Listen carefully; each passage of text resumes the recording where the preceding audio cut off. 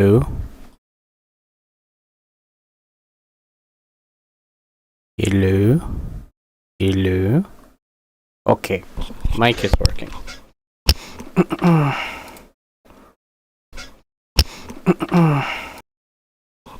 Alright. Plug this in. I move this out of the way.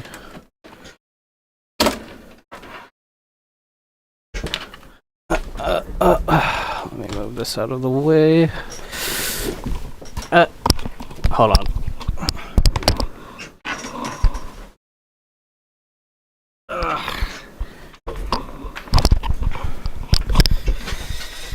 Hi, Gio. Yeah. Well, this one's a little different. This one is the Doki Doki Plus edition. I don't know what the difference is, but I have it, and so I wanna play it. Oh, it's you don't have sound on. All right, it's okay. It's okay.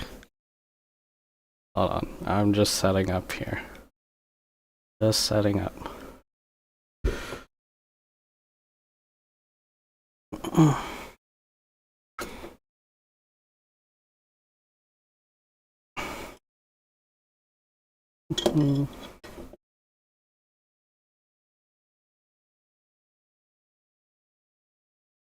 All right.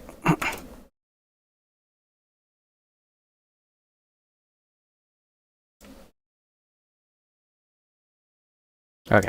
All right. Is everything working? Everything's working. What wire is this? I have too many wires.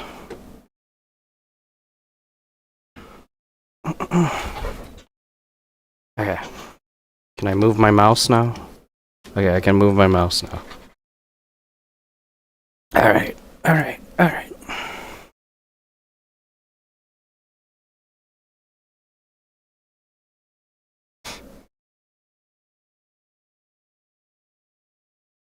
Game is not suitable for children or those who are easily disturbed.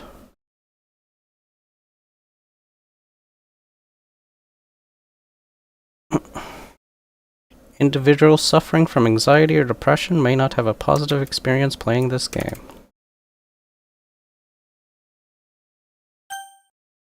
Would you like to review detailed content warnings, which contain spoilers?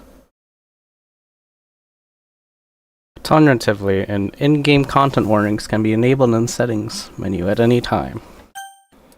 No. By playing Doki Doki Literature Club, you agree that you've noted the game's age rating in your region, and you consent to your exposure of highly disturbing content. I agree.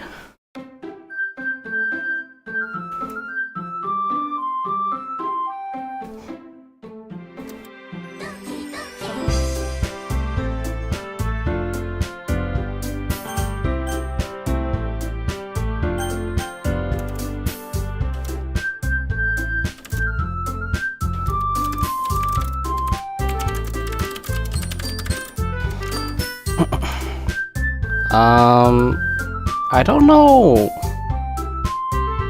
What's the difference with this version?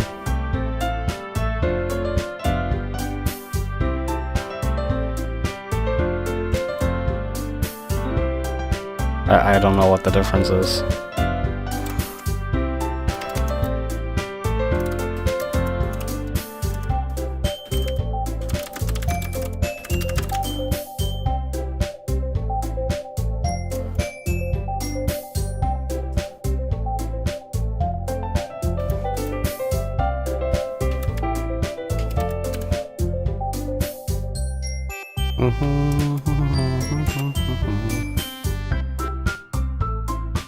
Is there a difference? So far the title's the same.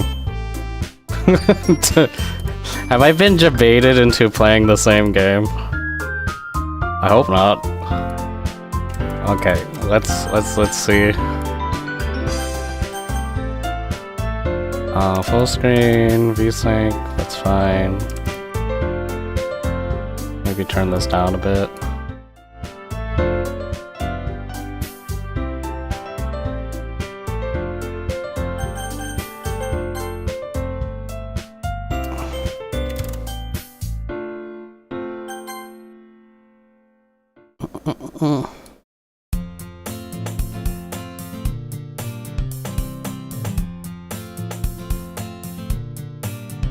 Hey! See an annoying... Wait, is this the same? I see an annoying girl running towards me from the distance, waving her arms in the air like she's totally oblivious to any attention she might draw to herself.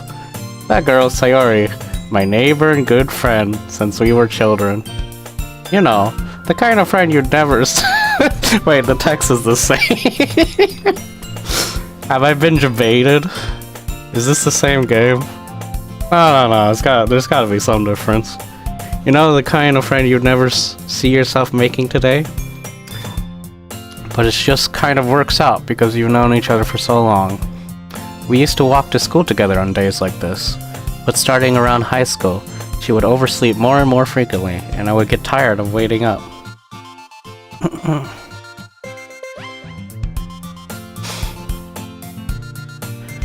But if she's gonna chase after me like this, I almost feel better off running away. However, I just sigh and idle in front of the crosswalk, and let Sayori catch up to me. I overslept again. But I caught you this time. Dude, this just feels the same. And wait, did I click the right version? Hold on. Yeah, that's the Doki Literature Club Plus. What's the difference? This feels literally the same. Well, maybe there's something different in the screenshots? No, I have no idea. What's the difference?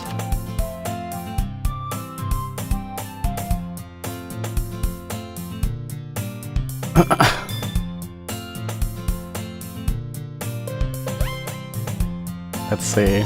Review. Doki Literature Club Plus is the normal DDLC, but with extra content. Oh. Wait, so it's like the same game? Why was I gifted this? Okay, but I caught you this time. Maybe, but only because I decided to stop and wait for you. You're saying like you were thinking about ignoring me? That's mean, Emery. Well, if people stare at you for acting weird, then I don't want them to think we're a couple or something. Fine, but you did wait for me after all. I guess you don't have it in you to be mean even if you want to. Whatever you say, Sayori. We cross the street together and make our way to school.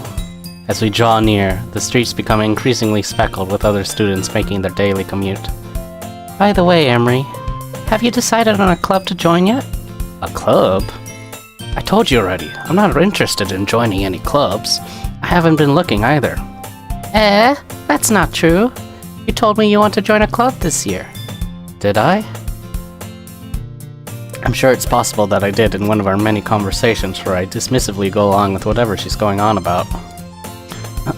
Sorry, likes to worry a little too much about me, when I'm perfectly content just getting by on the average while spending my free time on games and anime. I was talking about how I'm worried that you won't learn how to socialize or have any skills before college. Your happiness is really important to me, you know. And I know you're happy now, but I die at the thought of you becoming a NEET in a few years because you're not used to the real world. Trust me, right? Don't make me keep worrying about you. Alright. I'll look at a few clubs if it makes you happy. No promises, though. Will you at least promise me you'll try a little? Yeah, I guess I'll promise you that. Yay! Why do I let myself get lectured by such a carefree girl? More than that, I'm surprised I even let myself relent to her. I guess seeing her worry so much about me makes me want to ease her mind least a little bit, even if she does exaggerate everything inside of her head. The school day is as ordinary as ever, and it's over before I know it. After I pack up my things, I stare blankly at the wall, looking for an ounce of motivation. Clubs. Sayori wants me to check out some clubs. I guess I have no choice but to start with the anime club. Hello? Sayori? Sayori must have come into the classroom while I was spacing out. I look around and realize that I'm the only one left in the classroom. I thought I'd catch you coming out of the classroom, but I saw you just sitting here and spacing out, so I came in. Honestly, you're even worse than me sometimes. I'm impressed. You don't need to wait up for me. I'm only going to make you late to your own club. Well, I thought you might need some encouragement, so I thought, know what? Well, that you could come to my club. Sayori. Yeah? There's no way I'm going to your club. Meanie. Sayori is the vice president of the literature club. Not that I was ever aware that she had any interest in literature. In fact, I'm 99% sure she only did it because she thought it would be fun to help start a new club. Since she was the first one to show interest after the one who proposed the club, she inherited the title Vice President. That said, my interest in literature is guaranteed to be even less. Yeah, I'm going to the anime club. Come on, please? Why do you care so much, anyway? Well, I kinda told the club yesterday I would bring in a new member, and Atsuki made cupcakes and everything. Don't make promises you can't keep. I can't tell if Sayori's really that much of an airhead, or if she's so cunning as to have planned all of this out. I let out a long sigh. Fine, I'll stop by for a cupcake, okay? Yes, let's go! And thus today marks the day I sold my soul for a cupcake. I dejectedly follow Sayori across the school and upstairs, a section of the school I rarely visit. Sayori, full of energy, swings open the classroom door. Everyone, the new member's here. I told you. Don't call me a new member. I glance around the room. Welcome to the literature club. It's a pleasure meeting you. Sayori always says nice things about you. Seriously? You brought a boy? Way to kill the atmosphere. Ah, Emery, what a nice surprise. Welcome to the club. Oh my god.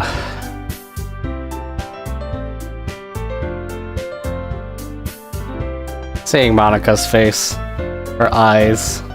Her alien eyes. Oh my god. I get a headache just seeing it. All words escape me in this situation. This club is full of incredibly cute girls. What are you looking at? If you want to say something, say it. Sorry. Natsuki. Oof. The girl with the sour attitude, whose name is apparently Natsuki, is one I don't recognize. Her small figure makes her look like a first-year student. She's also the one who made cupcakes, according to Sayori.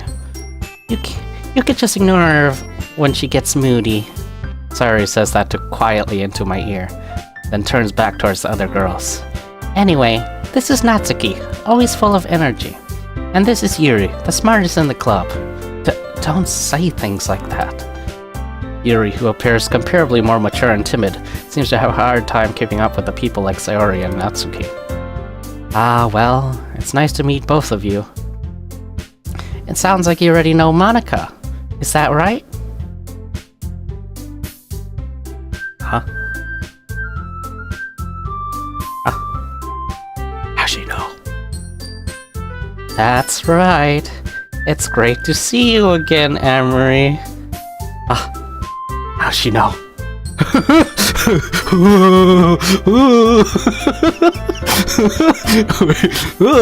It's listening. The game is listening. It's a little freaky. Alright. Monika smiles sweetly. We do know each other. Well, we rarely talk, but we were in the same class last year. Yeah. It's story. Monika was probably the most popular girl in class. Smart, beautiful, athletic. Basically, completely out of my league. So having her smile at me so genuinely feels a little... You too, Monika.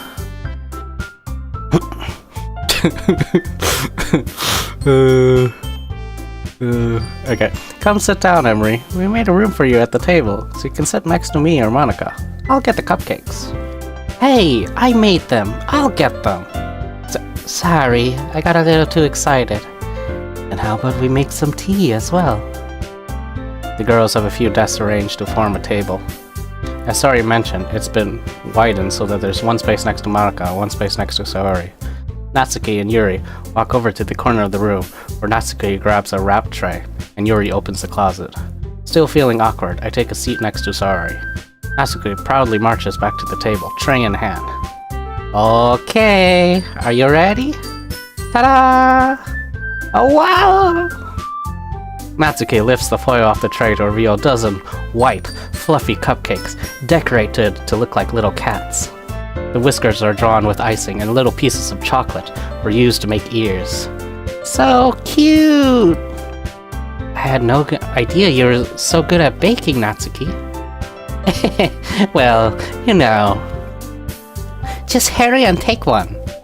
Sayori grabs one first, then Monica. I follow. It's delicious! Sayori talks with her mouth full and has already managed to get icing on her face. I turn the cupcake around in my fingers, looking for the best angle to take a bite. Natsuki is quiet. I can't help but notice her sneaking glances in my direction. Is she waiting for me to take a bite? I finally bite down. The icing is sweet and full of flavor. I wonder if she made it herself. This is really good! Thank you, Natsuki. But why are you thanking me? It's not like haven't I heard this somewhere before? Made them for you or anything. I thought you technically did. Sayori said, well, maybe, but not for you know, dummy. Alright. I gave up on Natsuki's weird logic and dismissed the conversation. Yuri returns to the table, carrying a tea set. She carefully places a teacup in front of each of us before setting down the teapot next to the cupcake tray. You keep a whole tea set in this classroom? Don't worry, the teachers gave us permission. After all, doesn't a hot cup of tea help you enjoy a good book? I guess. Don't let yourself get intimidated. Yuri's just trying to impress you. That's not... Insulted, Yuri looks away. I meant that, you know, I believe you. Well, tea and reading might not be a pastime for me, but at least I enjoy tea. I'm glad. Yuri faintly smiles to herself in relief. Monica raises an eyebrow, then smiles at me. So what made you consider the literature club? I was afraid of this question. Something tells me I shouldn't tell Monica that I was practically dragged here by Sayori. Well, I haven't joined any clubs yet, and Sayori seemed really happy here, so... That's okay. Don't be embarrassed. We'll make sure you feel right at home, okay? As president of the literature club, it's my duty to make the club fun and exciting for everyone. Monica, I'm surprised. How come you decided to start your own club? You could probably be a board member for any of the major clubs. Weren't you a leader of the debate club last year? Well, you know, to be honest, I can't stand all the politics around the major clubs. It feels like nothing but arguing about budget and publicity and how to prepare for events. I'd much rather take something I personally enjoy and make something special out of it. And if it encourages others to get into literature, then I'm fulfilling that dream. Monica's really a great leader. Yuri also nods in agreement. Then I'm surprised there aren't more people in the club yet. It must be hard starting a new club. You could put it that way. Not many people are very interested in putting out all the effort to start something brand new, especially when it's something that doesn't grab your attention, like literature. You have to work hard to convince people that you're both fun and worthwhile. But it makes school events, like the festivals, that much more important. I'm confident that we can all really grow this club before we graduate. Right, everyone? Yeah. We'll do our best. You know it! Everyone enthusiastically agrees. Such different girls, all interested in the same goal. Monica must have worked really hard just to find these three. Maybe that's why they were so delighted by the idea of a new member joining. Though I still don't really know if I can keep up with their level of enthusiasm about literature. So, Emery, what kinds of things do you like to read? Well, considering how little I've read this past few years, I don't really have a good way of answering that. Manga? I mutter quietly to myself, half joking. Natsuki's head perks up. It looks like she wanted to say something, but she keeps quiet. Not much of a reader, I guess. Well, that can change. What am I saying? I spoke without thinking after seeing Yuri's sad smile. Anyway, what about you, Yuri? Well, let's see. Yuri traces the rim of her teacup with her finger. My favorites are usually novels that build deep and complex fantasy worlds. The levels of creativity and craftsmanship behind them is amazing to me. Telling a good story in such a foreign world is equally impressive. Yuri goes on, clearly passionate about her reading. She seems so reserved and timid since the moment I walked in, but it's obvious by the way her eyes light up, that she finds her comfort in the world of books, not people. But you know, I like a lot of things. Stories with deep psychological elements usually immerse me as well. Isn't it amazing how a writer can so deliberately take advantage of your own lack of imagination to completely throw you for a loop? Anyway, I've been reading a lot of horror lately. I read a horror book once. I desperately grasp something I can relate to at the minimal level. At this rate, Yuri might as well be having a conversation with a rock. Really? I wouldn't have expected that, Yuri. For someone as gentle as you. I guess you could say that. But if a story makes me think, or takes me to another world, then I really can't put it down. Surreal horror is often very successful at changing the way you look at the world, if only for a brief moment. Ugh, I hate horror. Oh? Why is that? Well, Natsuki's eyes start over for me for a second. Never mind. That's right, you usually like to write about cute things, don't you, Natsuki? What? What gives you that idea? You left a piece of scrap paper behind on our last club meeting. It looked like you were working on a poem called... Don't say it out loud! And give that back! Fine. Your cupcakes, your poems... Everything you do is just as cute as you are. Sari sidles up behind Natsuki and puts her hands on her shoulders. I'm not cute. Natsuki, you write your own poems? Well, I guess sometimes. Why do you care? I think that's impressive. Why don't you share them sometime? No. Natsuki averts her eyes. You wouldn't like them. Not a very confident writer yet. I understand how Natsuki feels. Sharing that level of writing takes more than just confidence.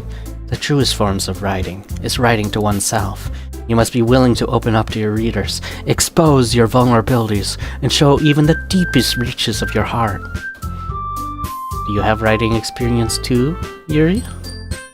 Maybe if you share some of your work, you can set an example and help Natsuki feel comfortable enough to share hers. I guess it's the same for Yuri. I wanted to read everyone's poems. You all sit in silence for a moment. Okay, I have an idea, everyone. Natsuki and Yuri look quizzically at Monica. Let's all go home and write a poem. Our own poem. The next time we meet, we'll all share them with each other. That way, everyone is even. Yeah, let's do it! Plus, now that we have a new member, I think it will help us all get a little more comfortable with each other and strengthen the bond of the club. Isn't that right, Emery? Monica smiles warmly at me once again. Hold on, there's still one problem. What's that? Now that we're back to the original topic of me joining the club, I bluntly come forth with what's been on my mind the entire time. I never said I would join this club. Sayori may have convinced me to stop by, but I never made a decision. I still have other clubs to look at, and I lose my train of thought. All 4 girls stare at me with dejected eyes. You know, I don't remember the models being, or the PNGs of the characters being this big. But, I'm sorry. I thought, Emery, you all. I'm defenseless against these girls. How am I supposed to make a clear-headed decision when it's like this? That is, if writing poems is the price I need to pay in order to spend every day with these beautiful girls. Right. Okay, I've decided then. I'll join the literature club. One by one, the girls' eyes light up. Yes! I'm so happy! Sayori wraps her arms around me, jumping up and down. Hey! It really did scare me for a moment. You really just came for the cupcakes. If you really just came for the cupcakes, I would be super pissed. Then it makes it official. Welcome to the literature club. Ah, thanks, I guess. Okay, everyone. I think with that, we can officially end today's meeting on a good note. Everyone, remember tonight's assignment. Write a poem to bring to the next meeting so we can all share. Monica looks over at me once more. Emery, I look forward to see how you express yourself. Yeah. Can I really impress the class star Monica with my mediocre writing skills? I already feel the anxiety welling up inside me. Meanwhile, the girls continue to chit-chat as Yuri and Natsuki clean up their food. Hey, Emery, since we're already here, you want to walk home together? That's right, Sayori and I never walk home together anymore, because she's always stayed after school for clubs. Sure, might as well. Yay! With that, the 2 of us depart the club room and make our way home. The whole way, my mind wanders back and forth between the 4 girls. Sayori, Natsuki, Yuri, and of course, Monica. Will I really be happy spending every day after school in a literature club? Perhaps I'll have the chance to grow closer to one of these girls. Alright. I just need to make the most of my circumstances, and I'm sure good fortune will find me. I guess that starts with writing a poem tonight. Oh my god, the game is like the same!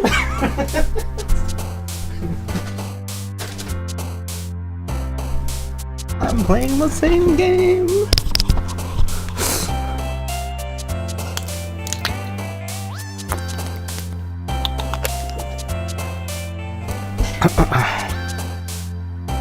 This is the second game you've played? Oh, I see. I'm, you know, I was expecting, like, I don't know, a different story or something from the Plus version of this game. I didn't watch any videos in case I would be spoiled, but this feels like the same game.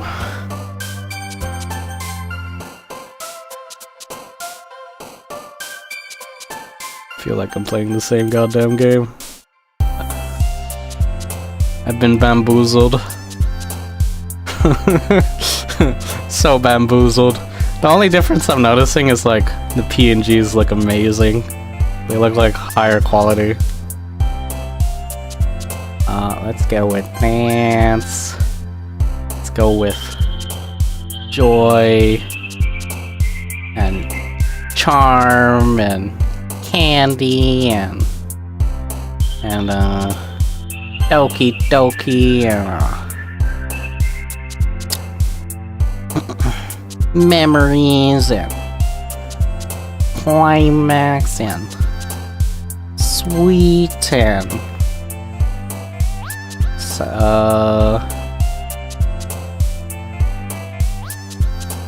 the in-game desktop. I don't remember that being a thing. And the original. I played it once, like on stream. And I was like saving this game for later. Because a friend gifted it to me because it was on my wish list. Because I was like, oh, I like Doki Doki. I'm sure I'd enjoy a Plus version, and I wasn't expecting the game to be like the same. Let's go with Playground. I don't know. Fireflies. Giggle. Parfait. Marshmallow. Suicide. Kitty. Puppy. Kawaii.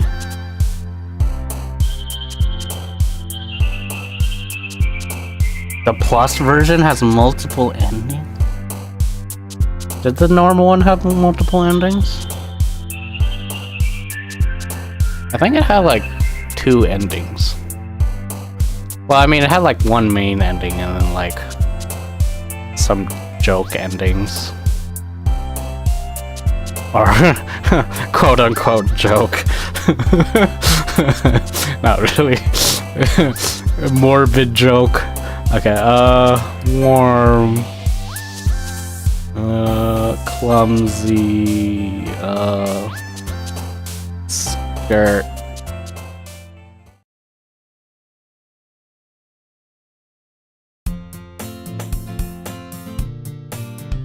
I do notice that the characters look bigger in the Plus version. There's an ending if you delete Monica before Sayori kills herself. Oh.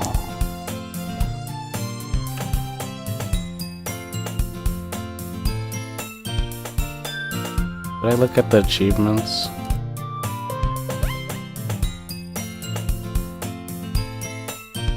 Start a new game. Write a perfect poem for Monica. Write a perfect poem for Sayori. Write a perfect poem for Yuri. Finish all the side stories.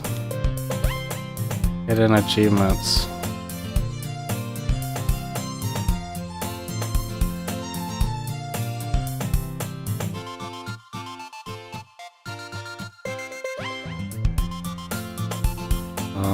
Okay, there's like achievements for things I don't recognize in the first game. So I guess there is new stuff. Hi again, Emery. Glad to see you didn't run away from us. Nah, don't worry. The only difference in Plus has side stories and images. This might be a little strange for me, but at least I keep my word. While I'm back at the literature club, I was the last to come in, so everyone else is already hanging out. Thanks for keeping your promise, Emery. I hope this isn't too overwhelming of a commitment for you, making you dive headfirst into literature when you're not accustomed to it. Oh, come on. He deserves any slack. Wait, hold on. Let me... Can I... Hold on. Save. Let's try and make a perfect poem. Why not? Let's go achievement hunting. Horror... Let's see. Lust. Tear... Oh shit, I messed that up. Okay, hold on. Let's try this again. Hold on. Perfect poem. Let's do this. Alright. Massacre. Suicide.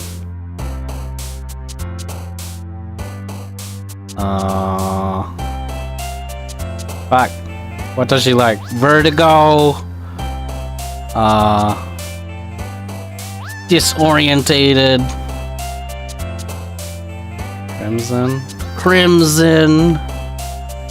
What else she likes? Dark. Shit. What? Why are you dark? Oh my god. This game is too hard. Okay. Lust.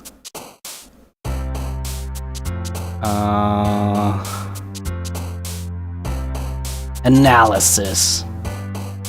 Tragic. What the fuck? Sayori. Sayori likes weird things. Graveyard. Intellectual.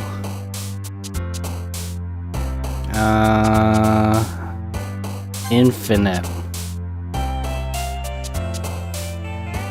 Universe? No, I did it again! Can I wait, can I save scum like midway through the poem? Is that allowed? Let me try that. Death? No. Maybe I should just do Sayori first. I'm clearly better at Sayori.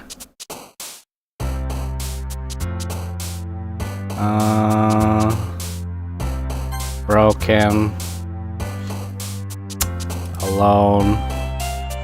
Childhood.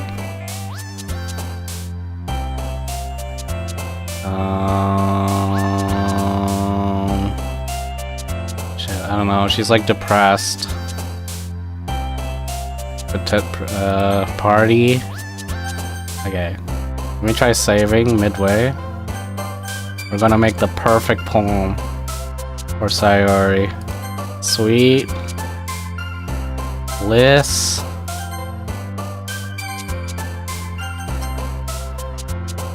Strawberry. Oh shit, no, that's not it. No, it starts from the beginning! Oh my god, you have to get 20 words in a row! This is impossible. Nibble. Kawaii. Swimsuit. Pink. Papa. Fluffy. Shit. Skirt. What the hell does she like? What the hell does she like?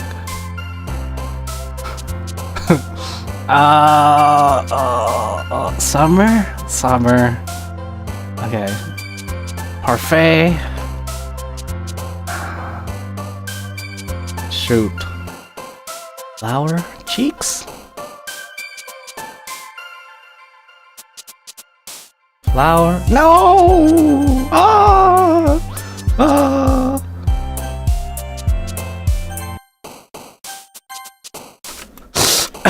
I can't do this, hold on. Sayori words. Screw it. I'm cheating. I don't care.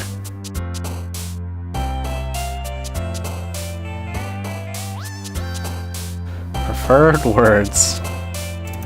Okay, alright, alright, alright.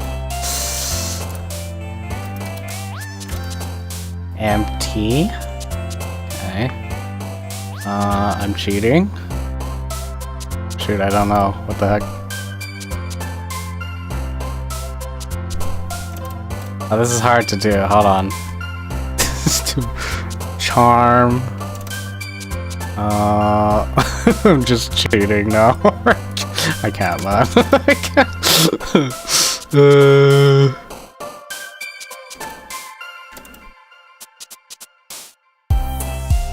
Adventure, alone, amazing, awesome, beauty, bed, bliss.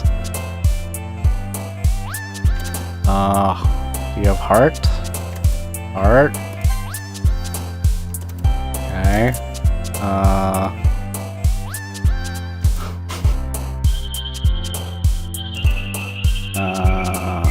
Sayori is a weird one.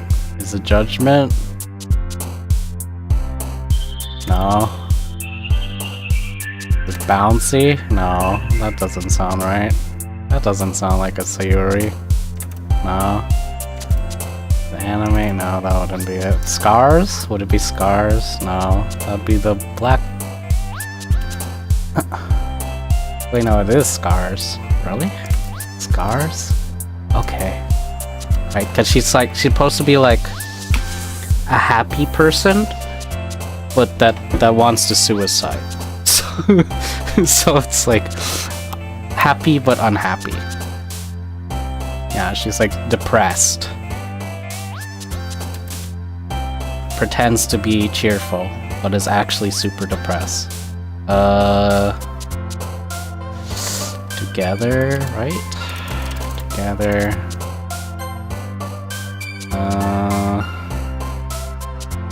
Captive or fear? Not captive. Okay, fear. Fear. Alright. Uncontrollable. Sounds like her. Nope. Okay, that's the purple lady, I guess.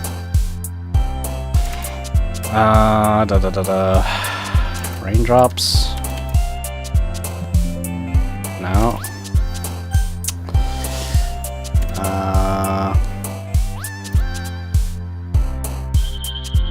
I know something funny, sure. Whistle? No. Vivid? No. Party? Party.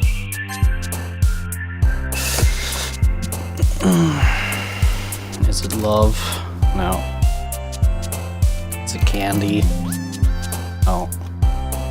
Memories, right? It's gotta be memories.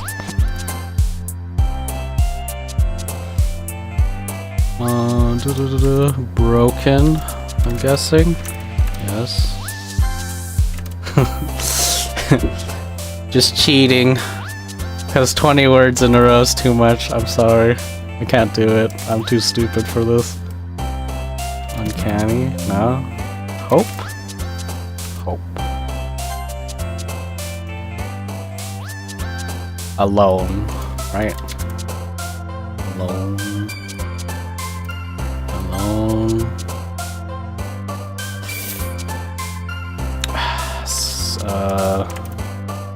Joy.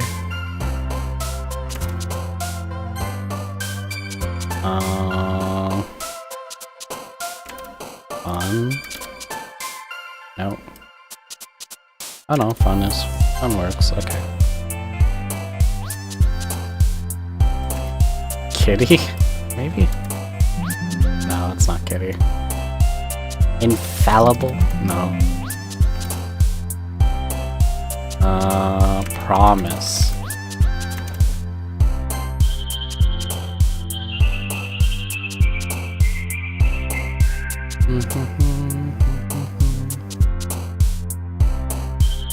COVID, playground, headphones, bunny. Huh?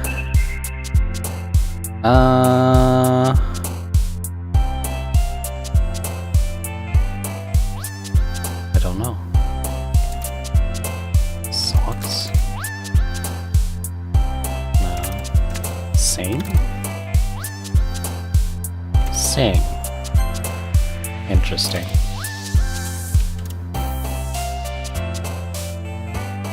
Bath.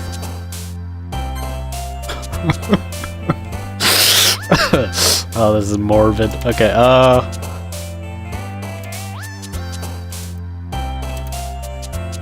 philosophy, maybe? No. Beauty? No. Effulgent? No. Wait, beauty is one. Okay, beauty.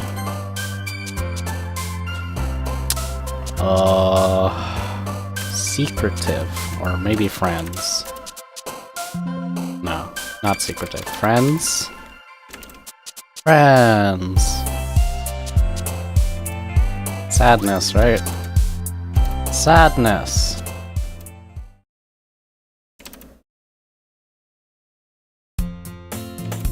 Here we go! Is that a perfect poem? Did I do it? I did.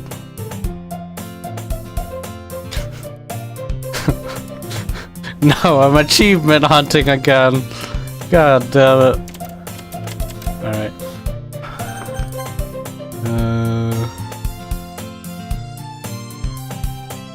Okay. I'll save here.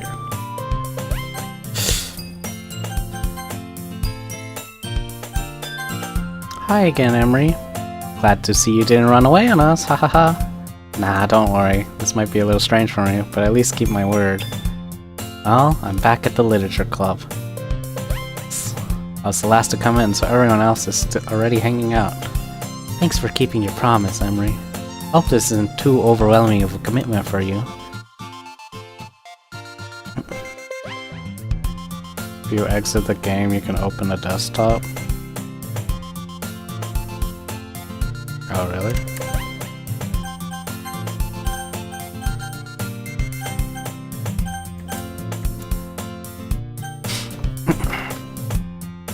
I'll figure it out as I go. The music just looped. Okay, making jive headfirst into glitch drum when you're not accustomed to it. Exit DDLC like this.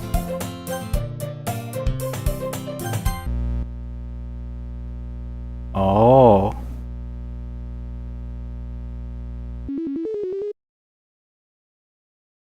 Whoa, this is weird. Okay.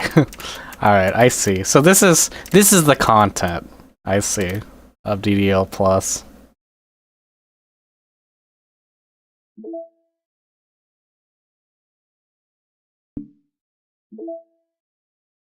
Doki doki. Ohio Sayori.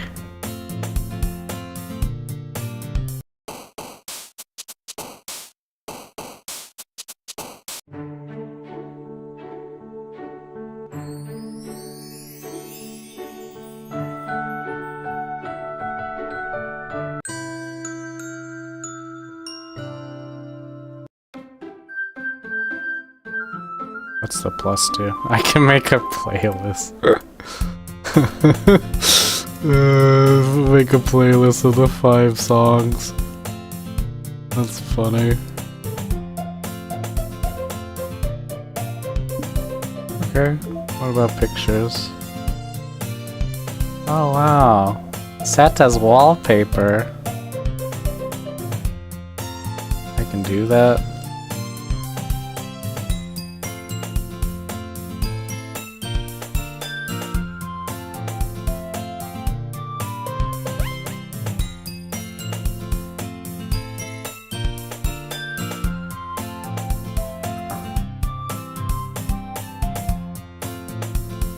Wow.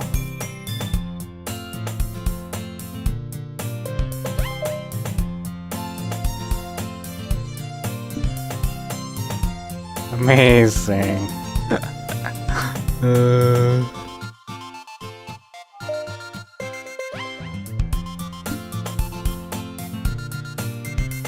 This is fun.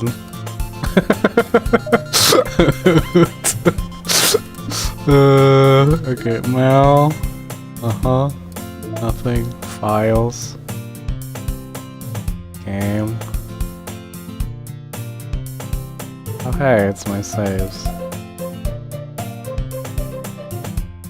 Column words.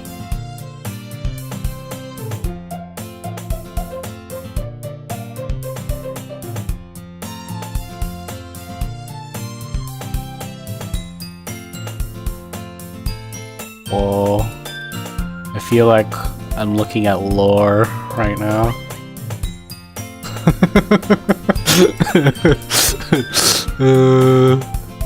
This is weird.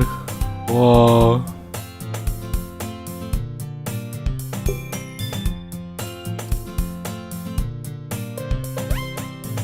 Internal.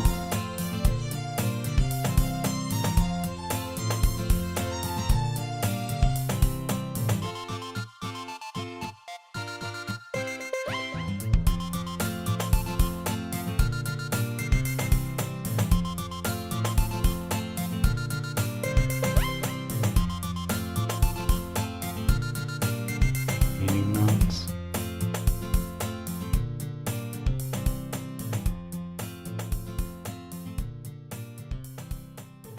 Wow.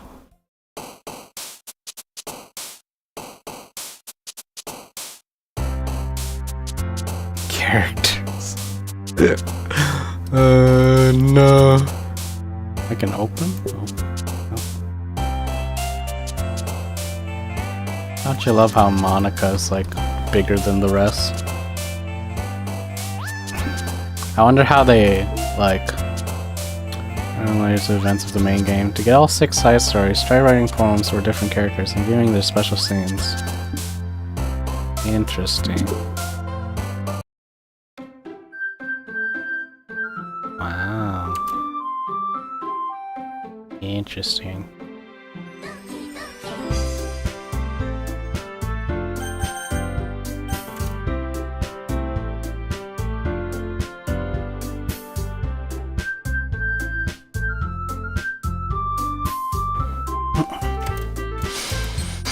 Okay, alright.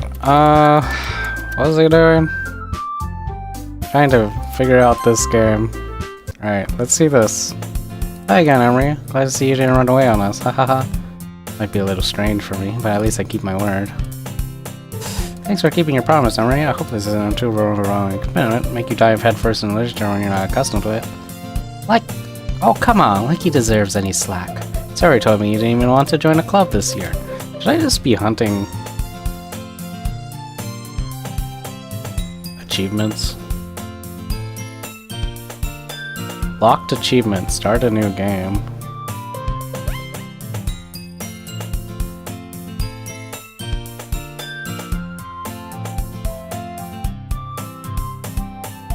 Sarah told me you didn't want to join any clubs this year. I don't know if you plan to just come here and hang out or what, but if you don't take us seriously, then you won't see the end of it.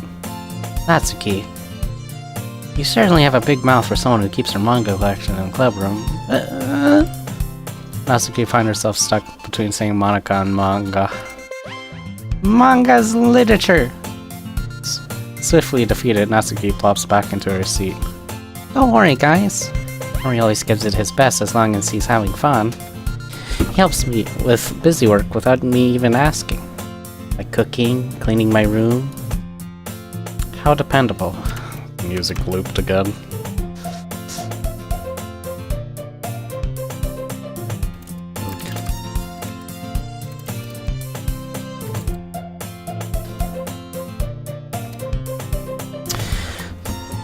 Sorry, that's because your room is so messy, it's distracting. And you almost set your house on fire once.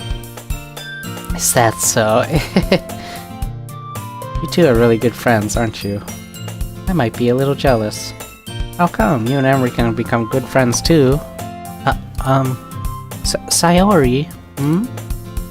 As usual, Sayori seems oblivious to the weird situation she just put me in. Oh, Yuri even brought you something today, you know? Wait, Sayori. Eh? Me? Not really. Don't be shy. It's really nothing.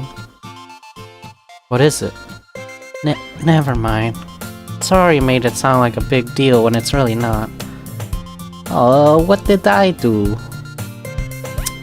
I'm sorry. Yuri wasn't thinking.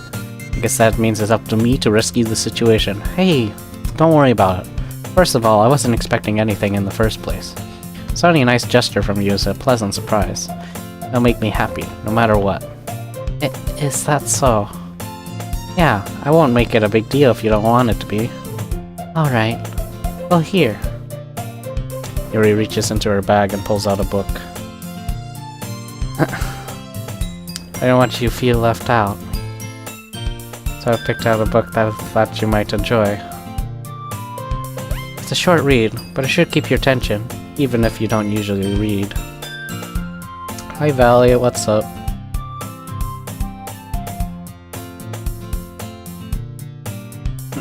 How you doing? Just playing Doki Doki. I might have made a mistake playing this again. I really thought it was gonna be like a different game. And we could, you know, discuss it if you wanted. How's this girl accidentally being so cute? She even picked out a book she thinks I'll like. Despite me not reading much. Haven't watched me for a long time? Oh, I see. Yuri, thank you. I'll definitely read this. I haven't been streaming because, I was taking a break after playing Elden Ring. I just needed a break from games.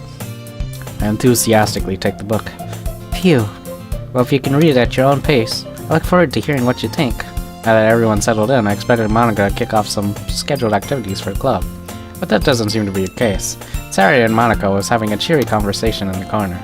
Yuri's face is already buried in a book. I can't help but notice her intense expression, like she was waiting for this chance. Meanwhile, Natsuki is rummaging around in the closet. Man, it looks like no one wants to be bothered today. I slumped down into the nearest desk. How am I supposed to occupy myself with something literature related by myself like this? I guess I could always read some of the book Yuri gave me, but I'm feeling a little too tired to read. I could probably fall asleep right now. I close my eyes and end up listening in on Sayori's conversation with Monica. We're probably gonna seem really lame compared to all the other clubs, though. Well, we can't give up. The festival is our chance to show everyone what literature is all about. Problem is, the idea of a literature club sounds so too dense and intellectual. It's not at all like that, you know? We just need a way of showing that to everyone. Something that speaks to their creative minds. That doesn't solve the problem, though. Eh? What do you mean? Even if we come up with the most fun thing ever, nobody will come in the first place if it's a literature event. So it's more important to figure out how to get people to show up in the first place, you know? After they come, we can do the thing to speak to their creative minds. What's this? Sayori is taking this really seriously. It's rare to hear her deliberating like this. That's a good point. In case, do you think food will do the trick? Look at Sayori. She's got bags under her eyes.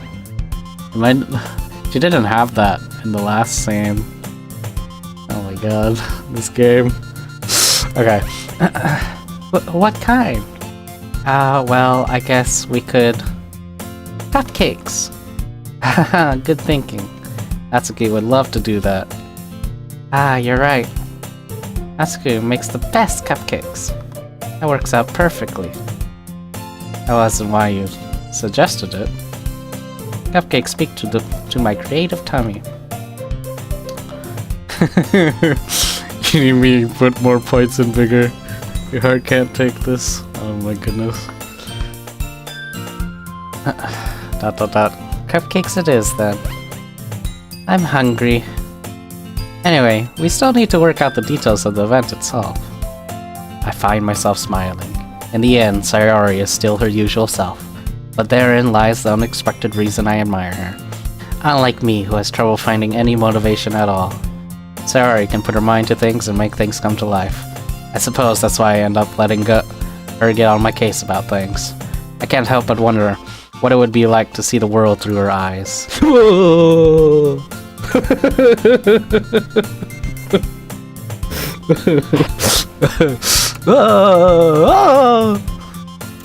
Too close. Too close. I open my eyes to find Sayori's face filling my vision. I nearly fall out of my chair. Sorry. Wait. Actually, I'm not sorry at all. It's your fault for sleeping like that. This isn't the napping club. I swear the models are bigger. I mean the characters. I swear they're bigger in this version. They feel bigger. I don't know, it's been a long time since I played the original. Does their school have a napping club? You're staying up late again, aren't you? Now that you're in a club, you're gonna have less time for anime, you know? You'll need to get used to it. Don't say that so loud. I glance over my shoulder to see if Monica overheard. It's true, though. Yeah, I know. You're always looking out for me, Sayori. It's what I do best.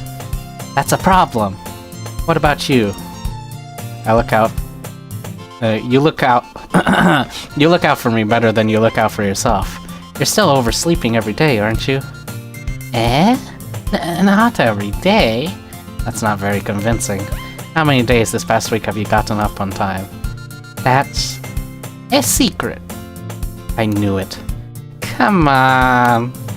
At least give me the benefit of the doubt. I can't even do that. Look, Sayori, it's written all over you. Eh? Sayori glances around at herself. How's it written all over me? You were clearly in a rush this morning. Look, your hair is sticking out all around here. Ah! I run my fingertips down the side of Sayori's hair, trying to straighten it out. Man, you really need a brush for this.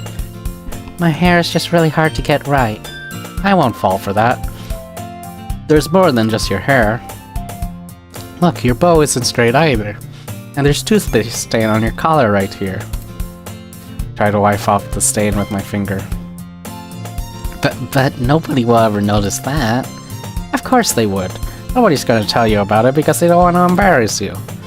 Fortunately, I really don't care about that. Hey, you meanie. You don't even keep your blazer button up. Seriously, Sayori. Why do you think you don't have a boyfriend yet? Eh? That's super mean. Sorry, but you'll thank me later.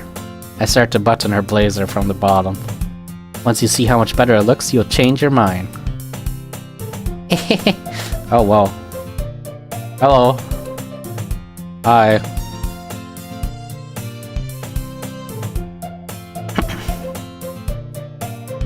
This is so funny. What is?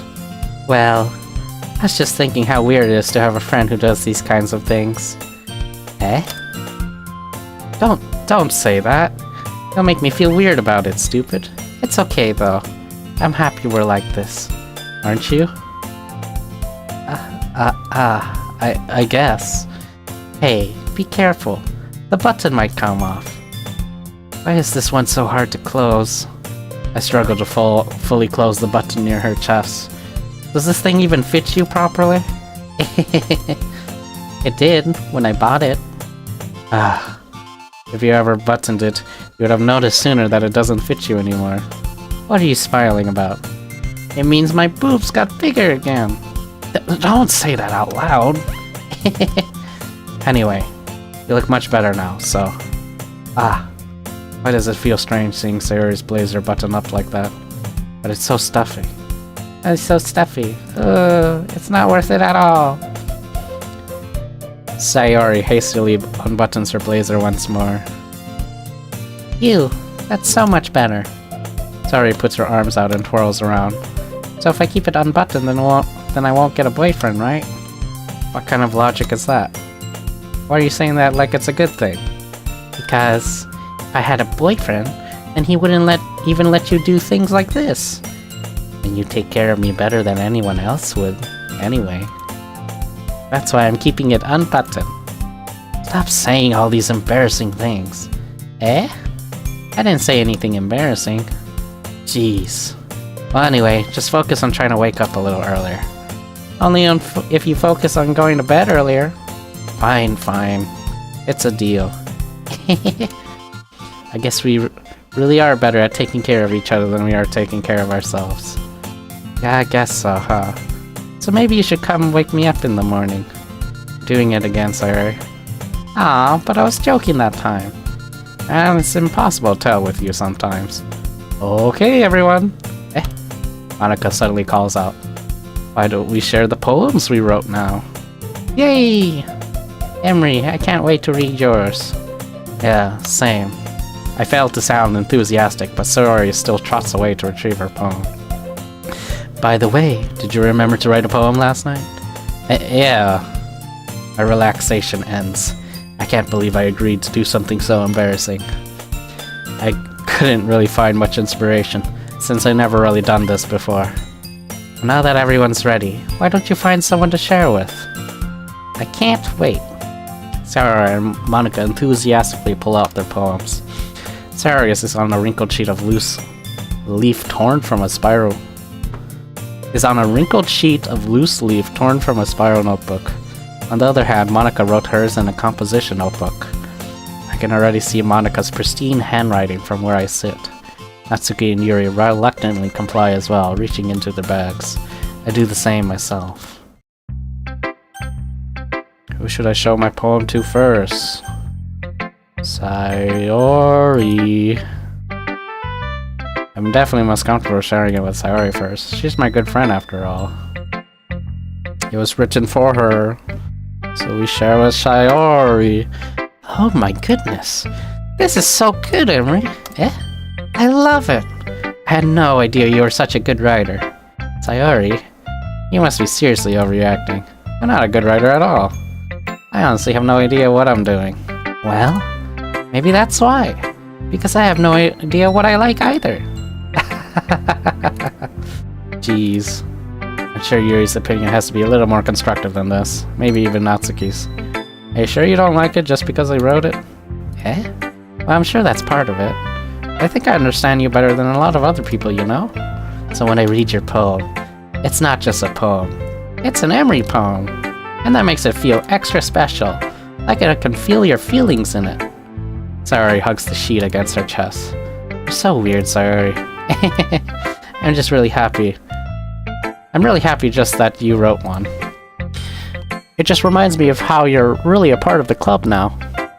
Not to mention the fact that I'm standing in front of you in the club room. Well, of course. Not really into it yet, but that doesn't mean I'll break my promise. See? It's like I said before, Emery. Deep down, you're not selfish at all, you know? Trying new things like this for other people. That's something that only really good people can do. Thanks, Sayori. I'm not sure if Sayori sees the full picture of my motive here. Then again, I can't deny that she's part of the reason I joined, knowing how much this means to her and all. Yeah, and I'm gonna make sure you have lots of fun here, okay? That will be my way of thanking you. Alright, I'm gonna hold you to that then. Yay! Never thought you'd see me playing DLC. I mean, I played it before, just not the Plus version. So I started this thinking it would be a different game, but I got debated. I'm actually just playing the same game with extra content. Now you're gonna read my poem too, right? Don't worry, I'm really bad at this. We'll see about that. Oh my god. Dear sunshine, the way you glow through my blinds in the morning, it makes me feel like you missed me. Kissing my forehead to help me out of bed, making me rub my sleepy from my eyes. The sleepy from my eyes. Are you asking me to come out and play? Are you trusting me to wish away a rain day? I look above, the sky is blue. It's a secret, but I trust you too. But if it wasn't for you, I could sleep forever. But I'm not mad. I want breakfast. Sayori, this is just a guess, but did you wait until this morning to write this? No. Just a little bit. Can't answer just a little bit to a yes or no question. I forgot to do it last night. Well, at least that makes me feel a little better about myself. Don't be mean. I still tried my best. Yeah. I didn't mean to say that it was a bad poem. It came out nice, or how should I put it? It sounds just like you. Really? Yeah. Especially that last line. I made eggs and toast. Even though you were late to school? It's bad to skip breakfast. I get all cranky. Well, I guess there's no point in arguing. Anyway, thanks for showing me. It's so much fun. Monika's the best. Yeah. But next time, I won't forget. I'm gonna write the best poem ever. Well, I guess I look forward to it. Okay.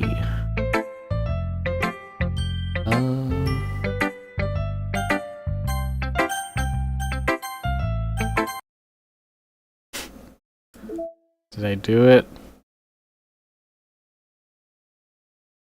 Trust. Part 1. Trust. Part 2.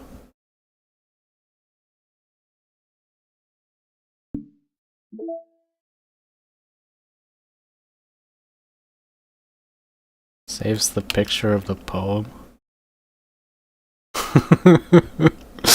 Oh no.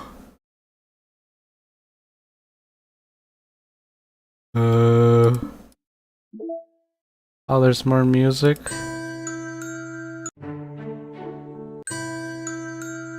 Okay, cool. What is this?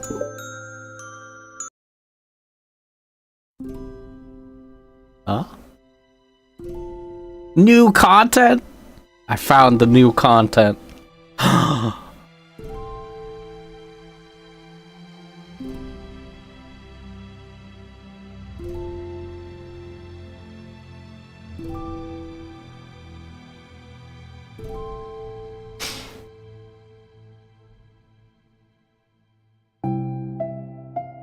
Okay, everyone.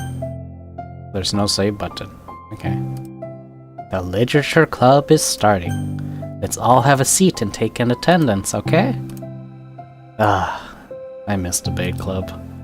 Who knew it would be so difficult to start a new club? I feel worse with every day that passes without anyone coming in. I'm really starting to lose confidence.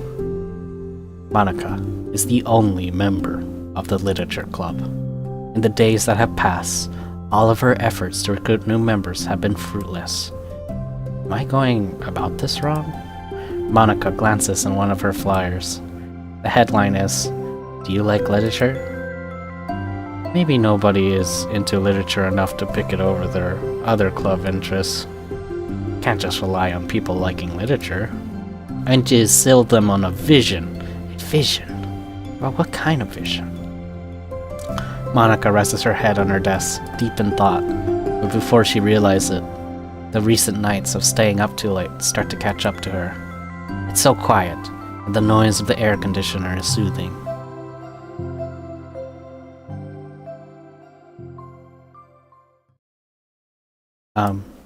Hello? Suddenly, a voice causes Monica to snap awake. Oh my gosh, I'm so sorry. I never do this. Is this the napping club? No, this is... Monica pauses, suddenly embarrassed to admit that this is, in fact, the literature club. This is the literature club. Yay! I thought I got it wrong for a sec. I'm super sorry. It was like so unprofessional for me to do that. Don't apologize. I do that all the time. Oh. Did I miss the club meeting? Where is everybody? Well, about that. This is everybody. Really? Just you? This game matches me? What do you mean? This game's a nightmare. Okay, but we're getting more members. I'm working really hard on it. Hold on a sec. If it's just you, that means I get to be vice president. Wait, vice president? What are your qualifications? Well, I'm better at napping than you. Maybe I should be president. Now you're just making fun of me. Oh, I'm sorry. What was your name? Sayori. Okay, Sayori. I've been trying really hard on this club. I know you caught me at a weird time, but it's really disheartening to not be taken seriously, you know? I care so much about this. I just want to find other people who do too. Oh no! I'm so sorry. I do care, I promise. I have a hard time being serious, that's all. I didn't mean it to hurt you. And I was joking about the vice president thing too. I'd make a terrible vice president. I mean, I'm sure that...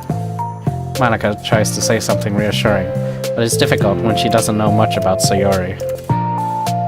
I'm sorry. This isn't like a real club yet. Would you be interested in joining after I found a few more members, at least? Well, no. They should put me in DDLC. No. Not in DDLC. This is not a good game to be in. I want to join now. Really?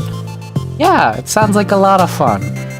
Besides, I can tell how hard you've been working. You're doing something amazing, and you should be proud of it, you know? So let me help you turn something stressful into something fun. If nothing else, I'm good at that, so... Honestly, how could I possibly say no to that? That's really sweet of you, Sayori. Oh, I'm Monica, by the way. Monica! That's such a cool name. Oh, now you're trying to cheer me up. But you're smiling. Well, I didn't say it didn't work. Monica glances at the flyer at her desk and realizes that her name is already written on it. So what do we do first? Well... It's getting pretty late, isn't it? We can go home and try to catch up with some new ideas to recruit club members.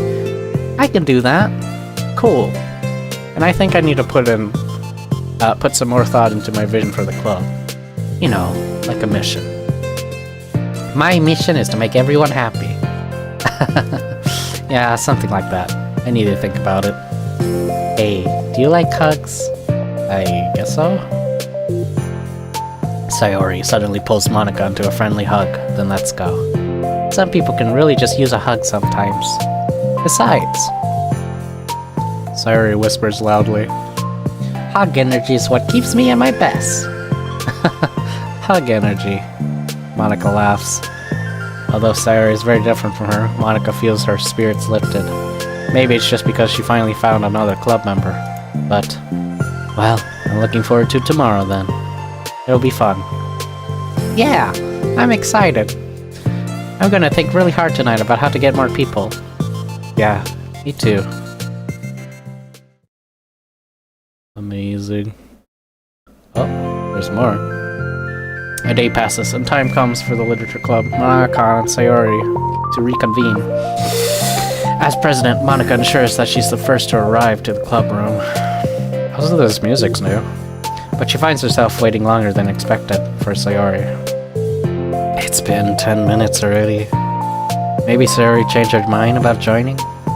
No, that can't be. She was so excited yesterday. I'm getting kinda worried. Suddenly Sayori comes bounding through the door. In her hand, she holding a sheet of paper. Sorry, I'm late. I'm here. It's okay. Welcome back.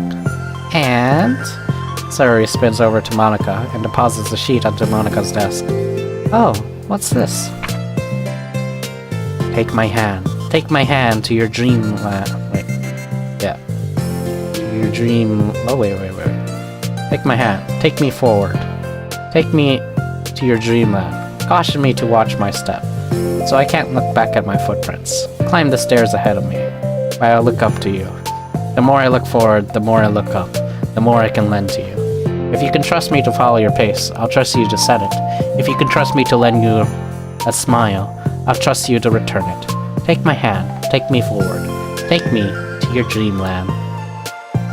Hey, this is really good. You wrote this, Sayori? Of course. Wait, no. That's the wrong side of the paper. Huh? I wasn't ready to share that yet. Ah, I'm so embarrassed. Monika flips over the paper.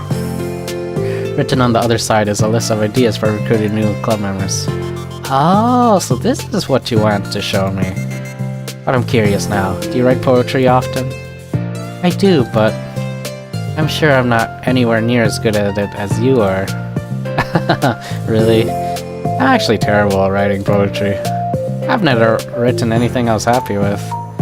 Like, I always read it again a week after I write it, and I'm like, wow, this is stupid.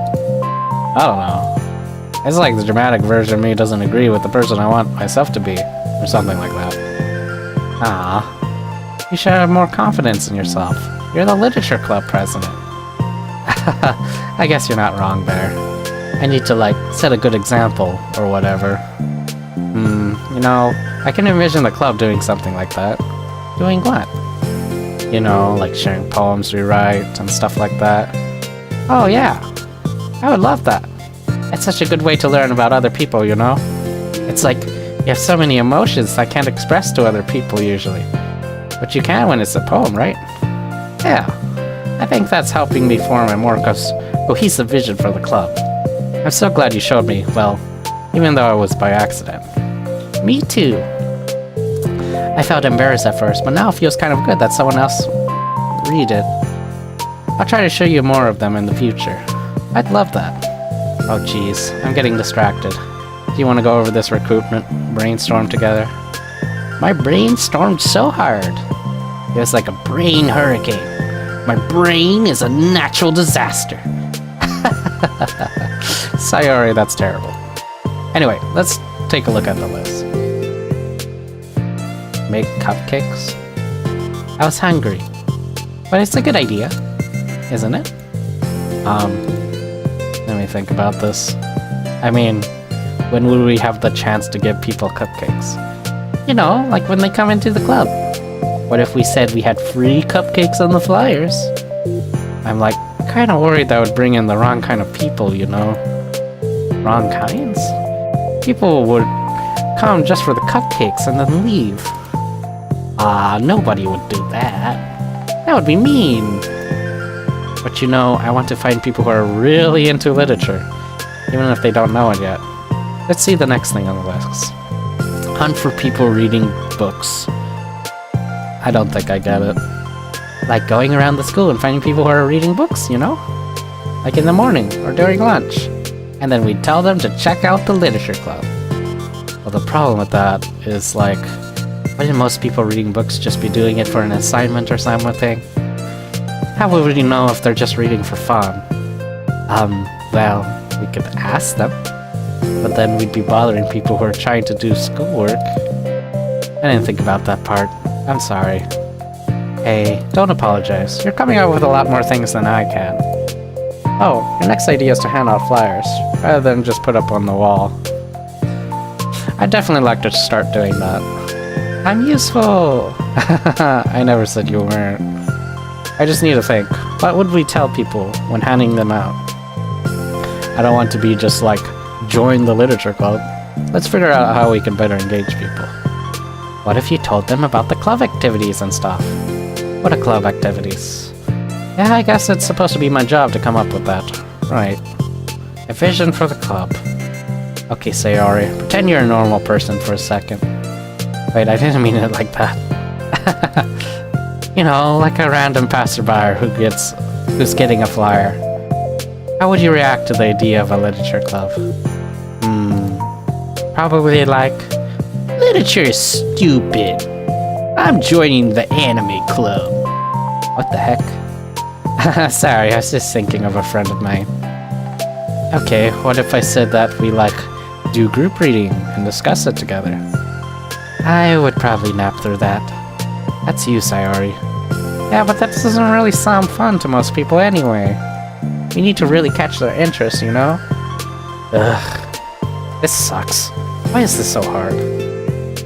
Hanukkah, don't be sad. What do you like about literature, Sayori? Me?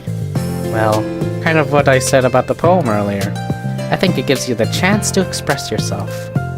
Like, express yourself in ways you can't normally do when you're just doing your normal day and talking to your friends. I mean, we all have many thoughts and feelings that we just don't get to share, you know? It's like intimate. Yeah. How do we get that across to people? We could be like, express your true self. Be intimate with us. Okay, that's kind of... I'm just kidding. Oh my gosh! Huh? What is it? I forgot all my things in my classroom. I must have gotten too excited and rushed here. Silly me. Rush? But weren't... Ah, never mind. Did you want to get your stuff done? I'll forget if I don't do it now. I'll wait for you then. Okay, I'll only take a second. Sayori dashes out of the room, leaving Monika momentarily alone. Monika sighs and starts jotting her thoughts on a sheet of paper. Express yourself. Be who you want to be. Make new friends. Discover a new you. Discover your heart. No. Write your heart out. No. Write into your heart. Write the way into your heart. Join the literature club. Write the way into your heart. Wow, that's lame. Monika! You startled me. Sorry, but it's something important. On the way to my classroom, there was a girl reading a book. Reading a book? It's Harry and Recruiter. Wait, are you sure she's not just doing homework? I could tell she was really into it. I guess we could take a look. Monika grabs one of her flyers and stands up from her desk. And the two depart the classroom, with Sayori leading the way. This way! You don't have to run. Sayori leads Monika over to the particular classroom, then lowers her voice to a whisper. See? In here! Monika peers through the window. Sure enough, there's a girl sitting alone, intently reading a book. I feel like a creep doing this. You should go inside and talk to her. Me? You're the president, and I would probably scare her away. Okay, fine. I'll do it. Monica takes a deep breath and timidly enters the classroom. That was fast. Oh my gosh, I'm so embarrassed. Why? What happened? Well, I entered the classroom and she didn't even look up from her book. So I kind of just left the flyer on her desk and then walked out. That's kind of cute. But I'm sure she'll see it and want to join the club. I hope so. Shall we head back now? The two head back to the club room, Sayori feeling rather accomplished, and Monica still feeling a bit embarrassed by the encounter. Upon returning, Monica and Sayori resumed their strategy meeting. They discussed various different kinds of recruitment tactics, from professional to silly. After going through Sayori's list, and with Monica coming up with ideas of her own, the two end up in a better spot than where they began. Well, I would say today was pretty productive, wasn't it? Yeah, I think we're starting to make progress. I can't wait to get some new members. Hey, what's this? Sayori peers at the sheet of paper Monica was jotting on earlier. Oh, don't mind that. I was just thinking to myself. Join the literature club. Right the way into your heart. That's so cute.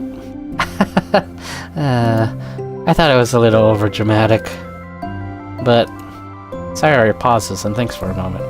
You know, I don't think you give yourself enough credit. What? What do you mean? Like, I don't know. I feel like I can tell from talking to you today. It seems like you're always afraid of doing something wrong. Yeah, but would you call yourself a perfectionist? Yeah, I definitely am. I mean, I always have an idea in my head how I want things to go. It's like I can't accept anything less than that. But I think in the end it helps me try my hardest at everything. So I don't think it's that bad. Like with this club, we have such an opportunity to make it into exactly how we envision it.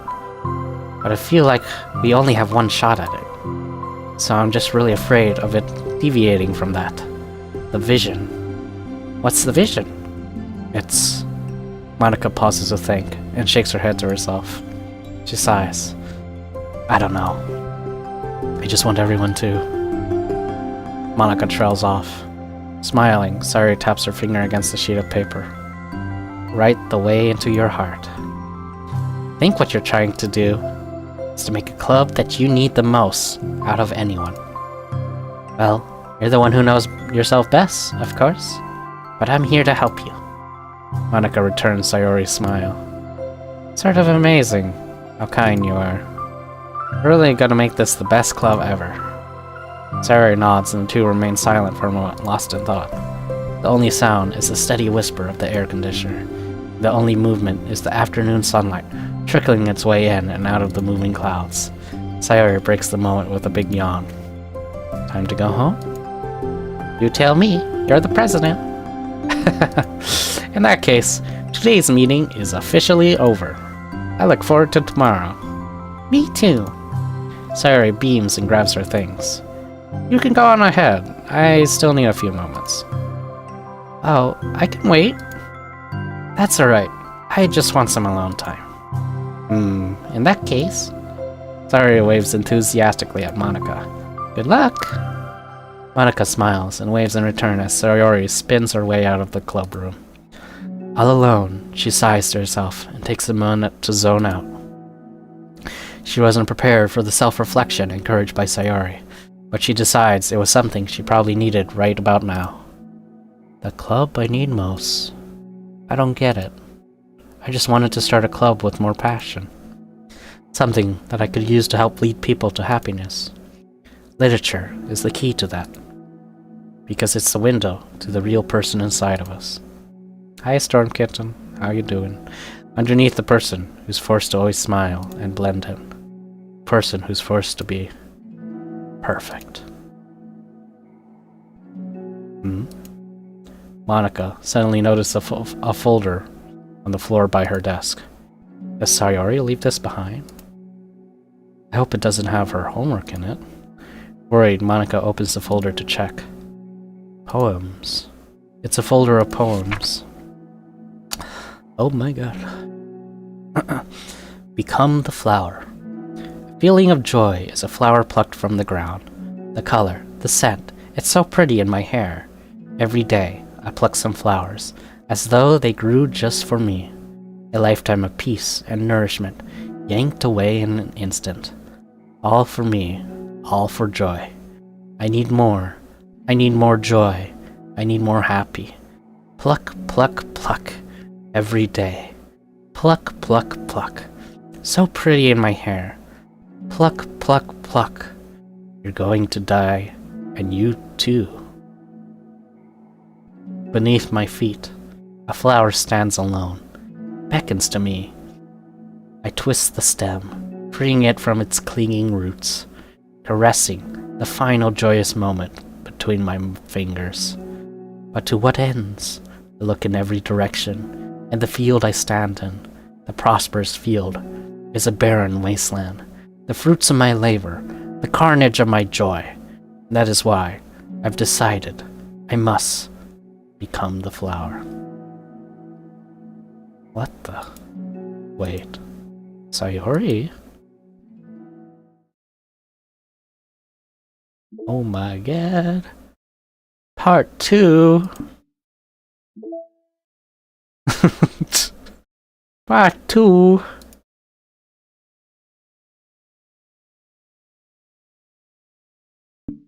We got some more music. Amazing. Part 2.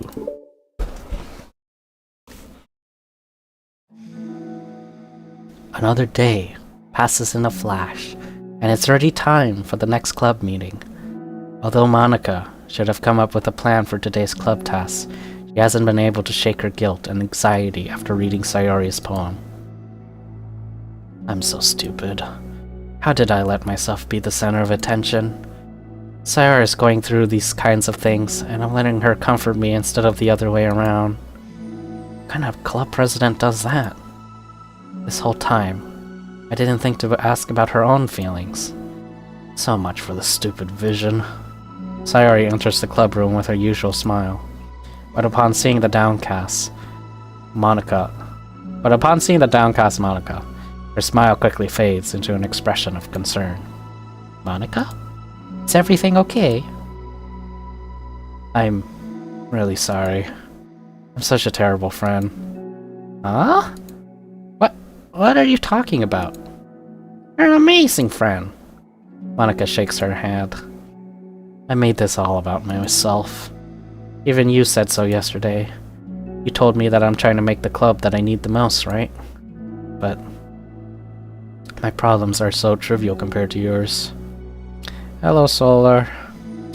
How you doing? We're just playing the Plus version of DDLC.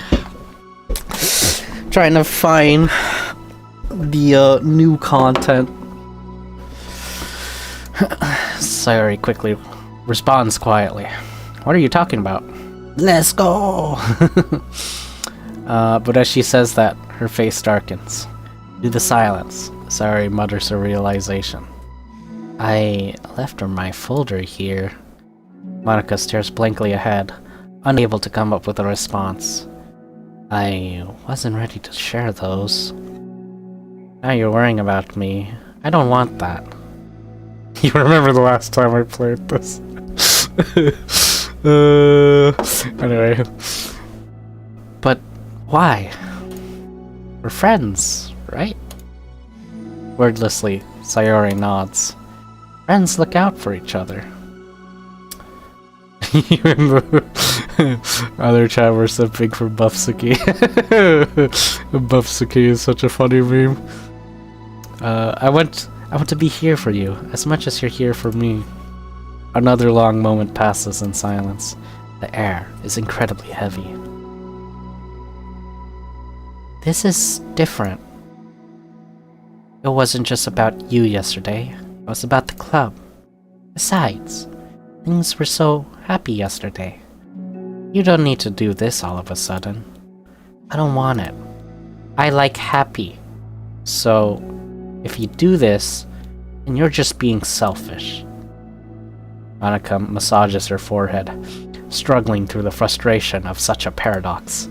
It's understandable that Suri isn't ready to share certain things. But as unfair as it is for Monika to pry, it's also painful for Monika to force herself to ignore the needs of her friend. I'm sorry I looked. I disrespected your privacy. No, I don't blame you for looking. You would have at least needed to check if it was mine. Yeah. Monika takes a deep breath. Okay. I understand that you don't want me to worry. I think I'll be able to put this aside so that we can move on. But can you promise me something? Promise you what? Monika pauses to collect her thoughts. This is the Literature Club. It's a place where people can express themselves in the ways that life normally doesn't allow them to. That's the vision. In fact, it's our vision. Right the way into your heart. Or whatever. So, I just want you to promise me that you'll remember that too. It doesn't have to be right now, but I want to be here for when you need it. I want us to be ourselves like that. Sayori smiles gently. I'll promise if you promise. Unable to help it, Monika returns Sayori's smile. I promise. Me too. As the conversation closes, the mood in the room is lifted. With that behind them, it's time to proceed with the club activities. So, want to teach me about poetry?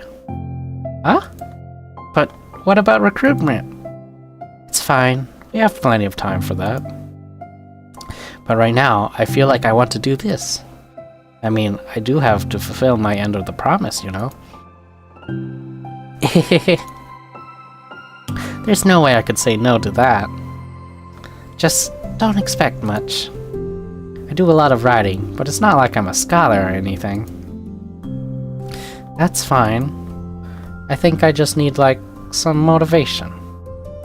I never know where to start when it comes to writing poems. Starting isn't so hard.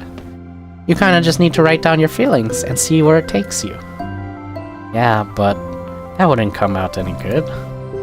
Yeah, it's not supposed to. You're gonna have to fight your perfectionist mind on this one. You can just start by writing your feelings and see what kinds of things it makes you think of. And then you can turn your feelings into a little story. You can get your feelings down first, and then make it sound pretty later.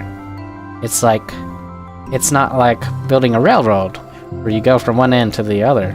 It's more like a collage, where you find all the things you want to put in, and then arrange them in a pretty way. At least that's how I do it. It's not like it's the only way, but it's a really good way to not get stuck right at the beginning. I understand.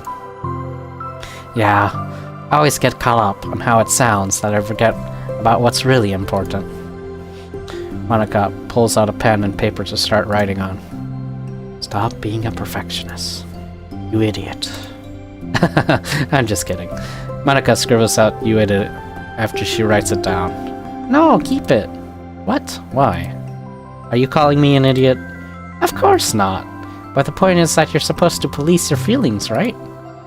Be as dramatic as you want. But I was just... well, yeah. Underneath the scribble, Monika rewrites, "You idiot." She stares at the paper. Her words stare back at her. It's kind of funny how I wrote down what I'm mad at myself for, and then I did the exact thing anyway. This is really gonna take some getting used to. I believe in you. Thanks. I do too. I mean. But also you, of course. Monika continues the exercise, jotting down her thoughts. It's surprisingly quite a struggle to write without overthinking it. But after a while, with serious guidance and encouragement, Monika's sheet of paper begins to look fairly lively, peppered with all her random thoughts. Yeah. Monika looks up and down at her sheet. Gosh, I feel so tense looking at this. I hate it. But it's also kind of liberating. I can tell how hard you're trying. It makes me so happy. I think you're You'll be good at writing poems. Don't give me too much credit. I'd have to try really, really hard at it. But I think it's something that I'll enjoy doing. With you. Sayori beams. I'll stop here. But we still have time. Let's try to work on a new flyer for the club. I won't be so picky about the language. Yay, let's do it! Monika and Sayori proceed with their work. With each passing day, the two of them become more confident in the club. Not simply from their recruitment planning, but from their vision as well. As their bond strengthens, so does the essence of the literature club. Finally, they begin to truly feel it's only a matter of time before they find more members.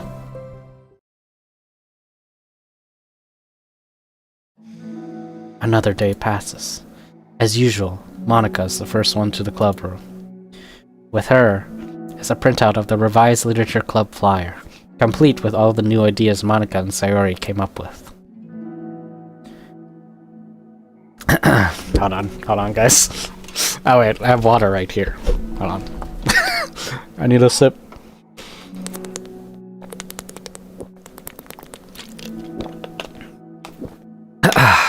Alright. If only this was the flyer we gave to that one girl reading. If only this was the flyer we gave to that one reading girl the other day. It's so much more attractive than the old one.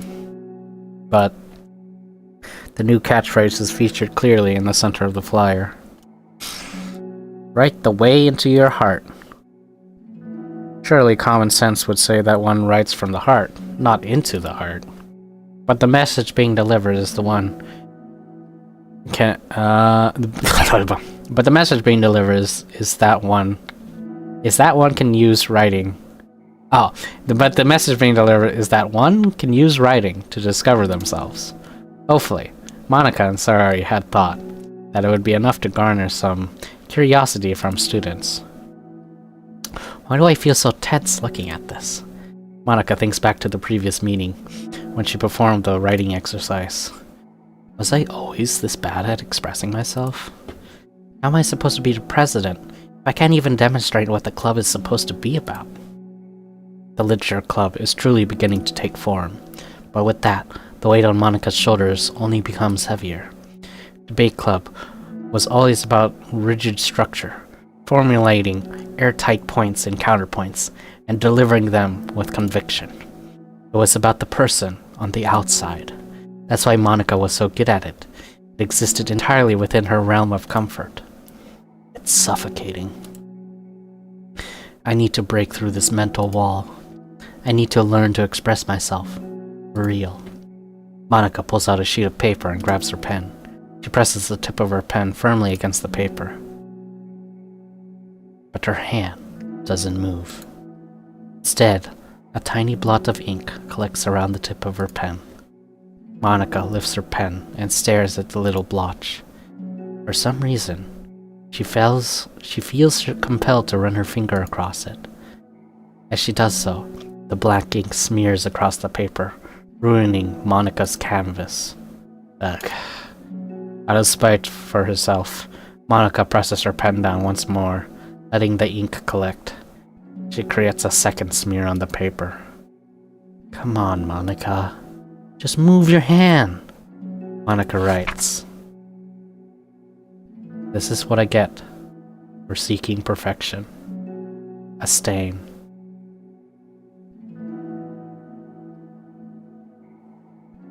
Monika slides the paper away from her and puts her head down on the desk. The air conditioner seems louder today. I'm here. Hi. Monika hears Sayori approach her desk, then stop for a second, probably reading the piece of paper. Then sits down in the adjacent desk. Bad day? Mm-hmm. Me too. You too? The new flyer looks so good. You've been working so hard. And the club, but also something else, I think. I can't do it. I'm sorry. It's so hard to just be vulnerable. Sayori takes a sheet of paper from Monika's desk. She writes something down, then stares at it for a while. Can I trust you? Of course. You can trust me with anything. Sayori gazes at Monika with sadness in her eyes. Understanding the signal, Monika takes the paper from Sayori's desk and reads it.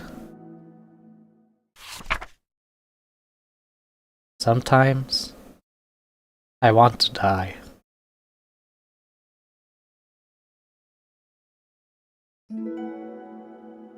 Sayori? This is really hard for me. Her voice shakes. So if I can do it, then you can too. Because you're like a million times better than me. That's completely not true. Sayori takes a deep breath, trying to steady herself. That's something about me that I've never told anyone before. And now, my head is, like, screaming at me to stop. Wait, you don't have to force yourself. I mean, just because of the promise yesterday. I want to. It just feels right. I mean, maybe it's part of the reason I came to this club in the first place. This is the Literature Club. I trust you. More than I'm scared. Those words, Monika stands up. Sayori must have taken days to work up the courage for this. Where Monika's own futile, but genuine efforts actually push that Sayori... Were Monika's own futile, but genuine efforts actually the push that Sayori needed? Sayori's deliberate breaths can be heard over the air conditioner. As she prepares herself to continue, Monika waits in gentle silence. I have this problem where I get really upset when people worry too much about me. Can't control it. It's like, why waste your energy worrying about me when you can just be happy instead? So I never tell anyone about these kind of thoughts I have. It's so much easier to just smile and help everyone else be happy. But that's terrible. That's what Monika wants to say, but she stops herself in fear of saying the wrong thing. It's just that if everyone knew about it, they wouldn't treat me the same anymore. Like, whenever I'm not smiling, everyone would worry about me and ask me what's wrong. I know that, because it used to be like that. Sayori pauses, seeming to recall something in the past.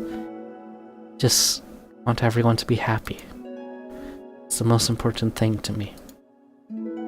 Letting people look inside my head doesn't bring happiness to anyone.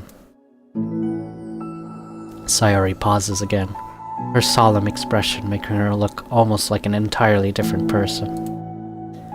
How did you find the courage to tell me this? You're not worried that I'll be one of those people too?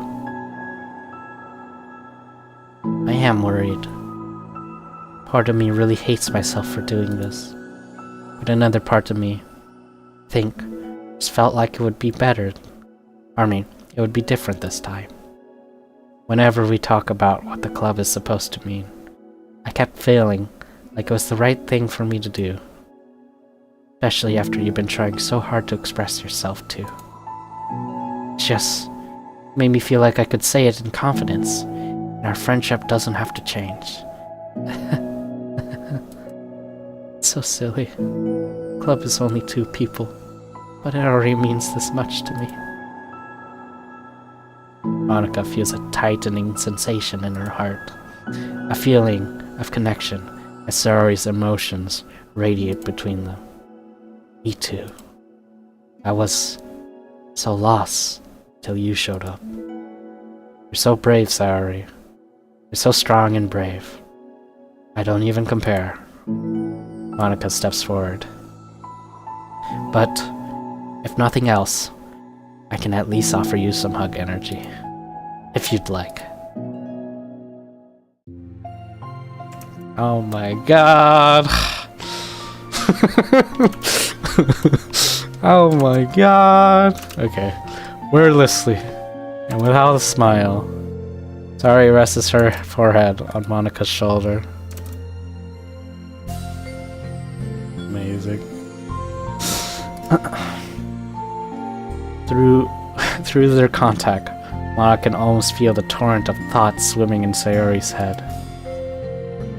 And in this moment, enchanted by the air of the club, Monica realizes that of all the days that have passed, this is the one where she really hopes that nobody new walks through the door. She speaks softly. You're like the sweetest girl I've ever met. You can say anything. I'll never judge you. I promise. Sayori's breath begins to quiver. She takes several deep breaths, trying as hard as she can to start speaking. To say the things she never once dared to say out loud.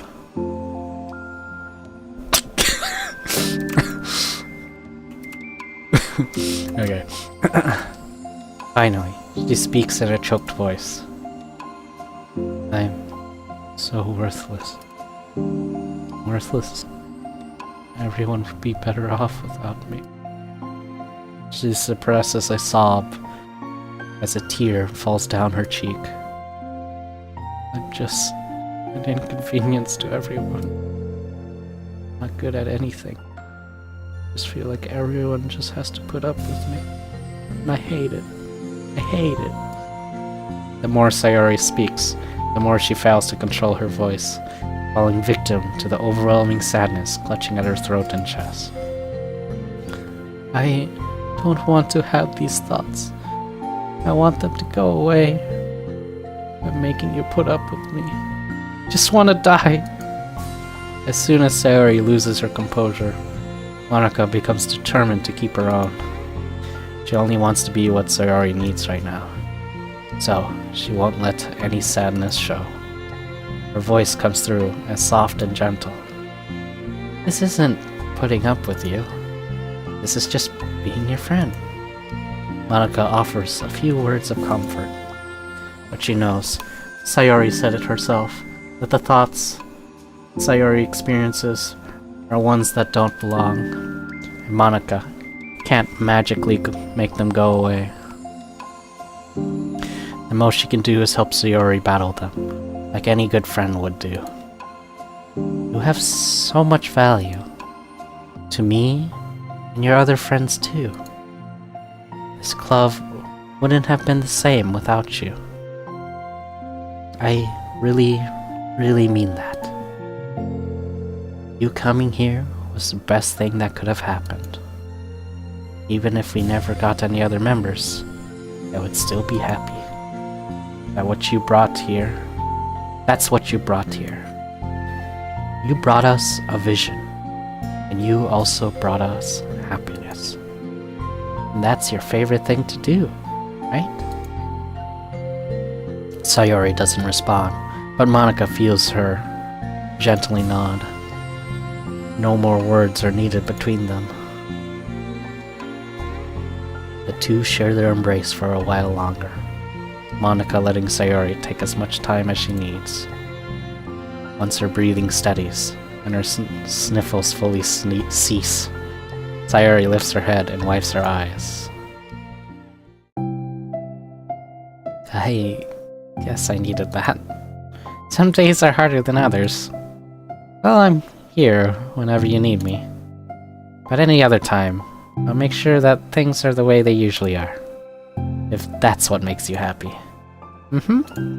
Thanks. You're the best. No, you are.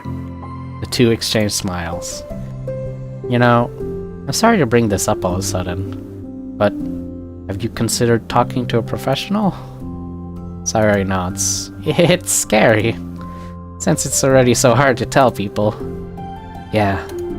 Well, of course it will always be your choice, but if you're ever looking to find the courage for it, I can do my best to help you. Thanks. I think it helps knowing that you would.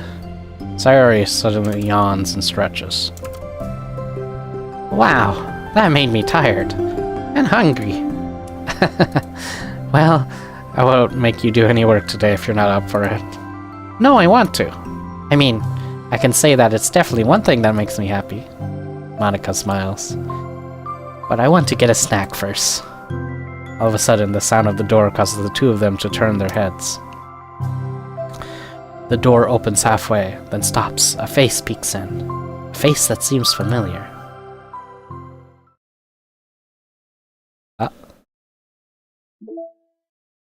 Amazing.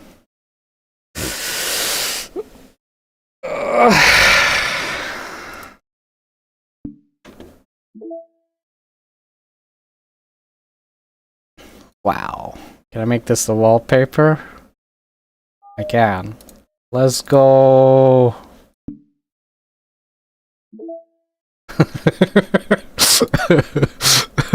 I like how you can you can just virtual desktop. Oh wow. That's crazy. Hug energy. Okay, cool.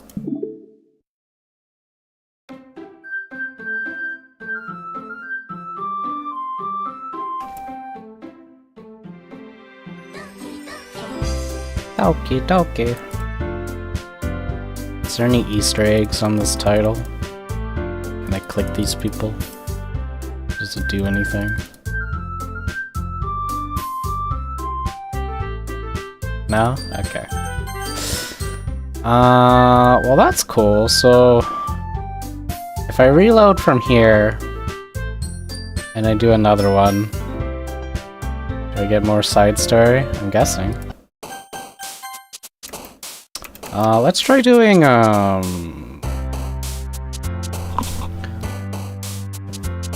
Natsuki? Or, I mean, the pink hair girl? Let's see, Natsuki.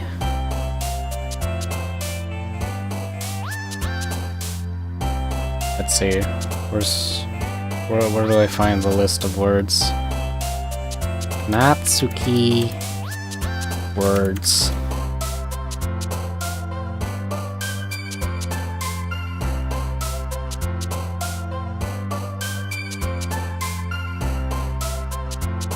Alright, found it. Okay.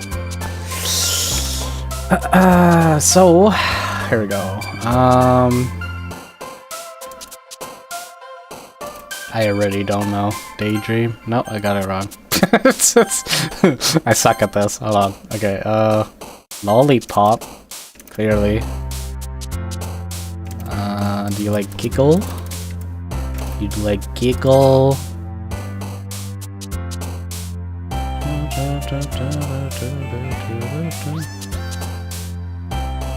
Explode? No. Vacation?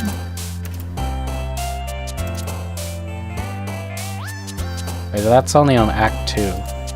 It matters what act they're on? Oh my god. Rain Cloud? That's also on Act 2. Empty? No. Scars? No, that would be...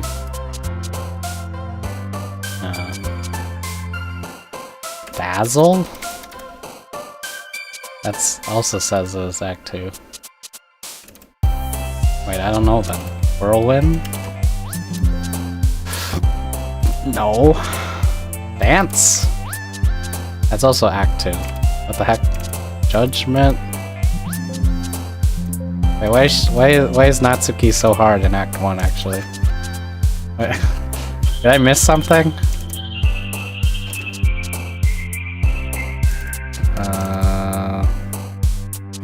go one by one. It's not empty.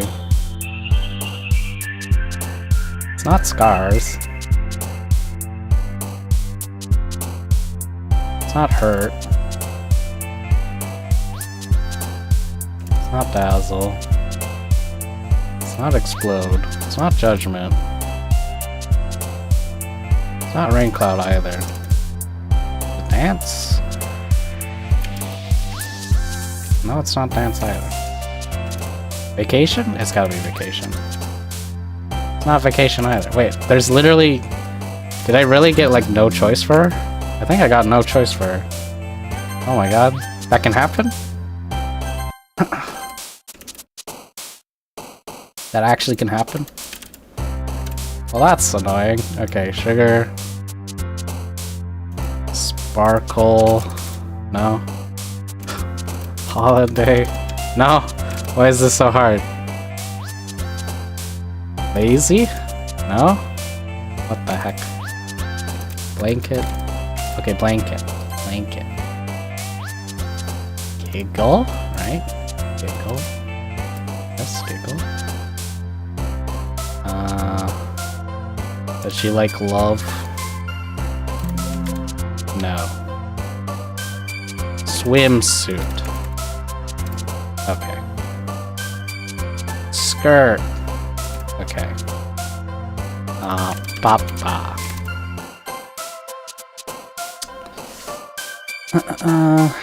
Sticky.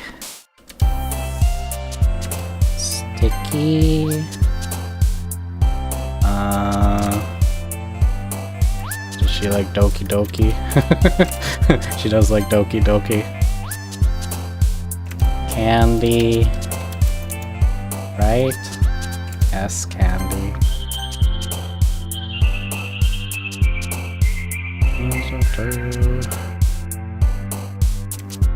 Heartbeat.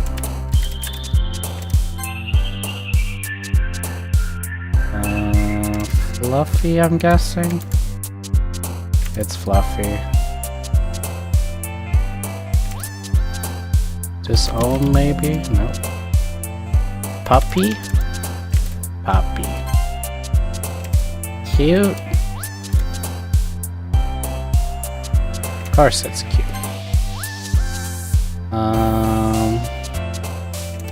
Nibble, I'm guessing. Yeah, nibble. Probably silly. No, it's not silly. Okay. Strawberry? Yes, strawberry. It's always food with her. Kitty? Yes. Parfait, right? Parfait. Yep, parfait. Excitement? Not excitement. Socks? Yes, socks. Vanilla, right? Yes. One more. One more.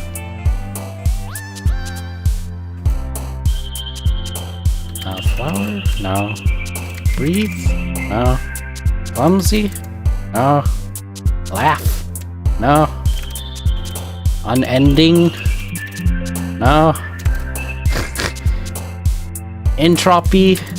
No. Prayer? No. Sing? Is it sing? Only in Act 2. Oh my god, wait, did I get unlucky on the last one? Hold on. Unending. Clumsy. No. Brave. No. Laugh. No. Death. No. Sing.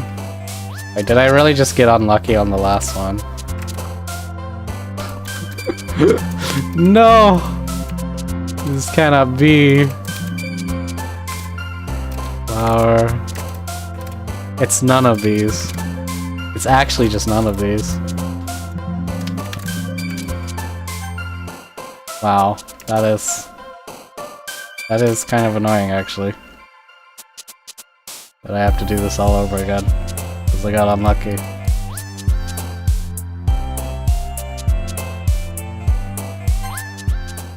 Oh my god, man. I have to do it again. Holy. This is terrible. Why? Oh no. Okay. So I just have to keep reloading till like I get like the perfect 20 words.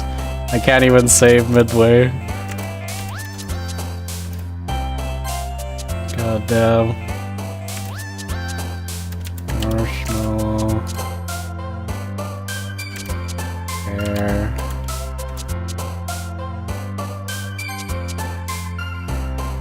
Sparkle. No. Childhood. No. Papa. Right, Papa.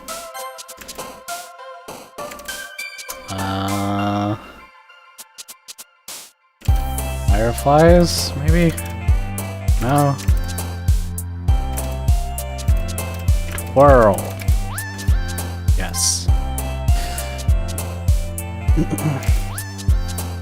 Cute. Yes. Swimsuit. Yes. Joy. No, not joy. Cheeks.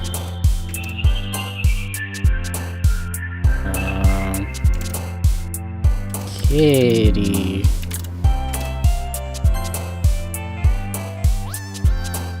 Anime, right? She likes anime.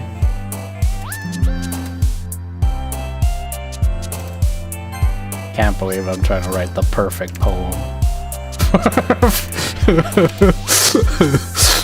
For the girls in this game. Okay, charm. Nope, not charm. Amazing? No, not amazing. Did I get unlucky again? Meager? No. Promise? No. Charm? No. Infinite? No. Plus? No. Uncontrollable? No. Misery? No. Bliss? No. Whisper? Okay, whisper. Alright. There was one in there. Okay. Silly, right? Silly. No? It's not. Spinning? Spinning.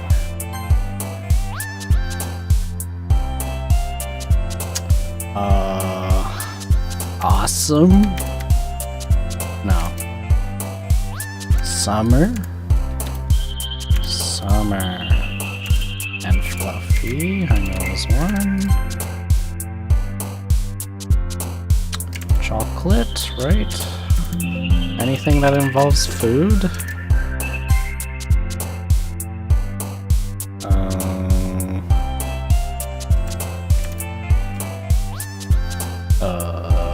Holiday? No. Vivid? No.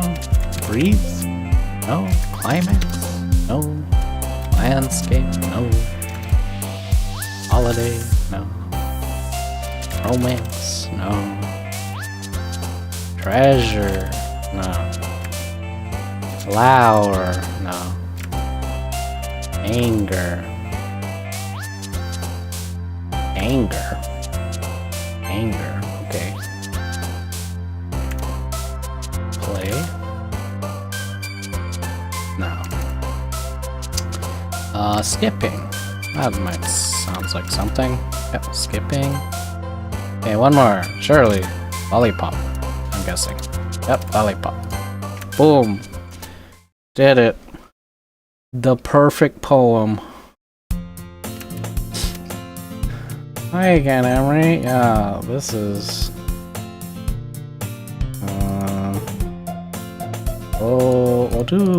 Natsuki will be saved slot 3. Yeah. Hey again, Emery. Glad to see you didn't run away on us. Can I just,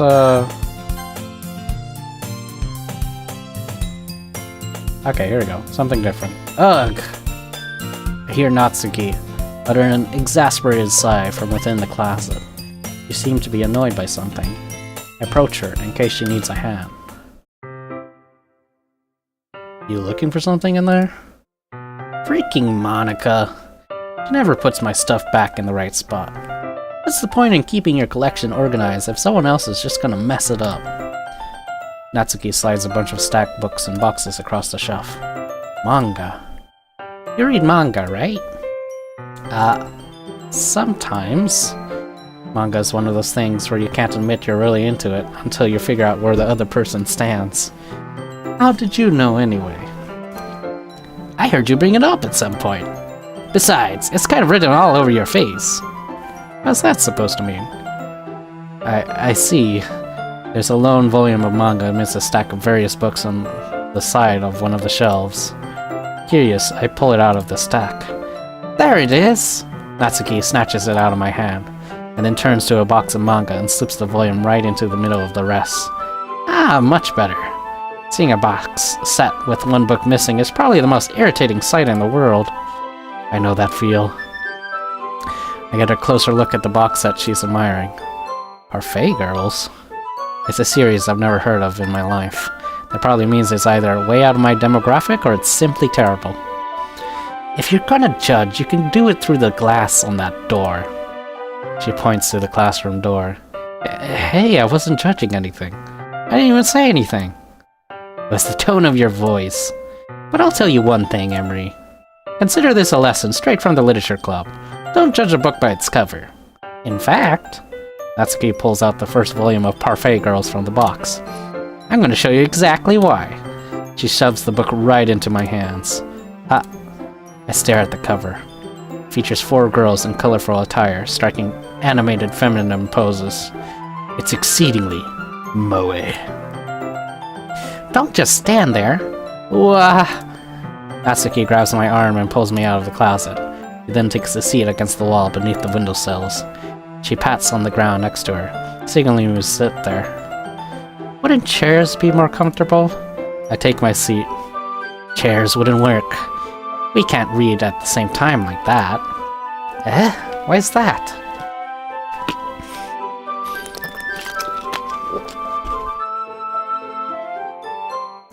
I guess it's easier to be closer, like this. Don't just say that. It'll make me feel weird about it. Natsuki crosses her arms and scooches an inch away from me. Sorry. I didn't exactly expect to be sitting this close to her either. Not that I can say it's a particularly bad thing. I open the book. It's only a few seconds before Natsuki once again inches closer, reclaiming the additional space while she hopes I won't notice. I can feel her peering over my shoulder, much more eager to begin reading than I am. Wow, how long has it been since I read the beginning?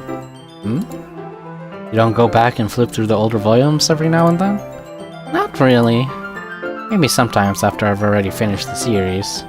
Hey, are you paying attention? I am, but nothing's really happened yet, so I can talk at the same time. It looks like it's about a bunch of friends in high school. Typical slice-of-life affair. I kind of grew out of these, since it's rare for the writing to be entertaining enough to make up for the lack of plot. So, should I expect from this? Is there gonna be a plot? Well, obviously. You think I would enjoy something that didn't have plot? I mean, well, I guess I know what you're saying. A lot of the beginning is about simple things. Like there's this really funny chapter where they're obsessed with a guy at the ice cream shop. But that just helps you get to know the characters.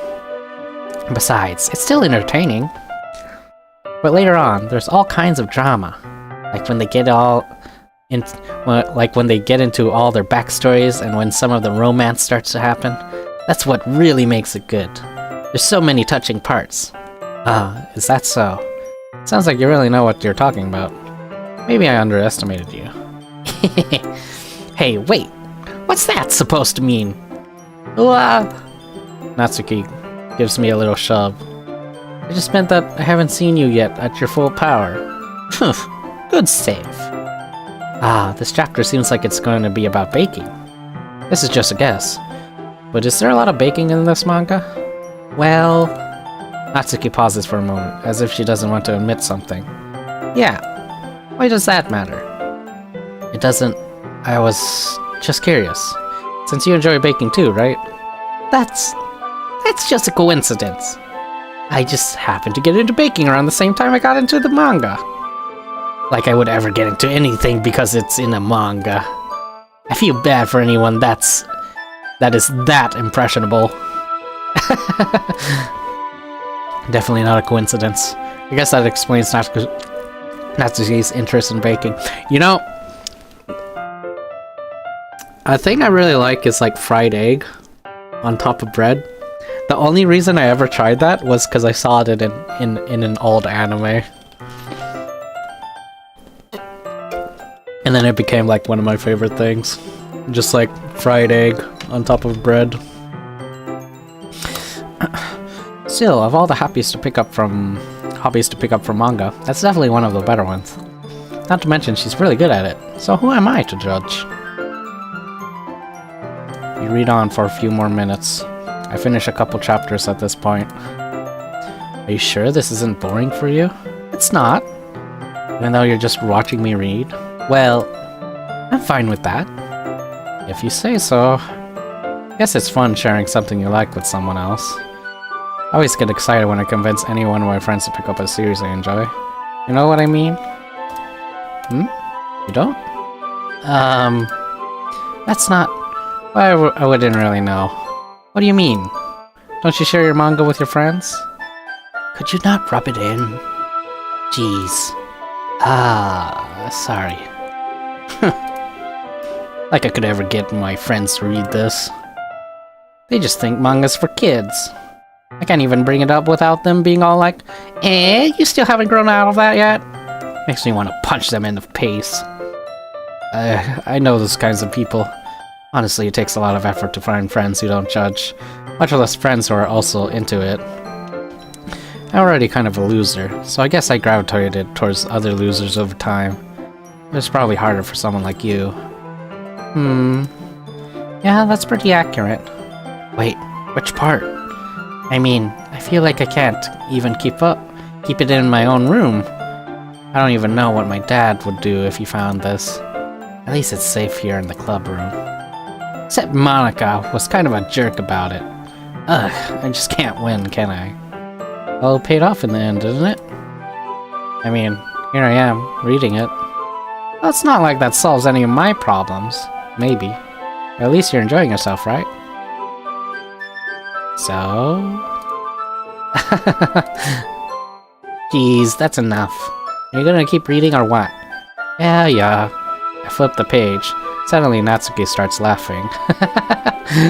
I totally forgot that happens. Natsuki puts her finger on one of the panels. Minori is my favorite character. You always feel a little bad for her since she's so unlucky. But it gets especially bad when... I shouldn't be talking about that yet. Just finish this chapter. Natsuki's voice sparkles with excitement. It's a stark contrast to her usual bossy tone. But if she's not used to sharing her favorite manga with her friends, I can understand why. It's hard to express in words the feelings you get when you're connecting with someone like that. Being able to provide that to Natsuki, for whom it's a rare experience, the thought makes me smile a little to myself. Okay, everyone. Are you ready with today's poems? Oh, come on! Could your timing be any worse? Sorry. I just need to make sure we all have enough time. Though you do look pretty cozy over there. Natsuki suddenly notices how close she's gotten to me. She hastily slides herself a good 12 inches away from me. Alright, I guess we'll stop here for now. I close the book and hand it towards Natsuki. You're just giving it back? Don't you want to know what happens? Yeah, but...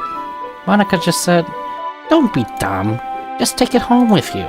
Is that really alright? I say that mostly because I didn't plan on using my spare time to read this. Well, of course. It would take forever to finish if you didn't take it home. Just finish that one before tomorrow so we can start the next one. And if it gets bent, I will kill you. By tomorrow? Well, I got partway through the volume so far. Might fall behind on some shows if I try to get through this. But I suppose that's a necessary sacrifice in exchange for seeing Natsuki's enthusiastic face. Or am I more scared of what will happen if I don't finish it? Alright then. I stand up. I return to where I put my stuff. Carefully slip the book into my bag. By the way, did you remember to write a poem last night? Yeah. Relaxation ends. I can't believe I agreed to do something so embarrassing. I couldn't really find much inspiration, since I've never really done this before. Oh yeah, okay. We read this. Hold on. We read this. Alright. Natsuki. I told Natsuki I was interested in her poems yesterday. But only fair if I shared mine with her first. Okay, let's start with things I don't like. First of all, Natsuki rereads my poem. Never mind, I don't feel like giving you my opinion. What's the point of sharing then what's the point in sharing in the first place? I wrote this when I could have been doing other things. In fact, remember how I said I wanted to read your poems? That's what I had in mind when writing this. I want to help you feel comfortable enough to share yours. Like Monica said. Well, I would be more comfortable sharing my poems if yours was really bad. You're supposed to show me some dumb poem and make me go like, ha! Well, it's not that great, but let me show you what real literature looks like. And you went and ruined it. I hope you're happy. So in other words, you're saying you liked it?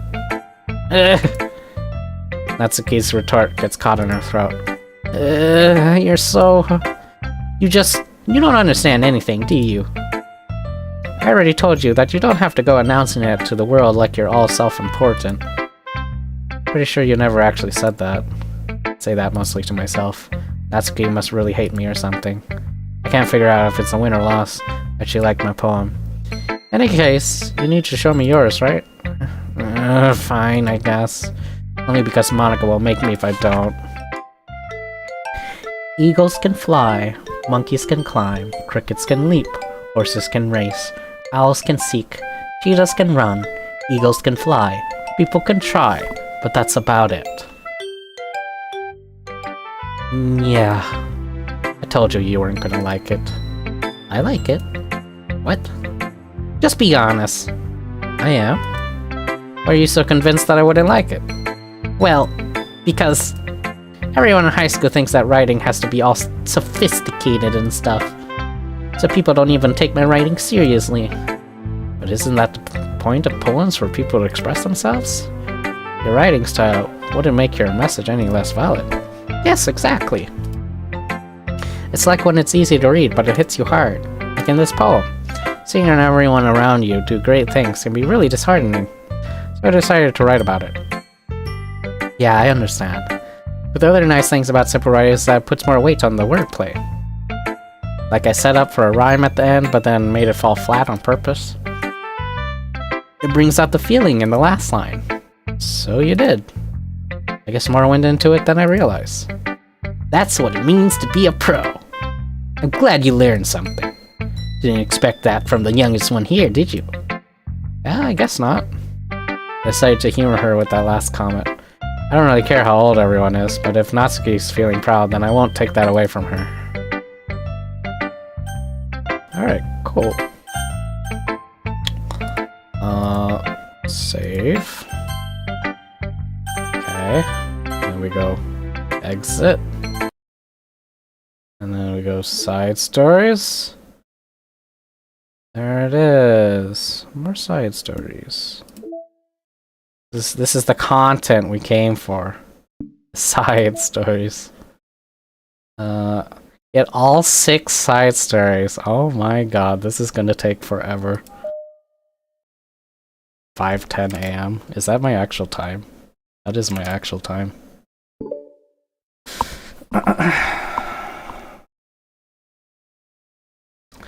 The meeting is suddenly interrupted by the sound of the door, causing Monica and Sayori to turn their heads. The door opens halfway, then stops. A face peeks in. Oh hey, I'm doing it in order. Cool. I'm actually doing it in order.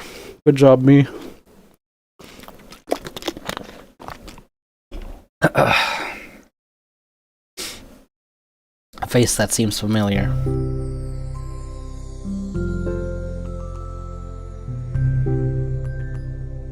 Wait, Yuri? Huh? Oh, maybe it just unlocks in order normally. I don't know. I guess I didn't do it in order. What? Sayori's eyes widen, recognizing the girl. She very conspicuously mouths to Monica. Where's my finger hurt? It's her! It's the girl! It's true, the girl standing in the doorway is none other than the girl Sayori had come across reading alone in a classroom. Thanks to Monica leaving a flyer on her desk, it seems she found her way to the club. Are you here for the literature club by any chance? Am I in the wrong place? No, you're not. This is a literature club. Please come inside. Does she also have bags under her eyes? Why do they both have, like, eyeliner that's, like, too thick on the bottom of their eyes? The girl fully steps in the door, but continues standing against the wall, avoiding eye contact. Sayori continues to fail to contain her excitement. It's happening! Oh my gosh! Thank you so much for coming. Sorry it's a little empty. I'm Monica, and this is Sayori. We run the literature club, even though it's just us so far, but... What's your name, by the way? I'd like to join your club. Already? Wait, really? Are you sure? I mean, I should be good enough. Everyone's welcome here. You don't have to be good enough. Oh. You want to have a seat? We'd love to get to know you. The girl nods, sliding over to a nearby desk and gently sitting down. So what's your name? Yuri. I'm Sayori, and this is Monica. Sayori, Nice to meet you. Do you like fantasy? Like books? Yuri looks at Monica. Fantasy school? Yes. Have you heard of Annabelle Dupont? I can't say I have. Oh, well, she's my favorite author. She's on her 5th book and it's just... Yuri grins and presses her knuckles against her cheeks in joy. You can borrow my books, I wouldn't mind. You're really in for an incredible experience. Monica stammers, caught completely off guard by Yuri taking control of the conversation. She glances sideways at Sayori, silently asking for help. I'd love to! It sounds like you're really into them, so you must be great. I'm so happy I found this club. Oh, I'm so stupid. I left my other books in my locker. I should have brought them. Yuri quickly stands up. I'll be right back. I'll go get them for you. You probably only need to bring one for now. Sayori nervously says that, noting to herself the considerable heftiness of the books. The book that Yuri set down on her desk. True. Okay, I'll go get the first one then. Yuri exits the club room in a flash, leaving Monica and Sayori silently exchanging glances. Oh my god, I wasn't prepared for this. How do I handle someone so intense? I have no experience with fantasy, except maybe stuff that I read when I was a kid, but that's probably like a joke compared to what she's into. It'll be fine, I'm sure of it. In fact, I think it's neat that we have different people who are into different kinds of literature. It'll be fun to learn from each other.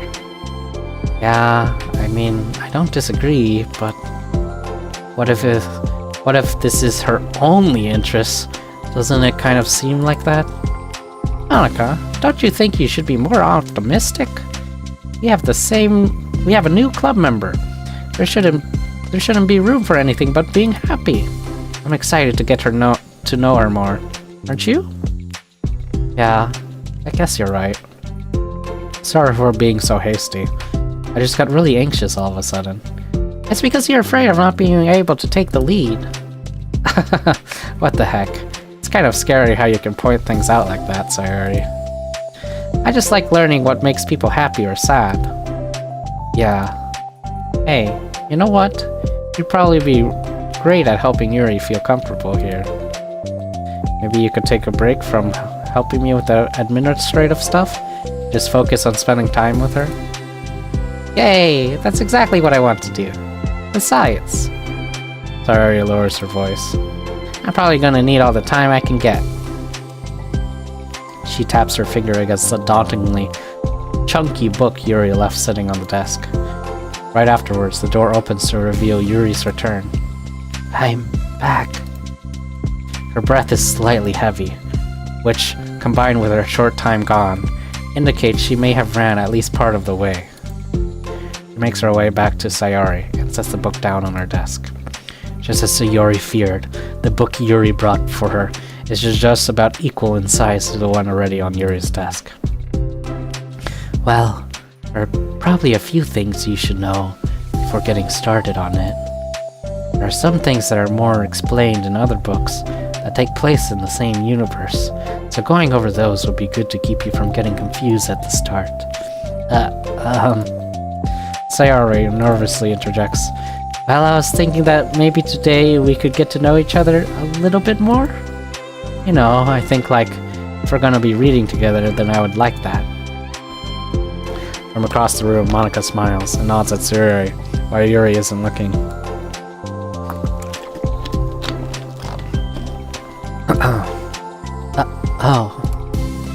Okay.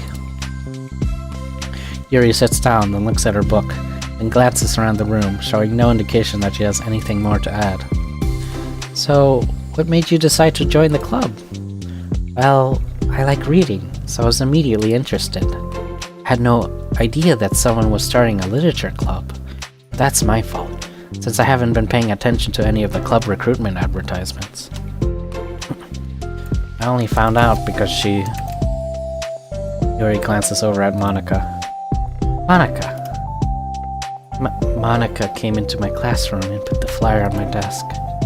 Suddenly, Yuri's face darkens and she shakes her head at herself. I was so stupid. I got too nervous and couldn't even look up, so she just walked out. It took me several days just to come here because I was afraid that Monica told everyone how inconsiderate I was. But I decided that it was probably irrational. Wait. No, that was totally my fault.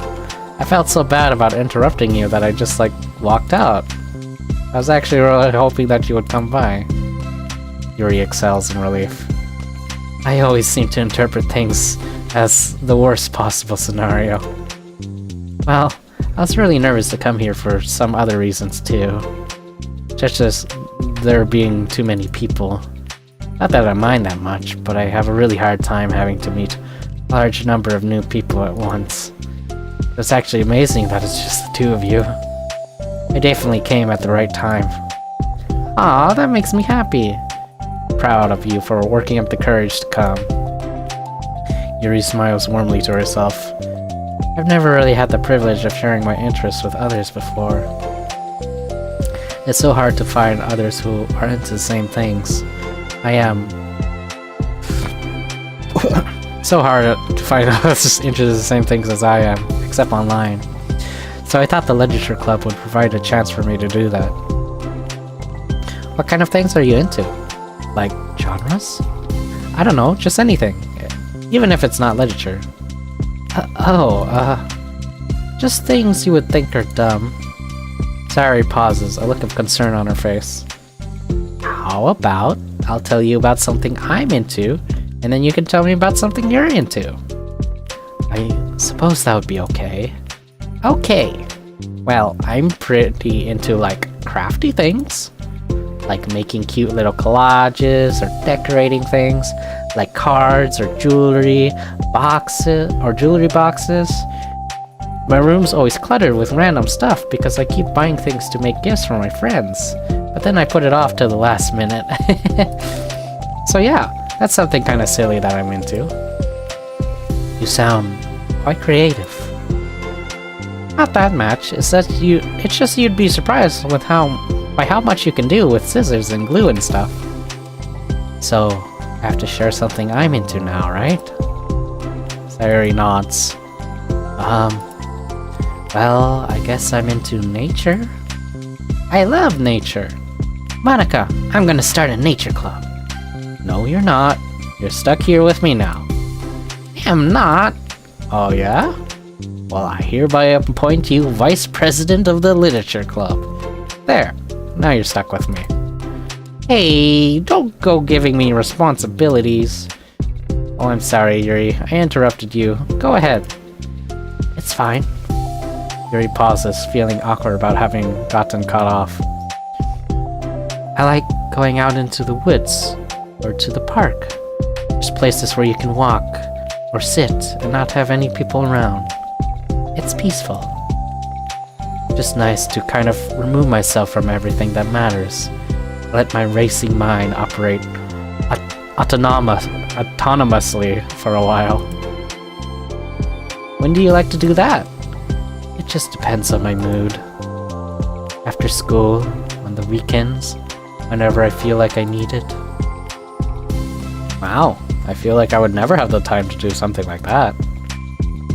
I find that we have a lot more time than we think we do, if you don't let it slip through your fingers. The three continue their conversation, led primarily by Sayori, but with Monica chiming in every now and then as well. Monica had intended to leave it to Sayori and focus on her own work, but she found it difficult not to join in. Before they knew it, the end of the day was upon them once more. Oh, looks like we should be wrapping up for today. So, are you two going to be starting on that book the next club meeting? That's the plan. I'm so excited. Sayori beams, Yuri collects her things. Once packed, Yuri wordlessly waves to Sayori and Monica with a gentle smile. Bye! As Yuri exits, Sayori enthusiastically returns her farewell. Once again, Sayori and Monica are left in the club room. Sayori, you're a lifesaver. I didn't do anything. I just talked. Still. Besides, it really lifted my mood. It feels really nice when I can put my energy towards other people like that. She was really excited to be included, you know? It made me happy. Well, there's no doubt in my mind that she'll have a great time here, with you engaging her. How are you feeling about starting the book with her next meeting? I'm kind of scared, but I think she'll be happy as long as I'm trying my best. I think you'll do great. After this rise of a new member, it seems like everyone has their spirits lifted with something new to look forward to.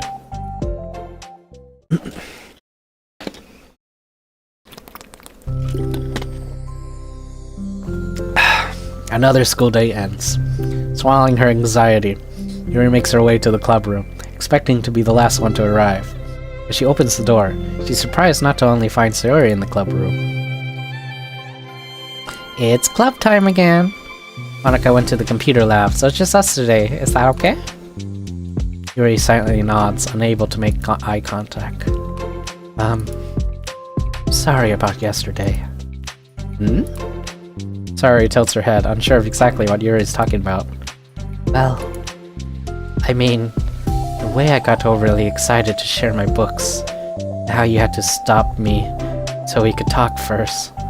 It was so inconsiderate of me. I got too excited. I forgot to think about everyone else in the club, so... Yuri, you didn't do anything wrong. I thought it was cute how excited you were. Well, still. I think I changed my mind about the book. We don't have to read it. Huh? Why?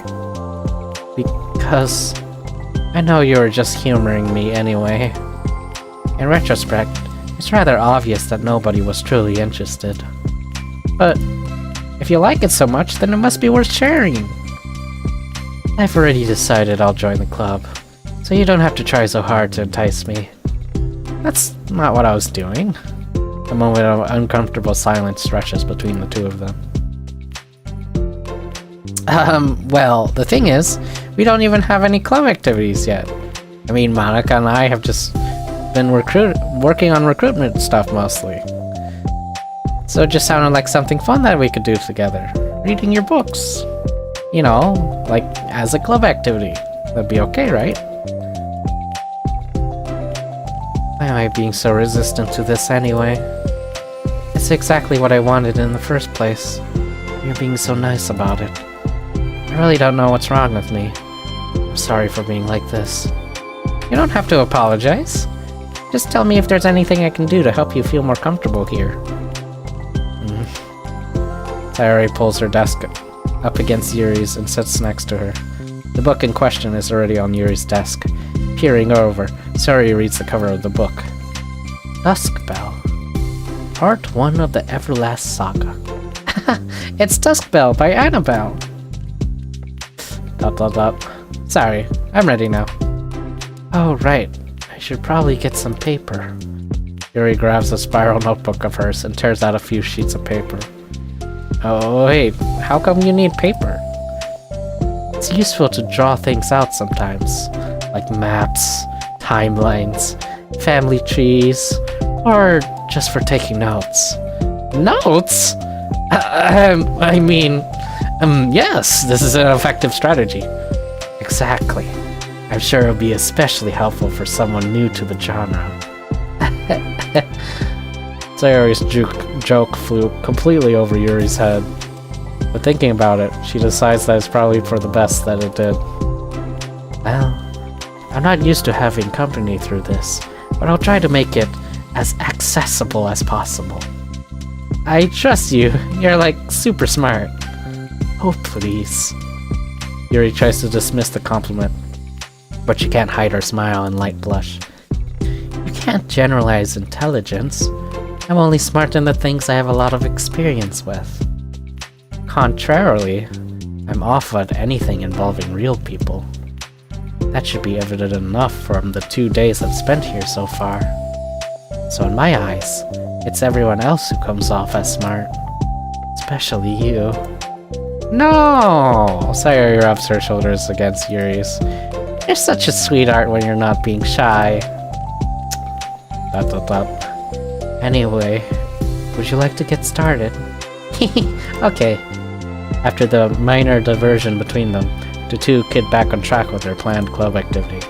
Yuri begins to guide Sayori through the basics of the fantasy world her story takes place in. The more of it she details, the races, factions, history, elements of magic, the more questions Sayori seems to have. But despite Sayori's expectation, Yuri eloquently guides her through it in a way such that it's fun to follow along. It becomes evident that the world-building aspect of the story, not just the story itself, is one that Yuri finds her passion leaning towards. How do people come up with this stuff? It's like the exact opposite of the kind of writing that I do. What kind of writing? Oh, like poetry and stuff like that. Things I write are just like putting down the feelings that come into my head, you know? But this is like, there must be so much planning and hard work. Ah, you're into poetry. I think there's an appendix that includes some of the kingdom's written works, like poetry and folk songs. No way! Yuri giggles, filling Sayori's heart with happiness when she realizes it's the first time she's heard Yuri laugh. It means Yuri must also be having fun. Anyway, I think we can get started reading now, if you're ready. Okay, I can read very fast. I can't read very fast. Oh, that's fine. I'm very patient. Patience is something I pride myself in. I see. Sorry, jots Yuri is patient into her notes. Hey, that's for the book. I'm just kidding. But I'm kind of glad you're patient, because I need that sometimes. A lot of times. Sayori flips to the first few pages of the book, getting past the table of contents. Okay, chapter 1. The room becomes silent as the two of them begin to read. But the silence only lasts for a moment when Sayori speaks up again. What does vindicated mean? Ah, well, in this context, it essentially means that he was proven innocent. It's okay to ask questions, right?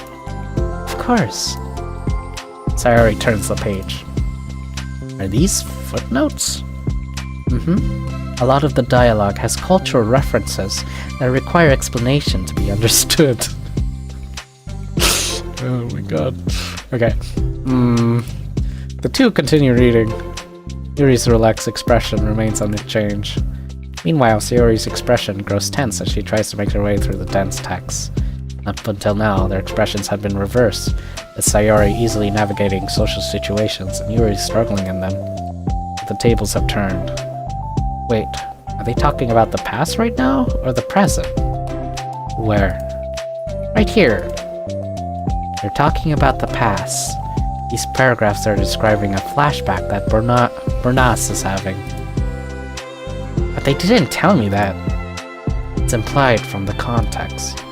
Sayori rubs her temples. The two of them continue, with Sayori asking fewer questions. She begins to understanding the value in the notes, as she finds herself referring to them somewhat often, and even adding to them. Oh my god. Like Lord of the Rings. But her reduction in questions comes not from getting used to the reading, but rather from her fearing that she'll come across as stupid. Alas, Sayori reaches the end of the chapter. I think we can stop here for now. Okay. Sayori takes a deep breath and closes what little of the book she's gotten through so far. So, what are your thoughts up to this point? Sayori tries to find words. Am I doing well so far? I'm not sure I understand. Well, I don't know. When it takes me so long to read and understand things, it makes me feel really dumb. But I really like how into it you get. Makes me want to keep going and keep doing my best, so I can see it in the way that you do. The relaxation in Yuri's expression fades. See. Yuri quietly gathers her things. You can continue tomorrow, right? Yuri pauses, then shakes her head. We can do something else tomorrow. But... I'm sorry. Wait, sorry for what? I don't understand. I'm sorry. I don't want to do this anymore. That's all. I'm sorry that I made you. Yuri leaves. You weren't making me. Sayori is left alone with her words. How did this happen? We were just having fun just a second ago. My fault. I said something stupid and hurt her. Should have just told her that I enjoyed it. Monica trusted me with this. It's the only thing I'm good at, and I still messed it up.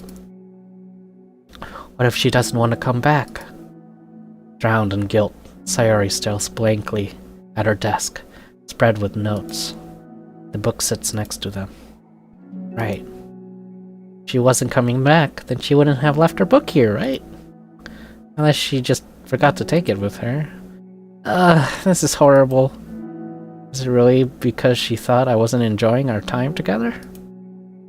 Or maybe she wasn't enjoying our time together because I'm not good enough?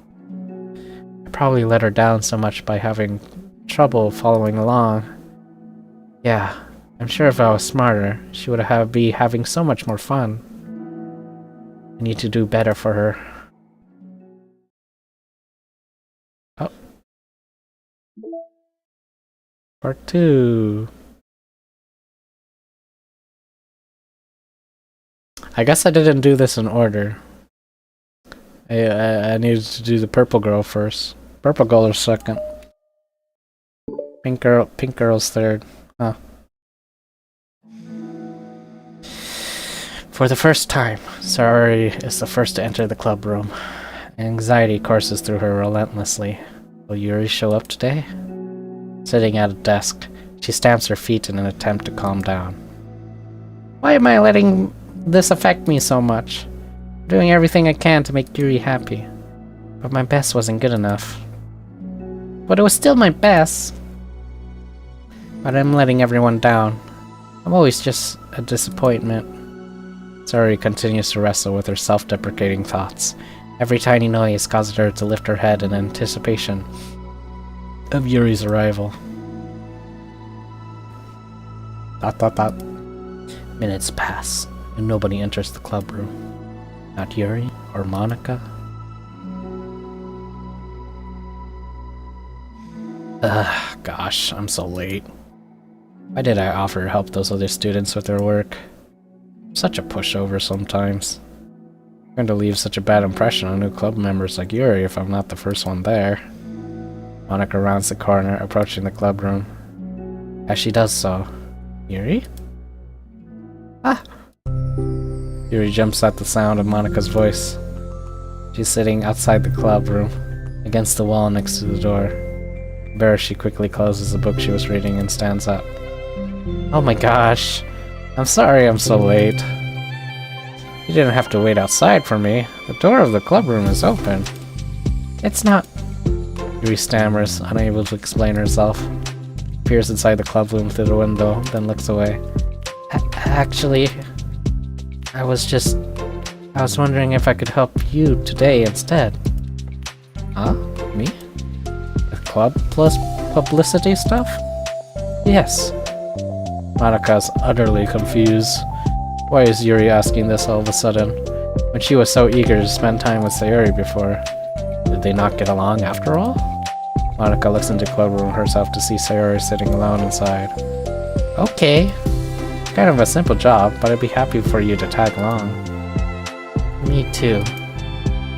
Monika's worried, but she finds it difficult to insert herself into whatever conflict that may have arisen.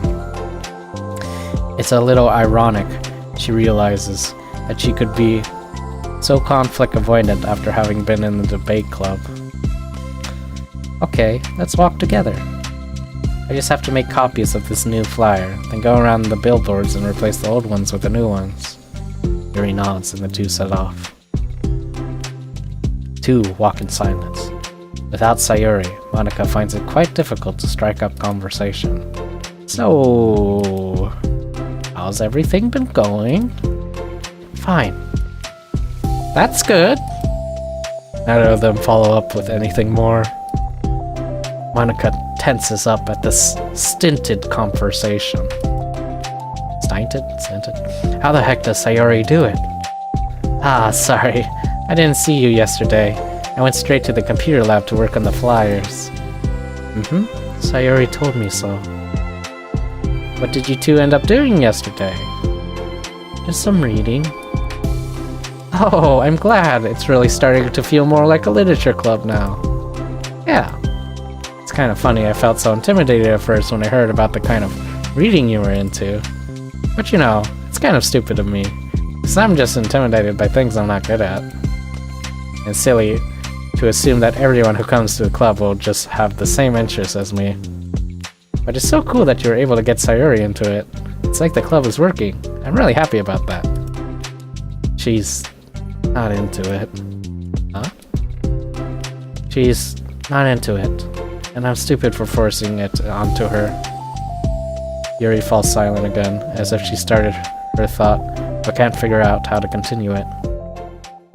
Did something happen? Yuri sighs. No, it's just me. Yuri pauses. I'm thinking. A moment passes in silence, then Yuri shakes her head. I shouldn't be complaining to you all of a sudden. Don't be silly. I won't think you're complaining. I just want to make sure you feel welcome. If it's important to that, then you can tell me anything. Well, I do feel welcome. Too welcome, I guess. It's not an issue with the club. It's just an issue with me. So I feel wrong to inconvenience you with it. Ah. Monica pauses and thinks. Well, what if we put it this way? It's my job as president to understand the needs of my club members, right? We're going to have all kinds of people joining this club. Hopefully, anyway. And learning about the diverse needs and interests of everyone will help me come up with club activities that everyone can be happy with. That everyone can be happy with? Not just only some people? Of course! I need to be looking out for everyone. Otherwise, what kind of club would it be? I see. Yuri looks a little more relaxed. It signals to Monica that switching from a sympathetic approach to a pragmatic one was a good choice. Each individual truly does have their own needs. Okay. Yuri takes a deep breath. I'm a really weird and awkward person. I've accepted that about myself. I just don't know how to, I guess, connect with other people. How is it so easy for everyone else? How do you just make conversation about any arbitrary topic? I can talk for hours about the things I'm into. Unfortunately, so much that I don't know when to stop. But for anything else, I have just no idea what to say. So I understand that about myself. I'm just not good with people. I can't help it. So it feels like whenever I'm confronted with a new social situation, I'm either ignored or made fun of or taken pity on. And Sawyer falls into the third category. You what? Hold on. You're saying Sayori is taking pity on you? Yuri nods. I just wanted to be treated like a normal person. If you don't like me or you don't connect with my interests, then just tell me. And accept that and move on. Sayori is too nice to me. I'm so stupid for not realizing that she would just go along with whatever I pushed onto her. Nobody deserves to put themselves through that kind of discomfort just because they pity some weirdo who doesn't know how to make friends. It's the worst feeling. I hate it. Saria's sharp words cut through the tense air. Somewhere in the middle of the conversation, the two stopped short in the hallway, prioritizing the conversation over their original task. Monica looks at Yuri. Yuri only looks down with her fists clenched. I think you should tell her that. I could never say that to someone's face. It's pathetic. Sayori is different. Making people happy is the most important thing to her. I'm sure that's all she's trying to do. So if you're able to explain to her what makes you happy, then she'll do anything to make it happen. That's the problem. Kind of friendship has one person always trying to cater to the other person's weird needs. I'm sorry. I'm just making myself sound so. No, I think I'm starting to understand. Monica hesitates to finish her thought out loud. It's something that Sawyer would be able to say better.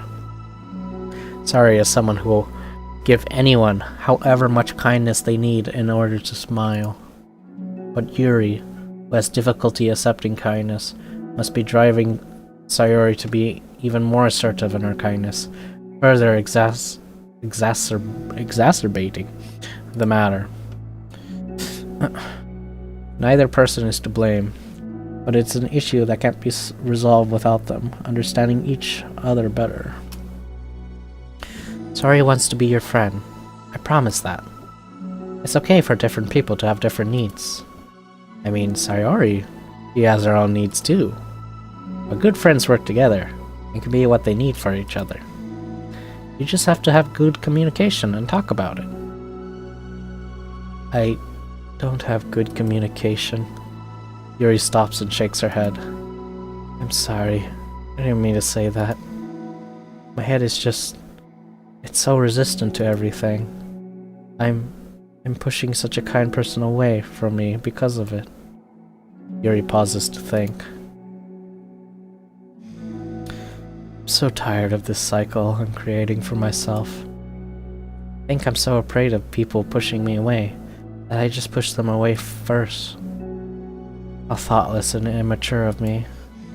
Yuri takes a deep breath and exhales. I didn't mean for this to turn out into a whole venting session. But I understand now that I just need to communicate with her. You're totally fine. It's for the club, remember? You're just helping make the club a better place for everyone. Yeah. Yuri falls silent again. She looks like she wants to say something. This kind of critical thinking is something I'm really bad at. You know, about people. So, thank you. Anytime. Monika smiles at Yuri. For just a moment, Yuri finds it in herself to meet Monika's gaze, turning a shy smile of her own.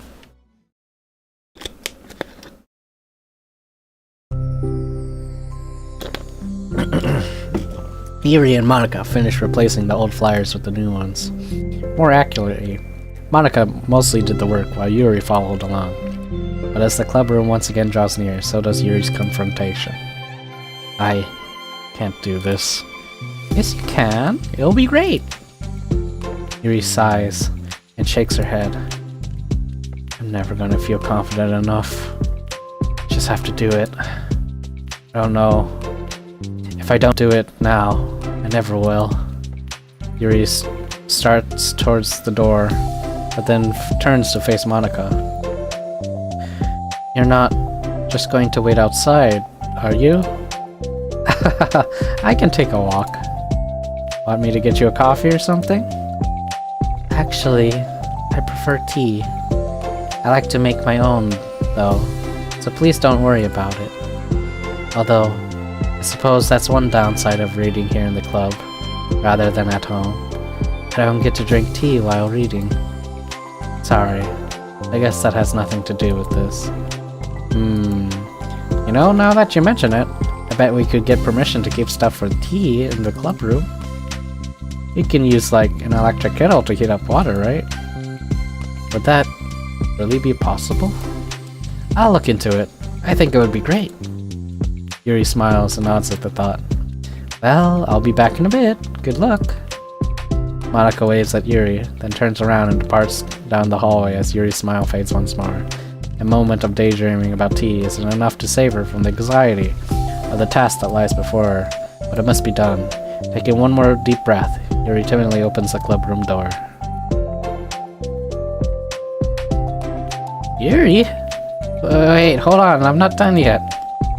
Yuri shuffles a bunch of papers around. Yuri stammers, her words suddenly getting caught in her throat. At that moment, she realizes how Yuri has been spending her afternoon. I wasn't expecting you to come in today. I was really hoping to make it all the way through the next chapter first. But I got most of the way through it. And look! Sayori holds up a sheet of paper. It's a page of notes, beautifully produced with indentations, categories, and even color coding. As Yuri sees it, her expression shifts from anxiety to despair. I was afraid you were getting disappointed in me, so I've been trying really hard. Stop. Yuri presses her fists against her forehead. Please stop. Can't take this. Yuri? Sayori's voice quivers in shock after having received the exact opposite response she was expecting. I'm sorry. I'm sorry. I'm sorry. Sayori looks away in guilt. Did I do something wrong? I don't understand. If I did something wrong, please tell me. Yuri shakes her head. No. It's me. I keep putting myself in these situations where people are afraid to treat me normally. If you don't like this kind of reading, it's okay. Please just tell me. I don't need to be treated differently, just because I'm weird. But I don't treat you differently. I just want my friends to be happy. So I thought that if we did something together that you really like... I don't want your pity. ... Why did I do that? Yuri sinks to her knees, Her voice squeaks. Sorry. Tears of guilt and self-loathing begin to stream down her face. This isn't how it was supposed to go.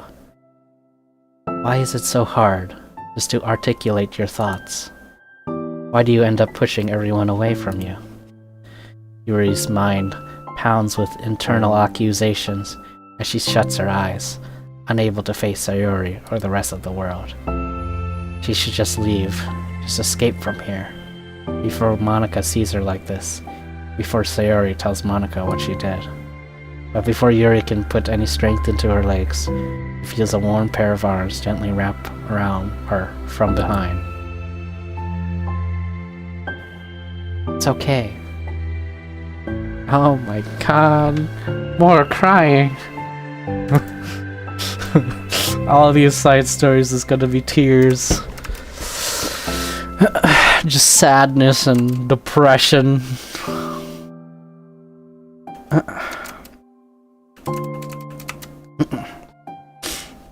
Sayori whispers in a soothing voice. It's okay.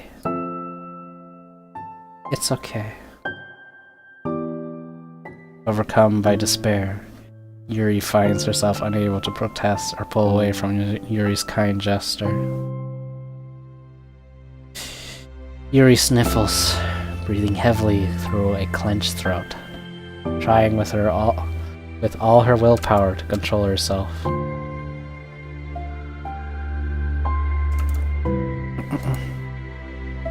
I understand. I understand that the things you're feeling in your head are different from the things you're trying to say. I know that must be what you're feeling right now. I promise. I understand that. So I'll give you as much time as you need. When you're ready, just tell me your feelings. We'll talk about them together. Okay? Yuri sniffles again and nods her head. Gives herself a minute to compose her thoughts, then speaks while steadying her voice. Think that I've gotten so used to people being weirded out by me that it feels like anyone who's nice to me is just doing it out of pity. It's so horrible with people. So it makes me not want to believe someone can actually like me for who I am. Yuri pauses, but Sayori doesn't interrupt. Rather, she waits for Yuri to come. I got so excited when I joined the literature club. I thought it was finally my chance to make friends, or my interests. Because my interests are the only things I know how to talk about. It's all I have going for me. But then, whenever I catch myself getting overly obsessive in front of other people, it feels like I'm making a fool of myself. I hate myself for it. Ultimately, I just want to be treated like a normal person. How am I supposed to expect that when I can't behave like one? I just want to learn how to get along with people. Stop ruining things for myself. That's all. Yuri finishes her thoughts, feeling more steady after having gotten them out. Sayori can feel Yuri's breath rise and fall from beneath her arms, realizes that as well. Thank you for helping me understand you a bit better. No, you're so great at helping me when we are reading. So I'll help you with things that you need too. But I feel like it would just be frustrating for you how much patience I require sometimes. That sounds kind of familiar. I couldn't stop worrying about that while we were reading. I was so afraid you would get frustrated with me. But I would never do that. I did my best to reassure you by mentioning how I have a lot of patience. Yeah, I know, but my irrational fears just won't be quiet sometimes. I'm sure it's the same for you, right? Yeah, Irrational fears. Well, you know, there's no way that you could frustrate me, because I already like you as the person you are. I know you said you have a hard time believing that, but I promise it's true. ...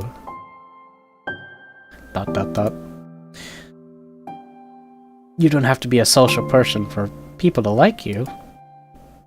I think you're really considerate in your own way, you know? Worrying so much about people's feelings.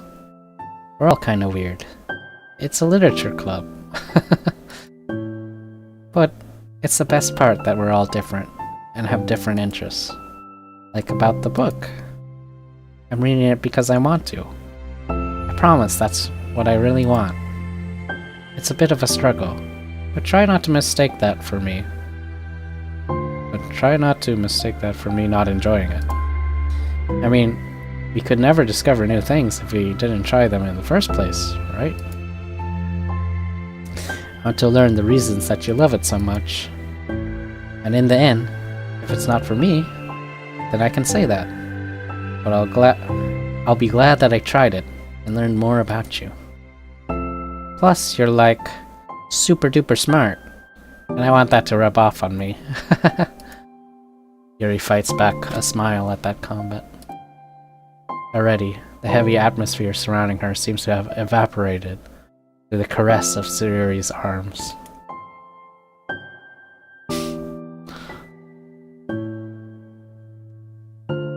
Your hair is so pretty. I always wanted long hair, but I was awful at taking care of it, so I cut it all off.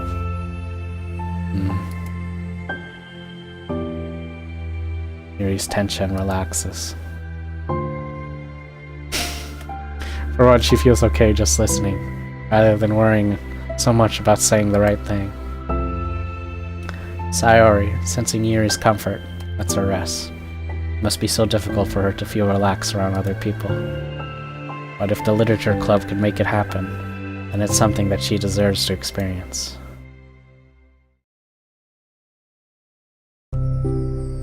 Well then, based on my understanding of your feelings, I suppose I wouldn't mind if we were to continue reading. That's what I wanted to hear. But we can stop at any time. If you truly don't like it, please be honest about it. I won't be offended. Of course! I'm not gonna judge anything this early on, though. We'll just see what happens. Oh, and... it's not good to touch people without their consent first. Oh no, I'm sorry. I didn't mean to make you uncomfortable.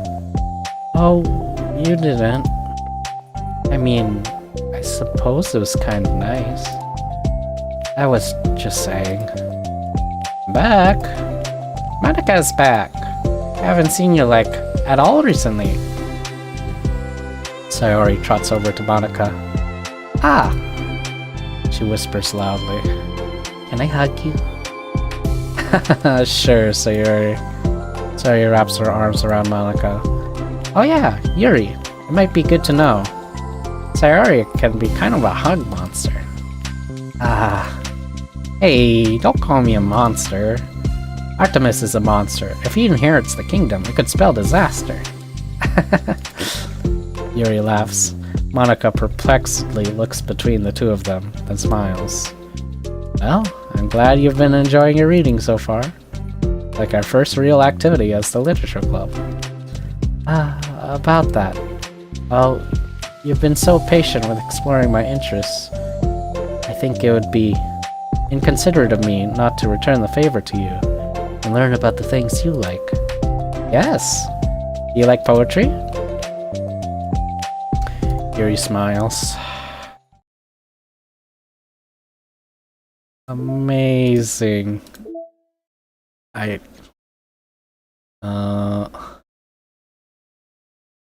Does this count as 2 or does this count as 4? If it counts as 4, then I just need like one more set.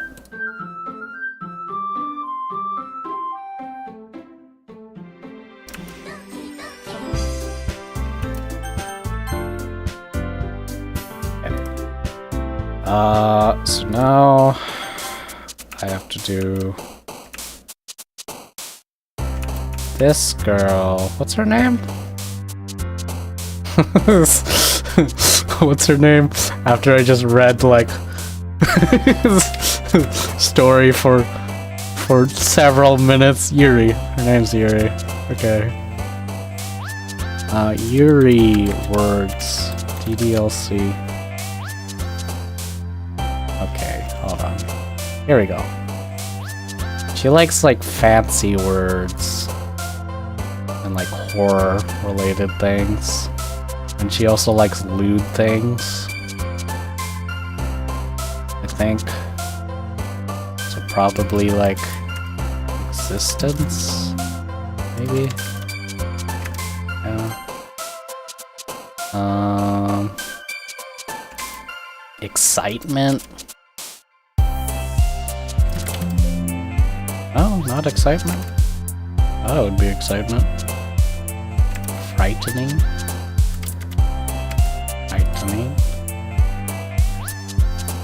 Universe? Probably. Universe. Likes big words and lewd things. Variance. Variance. Misfortune? No, that's Act 2.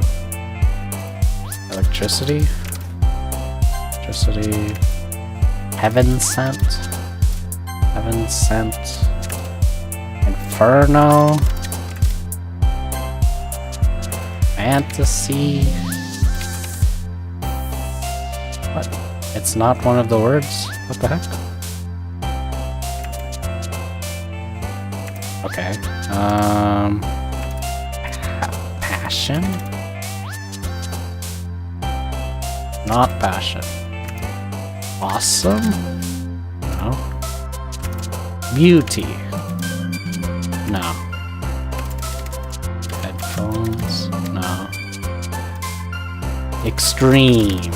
Yes, extreme. Graveyard, probably. Graveyard.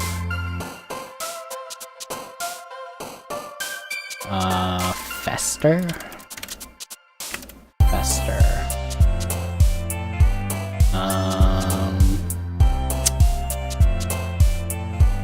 Maybe melody? No. Determination? Determination. Sensation? Sensation. Unrestrained? Unrestrained. Judgment? Probably. No. Disorientated? Disorientated.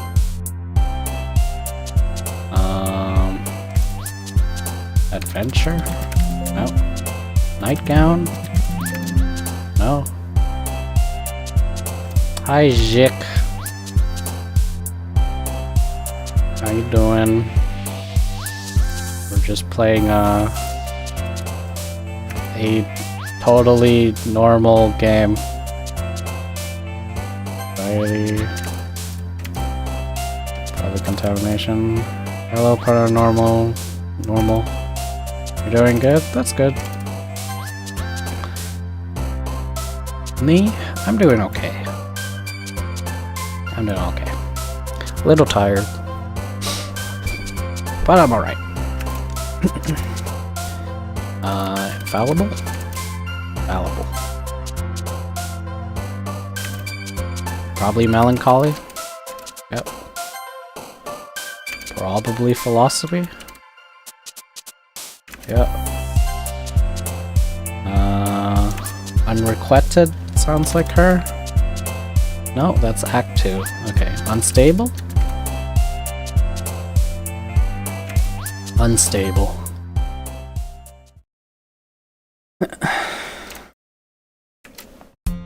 How many perfects? This is the third one. Wait, there's a... I also have to get a perfect one for Monica? What? Okay. Hi again, Emery. Glad to see you didn't run away from us. Yes. I'm back, Monica.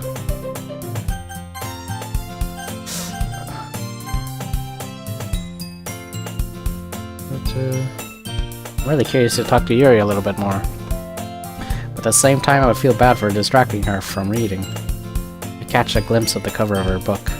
Looks like the same book that she lent to me. More than that, she seems to be on the first few pages. Ah. Crap. I didn't think she'd notice me looking at her. She sneaks another glance at me, and our eyes meet for a split second. ... But that only makes her hide her face deeper in her book. Sorry. I was just spacing out. I muttered this, sensing I made her uncomfortable. Oh. It's fine. If I was focused, then I probably wouldn't have noticed in the first place. But I'm just rereading a bit of this, so... That's the book you gave me, right? Mm-hmm. I just wanted to reread some of it. Not for any particular reason. Just curious. How come you have 2 copies of the same book? Well... When I stopped at the bookstore yesterday... that's not what I meant. I mean... I just happened to buy 2 of them. I see. There's something fairly obvious here that Yuri isn't telling me, but I decide to let it go. I'll definitely start reading it soon. I'm glad to hear. Once it starts to pick up, you might have a hard time putting it down. It's a very engaging and relatable story. Is that so? What's it about anyway? Well... Yuri closes the book and scans her eyes over the back. The book is titled Portrait of Markov. There's an ominous-looking eye symbol in the front cover. Alright. Just wanted to make sure I don't accidentally give anything away. Basically, it's about this girl in high school who moves in with her long-lost younger sister. But as soon as she does so, her life gets really strange. She gets targeted by these people who escape from a human experiment prison. And while her life is in danger, she needs to desperately choose who to trust. No matter what she does, she ends up destroying most of her relationships, and her life starts to fall apart. That's kind of dark, isn't it? Yuri made it sound like it was going to be a nice story, so that dark turn came out of nowhere. Yuri gently giggles all of a sudden. Are you not a fan of that sort of thing, Emery? No, it's not that. I mean, I can definitely enjoy those kinds of stories, so don't worry. I hope so.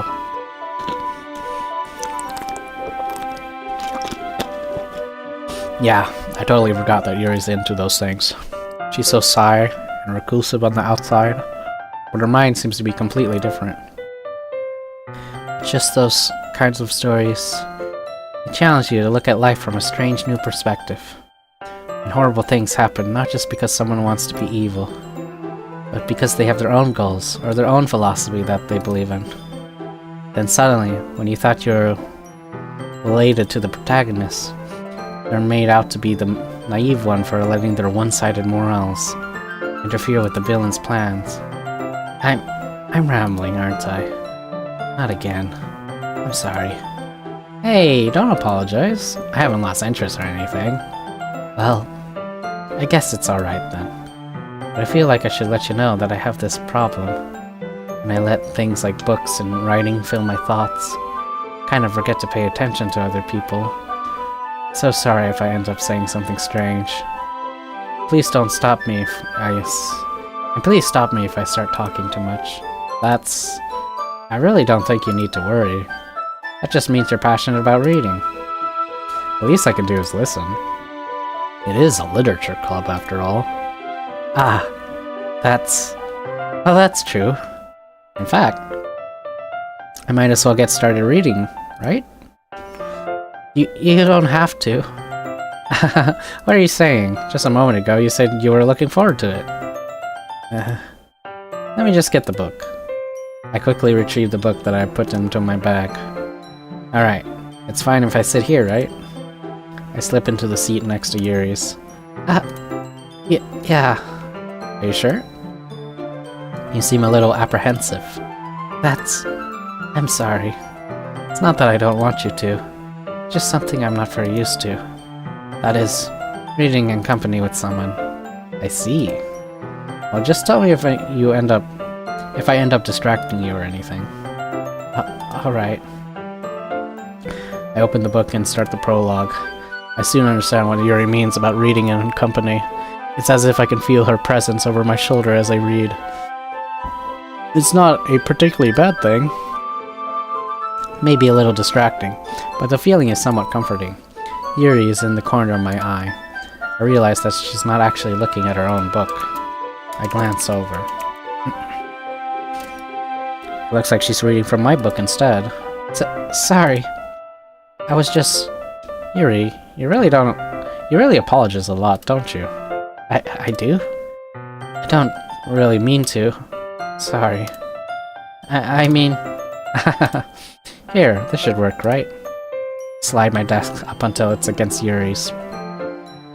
And hold my book between the two of them. I suppose so. Yuri timidly closes her own copy. Once we lean in a little bit, our shoulders are almost touching. Feels like my left arm is in the way, so instead I use my right hand to hold the book open. I guess that makes it difficult to turn the page. Here. Yuri takes her left arm and holds the left side of the book between her thumb and forefinger. I do the same with my right arm on the right side of the book. That way, I turn a page and Yuri slides it under her thumb after it flips to her side. But in holding it like this, we're huddled even closer together than before. It actually kind of distracts me. It's as if I can feel the warmth of Yuri's face, and she's in the corner of my vision. Are you ready? To turn the page. Sorry. I think I got distracted for a second. Glance over at Yuri's face and our eyes meet. I don't know how I'll be able to keep up with her. That's okay. You're not as used to reading, right? I don't mind being patient if it takes you a bit longer. It's probably the least I can do, since you've been so patient with me. Yeah, thanks. Continue to read. Yuri no longer asks me if I'm ready to turn the page. Instead, I just assume that she finishes the page before me, so I turn it on my own volition. We continue to read the first chapter in silence. Even so, turning each page almost feels like an intimate exchange. My thumb gently letting go of the page, letting it flutter over to her side as she catches it under her own thumb. Hey, Yuri? This might be a silly thought, but the main character kind of reminds me of you a little bit. You think so? How does she? Well, I guess she's more blunt in a lot of ways, but she also second-guesses all the things that she says and does, like she's afraid she'll do something wrong. It's not like it can see into your head or anything, but they're kind of reminiscent of some of your manners. I see. How old the game is? Doki Literature Club release date. It came out in 2017. And then the Plus version, which I'm playing right now, came out in 2021. So this version came out 4 years ago. And the original came out in like 5, 6, 7, like 8 years ago. It's an old game. Yeah.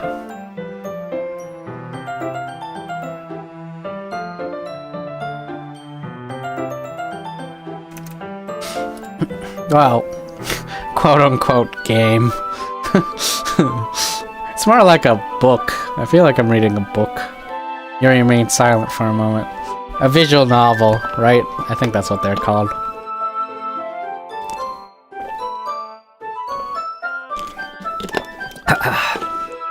But Emery, that's probably a terrible thing to have in common with her. It's so embarrassing you think that. But wait, I didn't mean it in a bad way or anything.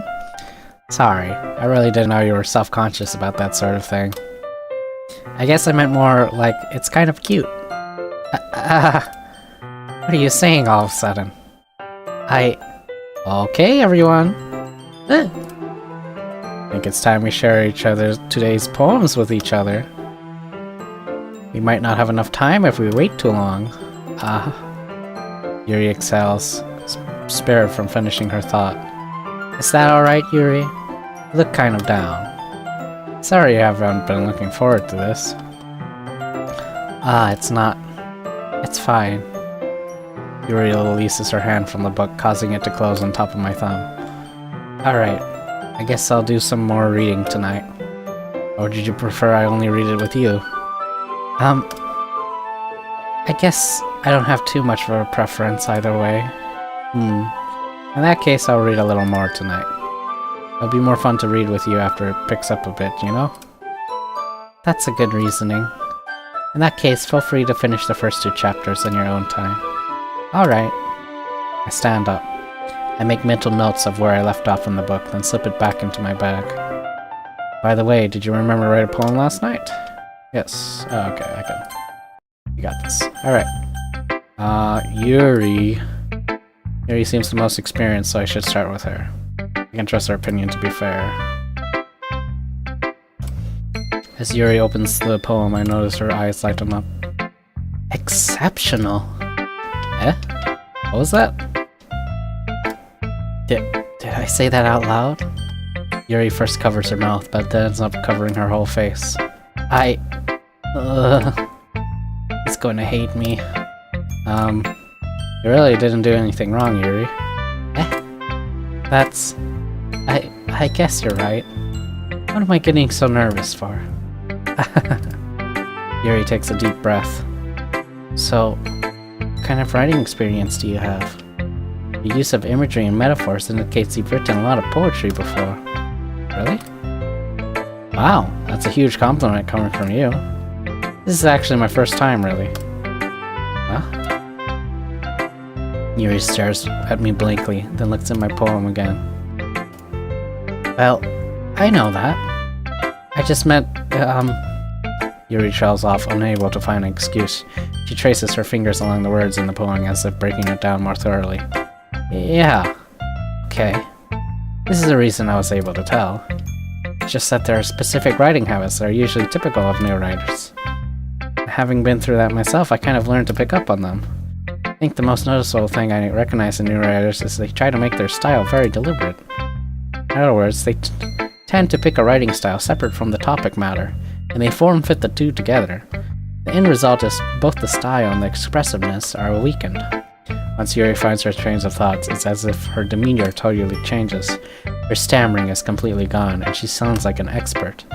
Of course, that's not something you can be blamed for. There's so many different skills and techniques that go into writing even a simple poem. Not just finding them and building them, but getting them to work together is probably the most challenging part. It might take you some time, but it all comes with patience and learning by example, and trying new things. I also hope that everyone else in the club gives you valuable feedback. Natsuki can be a little bit biased, though. Biased? How? Well, never mind. I shouldn't be talking about people like that. Sorry. It's fine. I'm not sure if Yuri's apologizing to herself, to me, or to Natsuki. You mind if I read your poem now? Please do. I love to share my thought process behind it. Yuri smiles dreamingly, as if it's a rare opportunity for her, which itself is kind of funny. After all, isn't this supposed to be a literature club? Close under the light. The tendrils of my hair illuminate beneath the amber glow. Bathing. It must be this one, the last remaining streetlight to have withstood the test of time, the last yet to be replaced by the sickening blue-green hue of the future. I bathe, calm, breathing air of the present, but living in the past. The light flickers. I flicker back. I'm sorry I have such terrible handwriting. What? I wasn't thinking that at all. But it took you a long time to read. Well, I just don't read script very often. I actually think your handwriting is pretty. Eh? That's a relief. Also, I like the poem. Even though it's short, it was really descriptive. It wasn't too short? I usually write longer poems. Not at all. I'm really glad you liked it. I'll be honest. It's our first time sharing. I wanted to write something a little more mild. Something easy to digest, I suppose. Are you into ghosts, Yuri? Actually, the story isn't about a ghost at all, Emery. Really? Must have totally missed the point. Well, I suppose you did only glance over it after all. But remember that poets often express their own thoughts, feelings, and experiences in their work. They usually do more than tell a simple story or paint a picture. In this case, perhaps the subject of the poem is only being symbolically compared to a ghost, lingering in her last remaining place of comfort, unable to let go of her past, and soon to be left with nothing. That's a lot more solemn putting it that way. Hadn't even thought of that. That's impressive. Eh? It's nothing, really. Yours was impressive too, so... Nah. If anything, I could probably learn a thing or two from you. You think so? Yeah, of course. You know, I was really nervous about doing all this, but in the end, I enjoyed it. I'm gonna keep doing my best for you, Emery. Ah, me too. Okay, cool.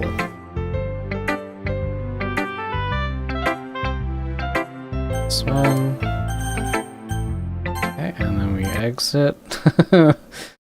And we do another side story. Woo! Amazing. Oh my god. Is this game going to take me like 50 hours? Oh no. Oh, there's sketches.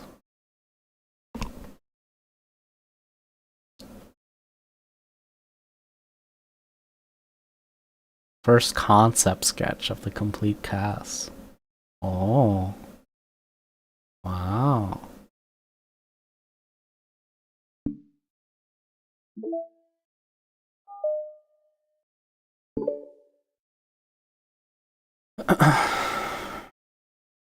It's been several weeks since the club has officially started. Through their initial setbacks, the 3 club members so far, Monika, Sayori, and Yuri, have increased their collective bond with the club. Sayori has partaken in some of Yuri's high fantasy literature, and all 3 of them, led by Sayori, taken an interest in poetry. On a day like any other, the 3 find themselves suddenly interrupted by the club room door opening. And in walks a girl none of them have seen before. Hi. Sayori tugs excitedly at Monika's sleeve. Yuri shifts in her seat and buries her eyes in her book. Are you here for the literature club? Yeah. Did Monika change her ribbon? I thought it was red. Oh, whatever. Ah, that's great. Thanks for stopping by. It's kind of a small club still, so it's really exciting to see new faces. Yeah. Come and sit down somewhere. You can sit next to my desk. Sayori prances over to her desk and presses her palms onto it. Oh, and Yuri, can make you some tea. Yuri looks up at Sayori in protest of having drawn attention to her. Natsuki silently glances between everyone, then sits down next to Sayori. Monika follows by, sitting nearby. The sudden gathering prompts Yuri to stand up, deciding that standing in the corner and making tea doesn't sound so bad after all. Okay then, how about we all introduce ourselves? Okay. Well, I'm Monika. I'm the one who started the club. I was originally in the debate club, but I really wanted to do something I felt more passionate about, if that makes sense. So I started the literature club, as a way for people to express themselves through writing, or reading, or whatever kind of other kinds of literature. You know, I figured it was your club. You have that vibe. I have what vibe? Oh, you know, like... Never mind. I'm not gonna judge people I just met like that. Very adult-like of you. I always judge people so hard. Oh, no you don't, Sayori. Yes, she does. Yuri's deadpan voice carries over the room. Natsuki giggles. I'm Sayori. I just like learning about everyone and making friends. Oh, and I also like poetry. Is that the music? The audio's like breaking. Oh no. You can never tell with this game if it's like intended to be breaking or not. Is there any funny things happening on the screen? Oh, we're good. We're good. Oh yeah? Very adult-like of you. I am an adult. The sound of Yuri's electric kettle steaming up fills the room. Oh, that's Yuri. Sayori lowers her voice. She's kinda shy, but she really is nice and super smart. She likes big fantasy books and tea. I love her. Well, that leaves me then. I'm Natsuki. I like listening to music and hanging out downtown and stuff. My favorite ice cream flavor is strawberry. Ooh, that's good ice cream. My favorite flavor is probably cookie dough, or maybe chocolate. It's cookie dough. And Maka's probably vanilla. What the heck? I take way too many online quizzes. The ice cream ones are always accurate. What's Yuri's favorite? Natsuki shrugs. Probably green tea. I'm just joking. I have no idea for Yuri. Still, it's pretty chill here. You just like hang out? Or do you actually do club stuff? Well, we do club stuff too. I just haven't been very structured yet. It just hasn't been very structured yet. Since we only have like 3 members. So we kinda just loosely spend our time doing the stuff we like. Excuse me. But I keep thinking it's about time we start with like some more structured club activities. It's been a while by now since I started a club, so yeah. Well, with that being said, what kind of literature are you into, Natsuki? Anything you'd like the club to get into? Well, I guess I'm... literature? Well, I like manga. Manga? Hey, why did you say it like that? I want to read manga in the club. Wait, hold on a second. That sounds so great. Like, after all, I've been doing all this, Yuri returns to the desk with a tray of teacups, which he sets down on an empty desk. After all of the deep and immersive reading I've been doing, or in mind something a little more simple. Manga isn't simple.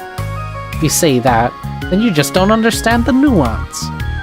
I didn't mean simple like that. Well, anyway, putting manga aside, is there any other kind of literature you're interested in? Well, not really. In that case, have you considered the anime club? Are you serious? I'm not joining the anime club. It's full of weird guys. Come on. Is it that big of a deal? Manga's literature, right? I mean, I guess if you consider the literal definition of literature, then technically, I get it. Look, I'll do whatever kind of activities you want. Can I please just join? I won't bother anyone. If I can just like keep my manga here and hang out after school, I'll do literally whatever you want me to do.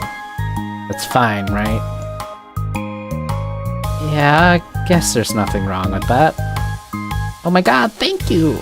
You're the best! I have most of it crammed into my lockers, so I'm gonna start getting it, okay? Natsuki stands up. Need some help? Nah, I got it. I don't want you to see my locker. If you say so, but there's no way it's worse than mine. I hope we never find out then. Natsuki exits the club room, leaving everyone in silence, save for the sound of Yuri sipping her tea. Ugh, I'm such a pushover. Hey, it's not that bad. Natsuki seems like lots of fun. Maybe, but I mean, she has like no actual interest in literature, you know. That's normally fine, but she said she would participate in club activities, like it's some kind of obligation. Her tea is getting cold. It's going to get cold. Yeah. Wait, that's not related. Well, I think everyone deserves a chance, especially if we can bring her happiness. Besides, maybe she'll take a liking to literature. Are you sure you don't just want to read her manga, Sayori? Hey, who do you think I am? Sorry, I didn't mean it like that. I just feel really uneasy about this. Do you have any other opinion, Yuri? Not particularly. She said she wasn't going to bother anyone. That includes me, so... Does that mean I bother you? No, you're a pleasure to be around. I was just fishing for a compliment. I know. But still, I really think we should give her a chance. Yeah, alright. I really am gonna start enforcing club activities. I'm willing to cooperate. Suddenly the three of them hear a thump against the door. What was that? Sayori stands up and walks over the door, then opens it. Thank you. Carrying 3 boxes of what is presumably manga, Natsuki grunts and wobbles inside before slowly bending over and dropping the stack onto the floor as gently as she can. That's quite a collection. Sayori giggles in excitement while catching her breath. Natsuki replies, There's still one more box. I can put them all away myself. I know how to organize them. Monika anxiously glances between Sayori and Yuri. Is this really okay for the club? Maybe it's what she needs to really kick the club into gear before everyone gets too complacent. It seems like things are finally going to start getting more serious.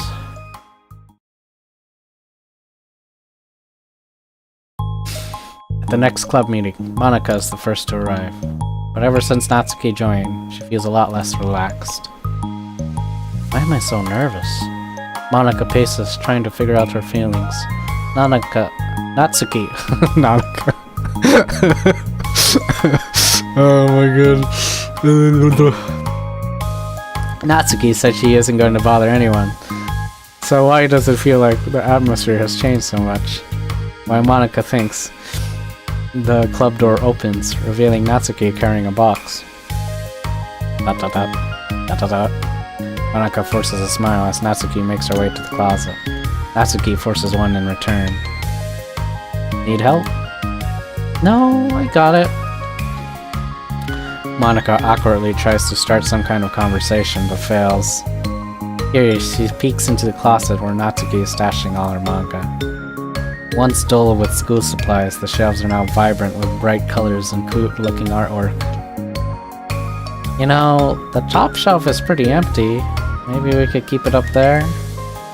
I can't reach up there! That would be so inconvenient! Yeah, but... Monika sighs.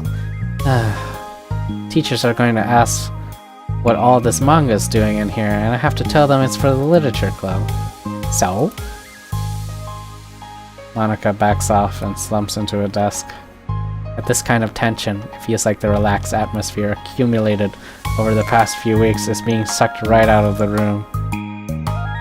Good afternoon! Sayori spins into the club room. Oh, I see someone's in a good mood. Yeah, because I have this. Sayori brandishes a cookie wrapped in plastic. I found some money and got a cookie. Ooh, that's so pretty. Sayori trots over to the closet. The colorful shelves catch her eye. Which one do I start with? Well, you can start by giving me a bite of that cookie. No way! I saved up all my luck to find that money. If you want entry into my kingdom, then you need to pay the tax, peasant. Boo. Defeated, Sayori unwraps her cookie and breaks off a piece for Natsuki. Then, Yuri silently walks into the club room. Monika glances at her with pleading eyes. Yuri returns a quick nod of understanding. Well, everyone's here now. Despite the club only having one person more than before. somehow feels twice as lively. Okay, so I think today we should go over some potential club activities. See which ones we want to do first. We have 4 members now, so it'd be great if we found some stuff to do as a group. Does that sound good, everyone? I agree. Okay, so I have some ideas of my own, but I want to hear your ideas too. Well, I've been having lots of fun learning about everyone else's interests. Maybe we can give each person a day to share their favorite kind of literature with everyone else? Well, maybe. Something tells me that...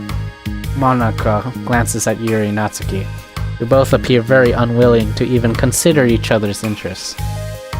Maybe we can try to come up with something that everyone can equally enjoy. You know, like we all vote on a book to read, or something like that. I think we should all collectively try to expand our interests, rather than just stick to the things we're familiar with. Why does it feel like I'm being targeted here? Natsuki, didn't you say that you would go along with whatever the club wanted to do? Well, yeah, but that doesn't make it okay for you to ignore everyone else's preferences. I like Sayori's suggestion. Yeah, me too. Yeah, but... Monika's voice trails off. Although she let Natsuki join the club, Monika finds it incredibly difficult to relent to her demands. If Natsuki doesn't respect the club, why should Monika have to yield to Natsuki's opinion on anything? Natsuki, are you sure you don't have any other literature interests you could share with the club?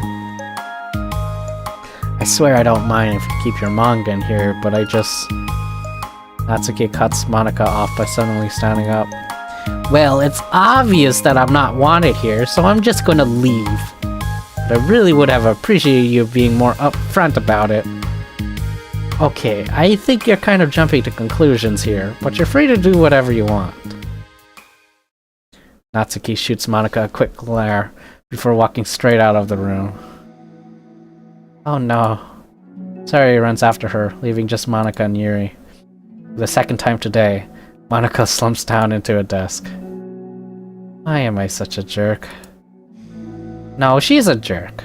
She's just making me feel this way. Monika looks up at Yuri, seeking affirmation. Yuri looks away. She probably just went around looking for the smallest club she could find, so she doesn't have to participate. How does she expect me to give her respect when she has no respect for the club? Am I wrong, Yuri? I'm not good at these things. Monika sighs. Me either. Just have no idea what to do. I don't want to hurt anyone. I feel like it's not wrong to enforce the club vision. You know, like, people should join because they want to express their passion for literature, or at least develop it. So maybe she's not a good fit for the club after all? Monika sits in silence, afraid to accept her tentative conclusion. Yuri looks tense, but she doesn't seem to want to add anything. You can go back to reading. I know this doesn't concern you. It does. It does? How? Well, I just can't comfortably read in an atmosphere where the peace has been disturbed. Oh. Well, great. I'm just ruining the whole club then. That's not an accurate conclusion to make. I know. I'm sorry. I just kind of voicing my frustration, and I guess guilt. It's like my frustration wants to blame her, but my guilt wants to blame me. Why is it the hardest to be rational during the times you need it the most? I don't think you're being irrational. I think Natsuki is. He has no authority to walk in here and make demands of the club. Your club. Something as ridiculous as manga has no place here. The fact that you're even storing it for her should make her completely indebted to you. Well, you're right, but...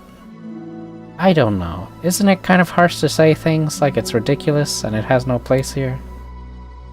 Don't you feel the same way? You've been doing everything you can to avoid associating the club with it. So I assume you felt the same way about it. That's not true. Well, Calling her confrontations with Natsuki, a realization starts to set in. You may be right. I mean, if it was anything besides manga, would I really be acting like this? Maybe I should have been convincing myself that it has... Maybe I've just been convincing myself that it has nothing to do with the manga. I'm really upset that I would let myself do that. With a sigh, Monica walks over to the closet. She finds herself staring at the colorful shelves. It's just... this really wasn't what I had in mind for a club about literature. There shouldn't be anything wrong with that. Monica starts defending her position once again. The complicated issue that Monica had failed to consider before now. Where is the line even drawn at what's considered literature? Lost in thought, she reaches into one of the larger box sets and pulls out a volume, inspecting it for no particular reason. The cover features 4 girls striking cute and exaggerated poses, all dressed in short skirts. Yeah, I mean... Amused by the absurdity of the cover, Monica opens the book. Oh. Part 2. Begin. This sucks. Why is Monica such a jerk? She should be grateful that I even joined her stupid club. It's not like she can find any members. Monica's usually really nice. She cares so much about everyone in the club being happy. Yeah, right. Well, she usually does. Maybe she's not busy. Maybe when she's not busy being so judgmental. So what if I'm into manga? Why can't just one person accept that, instead of being so condescending about it? I accept it. I think it's cute. Oh, come on, that's condescending too. I'm sorry, I didn't mean it like that. I just want to support you. Natsuki sighs. I know. Thanks. It just really sucks. You want me to talk to Monica? I don't know. It's not like it's gonna change her opinion of me. Like, even if you were to convince her to back off, that wouldn't suddenly make me feel like I'm actually welcome in the club. I should just find another club. Wait, you don't have to do that. You can figure this out. Please? I mean, I'm the vice president. Or at least, I think I am. I don't want you to leave. Everyone deserves to feel welcome, and to be happy. So I want to make that happen. For you. I was wondering, what was the reason you decided to join the literature club? Well, Natsuki hesitates. It's kind of dumb. Don't say that. There's no such thing as a dumb reason when everyone is welcome. I wasn't welcome. You were to me, so... Just don't tell anyone, okay? Especially Monica. I promise. Natsuki sighs. I'm just tired of everyone judging me all the time. I can't enjoy any of the stuff I'm into without people making snotty comments about it. Not that I care about what anyone else thinks. But you know, the signs of the literature club said that you can be yourself, or whatever. So I decided it was at least worth a shot. But that was a lie, apparently. Natsuki dejectedly kicks the toe of her shoe against the wall. Oh, and I like writing too. Really? How come you didn't say that to Monica? Because it was being so judgmental that I just wanted to tell her something she wanted to hear. Huh? You said that I didn't just want to tell her something she wanted to hear. She didn't deserve that kind of satisfaction. And if she knew I was into writing, then she would she would just be like everyone else, try to push me away from the manga in favor of more mature things. Two of them remain silent for a while. Sari understands that it's out of question for Natsuki to return to the club room for today at least. But Natsuki has reason for wanting to join the club. Just like everyone else. It's part of the club vision for her to be welcome. You deserve to express yourself as much as everyone else does. That's supposed to be what the club is for. So, I'm gonna do everything I can to fix this. I promise.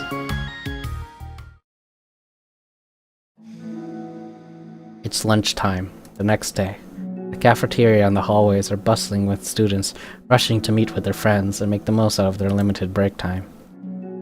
Where could she be?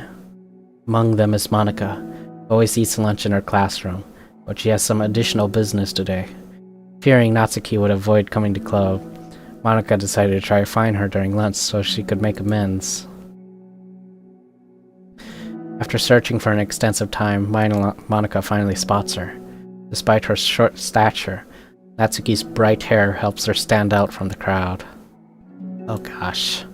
Suddenly feeling awkward, Monica is afraid to get close. Natsuki is with some friends whom Monica doesn't recognize, and they're all energetically chatting together. It'd really be tactless to just interrupt them. Oh yeah, did you end up joining that literature club or what? Huh? Of course I joined. Why wouldn't I? I told you she would join. Come on.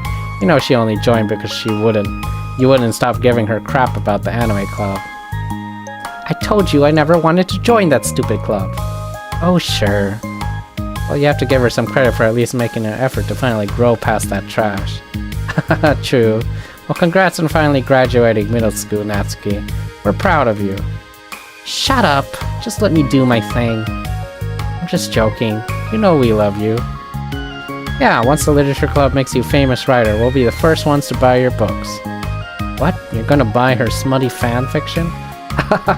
Well, obviously, I want a signed copy. That was like years ago. You don't think I've grown out of it by now? Don't you think I've grown out of it by now? I told you, I was joking. Besides, it's a good reminder of how far you've come since then. Not to mention, you couldn't have done it without us. That gives us a past to joke about. Yeah, sure. They grow up so fast, it brings a tear to my eye. Natsuki suddenly glances in Monica's direction, prompting Monica to quickly turn away and distance herself. What the heck? That was horrible. I should have said something to defend her. Why do I have to be so conflict avoidant? Not that I deserve to say anything. Hardly better than them. After the way I treated her. Ugh, I'm so awful. I'm not doing anything right.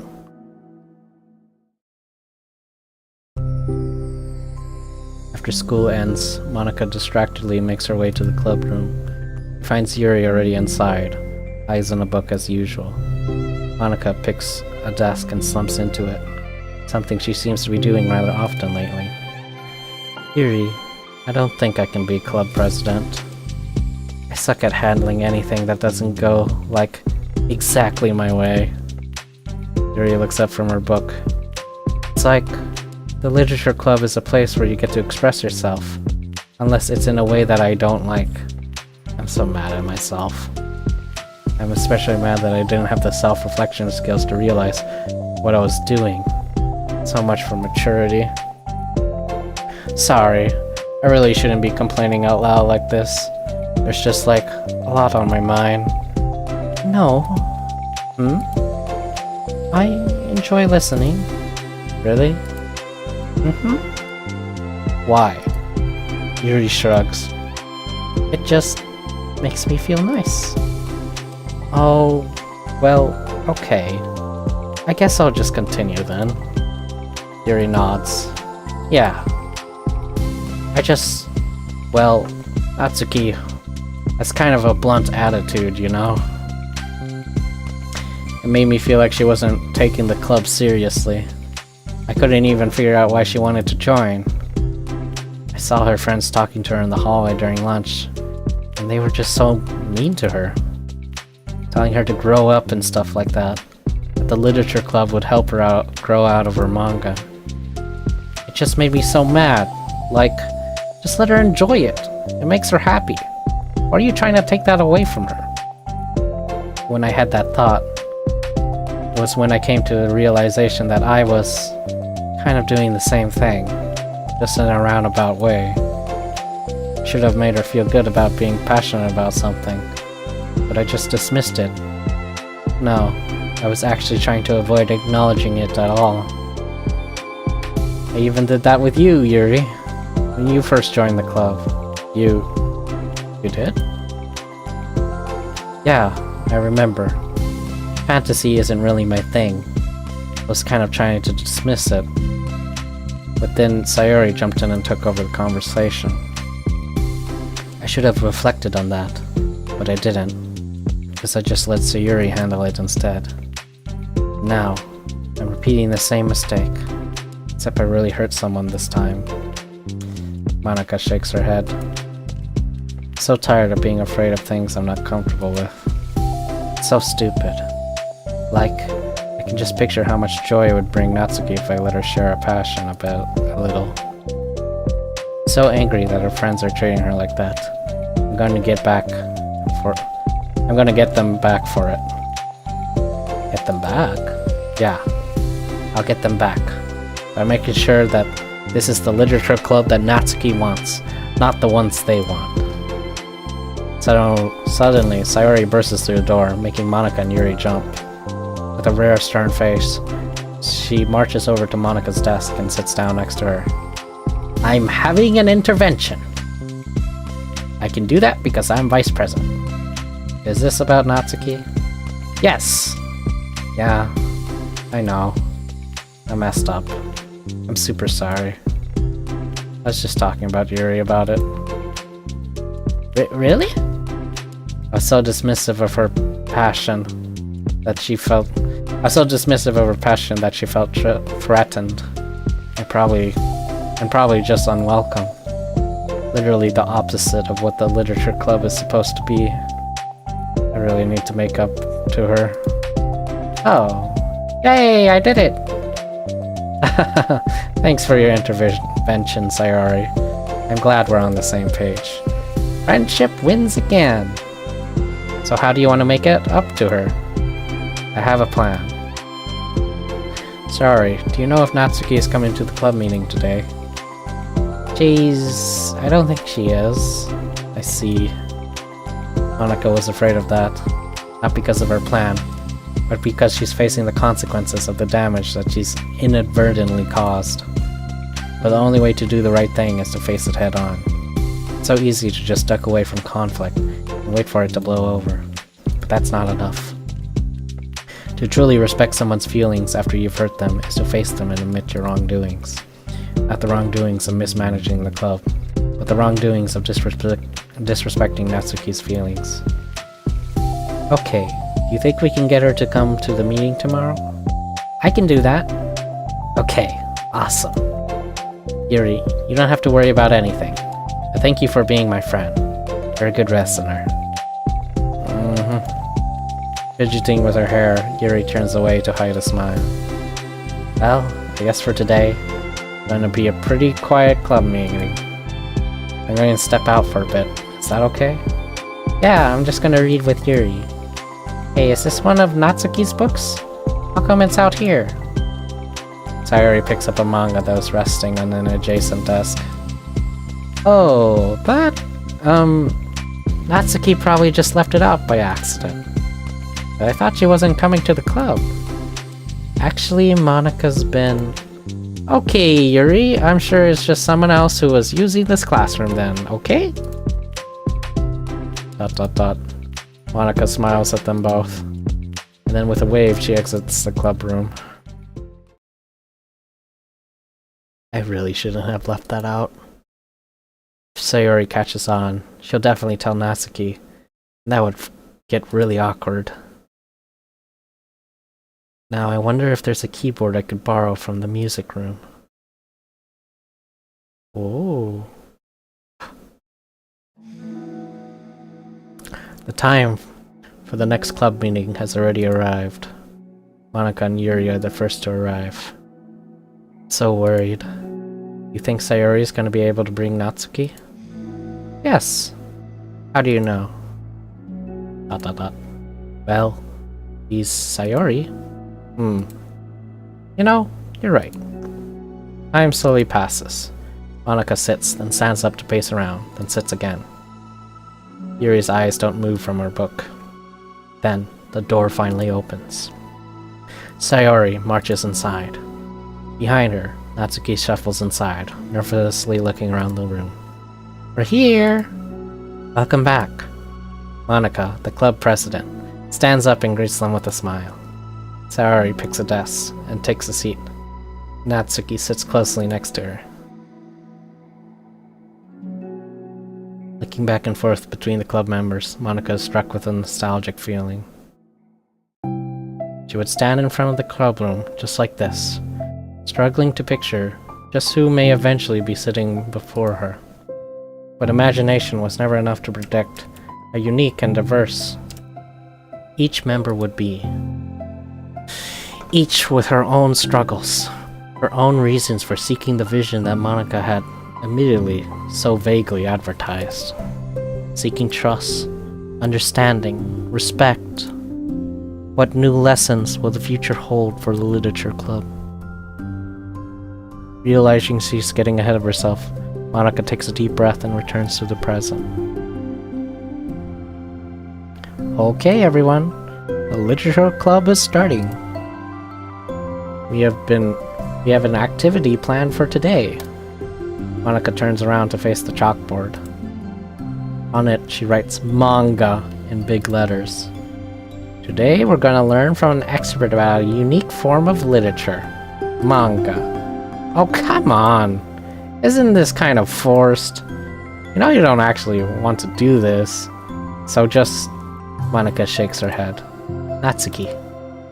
This is the hardest part. After making it this far, it would be so easy to just smile and move on. That's not enough. Not this time. I'm sorry. It was wrong of me to not take you seriously when you were kind enough to show interest in my club. I thought about it, and I realized how biased I am against manga. It caused me to disrespect you, and I'm sorry. But I think you deserve to be able to share your passion with us. So can I make it up for you? Well, thanks, but I know you're only doing this because Sayori told you to. Wait, that's not true. Monica planned this all by herself. I didn't even get a chance to talk to her. I was witness to that as well. This is the Literature Club. The Literature Club is a place where everyone gets to be themselves. We all have our own interests and our own differences. It's my vision to let us freely express that. And it's my goal to respect everyone for them. So I just want to learn about the things that make you happy. And I think that you deserve to share that joy as much as everyone else does. Is that okay? Natsuki looks away and hesitates. But it's really dumb. The stuff I'm into. Monica smiles. She kneels in front of Natsuki's desk, looking her straight in the eye. If you like, then it's not done. Oh, except for me. Sayori, you're not dumb either. Haha, what the heck? You guys are so weird. Fine, I'll show you some of my manga. Only because you admitted that it's literature after all. Natsuki stands up.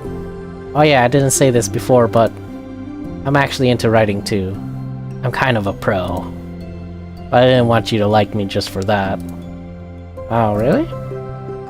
I really did have you all wrong, Natsuki. Yeah, whatever. Today's not about that anyway, right? It's about manga, so I hope you're ready. A week has passed since Natsuki returned to the Literature Club. Since then, the club activities have been in full swing. Each club member had received a day in the spotlight to share all their favorite kinds of literature with each other. As another meeting draws to close, Monica approaches Natsuki on the way out. Natsuki, are you in a hurry home or anything? Me?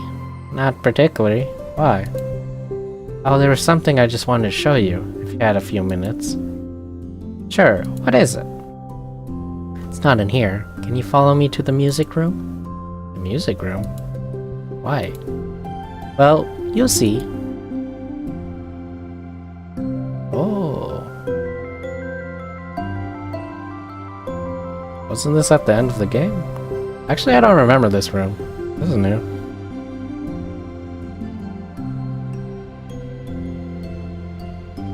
I swear, playing this game makes me go insane. I swear the room's shifting. No, it's alright. This game is cursed, I swear. You know, I was thinking back. When the club was just me and Sayori, we would talk about how we envisioned the club to turn out. We cared a lot about being a place. We cared a lot about it being a place where people could express themselves. And she said something strange to me. She said that I was trying to make the club that I needed myself, more than anyone. But I think it wasn't until you joined that I fully understood that. Because you really taught me about myself.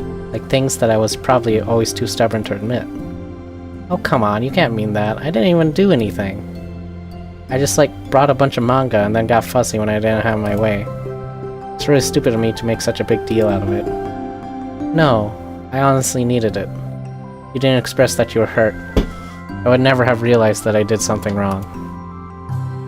Besides, your feelings are valid.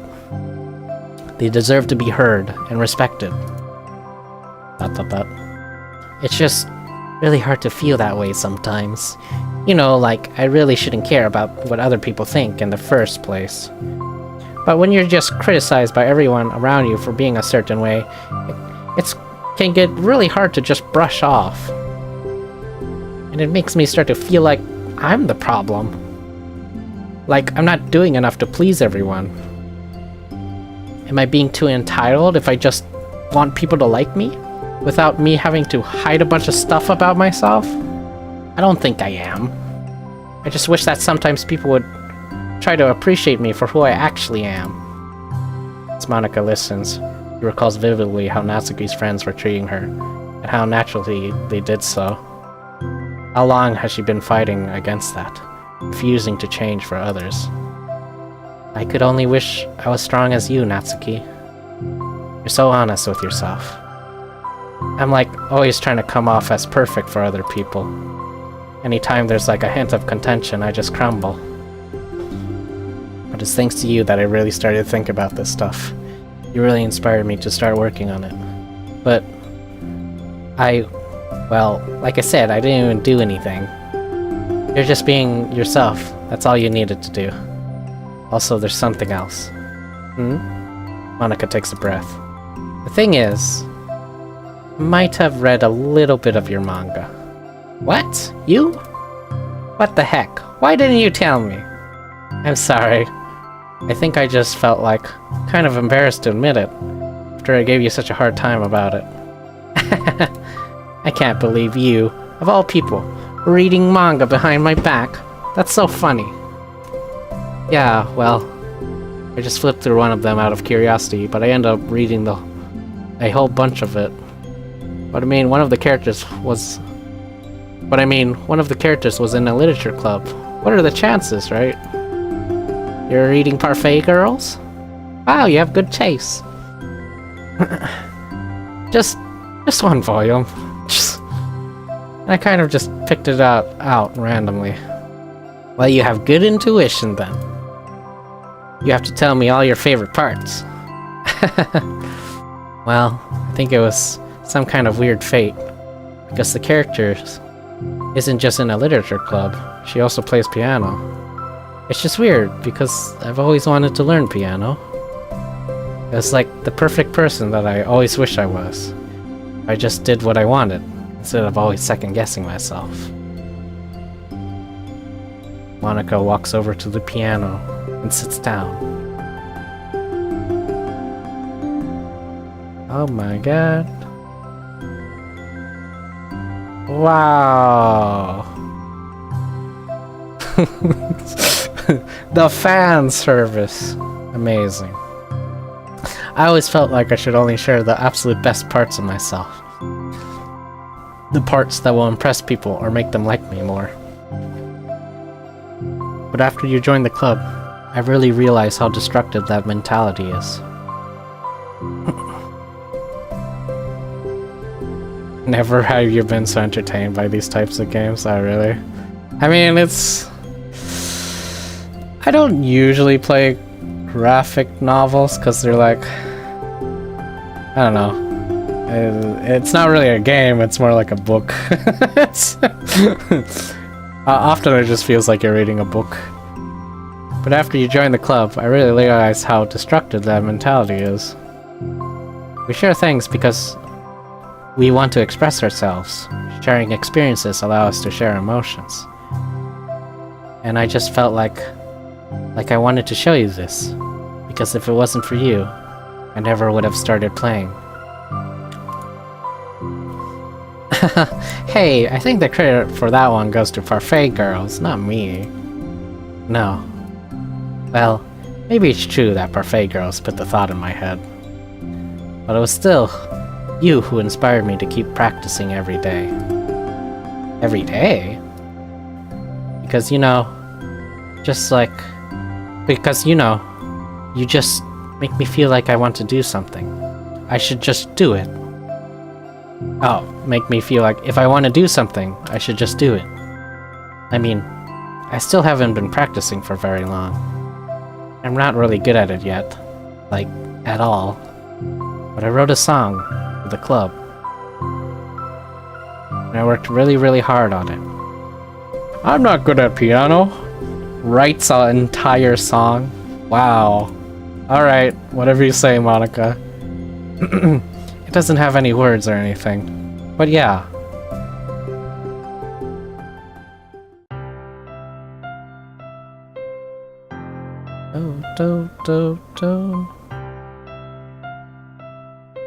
I'm not good at the piano. Proceeds to play with both hands.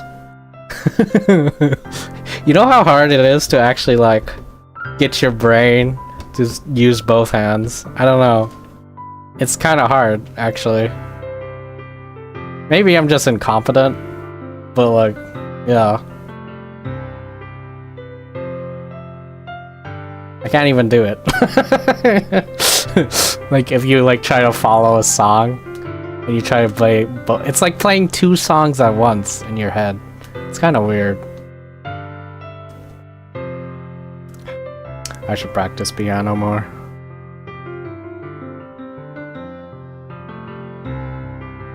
Wow.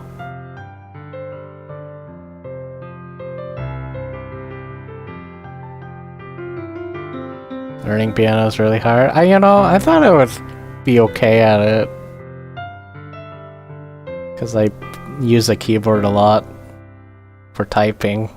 So I was thinking, oh, I can press buttons. I can press buttons. How hard can it be? It's kind of hard. I can like do it with one hand, but as soon as I have to use two hands, my brain is like fried. That's all. That was so good. It was? Yeah, are you kidding? You're like already a pro. Not even close. Does that song have a name? You said it was about the club, so... yeah. It's called My Song, Your Note. Because everyone brings something unique to the club. It's completely different from how I first imagined it, I think. But I was like such a selfish perfectionist. It shouldn't be about me, it should be about everyone. It's all of you who help shape the club into what it is. Not the same thing when you play piano. I would never change that.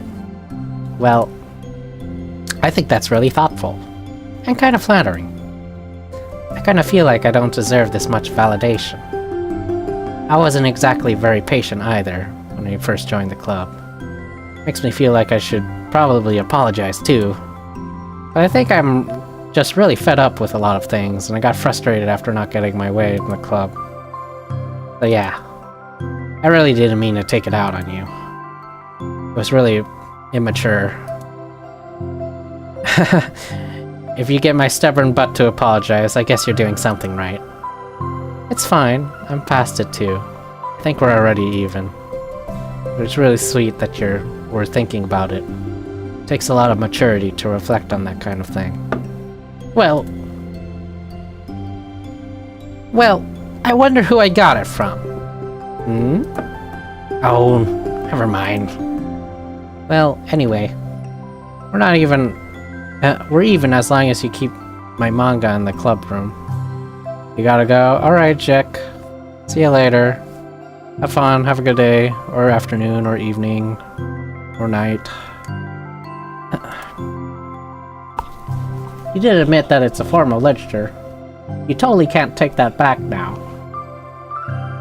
You got me. The closet's all yours. You too? Thanks. I'll tell you what. I'll bring in a little something for the club tomorrow. I want to do something nice in return. What kind of little something? Oh, you'll see. But I don't think you'll be disappointed.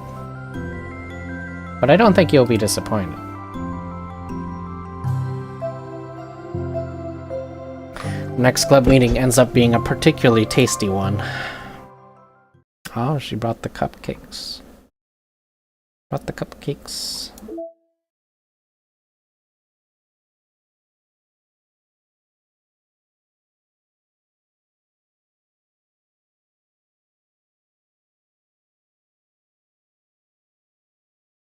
I like the chibis.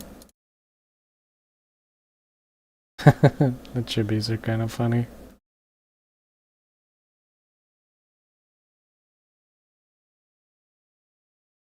Yeah, it's this one. Boom, I like this one. This one's a little too sad. This one's... makes me feel mellow. Give me the piano. Okay, cool. Boom. Piano. How do I... hold on. Wait. What? Covering Natsuki's face. Oh, whatever. Oh. Wait. Go back.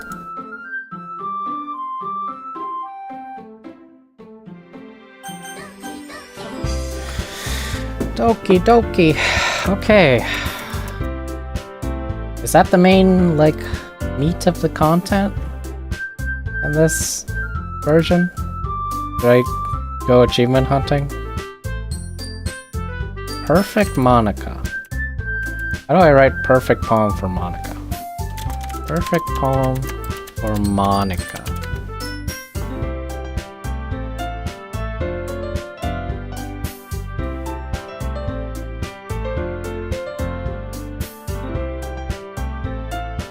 Oh, it's during Act 3. Okay.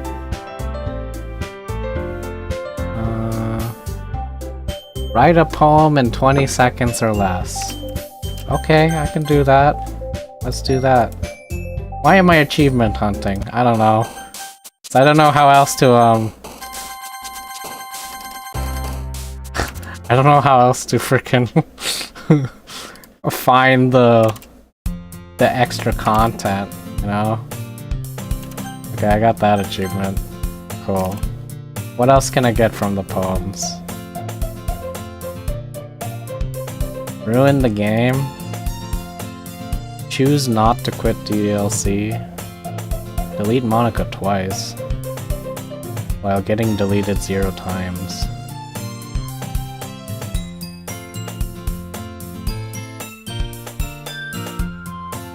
Listen a lot to what Monica has to say.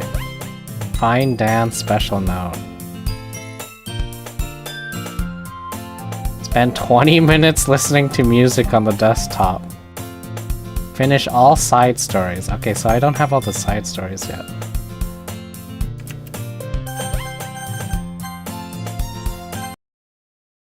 Okay, so I'm missing some stuff.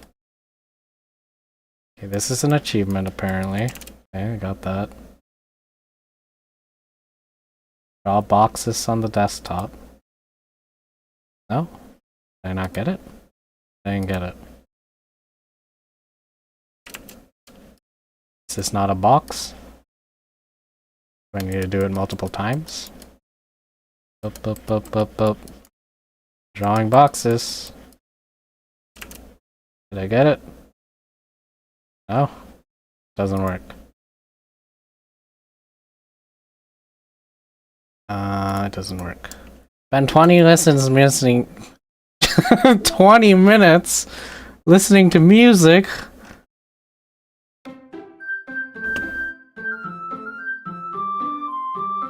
Oh my god. 20 minutes?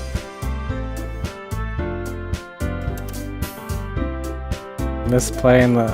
Okay, it plays in the background. Cool.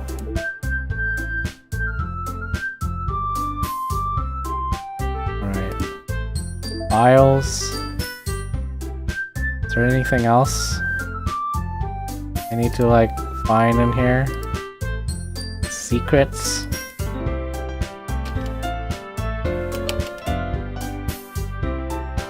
Probably some secret somewhere.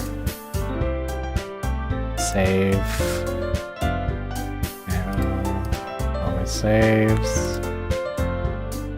Eternal.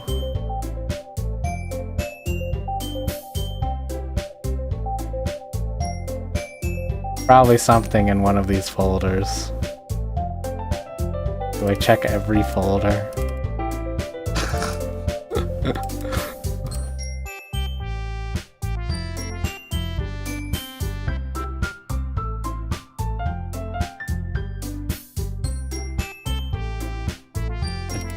Attempts to find lore.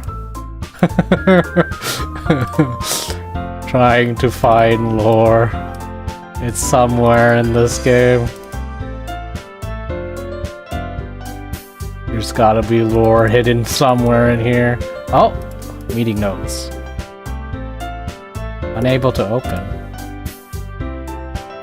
I can't open it.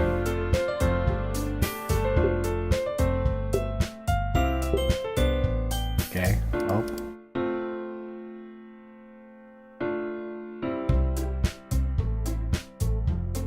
Let's look for some more lore.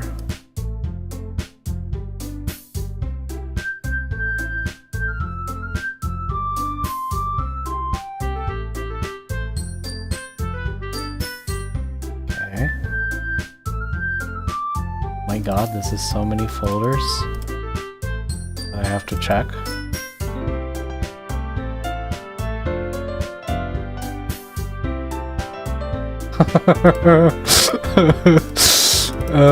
How dare you do this to me? What is this game?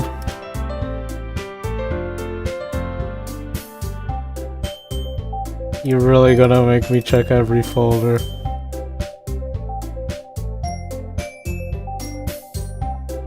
Just to figure out where the lore is. Oh, track name ideas. I can't open it. Why the hell not? What if I delete it? Oh. I need permission.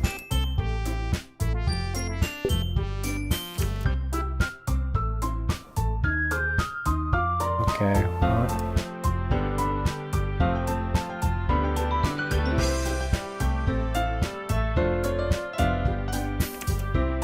Do I need to do it like...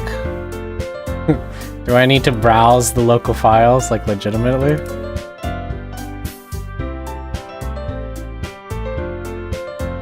Well, let me see. Because I know you had to do some weird file stuff in the original game. Oh my god, there's so many files. More than I remember. Original game had less files. Okay, so that doesn't work. I don't know. Alright, that doesn't work. Okay. Let's just go keep hunting for lore. Meeting notes 2. Unable to open. Drag it? No. Can I delete it? No.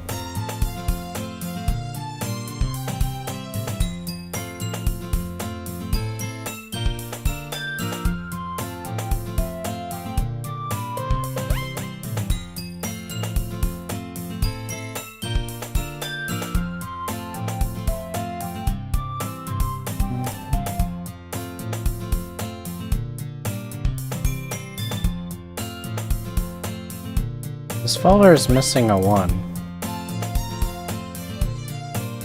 It's just not existing.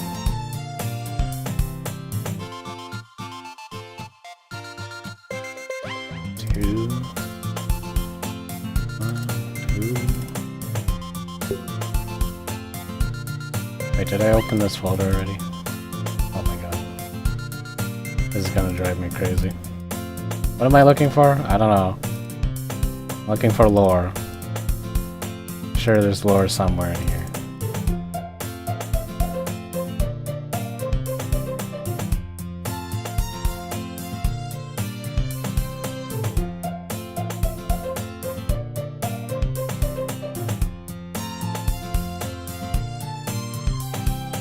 I already went through every.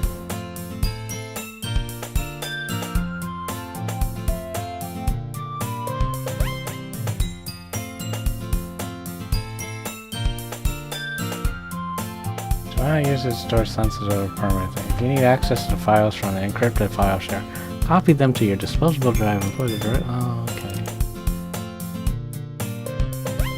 This must be like something I have to do.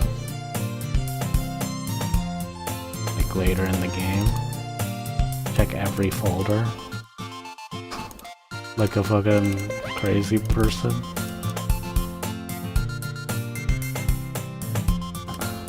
I wonder if the ending's different. Maybe. I mean, it's gotta be, right?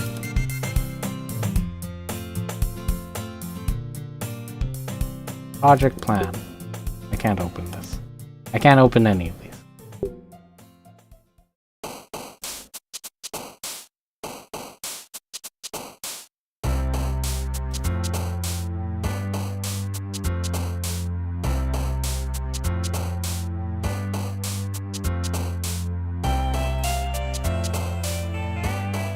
Maybe writing these down, where these file locations are.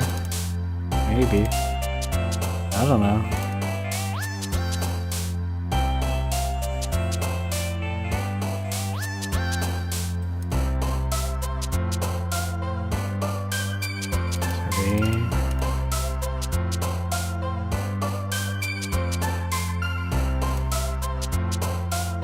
Also, who sorts their folders like this?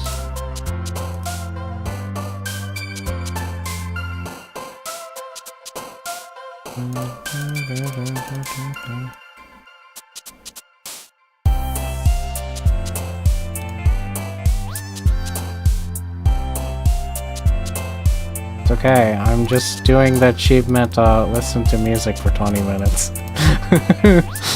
I'm multitasking right now, multitasking.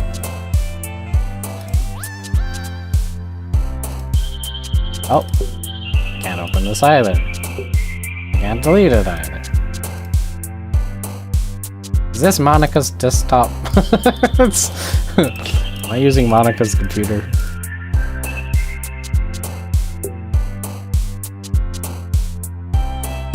Monica, explain. Why is there so many folders?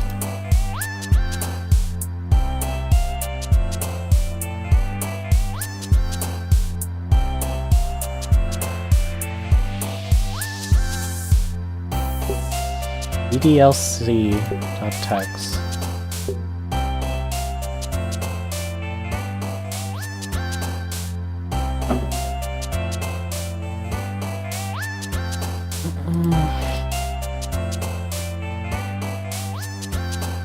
I lost my spot. Okay. 404 is DDLC.txt.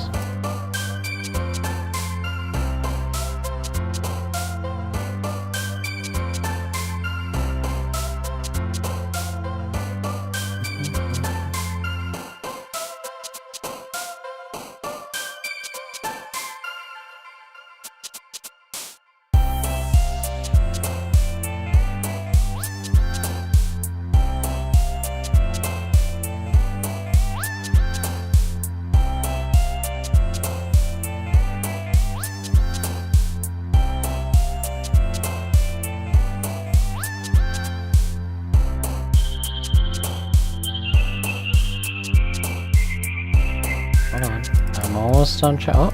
Oh, 14. What is 14? Oh. Can't open any of these.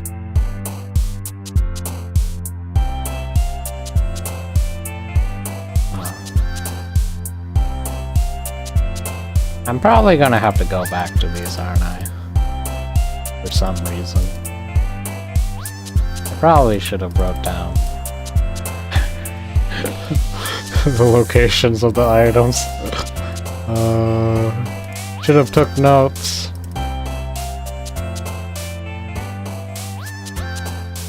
When Monica goes crazy, I'm guessing.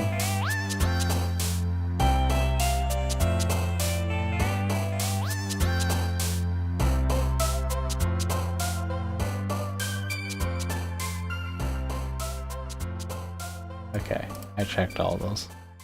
Backup. Meeting notes.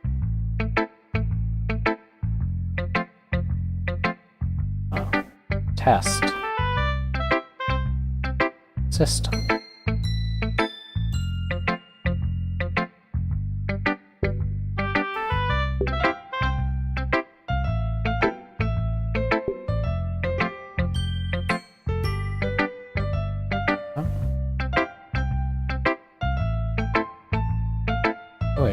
Oh wait, I can actually open some. Or is it just the one?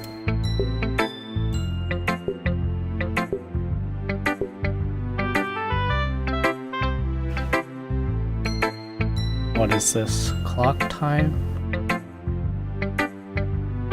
3-digit number combination one? Boat? Spaceship?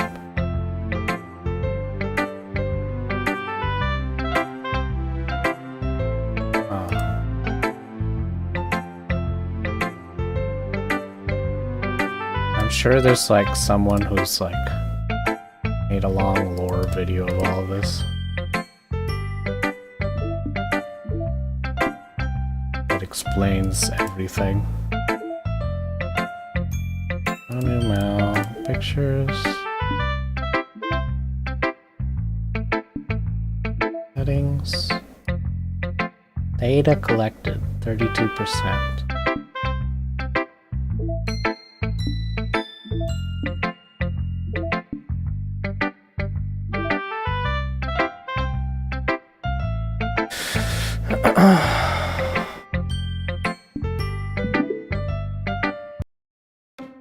Oh shoot, wait, no, I gotta listen to 20 minutes of music. Fuck, I forgot. No, what did I do? Oh no, I'm stupid. To listen to 20 minutes of music. Oh my god. I immediately forgot. Did I do it already?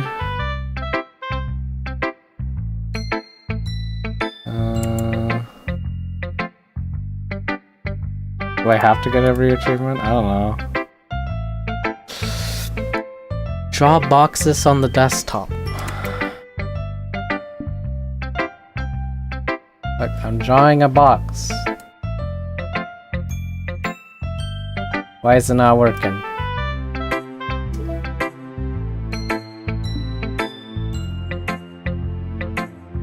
Is this not a box?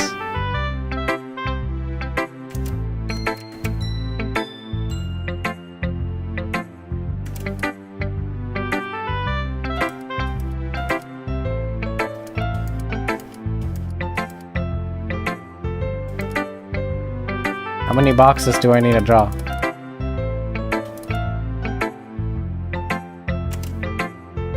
Okay, I did it. I got the achievement.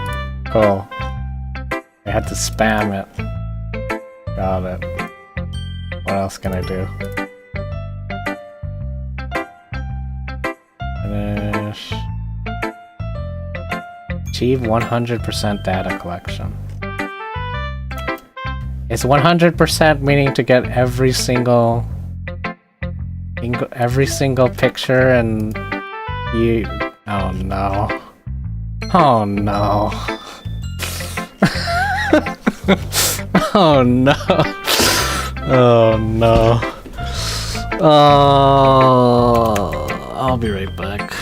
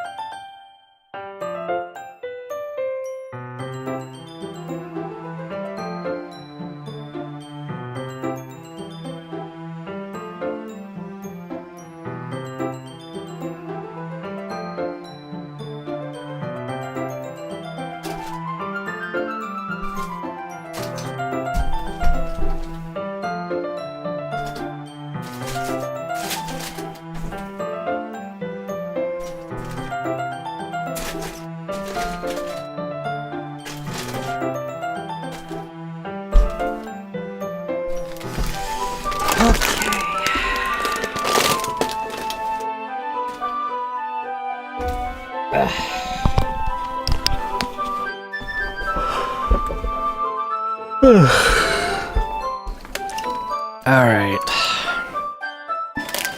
I'm here.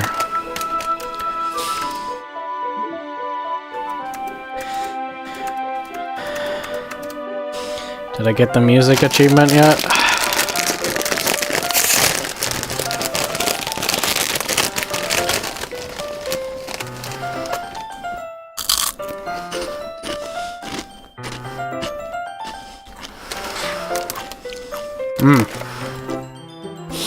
This tastes like unhealthiness.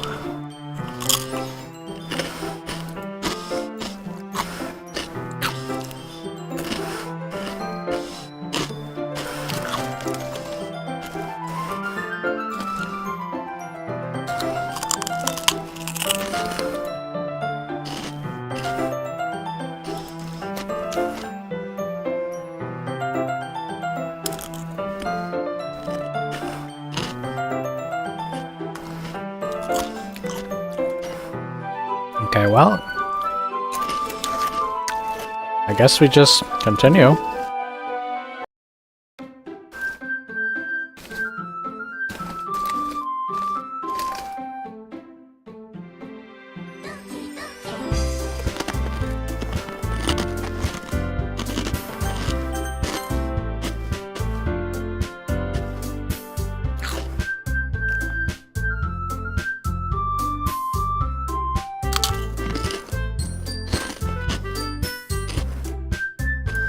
I know all the saves get deleted at some point.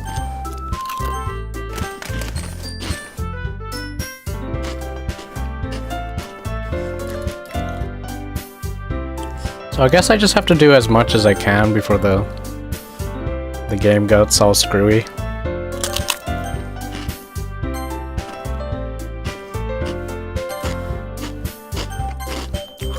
I'm sorry, guys.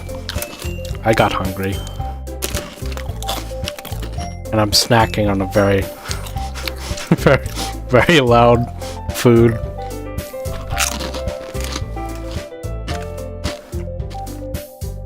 Very crunchy.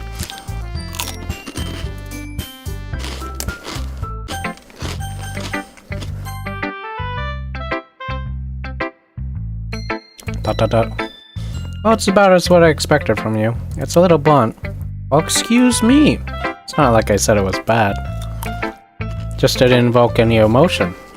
So basically, it's not cute enough for your taste. Do you want to get smacked?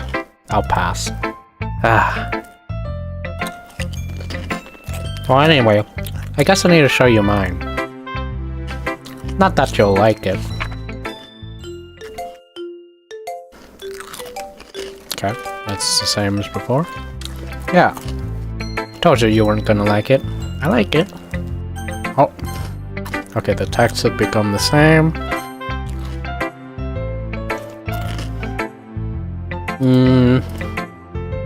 Here he stares at the poem. A minute passes, more than enough time for her to finish reading. Oh. Sorry. I forgot to start speaking. It's fine, don't force yourself. I'm not. Just I need to put my thoughts into words. Hold on. Okay. This is your first time writing a poem, right? Yeah? Why you ask? I'm just making sure. I guess that it might be after reading through it. Ah, so it's that bad. Did I turn off the BRB? Nope, I forgot to turn that off. Okay.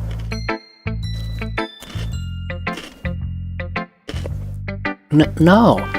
Did I just raise my voice? I'm sorry. Yuri buries her face in her hands. I couldn't help but notice it's been several minutes, and we really haven't gotten anywhere. It might take Yuri a while to get used to new people.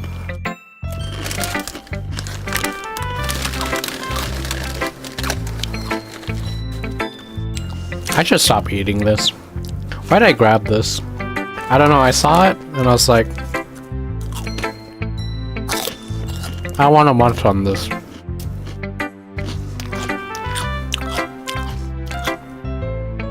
But then I thought, I shouldn't though, because I'm streaming. But then I thought, oh, who cares?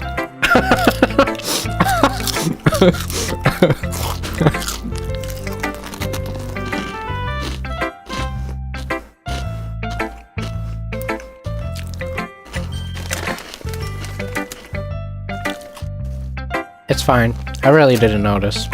What were you saying? Right, oh. It's just their specific writing habits are... Okay, you've seen this.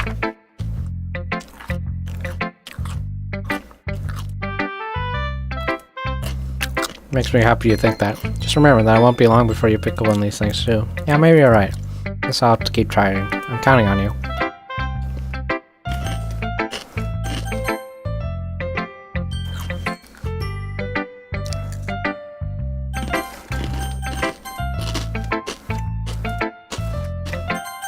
Okay. Are these the same? This is a good poem, Emery. Are you sure it's your first time? Of course. It's not that good. Am I the kind of guy who'd be writing poems in his first spare time? Hehe, I guess you're right. But that's why it didn't impress me. And to be honest, I was afraid you wouldn't do it seriously. Or that you wouldn't write one at all. I'm just really happy you wrote one. Just reminds me how you're really part of the club now. Not to mention the fact that I'm standing in front of you in the club room. Well, of course. Okay, so this is the same. Okay. Is this the same? Okay. That's the same.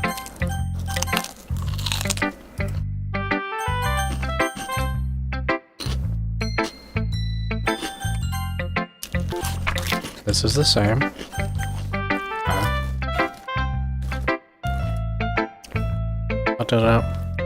Emery, if you're not going to take this club seriously, then go home. What? Harsh. What do you expect me to believe that you actually put What? You expect me to believe you actually put effort into this? Do you think I'm stupid? I'm not a writer. Maybe it's not very good, but yeah, I did put effort in this.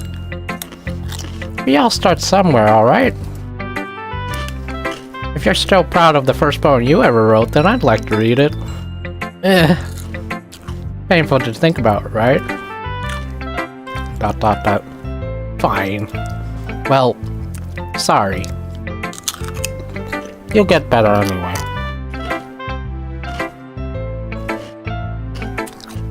I'd tell you what to improve, but you're better off just trying again. Fair enough. Well, to each their own, I guess.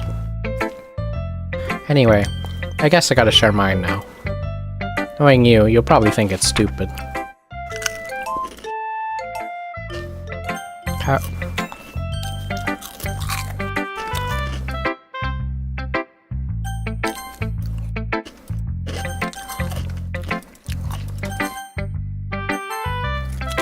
Okay, Monica.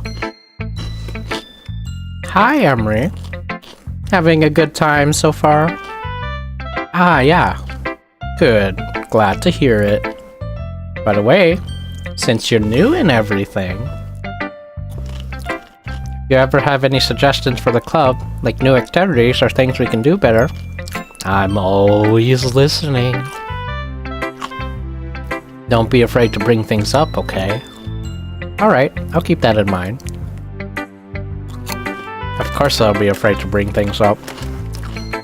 I'm much better off just going with the flow until I'm more settled in. Anyway. Hold on, I'm choking.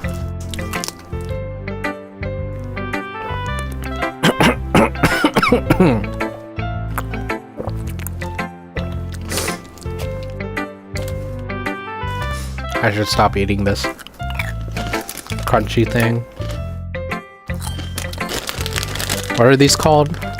Funyuns? What are Funyuns? Onion flavored rings. Anyway. Want to share that poem with me? It's kind of embarrassing, but I guess I have to. Don't worry, Emery. We're all a little embarrassed today, you know. But it's that sort of barrier that we all learn to get past soon. Yeah, that's true. Hand Monica my poem. I like this one. It makes me think of something Sayori would like. Is that so? You and Sayori are really good friends, right? I wouldn't be surprised if you had that sort of things in common. Ah, well. We may be good friends, but Sayori and I are actually really different. Well, that may be the case. But maybe there's also some similarities that you wouldn't expect. The way she talks about you. Sounds like the two of you really care about each other's well-being. Even if you show it in different ways, it ends up being more similar than you'd think. So I think that's the kind of vibe I get when reading your poem. You sure you're not reading into it too much? I could be. Oh gosh, I sound like Yuri. But in any case, Sayori's writing has kind of a gentle feel to it. I can tell that she likes exploring with emotions like happiness and sadness. Who knew that someone would be so happy? Who knew that someone so happy would enjoy sad things too? Yeah, that's totally unexpected. Well, to each their own. And you shouldn't be afraid to experiment a little bit either. I'm sure I'll end up trying a lot of different things. It could take a while before I feel comfortable doing this. That's okay. I love to see you try new things. That's the best way to find the kind of style that suits you. Everyone else might be a little bit biased towards their own kinds of styles, but it'll always help you find what suits you most. So don't force yourself to write the way everyone else wants you to write. It's not like you have to worry about impressing them or anything.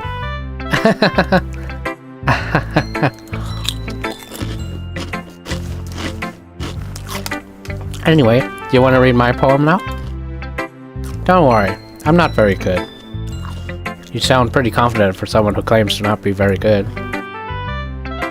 Well, that's because I have to sound confident. That doesn't mean I always feel that way, you know. I see. Well, let's read it then. Here we go.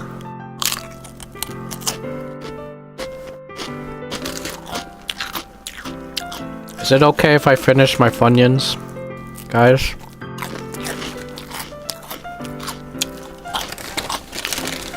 Hold on, I'll be done crunching in a bit.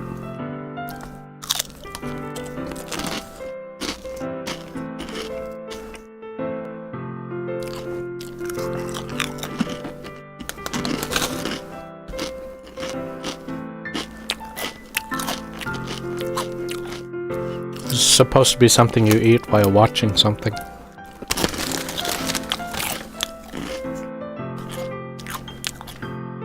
Although, you know what's really weird? Why is it always loud food that they sell to you when it comes to movies? It's like the loudest food they could think of.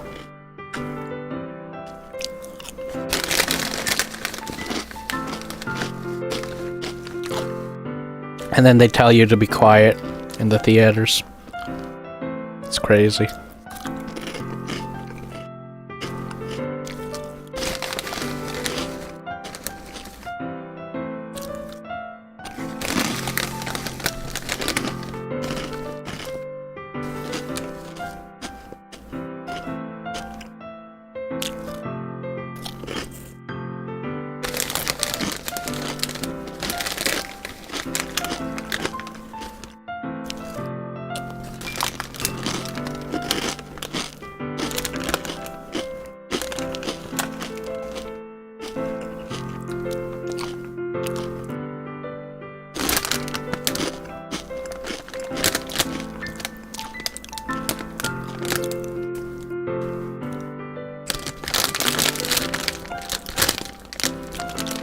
Funyuns onion flavored rings are a fun snack that you and your family can eat anywhere and enjoy with your favorite foods.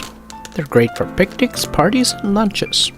Try them with your favorite dip for a taste sensation and run rings around other snacks. Wow.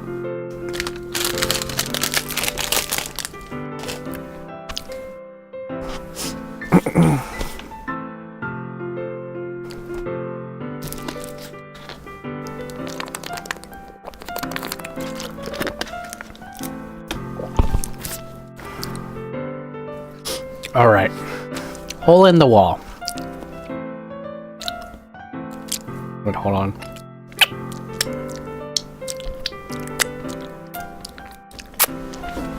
Alright. Okay. Alright. I'm done snacking. Sorry. It couldn't have been me. See?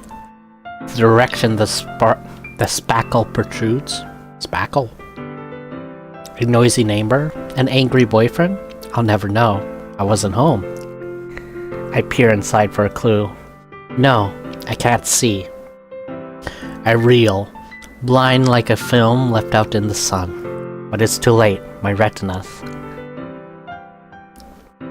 Already scorched with a permanent copy of the meaningless image. It's just a little hole. It wasn't too bright. It was too deep, stretching forever into everything. A hole of infinite choices. I realize now that I wasn't looking in. I was looking out. And he, on the other side, was looking in.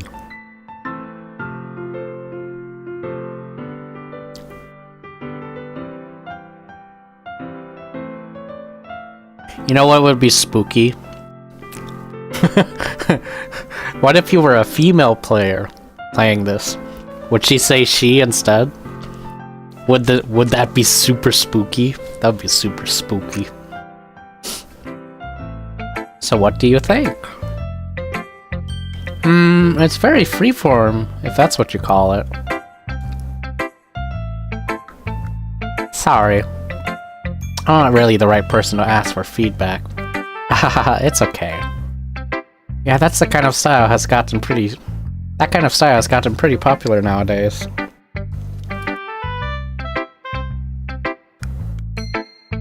That is, a lot of poems have been putting emphasis on the timing between words and lines. When performed out loud, it can be really powerful. What was the inspiration for this one? Well, I'm not sure how to put it. I guess you could say I had some kind of epiphany recently. It's been influencing my poems a bit. An epiphany? Yeah, something like that. I'm kind of nervous to talk about deep stuff like that, because it's kind of coming on strongly. Maybe after everyone is better friends with each other.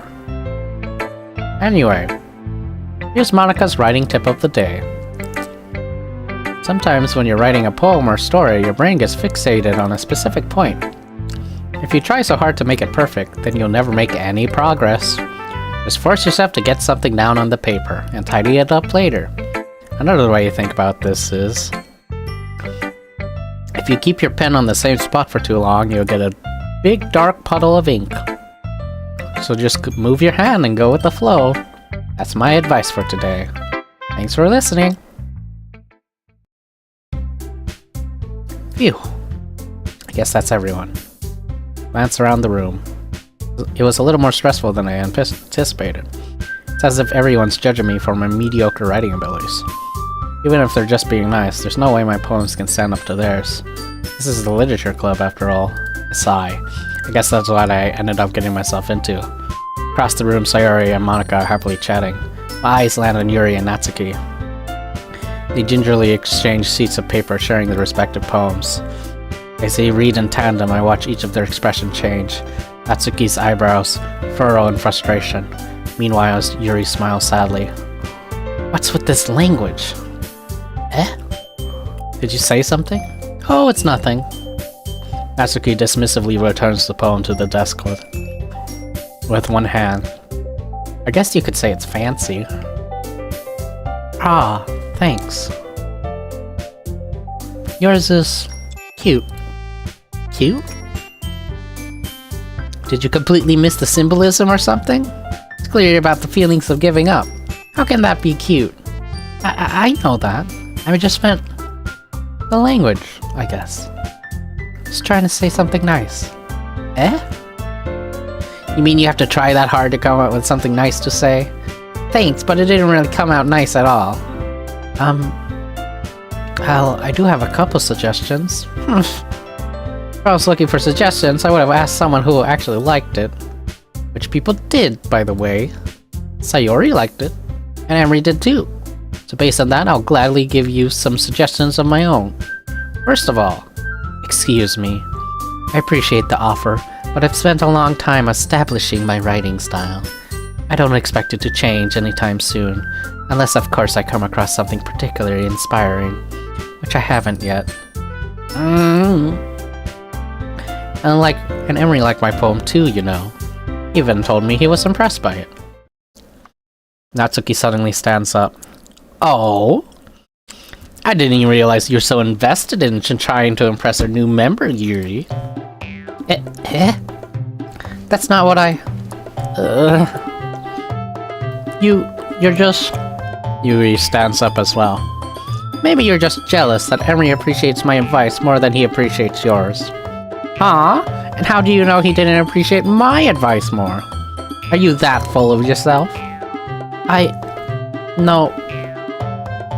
If I was full of myself, I would deliberately go out of my way to make everything I do overly cutesy. Is everyone okay? Well, you know what? I wasn't the ones whose boobs magically grew a size bigger as soon as Emery started showing up. Natsuki? Natsuki, that's a little... This doesn't involve you! I don't like fighting, guys. Suddenly both girls turned towards me, as if they noticed I was standing there. Emery. She's just trying to make me look bad. That's not true. She started it. If she could get over herself and learn to appreciate the simple writing is more effective, this wouldn't have happened in the first place. What's the point in making your poems all convoluted for no reason? The meaning should jump out at the reader, not force them to have to figure it out. Help me explain that to her. Wait. There's a reason we have so many deep and expressive words in our language. It's the only way to convey complex feelings and meaning the most effectively. Avoiding them is not unnecessarily limiting yourself. It's also a waste. You understand that, right, Emery? Well? How'd I get dragged into this in the first place? It's not like I know anything about writing. But whoever I agree with, they'll probably think more highly of me. So of course it's gonna be...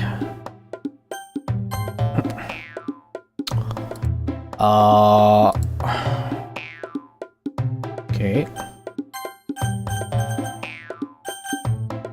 So the data collection thing, do I have to, like...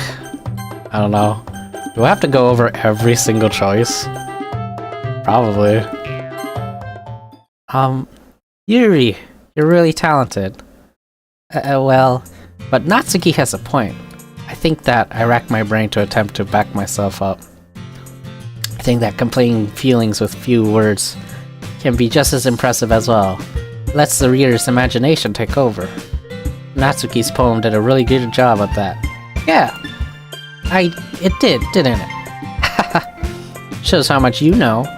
That's not Natsuki. I think that's enough. Huh? Me? But you were so mean to me, Natsuki's voice whines. Look, what we talked about yesterday, right? Writing is a really personal thing. Sharing it can definitely be hard. Looks like we learned that today. Even small criticism can lead to something pretty heated. I glance over my shoulder. Sayori is nodding vigorously. Yeah, so you don't need to feel threatened. You're a great writer, Natsuki. Ah. Natsuki's voice gets caught in surprise. Thanks for noticing. She finally mutters that, barely audible. Yuri.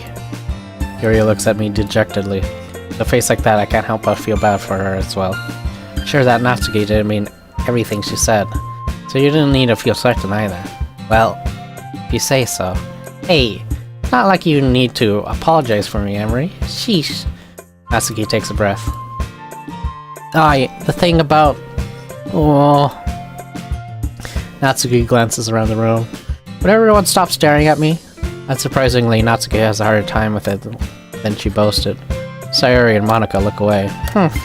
Anyway, the thing about your boobs, I didn't mean it, okay? That's all. Natsuki looks away, avoiding eye contact with everyone. You're naturally beautiful, Yuri. Sayori? ... I'll go make tea. Eh? I was just trying to help. I'm sure she appreciated Sayori. I pat Sayori on the shoulder. Now that we're past that, everyone read each other's poems, right? I hope that was worthwhile for everyone. Especially for you, Emery. To be honest, it's a nice change of pace from the lazing around we got a little too used to. So, my joining the club was responsible for ruining the atmosphere? No, not at all, not at all. There's still time before we go home, so we'll all relax for a bit. Of course, besides chatting, we do literature-related things in the club room. So maybe you can take a chance to pick up a book or do some writing. After all, that's what the club is for. I disagree, Monica. About what? That's not the most important thing about the literature club. The most important thing is having fun. Of course. Well, I guess that's why you're the vice president, Sayori. In the end, though, Monica's right. Being in the literature club probably means I can't spend all my time doing nothing. But in the end, I guess it's been worth it so far. Okay, everyone. About time for us to leave. How did you all feel about sharing poems? It was a lot of fun. I'll say it was worth it. It was alright, well, mostly. Emery, how about you? Yeah, I'd say the same. Just need to talk about... anything to talk about with everyone. Awesome! In that case, we'll do the same thing tomorrow. And maybe you'll learn something from your friends too. So your poems will turn out even better. I think to myself. I did learn a little about the kind of poems everyone likes. With any luck, that means I can at least do a better job of impressing those I want to impress. I thought to myself with newfound determination. Emery, ready to walk home? Sure, let's go. Sayori beams at me. Truly, it's been a while since Sayori and I have spent this much time together. Can't really say I'm not enjoying it either. Sayori, about what happened earlier? Eh? What do you mean? You know, between Yuri and Natsuki. Does that kind of thing happen often? No. It's really the first time I've seen them fight like that. I promise they're both wonderful people. You don't hate them, do you? No, I don't hate them. I just wanted your opinion, that's all. I can see why they're good friends with you. Phew. No, Emery, it's nice that I get to spend time with you in the club. I think you will get along with everyone. But I think seeing you get along with everyone's what makes me the happiest. I think everyone really likes you too. That's... Every day is gonna be so much fun. Looks like Sayori still hasn't caught onto the kind of situation I'm in. Sure, being friends with everyone's nice, but does it really need to stop there? We'll just have to see what the future holds, Sayori. Pat Sayori on the shoulders. Said that more to myself than to her. It was easy to use Sayori as an internal monologue sometimes. Okay. Yeah, let's do this.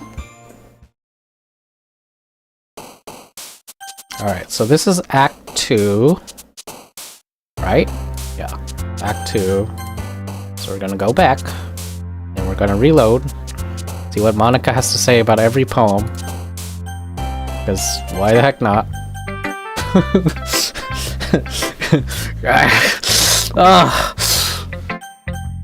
Is this part of the data collection? Is this necessary? I don't even know. Hi, Emery. Skip, skip, skip. I like it, Emery. Really. It's a lot cuter than I expected. Oh, geez. No. It kind of makes me think of something Natsuki would write. She's a good writer, too. So I take that as a compliment? If you say so. Yep. There are lots of poems or stories out there that are more than a few simple words. They can be funny, endearing, or even sad, and sometimes there's only a few lines. They might even feel like they're written for kids, but if you think about them, they can express views of the world that would apply to anybody. I see. You're saying Natsuki is kind of like that? Sort of. Maybe she's not an excerpt, but you probably won't find much filler in her poems. They might be easy to write, but they're super challenging to get the meaning through. So I can see why it would be your kind of poem to explore. Sure, I'll end up trying lots of different things. Okay. Cool. Then we're back here. Alright. Now let's load this. See what Monica has to say about this poem. Great job, Emery. I was going, oh, in my head while I was reading it. It was really metaphorical. I'm not sure why, but I didn't expect you to go for something so deep. I guess I underestimated you. It's easiest for me to keep everyone's expectations low. That way I always count. That way it always counts when I put in some effort. That's not very fair. Well, I guess it worked anyway. You know that Yuri likes this kind of writing, right? Writings that are full of imagery and symbolism. Unlike Sayori, who likes to use simple and direct words to describe happiness and sadness. Yuri likes it when readers are left to derive their own meaning out of it. Very challenging to write that like that effectively. Both allowing people to get something out of it just by feel, or letting them deeply analyze all of the nuances. It can take years of practice, which I'm assuming Yuri has at this point. I never really asked though. I'm sure I'm nowhere near her level yet. Don't worry so much about that. You do your own thing. Just keep exploring and learn by trying new things. Alright, cool. I got this. Alright, and then we're back here. Yeah, alright. And then I'm gonna load from here.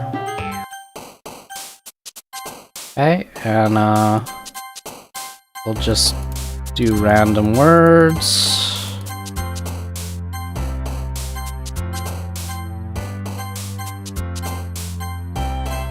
Okay.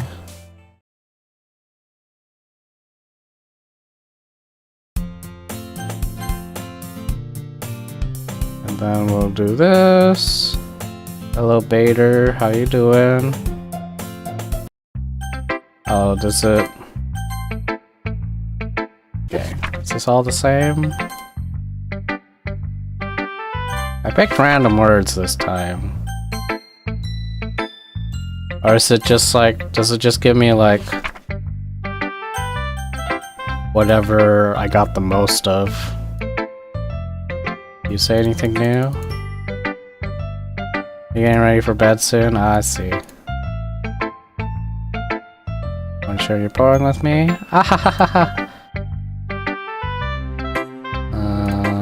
Yeah, I don't know. I like this one. Okay, she just... Alright, so it's just like whichever one you get the closest to. I see. You've never seen a game like this? Oh, this is like how do I... This is like it's called a graphic novel. You can find lots of these kinds of games.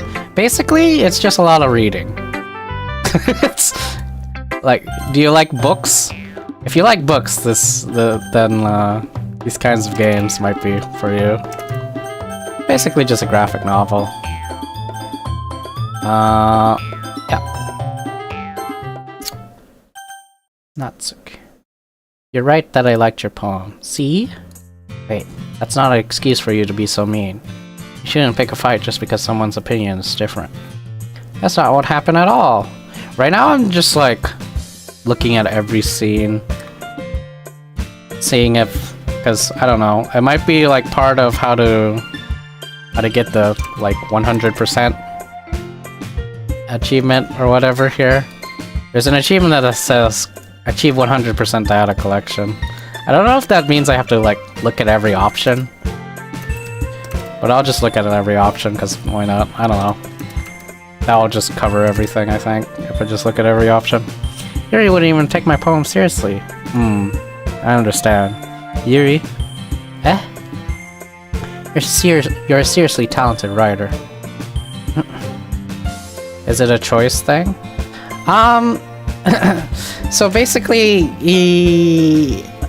how you're supposed to play the game normally is you just read through it and click choices, and you just read through it, and your choices affects the dialogue. That's how you're supposed to play the game normally.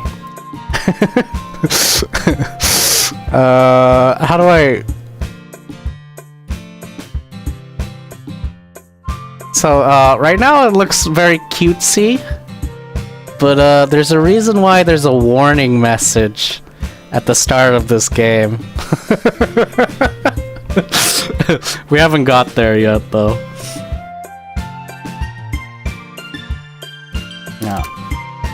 It's no secret that I was impressed. Well, that's...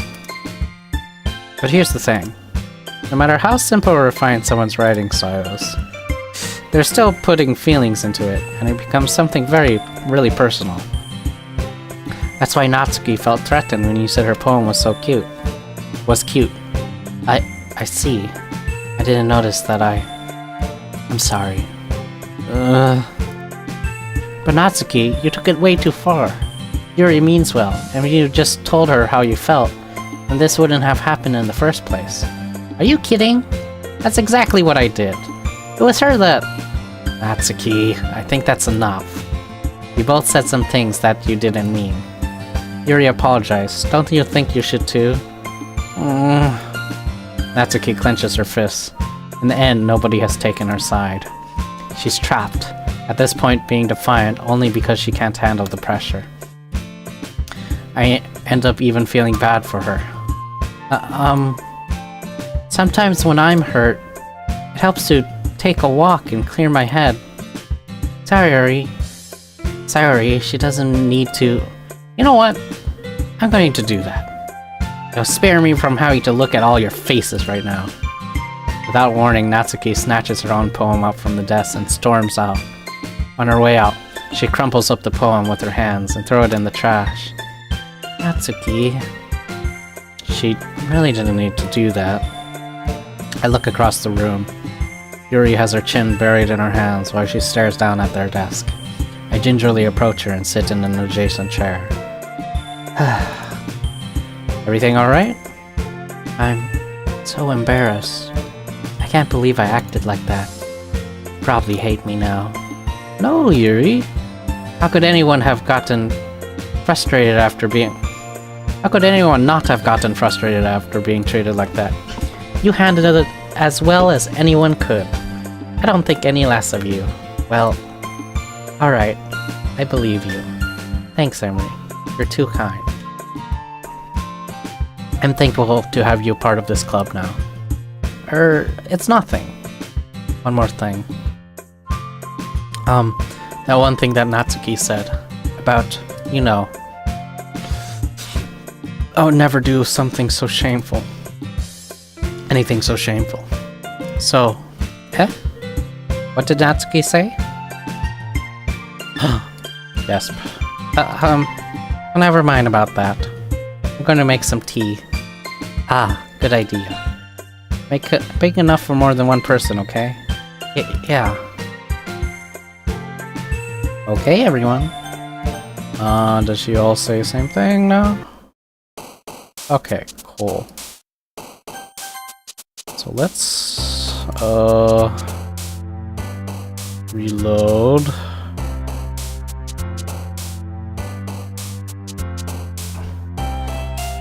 From here, yeah.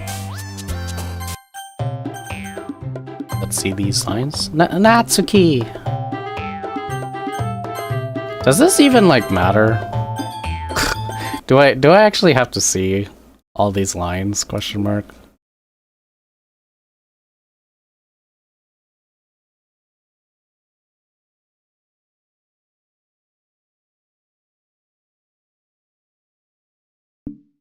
Let me see. Settings. 34% data collection. I don't know. It's probably not required. I'm probably doing more than I need to. Probably.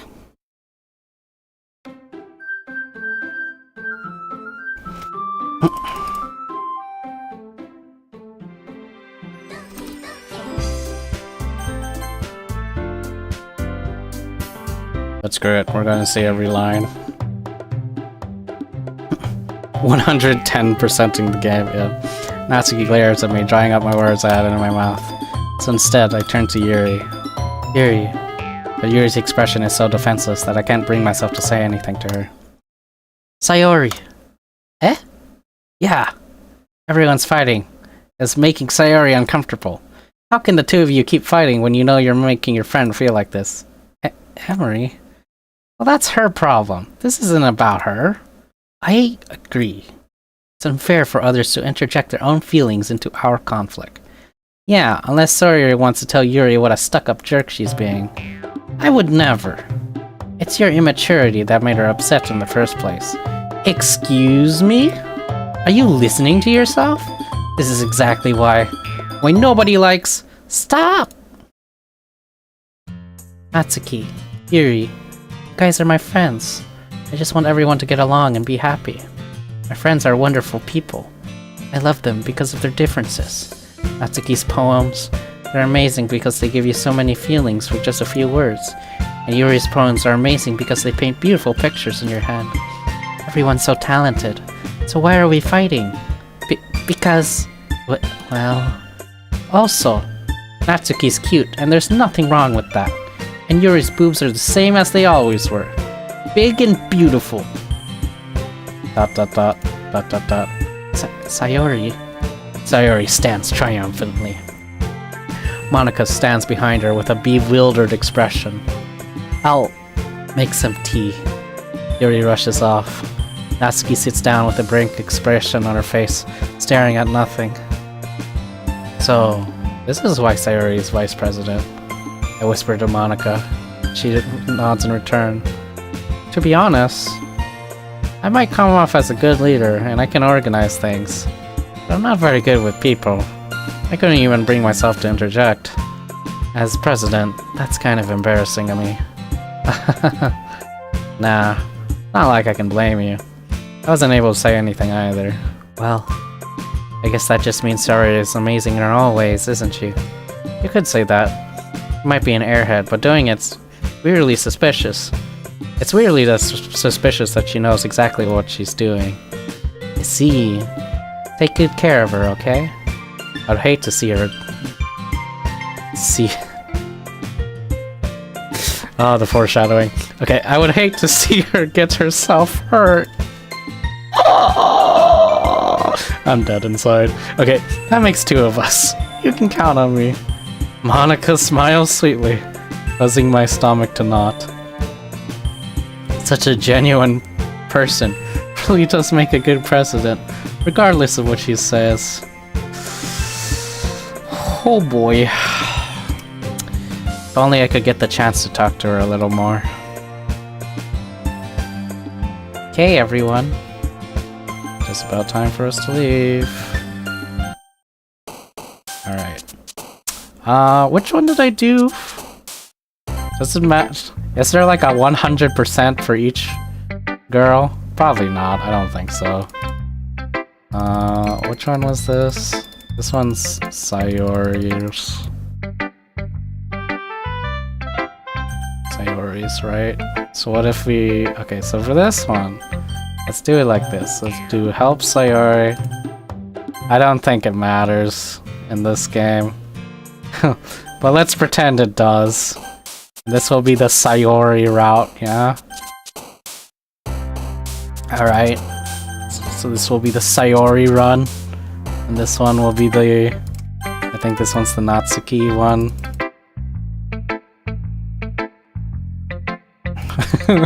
I don't think it... Normally it would matter, right? It's like, oh, you want the perfect ending with this girl. Normally it would matter. But that's not what this game is. That's not the kind of game this is. No. Okay. This side will side with Natsuki. Okay.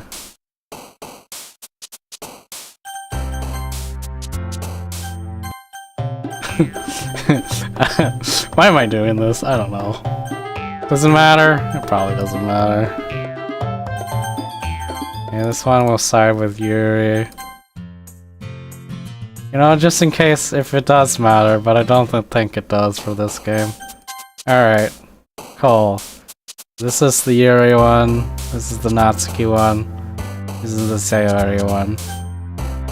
Alright. Okay, so this is Act 2.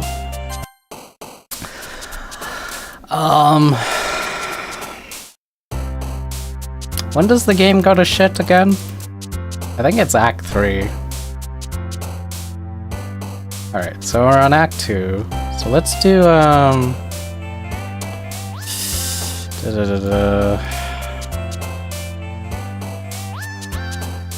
Hold on. I should just have tabs open on all three of them.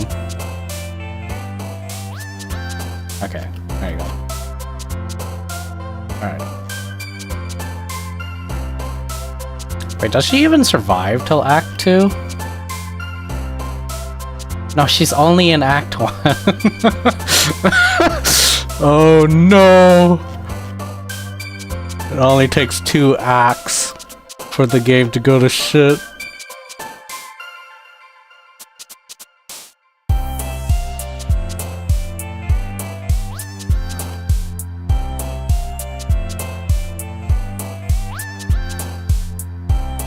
Wait, so if I pick like... Is that... Wait. So is this Act 1 still? Question mark? Oh, I can... Okay. I guess it's still Act 1.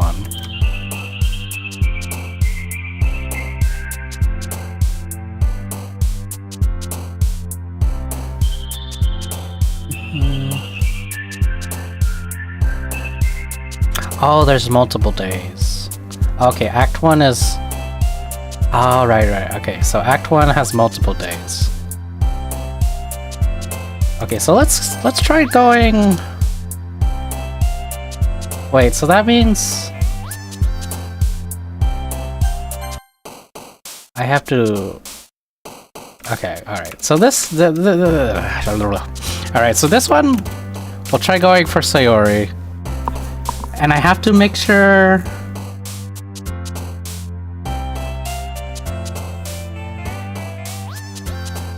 I have to make sure I'm able to reload before the game goes to shit. Yeah, I think. You have to reload before the game goes to shit. Because once the game goes to shit, you lose all your saves. So yeah. Okay, so let's try this. Alright. Suicide... Wait, no.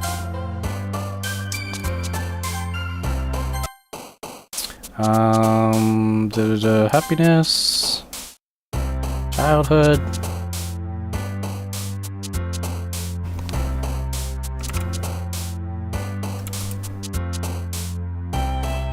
So jumpy. No. Valentine. No. Shame. Okay. Shame.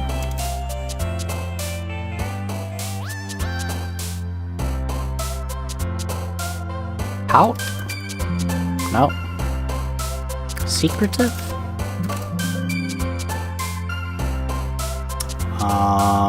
Color? It's color. Color. Equal, right? No. Oh my god, I'm getting her confused with Natsuki. Fear. It's fear.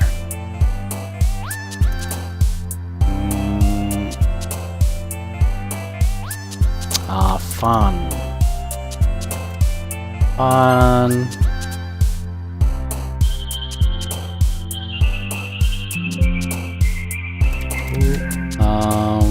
Rain cloud. Rain cloud.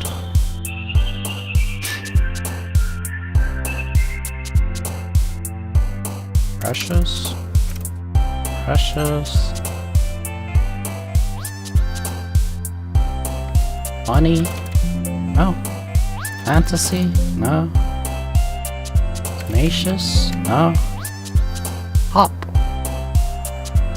No. Bubbles? No. Ocean? Ocean.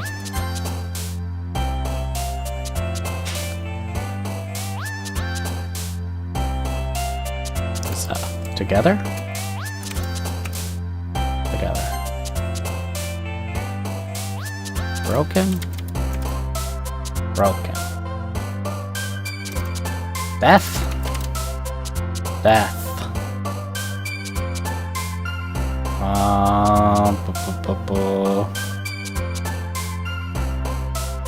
Alone, right? Yep. Cry, probably. Oh.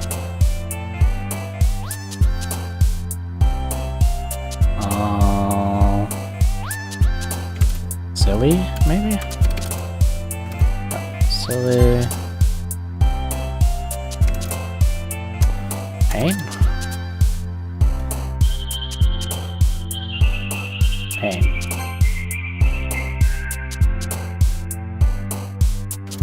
Do I have to get it perfect? I probably don't have to get it perfect.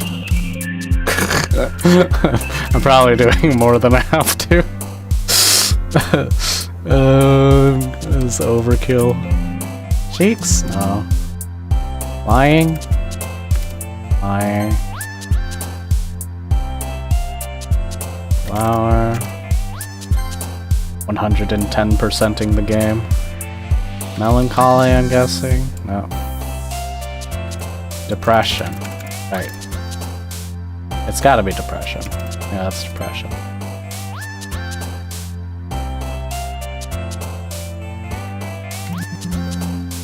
Promise. Promise.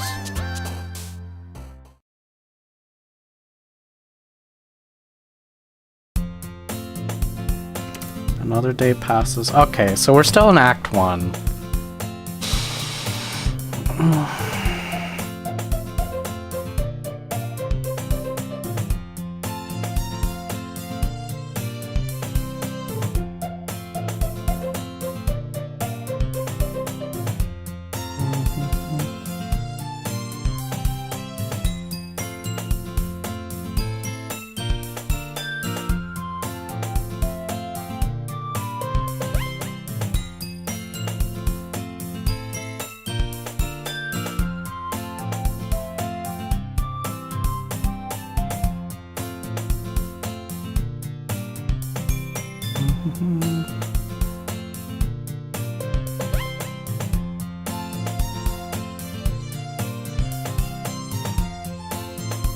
I'm just like looking at. I'm just getting carried away reading the wiki. Random trivia.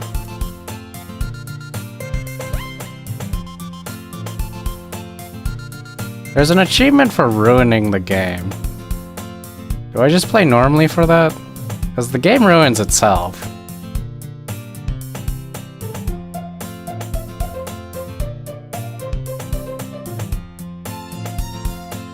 Ruin the game achievement. Because we could do it right now.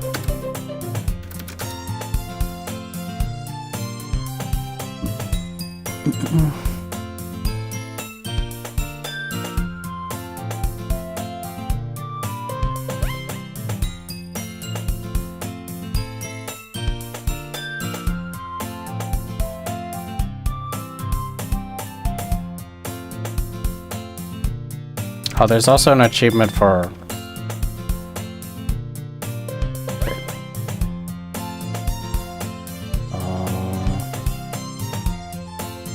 Says hi. Choose to not put DDLC.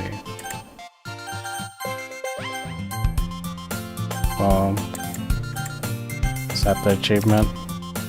Did I get it? Okay, that's the achievement. Alright, cool. Should we do it? Should I fuck everything up right now? Will I keep my saves? I don't know if I'll keep my saves. Okay, well... Alright. Alright. Alright. Is everyone prepared? Is everyone mentally prepared? We're gonna fuck up the game. Is everyone's prepared? Mentally? Here we go. This should be one of the achievements. Oh no. Unable to lead elevated access permission. What? I don't have permission. Alright. I guess I just have to go into the folder myself. Hold on.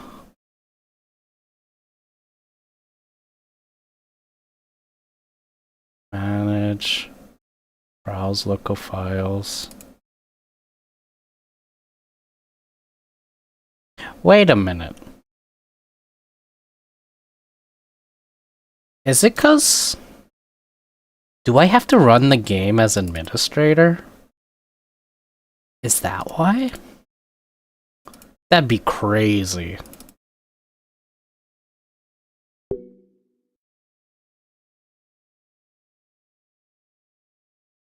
Let me try running the game as administrator. Maybe that's the reason. Seems kind of dumb, but maybe run as admin.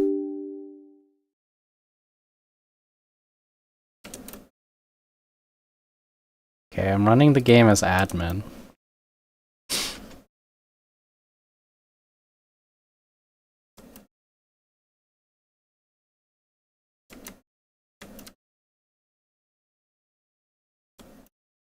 If it starts.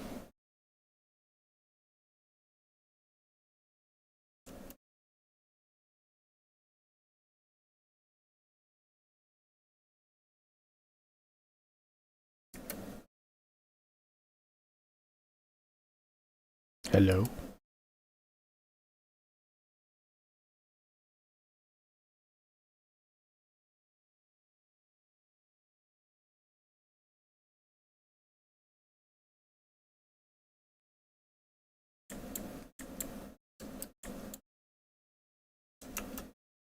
It's not working.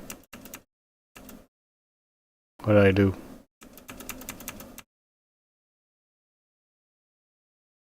Okay, let me try this again. Manage, browse local files, properties, compatibility. Run this program as admin, click OK, OK, click play. Sure, yes.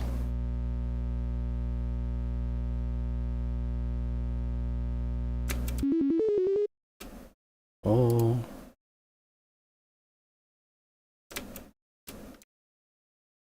Oh.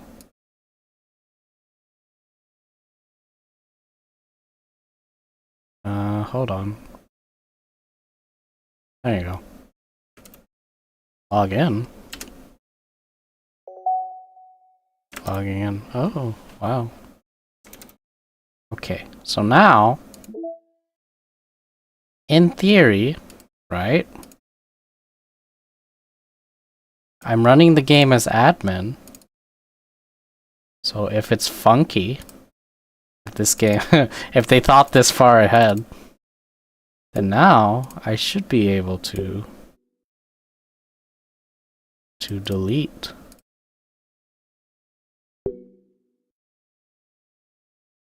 Nope, it doesn't work.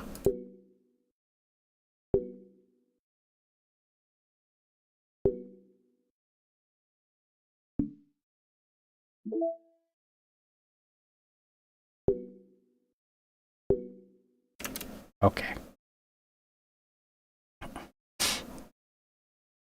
Maybe I can... Alright, okay. I guess that's not what they meant. Alright. Alright, let me see. Let me see if I can find the file. I'll do it myself.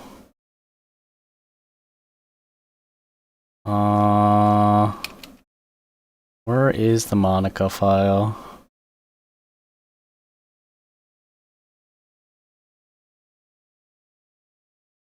No, it's somewhere. Resources, no. Manage.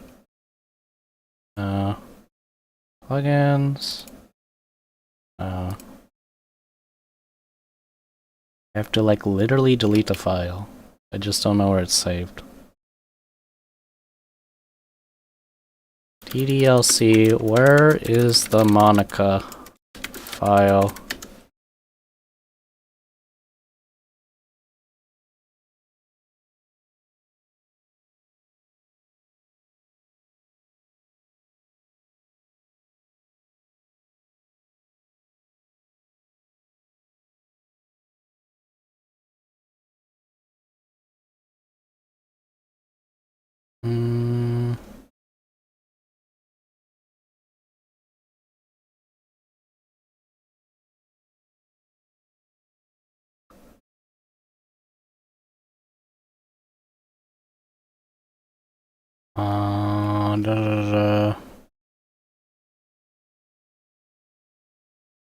Why can't I find it?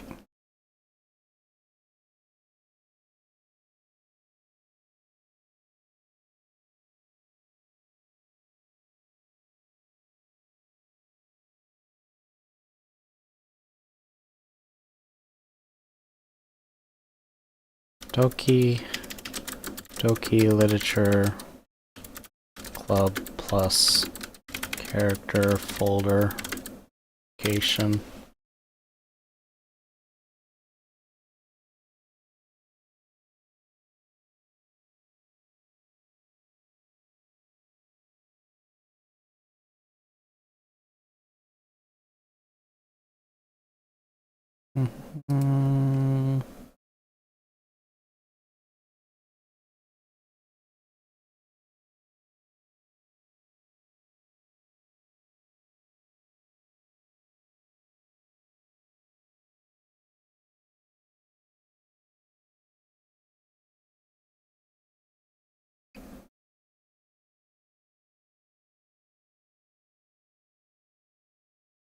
I'm trying really hard to find the file.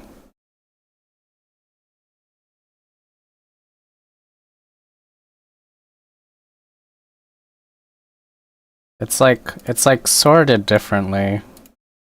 The plus version, it looks like.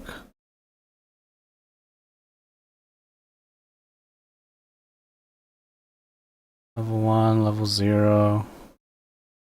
App data, manage. That's just the DLL files. The plugins, resources, no. Streaming asset.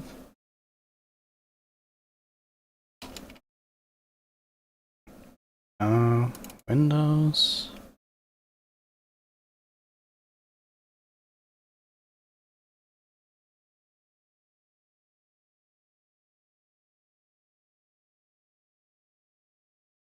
EOS.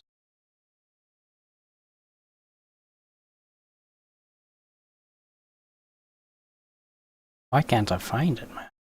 What? It's just missing. Why can't I find it? What the heck? Where the hell is this saved? Is it in app data? Maybe it's in app data. Hold on.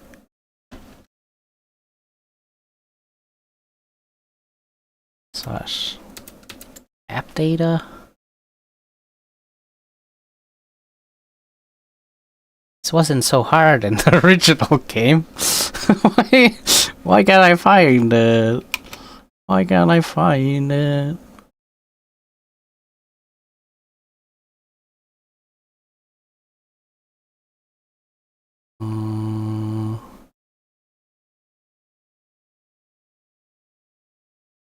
No, maybe under roaming.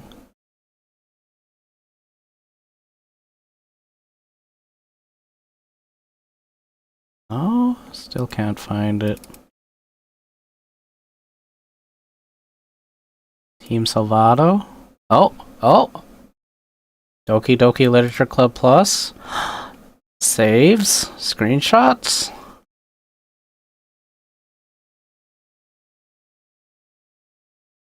Wait, why is there screenshots? Oh, that's for the saves. Wait, those are the saves, though. God damn it.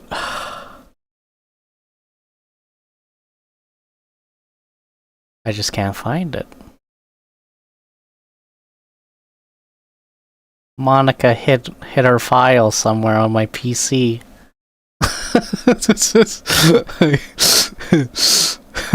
She heard I was gonna delete her. She hid the file. Where the fuck's the file?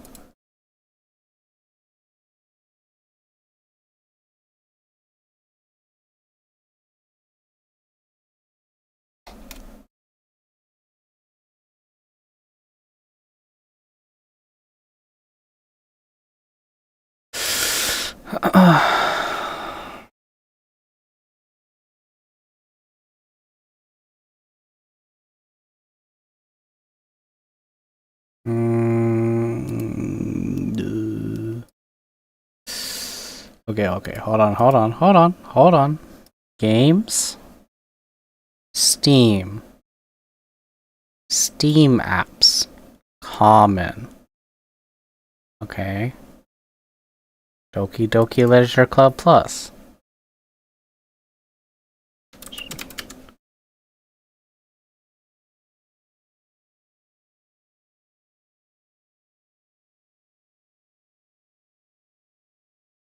Open file location.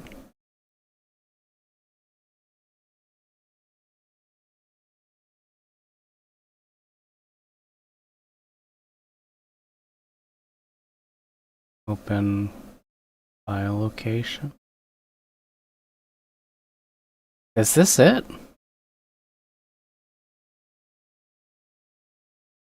Well, I mean, I'll just delete it and find out, I guess. Alright.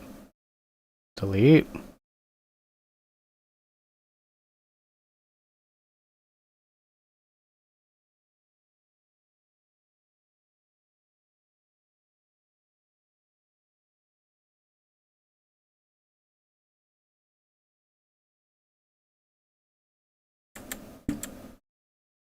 Okay.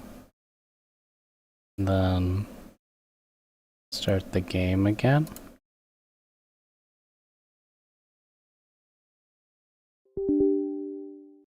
Yes.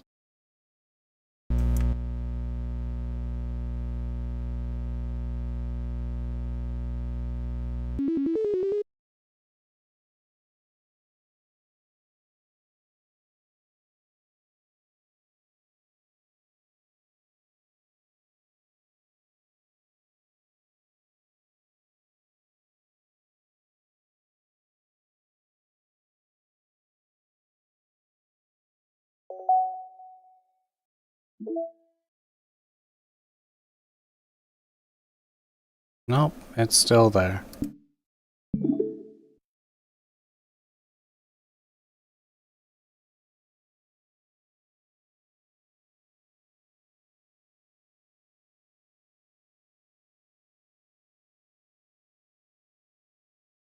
Did it not work? I thought that would be the file.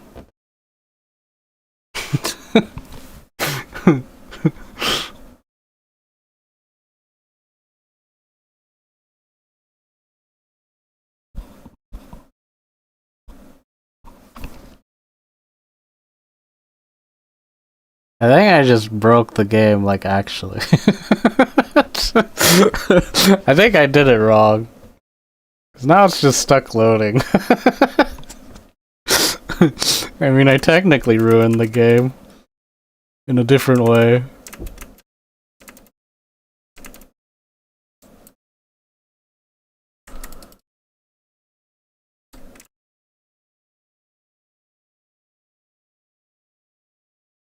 Okay, hold on. I think I actually just broke the game. I can't find it! The file! It's just not there. I don't understand.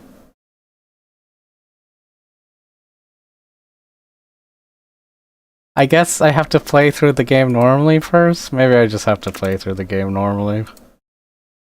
Oh man, why can't I just ruin the game now?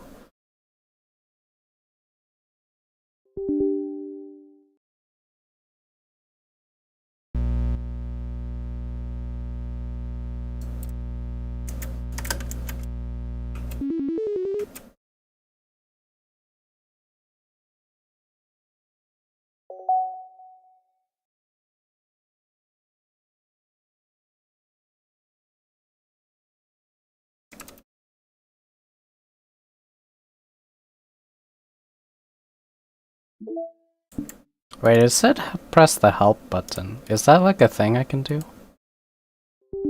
What's the help button though?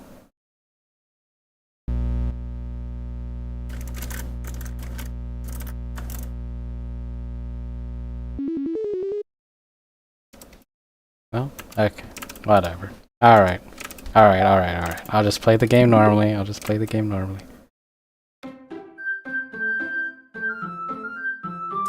Fine. I just wanted to delete the file. Where's my admin privileges? I guess I don't have that yet. Alright, sorry. I wanted to ruin the game, but the game said no. So I just can't find the character folder. File just doesn't exist.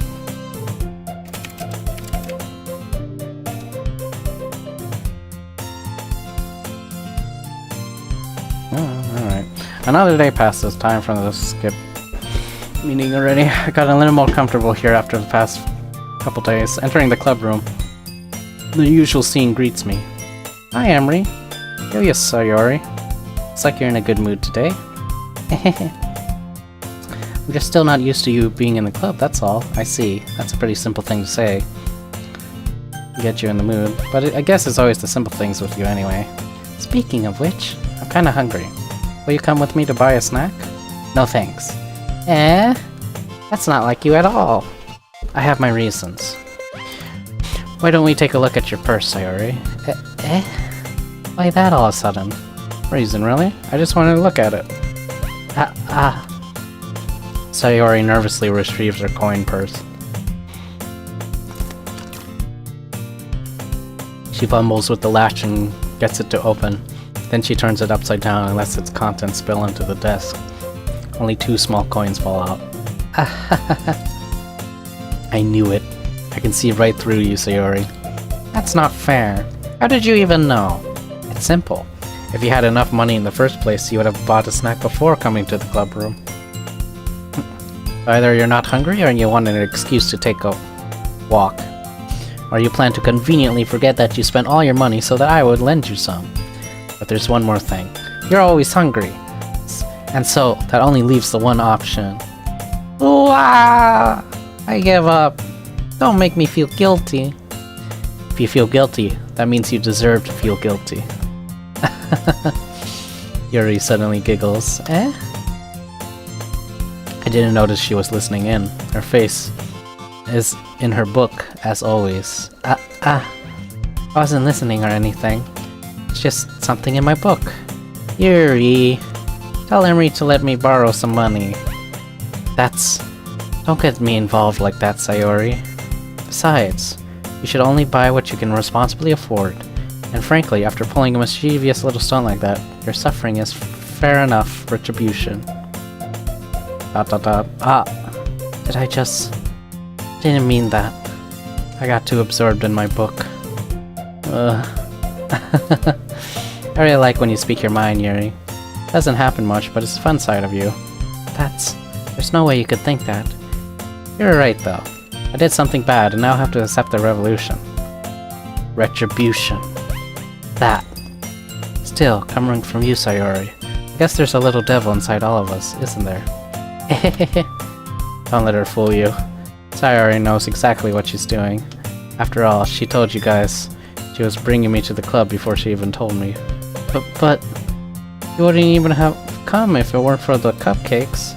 I had to trick Natsuki into making them. Come on, give me more credit than that, Sayori. Out of nowhere, something smacks Sayori in the face and tumbles onto the desk. Whap! Kya! Ow. What was... A cookie. Sure enough, it's a giant cookie wrapped in plastic. Sayori glances around. Is this a miracle? It's because I paid my restitution. Retribution. Actually, that one almost worked. I was just gonna give it to you. But then I heard you blab about the cupcakes. It's totally worth seeing your reaction, though. Natsuki, that's so nice of you. I'm so happy. Sayori hugs the cookie. Jeez, just eat it. Sayori rapidly tears open the wrapper and takes a big bite. So good. Oof. Sayori suddenly clasps her hands over her mouth. I bit my tongue. You're going through a lot over just one cookie. Natsuki takes a bite of her own cookie. Yours looks really good too, Natsuki. Can I try it? Jeez. Beggars can't be choosers. But yours is chocolate. Yeah? Why do you think I gave you that one? Fine. Still, I'm really happy that you shared this one with me. Sayori gets out of her seat and goes behind Natsuki, and wraps her arms around her. Jeez. I get it. Cookie still in hand, Natsuki reaches up to nudge Sayori off of her. Sayori leans down and takes a bite out of Natsuki's cookies. Hey! Did you seriously just do that? Mouthful, Sayori trots away to safety. Yuri and I laugh as well. Jeez, you're such a kid sometimes. Monika, can you tell Sayori? Natsuki glances around. Monika isn't in the club room. Ugh. Where's Monika anyway? Good question. Have any of you heard anything about her being late today? Not me.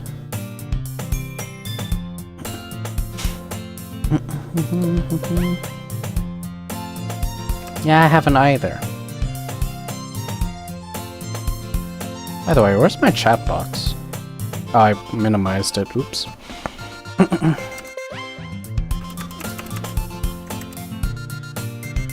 He reads to himself when he's alone. It's starting to make me laugh. It's adorable in a friendly way.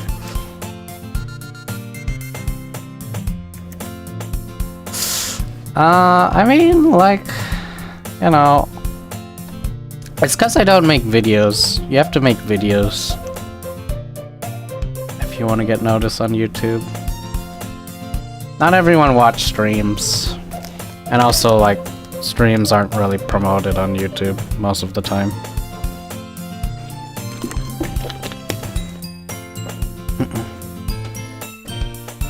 You mean IRL? What do you mean IRL? People like me IRL.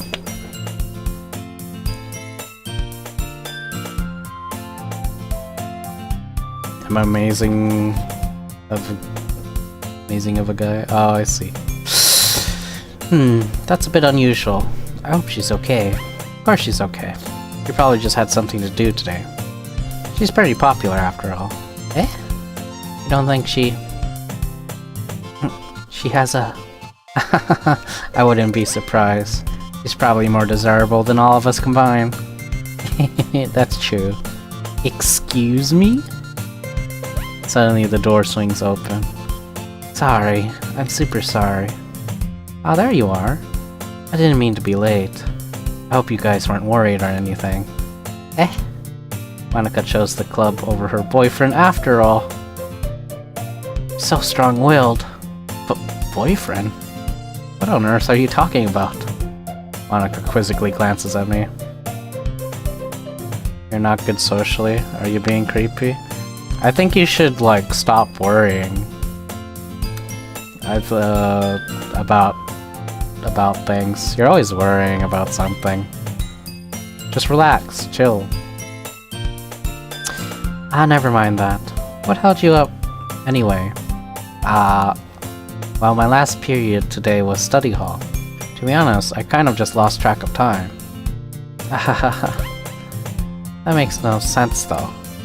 You would have heard the bell ring at least. You must not have heard it since I was practicing piano. Look, you should think of it this way. If you have to ask someone that, am I being creepy? Then maybe you are being creepy. I don't know. Like, if you have to ask, then probably you're doing something wrong, because you recognize you're doing something wrong. Does that make sense? If you have to ask you're doing something wrong, then it might be likely that you're doing something wrong. So if you think it's wrong, you know. Does that make sense? I don't know. It's not always the case, but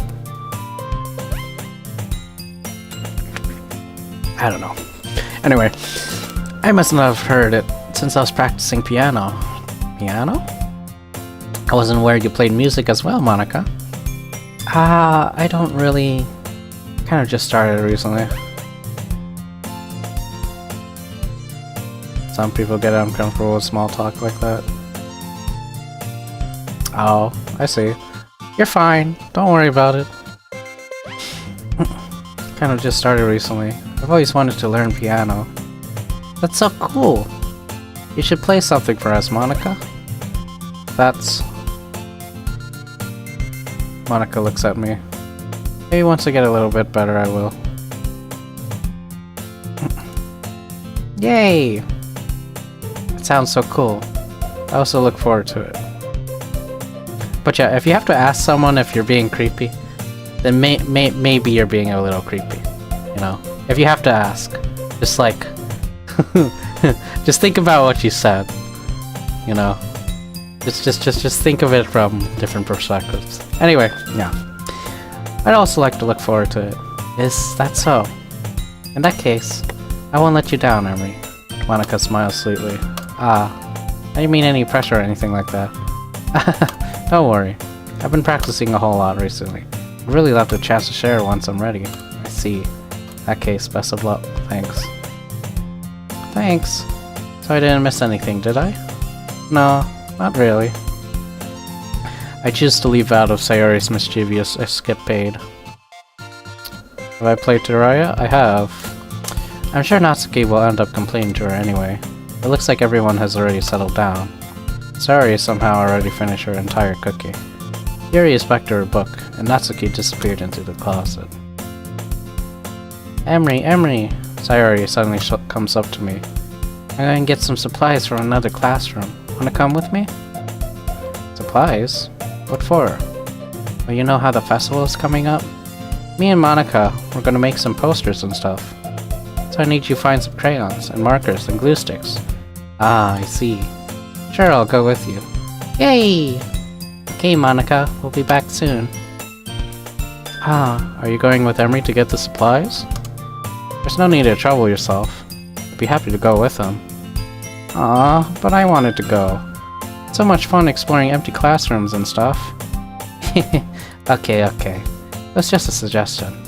See if you can find the poster paper too, okay? Okay. Ready, Emery? Yep, let's go.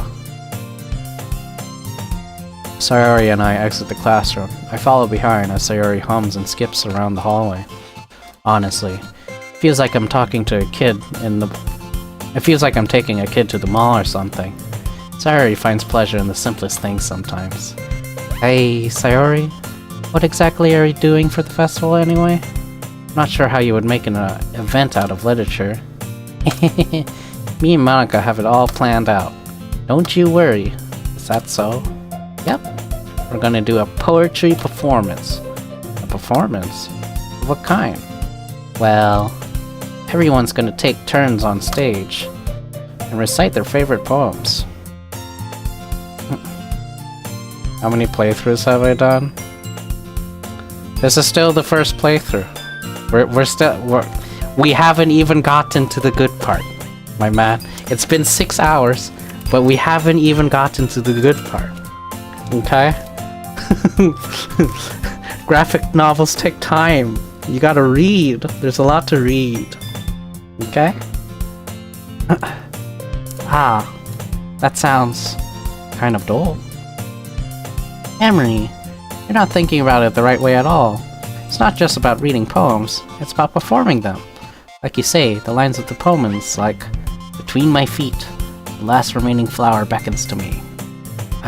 I twist the stem, freeing it from its clinging roots, caressing the final joyous moments between my fingers.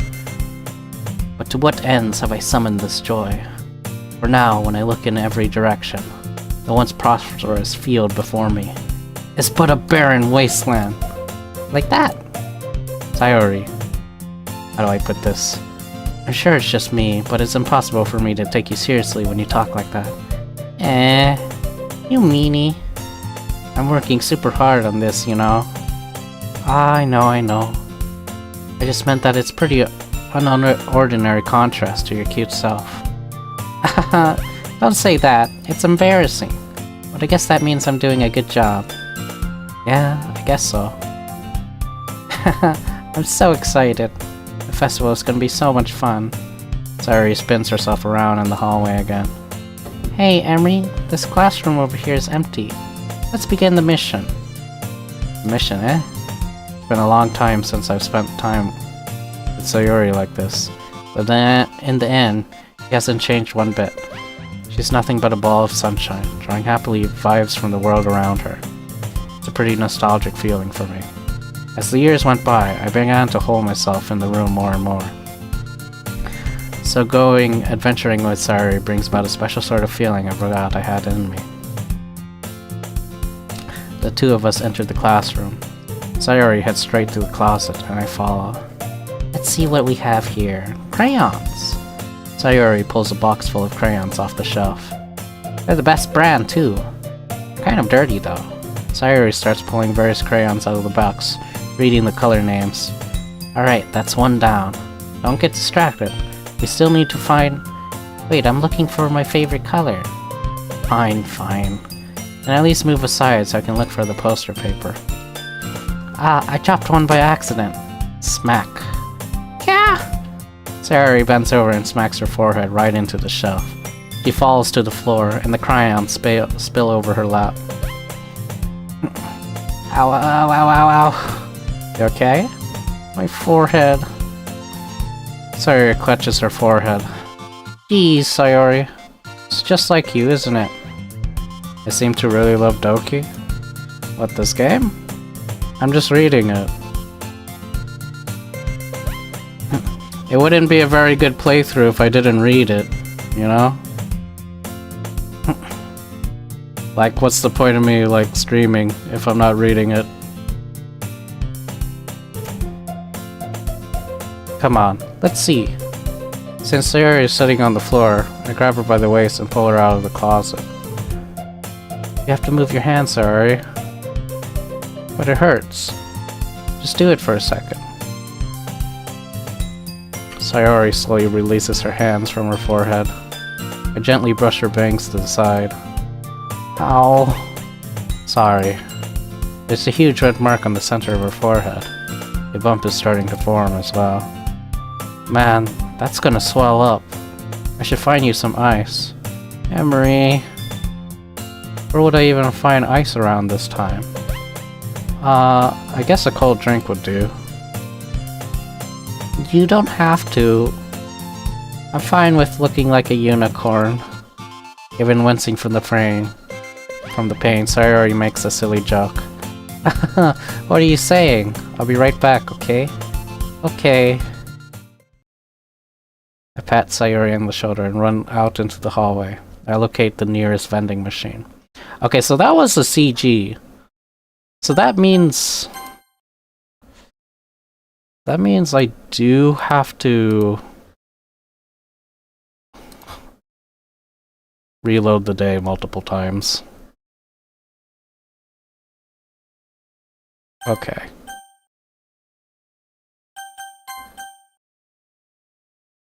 What should I get? It doesn't really matter since it'd be used as an ice pack rather than to drink. But I know Sayori likes apple juice, so I purchased that one. Just a moment, I'm already returning to the classroom where I left Sayori. There's one palm on her forehead, and is using the other hand to clumsily scoop up crayons back into the box. At least they were added in the wrong spots before I spilled them. At least they were already in the wrong spots before I spilled them. Sayori, here. I hand Sayori the bottle of apple juice. It's nice and cold. Sayori opens the cap and starts drinking from it. Sayori, what are you doing? It's for your forehead, idiot. Sorry, I forgot. How hard did you hit your head? Sayori places the bottle against the bump on her head. It stings. Just bear with it. It'll feel better soon. Looks like you cleaned up most of the crayons, so that's good. Hey, Emery? This kind of reminds me of growing up. Of you growing up, doesn't it? Eh? What do you mean? You know how we used to play outside all the time? I'd always try to keep up with you. You're kind of oblivious in some ways. Like I usually fell behind or had trouble climbing on the things you did. But sometimes, when I tried to do things I couldn't, I would get myself hurt. I'd fall and scrape myself, or get a bump, and I would start crying really hard. And you would rush over as quick as you could. You would try really hard to get me to stop crying.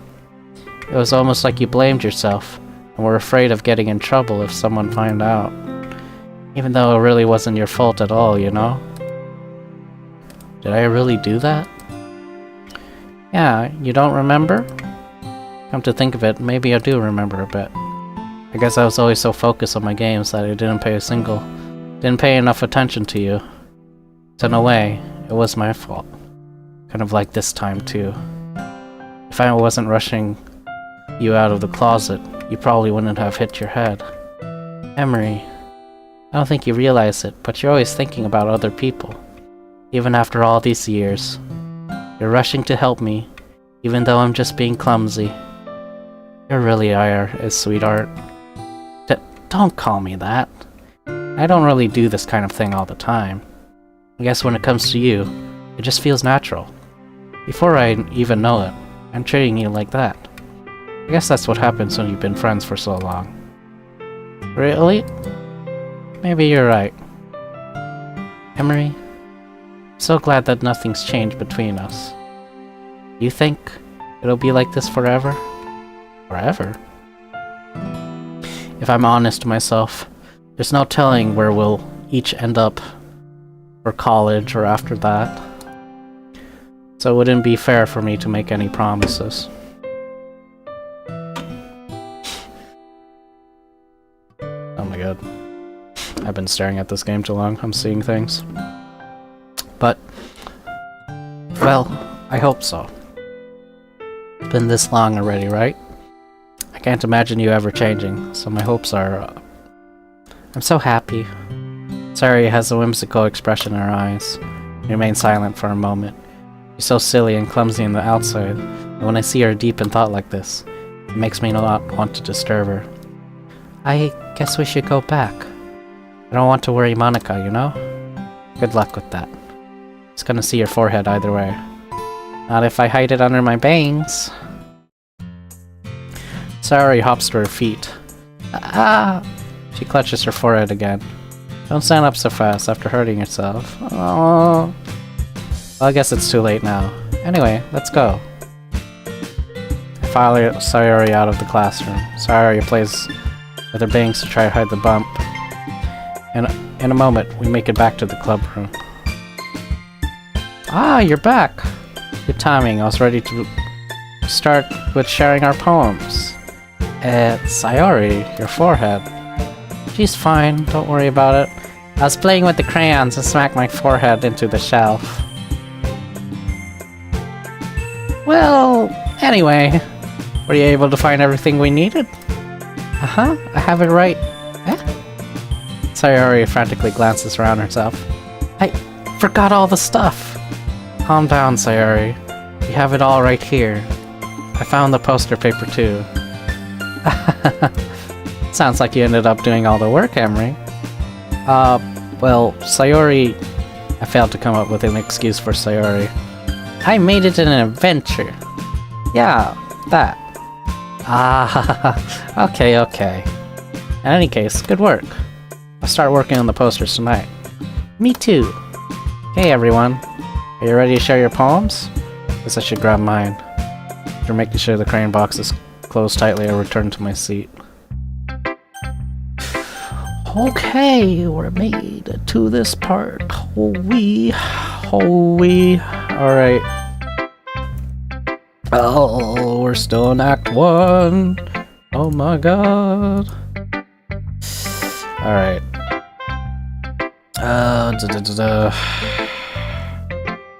So Act 1 is 3 days.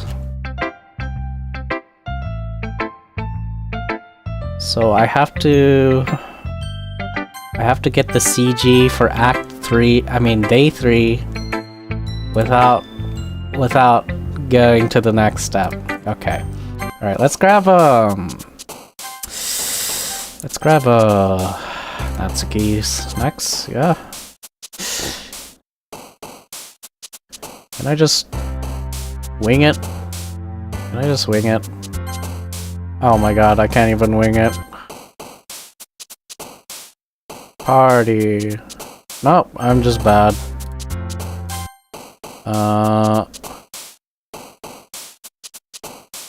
Ribbon. Font. Nope. Ink. Does it have to be perfect? I don't think it has to be perfect. But no. Oh my god, I'm just bad. Wait, I can't do it. Marshmallow, anime, parfait, sweet. No, I keep getting these mixed up. Silly, no. Oh god, Papa, strawberry, hair, games, giggle.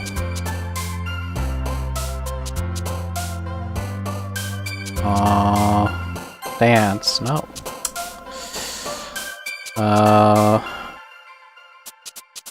Cheer, no. Bunny. Sugar.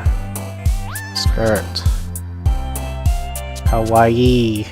Okay. That should be enough for the pink one. I think. Yep.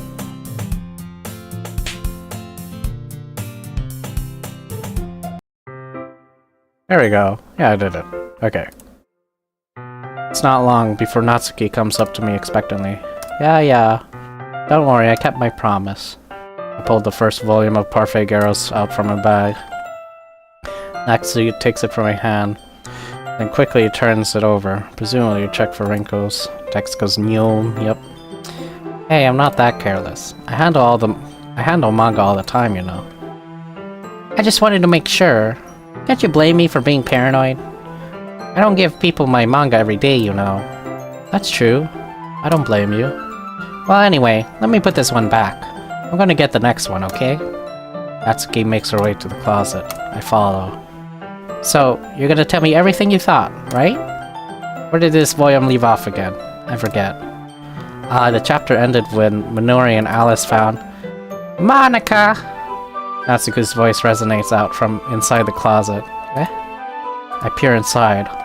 All of Natsuki's books are lined up on the top shelf. Did you move my manga again? Sorry. The teacher got mad at me for taking up so much space in her closet, so I had to move some stuff around and clean up a little bit. It's all still there, I just had to organize it a bit. The top shelf is far above Natsuki's head. She makes a futile hop, trying to figure out how to reach her manga. Jeez, this is so inconvenient. Moving these all back down. There's plenty of room on these shelves. Besides, they're really pretty to look at when they're all lined up. Why would you waste that on the top shelf? Natsuki. There's a stool on the wall there. In the closet, there's a collapsible stool that's hanging on the wall. If you want, I can reach up there and hand them to you. I can get them myself. Natsuki grabs the stool from the wall and unfolds it. You think I'm too short or something? I mean, I knew it. Well, you know what? Just watch me. Natsuki hops onto the stool, which ends up being a little wobbly because of its collapsible design. Careful. I know what I'm doing. Standing on the stool, Natsuki's fingertips reach the top shelf. The stool would be enough for me to easily grab the books, but Natsuki is being stubborn as usual. Natsuki uses her fingers to scoot one of the smaller boxes to the edge of the shelf. See? Yeah! The box suddenly tips. Natsuki barely catches it before it falls onto the floor. The stool wobbles. Losing her balance, Natsuki hops off the stool. Thankfully, she was able to stay on her feet.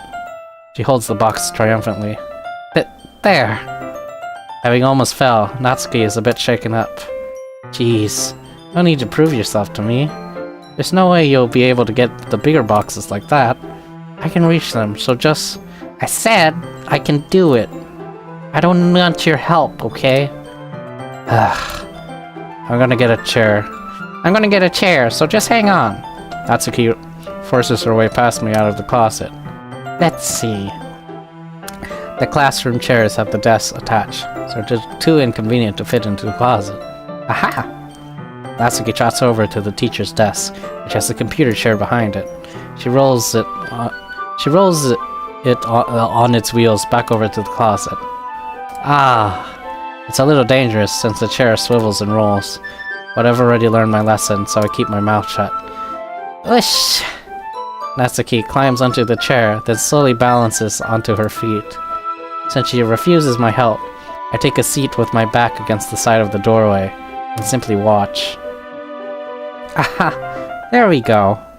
See? I can easily do it now. Natsuki grabs a stack of manga and bends down to put it on the shelf below. What? The chair swivels. Natsuki catches herself on the shelf. What are you doing? Can you at least hold the chair steady instead of sitting and doing nothing? Who was it that told me not to help? Yeah, I got you. I hold the chair while Natsuki reaches back up. I can almost see up her skirt. I force myself to turn away. Natsuki seriously didn't think this through. Once she realizes I'm dead. Natsuki wraps her arms around Parfait Girl's box set, easily the largest one in the shelf. Heavy. Hey, Emery, I don't think I can bend down without falling. Hurry and take this one. But then I have to let go of the chair. That's fine. Just for a second. Hurry up. Alright. Let me just stand up. slowly release my grip from the chair. What do you mean, stand up?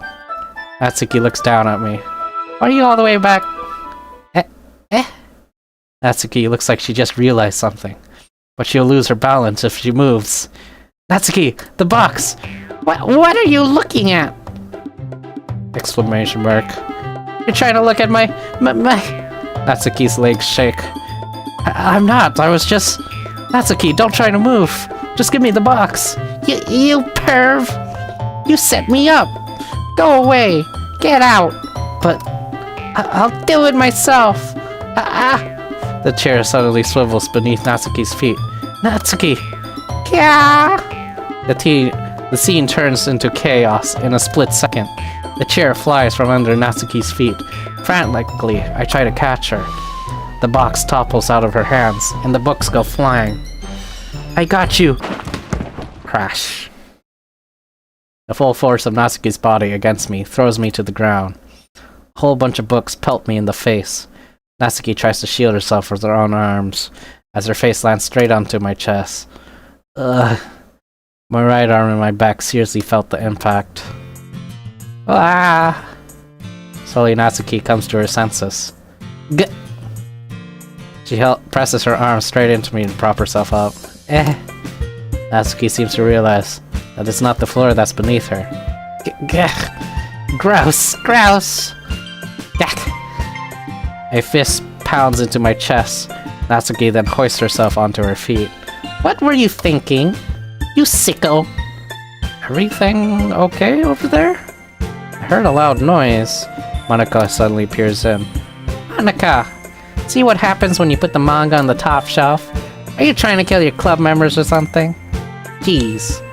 Sorry. Oh, and one more thing. Seems like your most recent club member is a total pervert. I hope you're happy. I did it. Somehow it's impossible for me to explain this whole bizarre situation to Monika. I didn't do anything, I swear! I know, don't worry. Monika says that quietly to me. Looks like I'm off the hook. Oh no, I look down. Natsuki's kneeling on the floor, holding one of the books that are scattered all over. There's a large diagonal crease along the page that she's desperately trying to smooth out. I must have landed on the page. Natsuki tries a bit more to fix the crease, but she can't get it out. Suddenly, she gives up and slams the book shut, then throws it on the floor instead of continuing. Sob. Oh.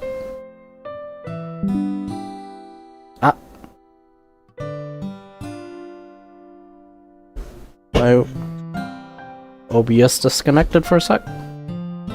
What is this? It's a Doki Doki Literature Club Plus edition. Don't worry, we got maybe 2 hours before everything goes to shit.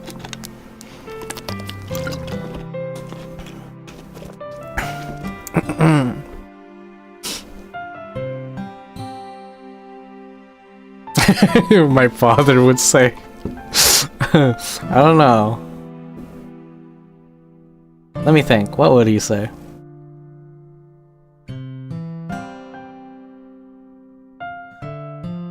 I don't know what he would say. He would probably just ask me to work on something. Or pick up some heavy object. Son, I'm proud of you.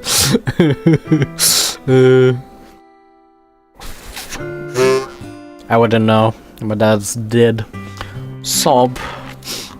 Natsuki, are you? No. Natsuki's voice squeaks. I see tears on her face. I'll help you get the grease out, okay? It's partially my fault, so...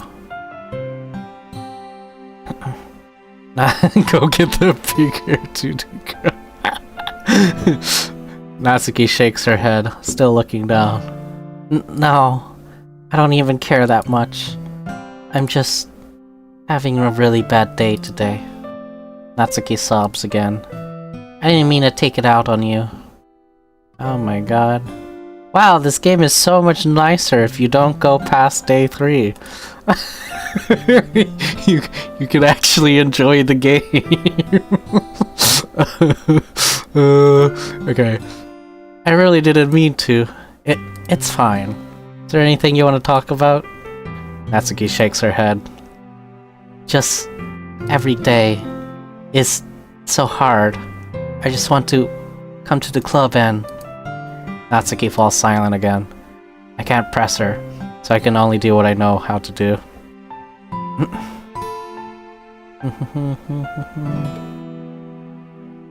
Alright. Well, I'll help clean this up. And I'll move the rest of your manga for you. Ah. I pick up volume 2 of Parfait Girls. We'll set this one aside. This'll help you cheer you up a bit, right? We can get started on it once I'm done here. Natsuki looks up with her glossy eyes. Her lips quiver. You're really nice to me. Eh? It sounds really strange coming from Natsuki. I didn't expect it at all. Well... I'm just treating you like a friend, you know? Natsuki lowers her head and stifles another sob. I'm not sure what happened to her today, but being nice is the least I can do. The next couple minutes are silent between us as I begin gathering the scattered books. I make sure to slip them into the box in their correct order. After a little bit, Natsuki starts helping. It isn't long before we're done, and I hoist the box into the shelf where Natsuki wanted to put it. Then I get on the stool and quickly finish moving the rest of her books from the shelf. Alright, that should do it. I hop off the stool. Natsuki averts her gaze. Thanks. It's nothing. Natsuki is holding the volume, set aside in her hands. Alright, I'm ready. Good. Even if you weren't, I'd make you anyway. You're taking responsibility for what you said. Thing about cheering me up. If you insist. Sit in the same spot as last time and open the second volume. Natsuki's mood quickly improves, laughing and pointing things out to me. She's surprisingly sharp, making note of a lot of subtle, repeated jokes and background elements. And then, I'm pretty impressed by how everything ties together in this manga. Guess Natsuki has good taste after all. After some time, Monika gets her attention as usual. It's time to share her poems again. Guess I'll be holding on to this for now. Yep. Even you sound more enthusiastic this time. Well, I'm starting to get more into it, you know? Told you. Yeah. I returned to my seat and slipped the book into my bag. Okay. We got to the poem bit. Now to do this again. Whoa. Alright. Big words. Think big words. Agonizing. Infinite. Intellectual. Destiny. Imagination. Wow, I'm good. I'm good at the purple girl. I know what she likes. Super good at knowing what she likes. Heaven sent. Like I might actually get it perfect without even looking it up. Unrestrained, vivacious, uncontrollable, extra. Oh, I got it wrong. Okay. Almost perfect. Almost did it. Analysis. Oh, no, I got that wrong. Universe. Oh, no? Okay. Philosophy. Melancholy. Eternity.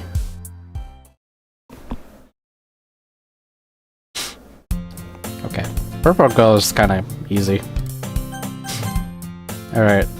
Here we go. Skip. To the purple girl. Hey, Yuri. Eh?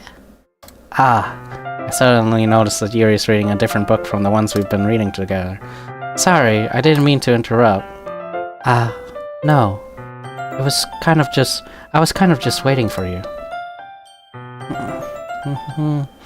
If that's the case, why don't we go ahead and get started? Yes, let's. Actually, I have a request. You mind if I make some tea first? Not at all. Thanks. Very much. There's one thing that can make my reading time here any better. It's a nice cup of tea. Natsuki. Well, whatchamacallit? Sayori is complicated because she's a depressed girl, but she also likes cute things.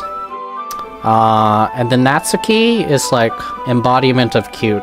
Everything cute related and everything related to food. And then Yuri is like, she's like elegant. She wants big words, sophisticated stuff, and intellectual sounding things. But she's also becomes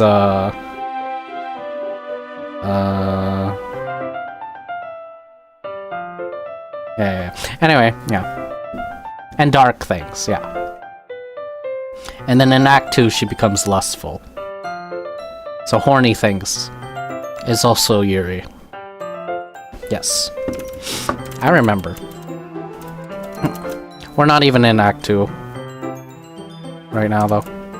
Anyway, not to mention for yourself as well. Yuri stands up and makes her way to the closet. I follow and watch as she retrieves a small water pitcher from the shelf, the kind with a filter inside. You went to sleep for 5 hours and you're still playing DLC. Yep, I'm still playing. Can you hold this for a second? Sure. Yuri hands me the water pitcher and also fetches an electric kettle. I'm gonna plug this at the teacher's desk, and then we'll go get some water. She walks past me and sets the kettle down on the teacher's desk. I simply watch her movements. To my surprise, the way she moves really contrasts with her speaking mannerisms, especially because of her long legs. Yuri appears elegant and methodical. Okay, may I have the water pitcher? Thanks, I'll be right back. I might as well walk with you. Yeah, why not? Shall we go then? Yeah. Where are you two off to? Yuri was gonna make some tea, so... I suddenly realized how weird it sounds to explain this to Monica. We're just filling the water pitcher. Ah, okay. Sorry, I was just a bit curious. That's kind of a one-person job, isn't it? That's... Monica, please mind your own business for once. Or do you want to tell me there's something wrong with helping involve Emery in club activities? My mouth gapes. I suppose there's nothing wrong with that. Now let's go, Emery. Yuri quickly exits the room and I follow. Once in the hallway, she suddenly puts her forehead against the wall. I spoke without thinking. How could I say something like that? Yuri, something about the way she said that. It made me feel so irritated. What's wrong with me? No, Yuri. I think you did the right thing. I wasn't expecting it, but it's also not right for Monica to judge people like that. Emery, how come even when I do something bad, you're being nice to me? Okay, I'm getting deja vu. Because nothing that you do is as bad as you make it seem in your head. Nobody's perfect. We have emotions, and we can't always hide them away. But you always amplify things in your head. Your mind turns a light rain shower into a hurricane. No. Wouldn't you hate me for something as terrible as that? Why would I hate you? I can't hate someone for having emotions. What kind of friend would do that? Friend, you say? Yuri lifts her head. Emery, I really like being friends with you. Thanks, Yuri. I like being friends with you too.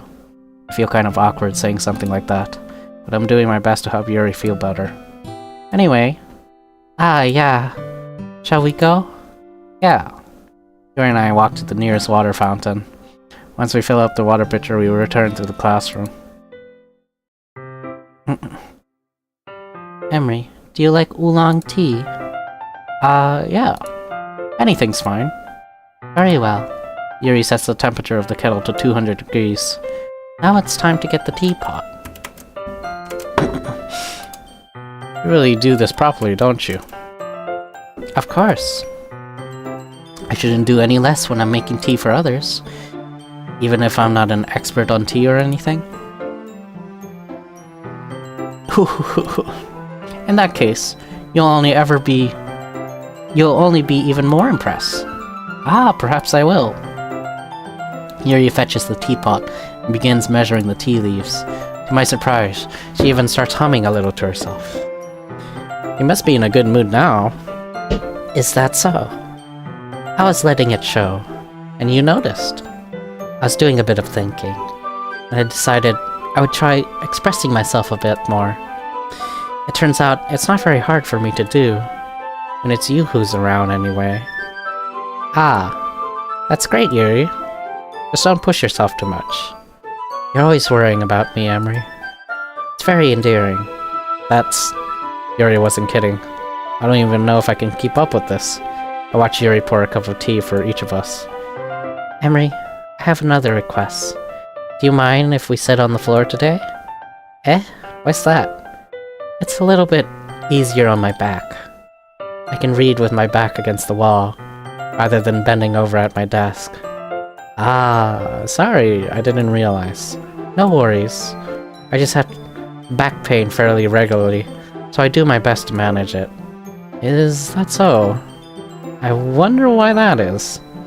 It's most likely because your posture, right? Always hunched over like that while reading? Yes, I have terrible reading posture.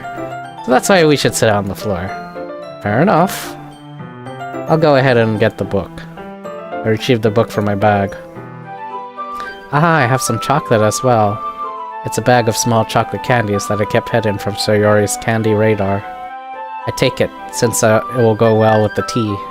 Yuri and I then sit against the wall, teacups at our sides. As if in sync, we assume the same reading position as last time, each holding one half of the book. Except this time, our bodies are even closer to each other. I can't see too well. Yuri slides closer until her shoulders are touching. How am I supposed to focus on reading like this? Yuri was always kind of cute, but when she's being less apprehensive, it's more than I can handle. Your teacup. Yuri hands me my teacup. Holding it with my hand that's not holding the book, I end up in a position that makes it even harder to focus. Because now I need to worry about making sure I don't accidentally touch her chest. Meanwhile, Yuri hasn't noticed a single thing. She wears her intense reading expression. I can only presume the world around her has faded away. I use all my willpower to focus on reading. After a few minutes, I finally manage to relax a little. I put the teacup between my legs and fumble with the chocolate wrapper. Sorry. I briefly let go of the book to finish opening the wrapper. You can have as much as you want. That's okay. I won't take any... Are you sure? Well, if I touch it, then it might get smudges on the pages. You're right. I didn't even think about that. My bad. No need to apologize. I'll hold the book, okay? Are you sure? Of course. Yuri opens the book with both hands. She holds it so I don't have any harder of a time reading from it. Why is there like... Are these dust particles, or is it just like the starlight? The sun? I don't know. But as a result, her left arm is practically resting on top of my leg. In that case, Yuri is already totally focused on reading again. I take a chocolate candy and pop it into my mouth. Then I take another chocolate and hold it up to Yuri. She doesn't even look away from the book. She simply parts her lips, as if this situation was completely natural. But that means I can't stop here. I apprehensively place the chocolate in her mouth. Just like that, Yuri closes her lips over it. Eh? Yuri's expression suddenly breaks. Did I just... Yuri looks at me like she needs to confirm what just happened. Emery... sorry. I guess I shouldn't have done that. Oh, that's... well... You're just helping... That's something that friends do, right? I mean, not really in this kind of context, but... yeah. That's all it was. Yeah. Then... you don't need to stop or anything. I see. The situation has gotten really intense. Really tense. Yuri tries to return to the book, but I can tell just by her expression that she can't even focus now. My heart is pounding. I nervously take another chocolate between my fingers, but this time Yuri's eyes meet mine. How did it even come to this? Yuri doesn't avert her gaze. I notice her chest rising and falling to the rhythm of her breaths. I raise my arm. Like before, Yuri parts her lips. But it's different this time. I take the chocolate and place it in her mouth. Feel her hot breath on my fingers. Okay, everyone! Ah! Yuri jolts back. It's time to share poems! Emery, can you help Yuri put away the tea stuff, right? You can help Yuri put the tea stuff away, right? Yeah, of course. Okay, thanks. The spell is abruptly broken. I'll take care of the cups. Yeah. Yuri picks up the teacups from the floor. I pick up a bag of chocolates. In the end, we hastily clean up without so much as a word between us. I get the feeling that this is something neither of us will have the courage to bring up. Okay. Amazing.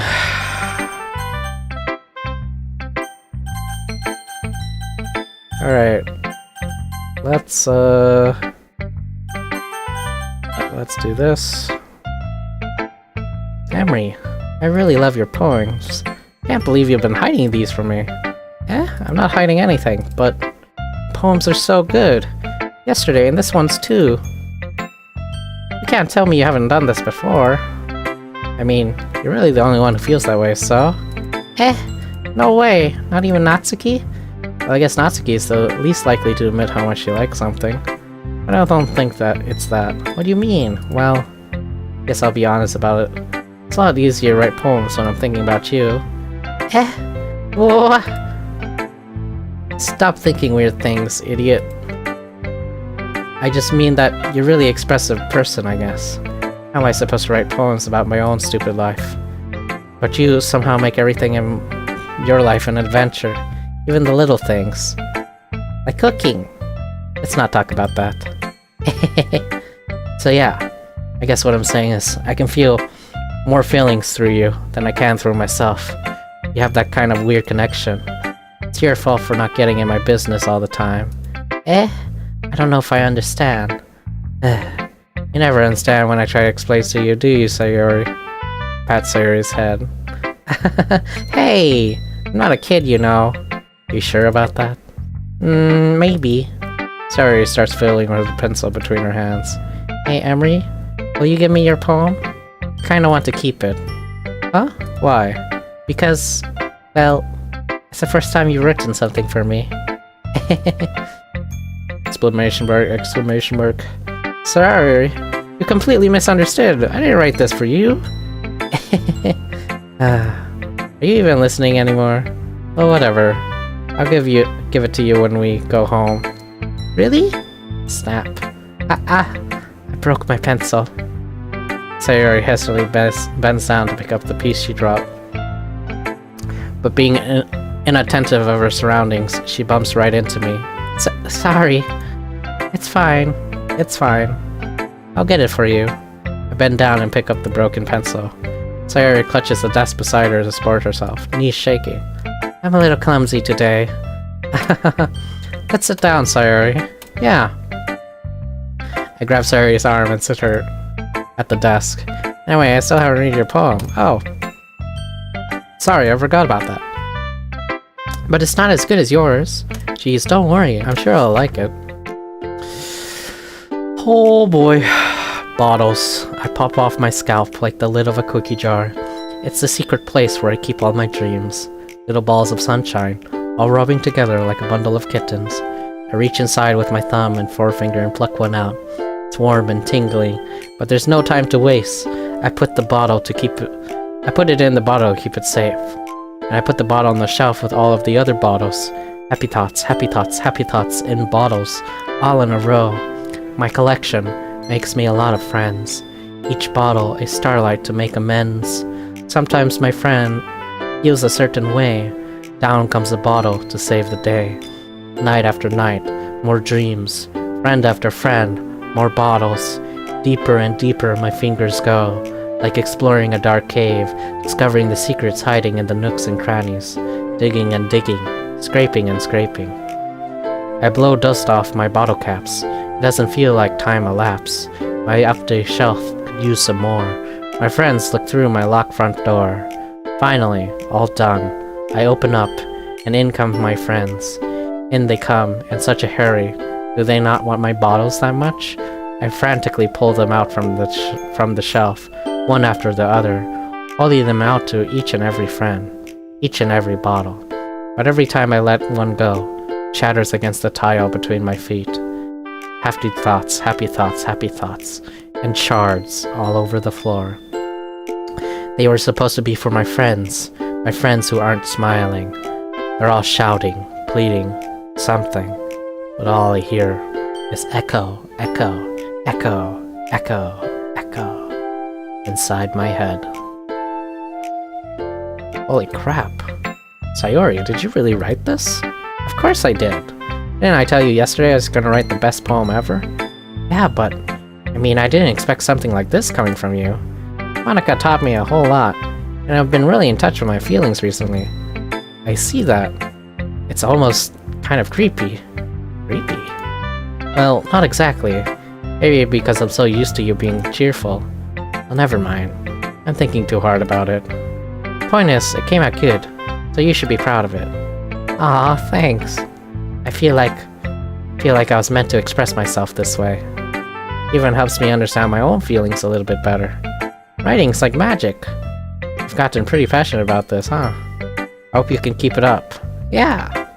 Writing's the best. I'm gonna keep writing until I die!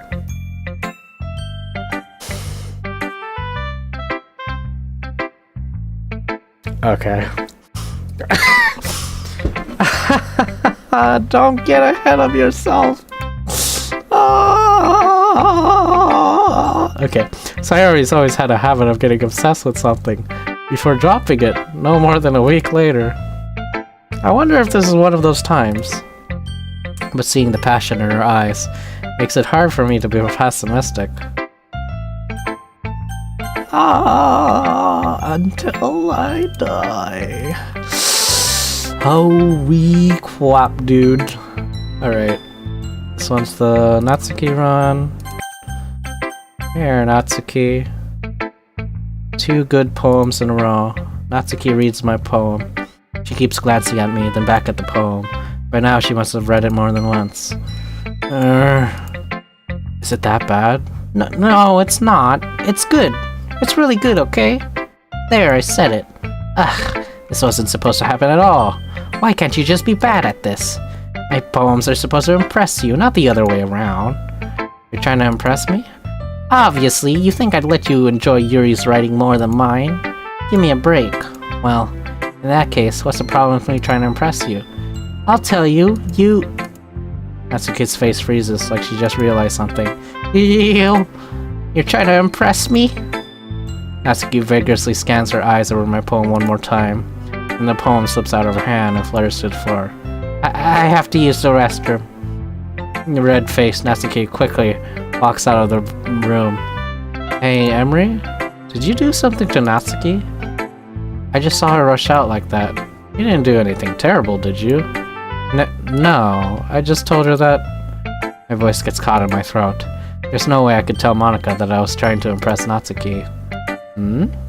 Monica sees the poem lying on the floor and swiftly picks it up. She reads through it, her smile not fading from her face. I see. You wrote this for Natsuki, didn't you? I mean, Not really. In fact, didn't she like your poem a lot the other day too? I'm surprised you know her taste so well already. Are you sure you're not cheating, Emery? Uh-oh. Uh-oh. Uh-oh. She's on to me. Cheating? What do you mean by that? Never mind. I'm just kidding. I didn't understand Monica's joke at all. Anyway, how do you think Natsuki feels about you? Oh, you don't need to answer that. It was just something for you to think about. Hey! Natsuki comes up and snatches the poem out of Monica's hands.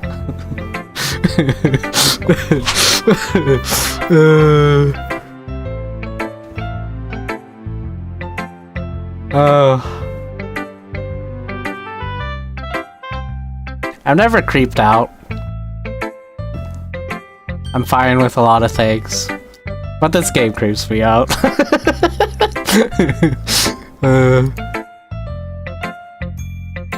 It's good writing. It's really good writing, this game. Psychological horror. Okay, anyway, neither of us had noticed her re-enter the classroom. Did you read this, Monica? Of course! I liked it. You should really stop reading things that aren't for you, you know. You have a bad habit of doing that. But Emery wrote this poem. And we're supposed to share with everyone, right? Natsuki freezes. He apparently forgot that my poem is technically for everyone to read. Okay, well I think Emery is done sharing this poem with everyone. It's not like anyone would want to read this anyway. In fact, I'm just gonna hold on to this. If you insist. What? Why are you looking at me like that? Like what? Never mind. Ah, Natsuki. I'll give you the poem, but that's not very fair to Sayuri. He hasn't gotten to read it yet. So what? Well, I guess Emery is right, Natsuki. It's not fair if you don't let everyone finish reading it. Fine. Natsuki returns my poem. It's not like she's gonna like it, though. Anyway, read my poem now. And no, I won't let you keep it. This is my only copy. Amy likes spiders. You know what I heard about Amy? Amy likes spiders. Icky, wriggly, hairy, ugly spiders. That's why I'm not friends with her. Amy has a cute singing voice. I heard her singing my favorite love song. Every time she sang the chorus, my heart would pound to the rhythm of the words. But she likes spiders. That's why I'm not friends with her. One time, I hurt my leg really badly. Amy helped me up and took me to the nurse. I try not to let her touch me. She likes spiders, so her hands are probably gross. That's why I'm not friends with her. Amy has a lot of friends. I always see her talking to people. She probably talks about spiders. But if her friend starts to like spiders too, that's why I'm not friends with her. It doesn't matter if she has other hobbies. It doesn't matter if she keeps it private. It doesn't matter if she doesn't hurt anyone. It's gross, she's gross, the world is better off without spider lovers. And I'm gonna tell everyone. Not bad, right? It's quite a bit longer than yesterday's. Yesterday's was too short. I was just warming up. I hope you didn't think that it was the best I could do. No, of course not. Anyway, the message is pretty straightforward in this poem. I doubt I have to explain it. Sometimes you can explain complicated issues with much simpler analogies. It helps people realize how stupid they're being. Like anyone would agree that the subject of this poem is an ignorant jerk. Do you know people like that? Of course, it's about how everyone thinks That doesn't matter. It can be about anything. I wrote it to be easy to relate to. Everyone has some kind of weird hobby or a guilty pleasure. Something that you're afraid of. Afraid if people find out. They make fun of you or think less of you. But that makes people stupid. Who cares what someone likes? As long as they're not hurting anyone and it makes them happy. I think people really need to learn to respect others for liking weird things. Well, you're definitely right. At least I can relate to that. I'm sure a lot of other people can too. You know, I'm glad you can appreciate this kind of writing. I mean, I know I was talking about that yesterday, but I've been enjoying sharing my writing with you, so consider yourself lucky, okay? Well, thanks for being honest. What's that supposed to mean? I'm always honest. Jeez. Just look forward to tomorrow, okay? Alright, I will. Okay. We got... That's the Natsuki run, and then let's do the Yuri run. Alright, Yuri. Let's see what you've written for today. Yuri stares at the poem with a surprised expression on her face. You like it? Emery. This one might be even better than yesterday's. How did you even pick up on this so quickly? Just yesterday I was telling you the kind of techniques worth practicing. Maybe that's why. You did a good job explaining. I really wanted to give it more imagery. Yuri visibly swallows. Even her hands appear sweaty. I'm not used to this. Used to what? I don't know. It's fine. Take your time. Yuri breathes and collects her thoughts. I know that Yuri likes to think before she speaks, so I offer that patience to her. Yeah.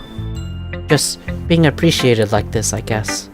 Probably sounds really stupid, but seeing someone motivated by my writing just makes me really happy. Are you saying you've never shared your writing before? Yuri nods. Really? I don't believe it. I only write for myself. Besides, people would just laugh at me. Do you really think that? Again, Yuri nods. Huh. Even your close friends? ... Yuri doesn't respond to that. I wonder why. Anyway, do you want to share the poem you wrote today? Yeah, I do. If it's with you. The raccoon. It happened in the dead of night, while I was slicing bread for a guilty snack. My attention was caught by the scuttering of a raccoon outside my window. That was, I believe, the first time I noticed my strange tendencies as an unordinary human. I gave the raccoon a piece of bread, my subconsciousness well aware of the consequences. Well aware that a raccoon that is fed will always come back for more. The enticing beauty of my cutting knife was the symptom. The bread, my hungry curiosity, the raccoon, an urge. The moon increments its phase and reflects that much more light off of my cutting knife.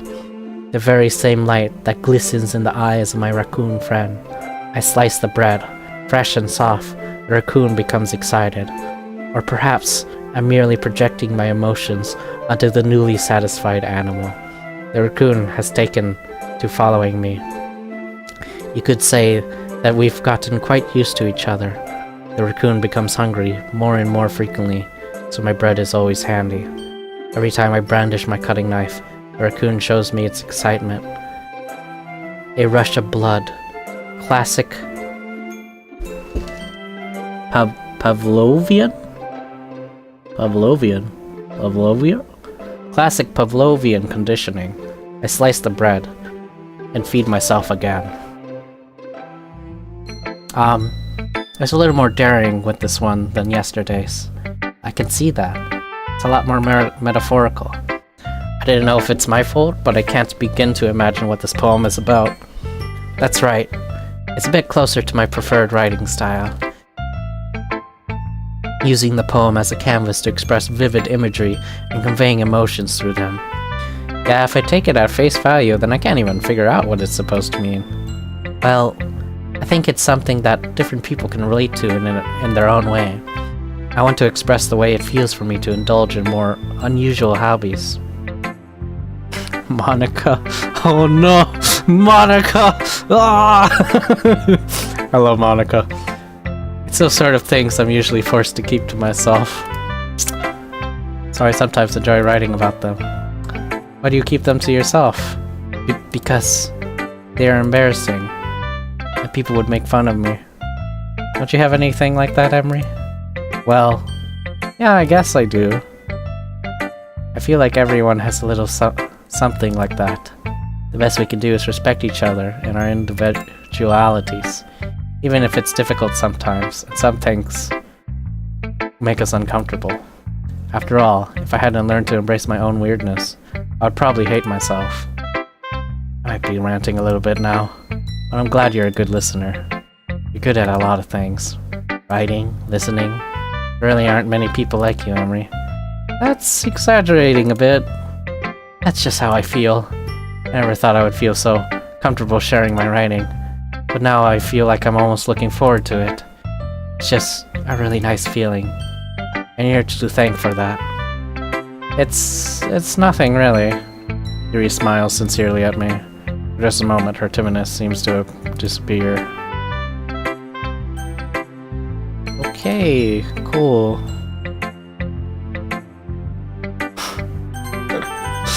Alright. We're almost done with with day 2. And then day 3 I have to be careful not to go to the end. Alright. I don't know, I don't remember if it like ends on, I don't remember if it's like after day 3 or like close to the start of day 3. I think it's like after day 3. It's not really any worse than your last one, but I can say it's better either. Phew. Huh? Phew? What? On anything that isn't a train wreck, I'll take as a win. I get the feeling you're probably the most critical. Hey, what makes you... Wait, maybe that was a compliment? Ah, glad to see someone recognizes my experience. Well then, keep practicing, and maybe you'll be as good as me someday. That's, something telling me Natsuki completely missed the point. Come to think of it, this kind of reminds me of Sayori's poem from yesterday. Eh? You think so? Yeah, I guess you've been friends with her for so long, you might as well be on the same wavelength. But you've never really struck me as her type. Wow, the game remembers if you did good the last day. The previous day. That's interesting. Sayori has a type all of a sudden. Well, I don't know, but honestly, how can someone so, fluffy spend so much time with someone like you? It's like she's dragging around a dead weight. That's a little unnecessary. Think of it this way, if it weren't for me, it would probably just fly away like letting go of a balloon. Could say we take care of each other in our own way. Whatever it is, I don't get it. But yeah, I guess I'm supposed to show you my poem here. Okay, this is the same. Not bad, right? Okay, this is the same. It's what I do best, after all. I don't like writing unless there's a good message to take away from it. Like conveying emotions is important. I want to make people think, not just feel. Remember that. I'm gonna write a good one for tomorrow, too, so look forward to it. Okay, Yuri. Hello. Ah, it's my turn. Let's see how it compares to yesterday's. See, it's a bit different. Respect you for trying different things, Emery. Were you inspired by Natsuki's poem? Or Sayori, perhaps? Well, I guess you could say... I thought so. I'm happy for you. You don't need to find inspiration in my poems. I write them for myself, not for anyone else. So I don't really need for people to like them or anything. Yuri? I'm sorry for being blunt, but you're overthinking this a little. Just because their styles are different doesn't mean I dislike your poems. In fact, if I tried to do something in your style, I'd probably just do a terrible job. I see. I'm sorry. My stupid mind, it likes to do that sometimes. Anyway, you don't need to be afraid to be a little more daring. Metaphors can go a long way. Don't feel like you need to work your brain like turning a bunch of gears. Try letting your mind wander through your feelings, and write down the things you see and hear. That's one way to truly enable your readers to see into your mind. It's a very intimate exercise. I see. That's certainly an interesting technique. Thanks for sharing. I have, well, an example of that if you like to read. Of course. It's the poem you wrote for today? Yuri nods and timidly hands me the poem. Okay. And then this is all the same? Ah, that's funny. Didn't Natsuki also write something about that? About someone being ridiculed for strange interests? Eh? She did? Yeah. Just talking about how it doesn't matter what you're into as long as you're not hurting anybody. She's right. I mean, does she really feel that way? Yeah. Sounds like you two have that in common. That's interesting. To me, it seemed like she's the kind of person who would make fun of my hobbies. I suppose that's my fault for judging it, isn't it? Please don't tell her I said that. Huh? Don't worry, I have no reason to. Okay. Well, thank you for sharing it with me. After all, I hadn't learned to embrace my own weirdness. I'd probably hate myself. I might be ranting a little bit now, but I'm glad you're a good listener. Wait, does it matter what order I do it in? Oh my god. The order I do it changes the lines? What? No! My brain. So what if I do Yuri first, and then Natsuki? And Natsuki? Did she say something? Ah, that's funny. Yuri wrote about something similar today, huh? Did you say Yuri? Yeah. She said her poem was about an unusual hobby of hers. I didn't really get it, but she said something similar to you. That people shouldn't make each other feel insecure about these things. Really? Well, I mean, Yuri's pretty weird, so I wouldn't doubt she has some weird hobbies. Not that there's anything wrong with that. Ugh. Not like I would judge her or anything. That's, I guess, trouble finding words. I guess I should try not to be so mean to her if she feels insecure about her weird behaviors and stuff. I mean, I always hate people who make me feel insecure. Yuri made me feel insecure yesterday, but the way you put it, it sounds like she's learned her lesson. Well, I would say so. Even if her writing style is really different, I'm sure she will appreciate the message in her poem. That's what I do best, after all. I don't like writing unless there's a good message taken away from it. Like conveying emotions is important, but I want to make people think, not just feel. Remember that. I'm going to write a good one for tomorrow, so look forward to it. Okay. Does it matter if I talk to Monica first? Hi again. Oh, whatever. Hi again, Emery. How's the writing going? Alright, I guess. I'll take that. As long as it's not going to be bad.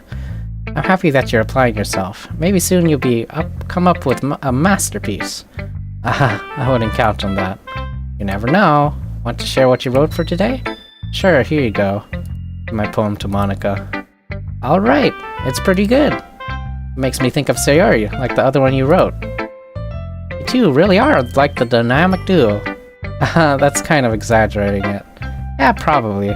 But you spend a lot of time with her, even in this club, don't you? Then again, I don't blame you for being a little shy. I'm not shy, it's just... I'm just teasing. I know it takes a bit of time to make friends with everyone, but Yuri and Natsuki are really super interesting people, so don't be afraid to give them their share of time. And you can talk to me every now and then too. It's not like... I'm not like unapproachable or anything, am I? Oh no, it's nothing like that. I'm just still getting used to being here, that's all. Yeah, I'm sorry if I was putting pressure on you or something. I really didn't mean it like that. No, don't worry, I get what you're saying. Well, alright, but anyway, you want to read my poem now? I like the way this one turned out, so I hope you do too. Alright, let's take a look. Save me. The colors, they won't stop. Bright, beautiful colors, flashing, expanding, piercing, red, green, blue, an endless cacophony of meaningless noise. Noise, it won't stop. Violent, grating waveforms, squeaking, screeching, piercing, sine, cosine, tangent, like playing on a chalkboard. Like playing a chalkboard on a turntable. Like playing a vinyl on a pizza crust. An endless poem of meaningless. Load me. Save me. Load me.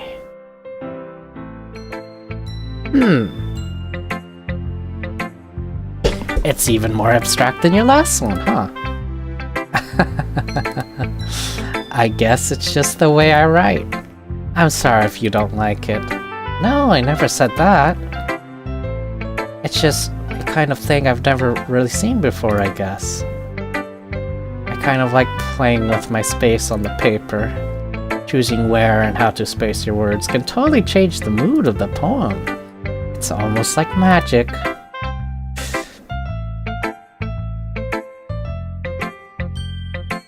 this. The way I wrote the lines, really short, makes it feel like they're trying to speak over the noise. Let's see. Still hard for me to tell what it's about, though. Sometimes asking what a poem is about isn't the right question. A poem can be abstract as a physical expression of feeling, or a conversation with the reader. But putting it that way, not every poem is about something. Anyway, here's Monica's writing tip for the day. Sometimes you'll find yourself facing a difficult decision.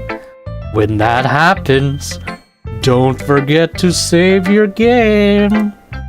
You never know when you might change your mind, or something unexpected may happen. Wait, is this even a tip about writing? What am I even talking about? That's my advice for today. Thanks for listening. Amazing. Thanks, Monica.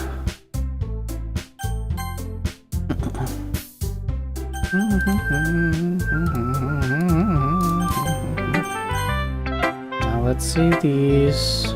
Oh my goodness, this is so good, Emery. I love it. Where's the skip button? Especially after yesterday's poem. You're too honest sometimes, sorry. No, but really, I'm gonna put this on my wall, can I? Sayori, I must be seriously overreacting. I'm not a good writer at all. I have honestly no idea what I'm doing. Well, maybe that's why, because I have no idea what I like either. Jeez. I'm sure Yuri's opinion has to be a little more constructive than this. Maybe even Natsuki's. Are you sure you don't like it just because I wrote it? I'm sure that's part of it. I think I understand you better than a lot of people, you know? When I read your poem, it's not just a poem, it's an Emery poem. It makes it feel extra special. I can feel your feelings in it. Hugs the sheet against her chest. You're so weird, sorry. I'm not very good at figuring out if poems are good or bad. That's why I just go with my heart. If it makes me feel things, then it must be a good poem. I'm not sure that's exactly how it works. Then again, I guess conveying feelings is a pretty important part of this whole thing. Yeah, maybe. Honestly, I don't even know what kind of writing you like in the first place. Yeah, me neither. Well, you at least try to give it some thought. Oh, you want to write something for me? That's so sweet. Yeah, right. But you're always thinking about other people. You need to think about yourself for once in a while. If you don't, you might end up getting hurt at some point. Well, I don't really know what you mean, but I'll keep that in mind. Well, whatever.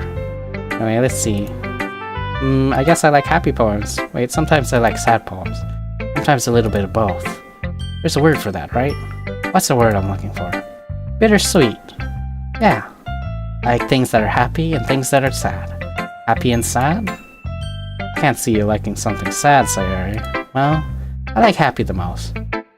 But sometimes when you have a little rain cloud over your head, a sad poem can give the rain cloud a little hug.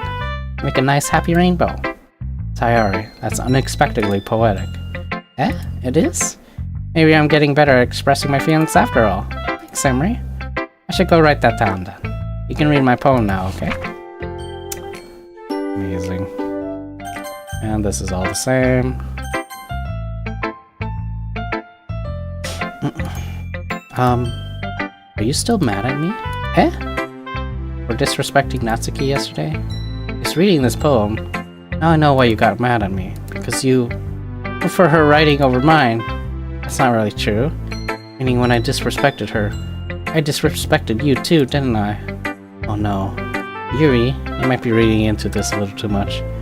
How could I be so stupid? I always let these things happen. Whenever I think before I speak, I just come off as awkward and unlikable.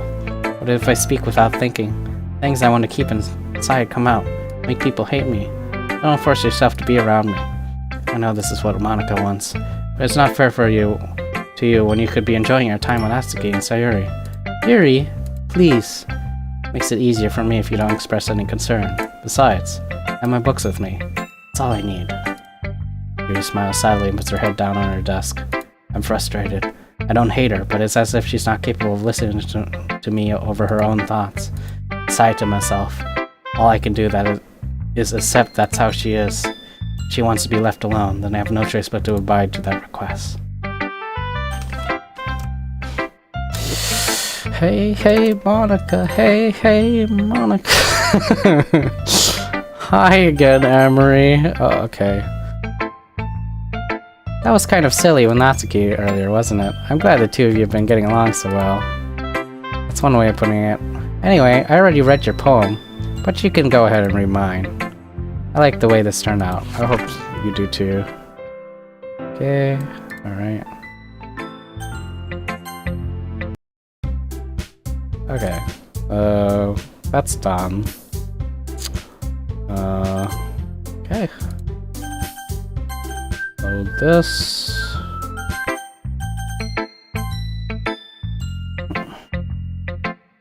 Oh, I like this one, Emery. It has some nice feelings in it.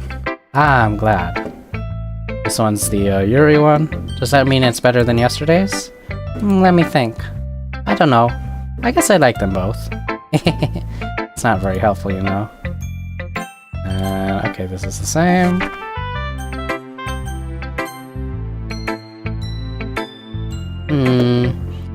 I guess I can admit it's better than the last one. It's nice to see you're putting in some effort. That's good. But I don't like this at all. Trying too hard to be serious. What do you mean by that? Poems don't need to be all deep sounding and express something. It's going to just sound like you're forcing it unless you really don't suck at it. Honestly, don't bother trying to write poems until you're on Yuri's level. Natsuki stopped short of all of a sudden. Don't tell me. You're not trying to impress Yuri, are you? What are you talking about? And keep your voice down. You know Yuri would love this angsty... Just because she's a talented writer doesn't mean Looks like I'm in trouble. I somehow struck a nerve. But what I did is beyond me. I'm so done with you. Natsuki shoves the poem I handed her back over to me. Take your stupid poem. If you wrote it for someone else, just don't show it to me. Ouch. This is what I get for letting a younger girl step into my business. Unless I was a mind reader, I was destined to be in a world of pain from the start. At least Natsuki wasn't really the girl I was trying to impress in the first place. Amazing. Hi again, Emery. This one's good. Feels like you're not only getting more comfortable with your style, but the imagery is better than the last one I read. Just wondering, have you been finding inspiration in Yuri's writing style? I guess so. Can't deny that she's talented. Yeah, totally. I think her poems are the most romantic. That's the best way to describe it. It's like a totally different person when she picks up a pen. I noticed that too. Or when she's talking about literature, like a light turns on inside her. Sadly, it's hard to get much personal conversation out of her. Trust me, I've tried. Who knows what goes on in that head of hers? I hope you don't mean that in a bad way. No, of course not. I just mean, I wish she didn't keep so much to herself. But still, defending her like that, you must be pretty into her. You completely misunderstood. Calm down, I'm kidding. Besides, I'm pretty sure she's already got a boyfriend. Wait, really? Yeah, a fictional one anyway. Monica kind of whispers that last part to me. It's just a hunch, but... Well, there's not really anything wrong with that. Oh, well, I know. I was just saying. Alright. Okay, alright, we're done with day 2 poems. Oh my god. Oh my goodness.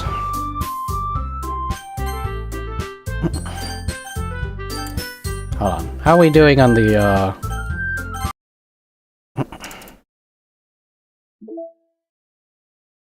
There's more side story. Us understanding. All 6 side stories.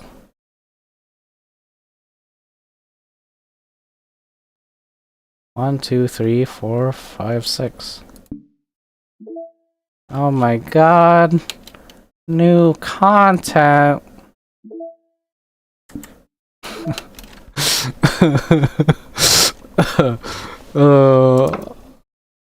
I mean, this is what I came for. I mean, this is why I wanted to play this, because I wanted to see what was new. So I guess we're seeing all this. 1, 2, 3, 4, 5, 6. Get all 6 side stories, try writing poems for different characters and viewing their special scenes. So it's... yeah, that must be all of them, right? Must be all of them.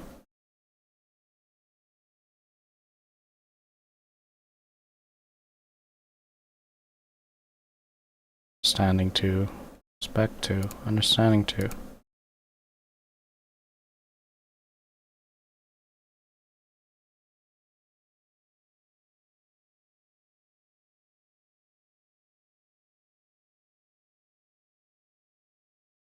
Okay, alright. Alright, let's watch them. Alright.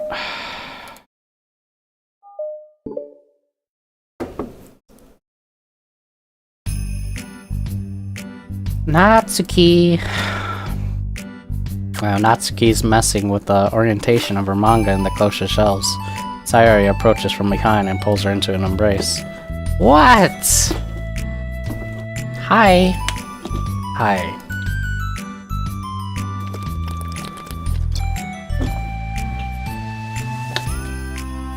Natsuki has been... the literature club has been in full swing since Natsuki joined. Including her, the club is now comprised of 4 members. Sayori, Natsuki, and Monika. Yuri and Monika. Each club member will receive a day in the spotlight to share all their favorite kinds of literature with each other. Natsuki was first and shared her passion for manga.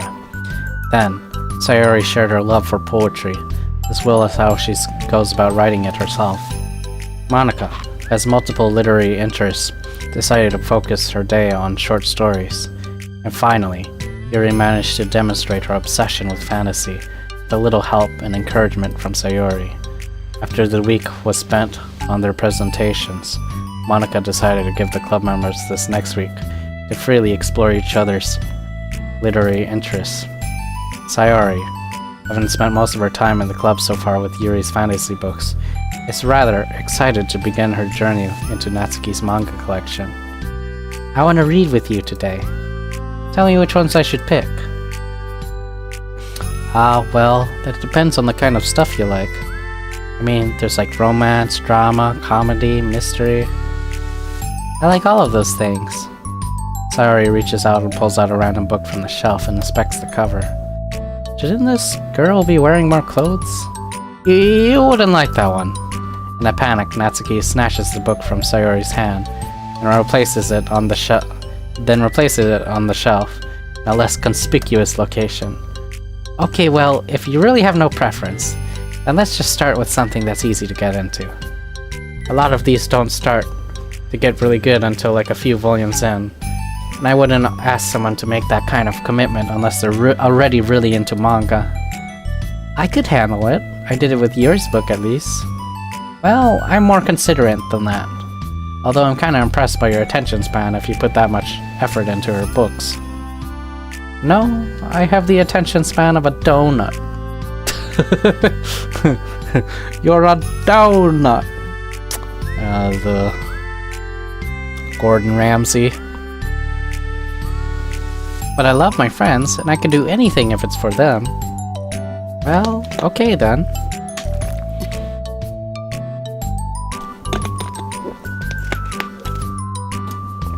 Let's pick you something that even donuts can read. I didn't say I was a donut, I just said I had the attention span of one. Ah, were you just trying to call me sweet? You're so cute. No, how did you get to that conclusion? Don't call me that. A donut? Cute. Ah, how come? I just don't like it. I don't need a reason. Natsuki yanks a book from the shelf and closes the closet door. If someone asks you to stop, then you need to stop. People need to realize that. I'm sorry. I really didn't mean to hurt you. Nah. Sorry. It wasn't you. Natsuki shakes her head while pulling a second chair over to her desk. I was talking about something else. I didn't mean to get angry all of a sudden. Natsuki averts her gaze and mumbles.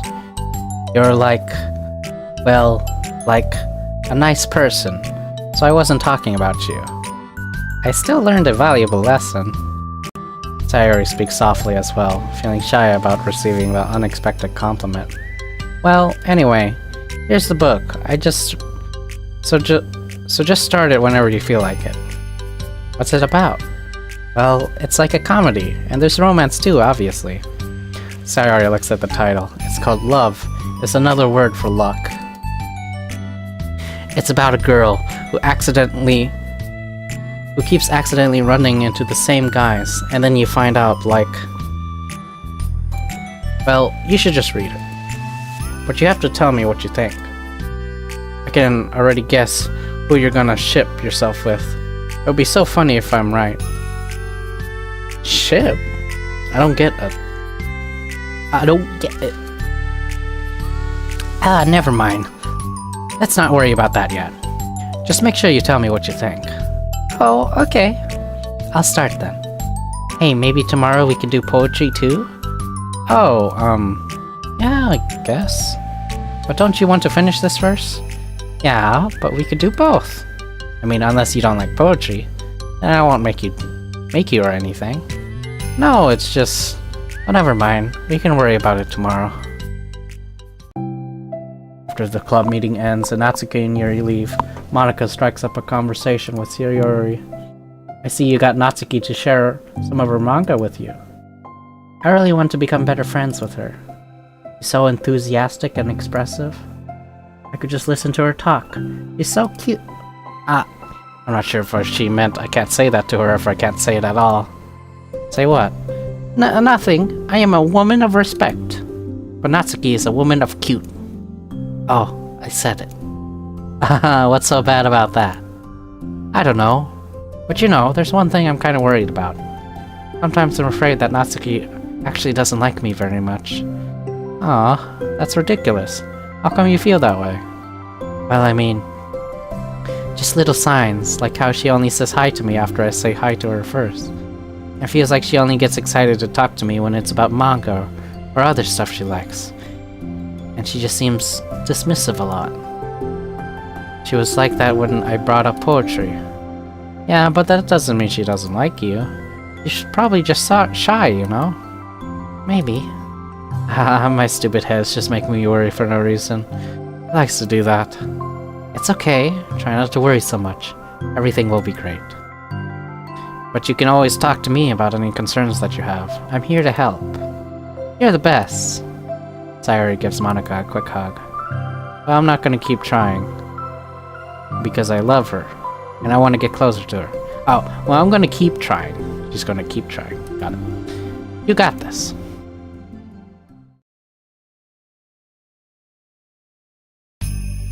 After the next club meeting starts, Sayori is the last one in as usual.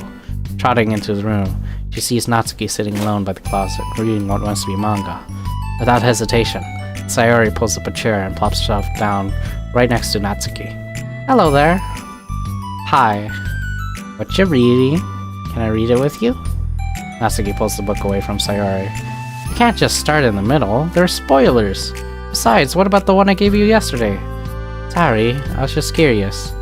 Well, anyway, I've been waiting forever for this volume to come out, and it just came out yesterday, so... Oh, that's exciting. I'll let you read it then. Can I sit next to you, though? Sure. Sayori plops herself down next to Natsuki, pulls out a blank sheet of paper. Natsuki reads in silence, save for the periodic flutter of a page being released from beneath her thumb. From Sayori's side, only the light tapping noise of her pen meeting the paper can be heard. Time passes. Sayori's paper is filled with scribbles and the margins are lined with stick figures. Natsuki lets out a deep sigh and closes her book. Did you finish? No, but it's a good stopping point. My head is swimming. I need a break. Natsuki stretches her arms. Aren't you bored? No, I was writing. Oh, I saw all the stick figures and thought you were just bored. I just draw those when I'm thinking or waiting for inspiration. I made friends with them all. This one is sad because she thinks that the night sky is pretty, but she can't look up at the stars in public without everyone thinking she's a weirdo. And this one has problems with his back, but the doctors can't figure out what's wrong with him. What the heck? You're the weirdo. Wanna read the poem I'm working on? Sure, I guess. Sayori slides the paper over to Natsuki. As Natsuki reads through the poem, she furrows her eyebrows. She slides the paper back to Sayori. Don't you ever feel weird just sharing all your thoughts and feelings like that? I mean, your poems are like really emotional. Is that bad? Oh no, it's just an observation. I think people can get closer to each other if they find ways of expressing their feelings. Well, Natsuki begins to protest, but she can't find a good way of putting her thoughts into words. Doesn't that depend more on the kind of friends you have? I don't know. Each their own. But I've never met anyone I'd feel comfortable sharing my poems with. Not that it's you, it's just how I am, so... You write poems? ... You never told me that. I thought you wrote other stuff. Yeah, that too, but... You should... I mean, would you ever want to share? Like I said, I don't do that. But... Can we talk about something else? I'm sorry.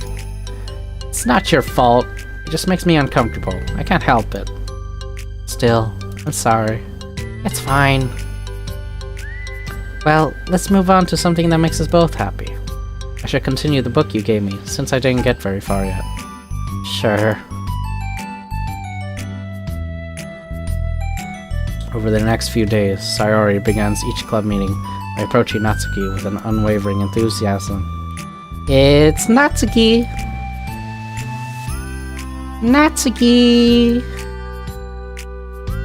Hi, Natsuki!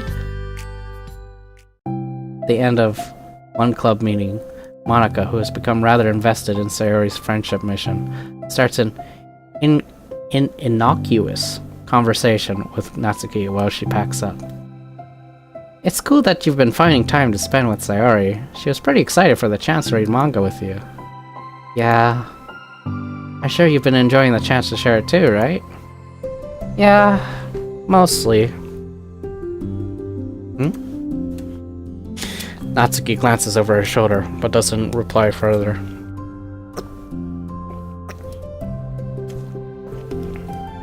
What's on your mind? Nothing. I don't talk about other people behind their backs. Oh. Natsuki falls silent, but she just fidgets instead of getting back to what she was doing, as though she wants to say more. It's okay to share your feelings. That's different from talking about someone behind their back. I guess. I just hate when people talk about me behind my backs, so I'm better than to do it to others. Monika shares a bright smile. You're really considerate. Thanks, I guess. But it doesn't feel like it. You can trust me. Natsuki stands in silence for a moment, still fidgeting.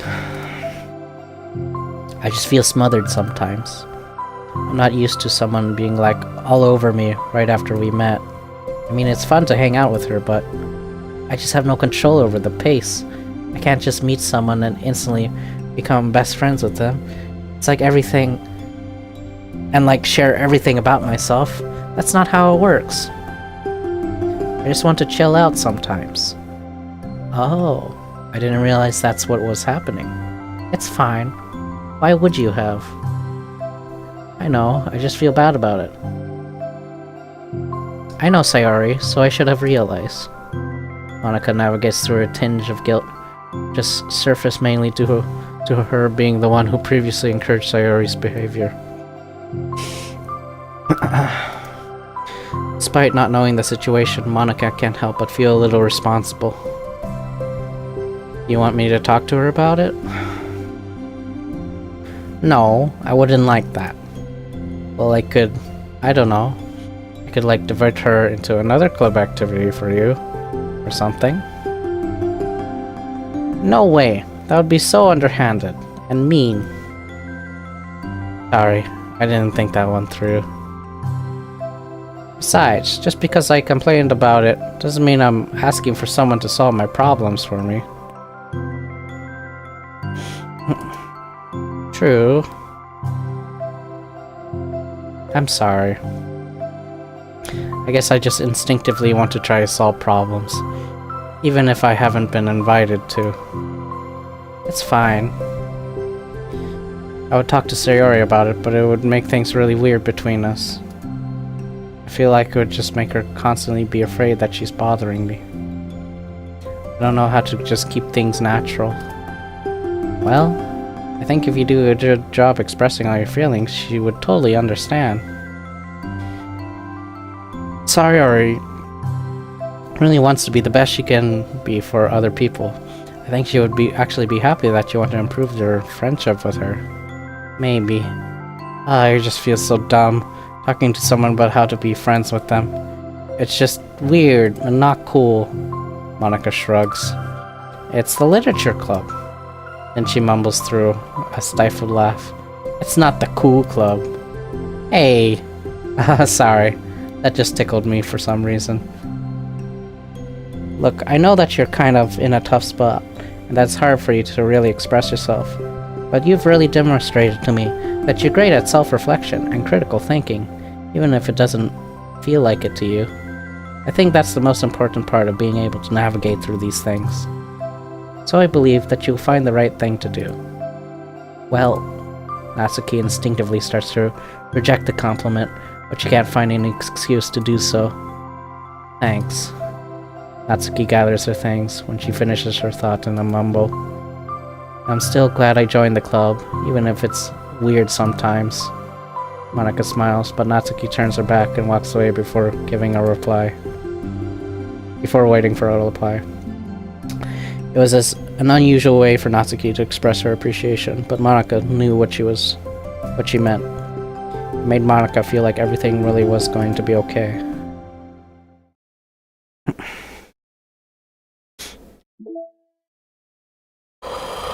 Oh my god. I feel like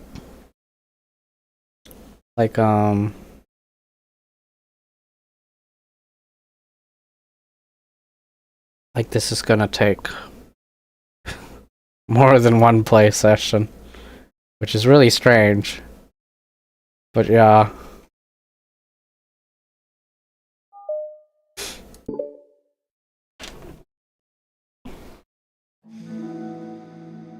It's lunchtime.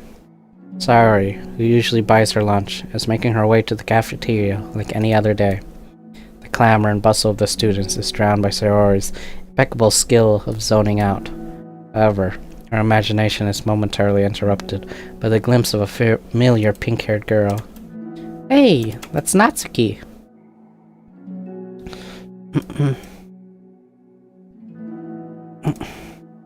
I never run into the other club members around school.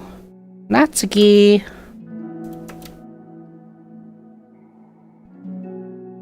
Sayori stands on her tiptoes and waves. Natsuki, who's busy walking and chatting with her friends, doesn't notice Sayori at first. She glances over at Sayori's direction.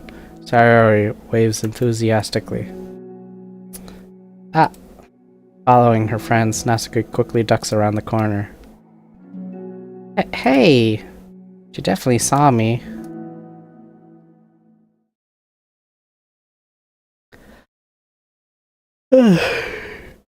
Monika's the first to arrive at the club meeting, then Natsuki. Sayori, having glanced through the window to see Natsuki already inside, is unable to work up enough courage to enter. You're curious? Why do I stream? To save my gameplays so I can watch it myself so I can watch it myself later. And also just to share with people. That's all. Sorry, having glanced through the window to see Natsuki already inside, is unable to work up enough courage to enter. Natsuki's been so distant with me.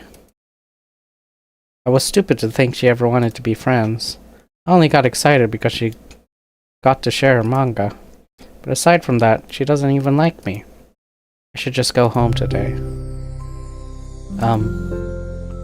Sorry, but do you plan on going inside? No. Why? I'm sulky. Oh. I'm sorry for bothering you. Excuse me. No, don't leave me.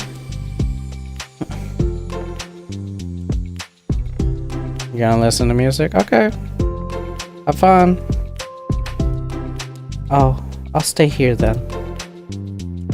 I don't want to go in. I'm afraid of bothering Natsuki. Saw her at lunch today, so I waved and called out to her, but instead of saying hi, she just ran away from me. Really? Not bad. Hey! Sorry. I'm sorry, that was a joke. It just sounded like something stupid. Stupid that I would do, from anxiety. From anxiety? Well, I just don't like attention being drawn to myself. Oh. Well, that makes sense based on the person you are. But Natsuki isn't shy like that at all. I thought we were friends. It feels like every day she's trying to distance herself from me more, instead of get closer.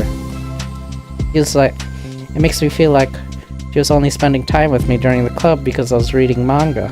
But she doesn't actually want me to be friends with me. She actually doesn't want to be friends with me. Well, I feel like I'm missing a lot of context here. Was she in the middle of anything when you approached her? No, she was walking with friends. With her friends. Yuri pauses for a moment. How do I put this?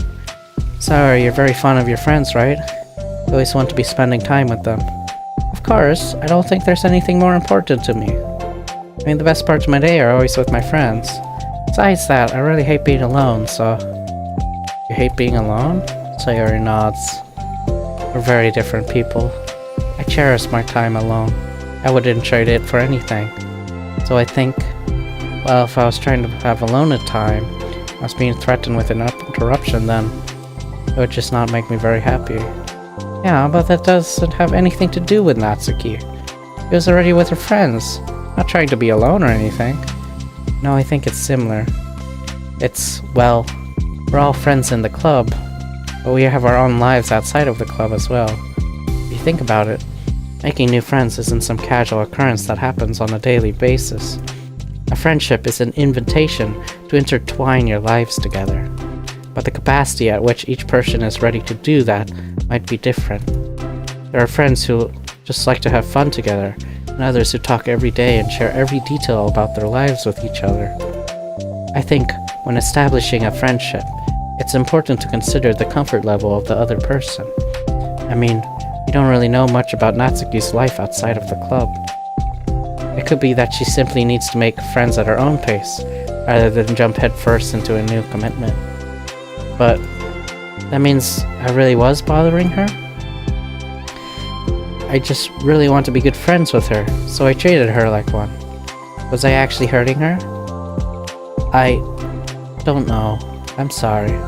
My insight was really only based on what I understand about my own needs. And Natsuki and I are completely different, so why was I being so selfish?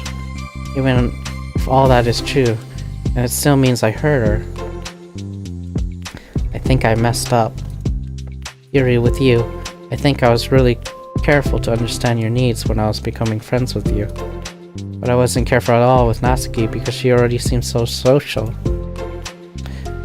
I just took control of everything instead of looking at the right balance. Now I hurt her and she doesn't want to talk to me.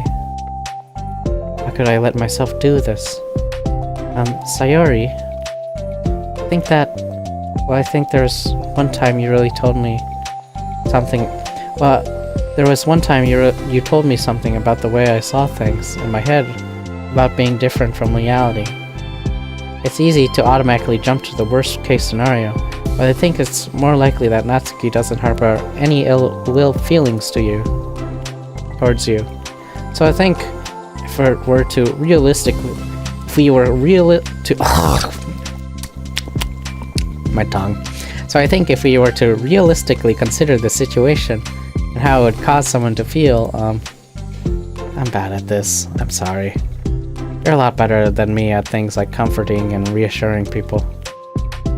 Suddenly, Sayori gives Yuri a gentle hug. You're the best, Yuri. I'm sorry for burdening you with this. You're trying so hard for me. You're such a sweetheart. It's not a burden. I enjoy listening to others. My friends deserve happiness. Sayori beams. I think I'm gonna give Natsuki some space. She should do what she wants. And if she does still want to be friends, then I'll learn her needs and I'll match her boundaries. Yeah, I'm sure that's what's best. I wish I didn't feel so awful and guilty. It makes me feel desperate, like I need to make it up to her by trying to make her happy. But that's not what she needs. I just have to tell myself that. It hurts, but I guess it means I still need to grow. I really need to grow as a person. If it's better for my friends, I want that. If it's to be better for my friends, I want that. It's very mature of you, Sayori. I'm mature. Sayori hops up and down on her toes. So doesn't that mean you're going home after all? Sayori shakes her head. I need to be here to show her that I respect her space. I'll just spend the club by myself today. Sayori nods in understanding. You can go first. Okay. You're blocking the door. Oh. Sayori steps aside. By the way, before Yuri enters the club room, Sayori interjects. You said that you and Natsuki are completely different, but I don't really think that's true. I think you're actually really similar in a lot of ways. Yuri smiles and shakes her head. Sayori, that's absurd. You're very silly sometimes. Yuri turns and enters the club room. After a moment, Sayori follows.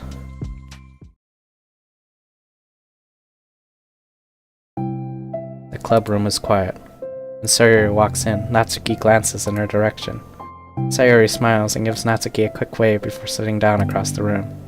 Yuri's face is already buried in a book. Sayori decides it's best to continue the manga she was reading, so she pulls it out. However, it looks like Natsuki isn't reading today. She has a sheet of paper in front of her and is tapping a pen against her desk, staring at it. Oh, what are we writing today? Monika speaks in a quiet voice, unwilling to disturb the peace of the club room. She kneels down at Natsuki's desk.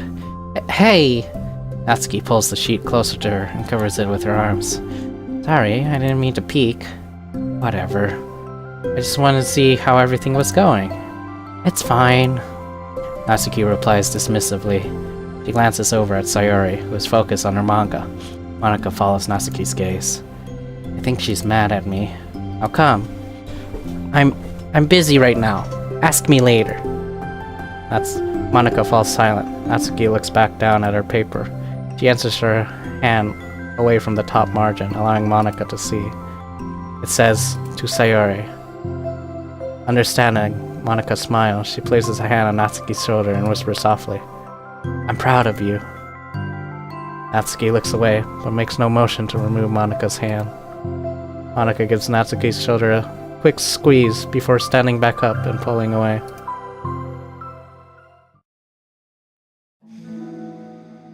The end of the club meeting passes. Yuri has already departed. So has Monika, after checking on Sayori and Natsuki to ensure they wouldn't stay too late. Sayori was determined to finish her manga volume before heading out, since the end was approaching. However, with Natsuki also staying late for an unknown reason, silent tension hangs in the air. After finishing the volume, Sayori brings it to the closet to put it away. She slides it back onto the shelf while Natsuki watches. Then, Natsuki gets up and pulls it back out in order to return it to its proper location. Sorry, I didn't know where it was supposed to go. It's fine. The two fall silent again, avoiding eye contact. They look like they're about to say something, but neither can break the silence.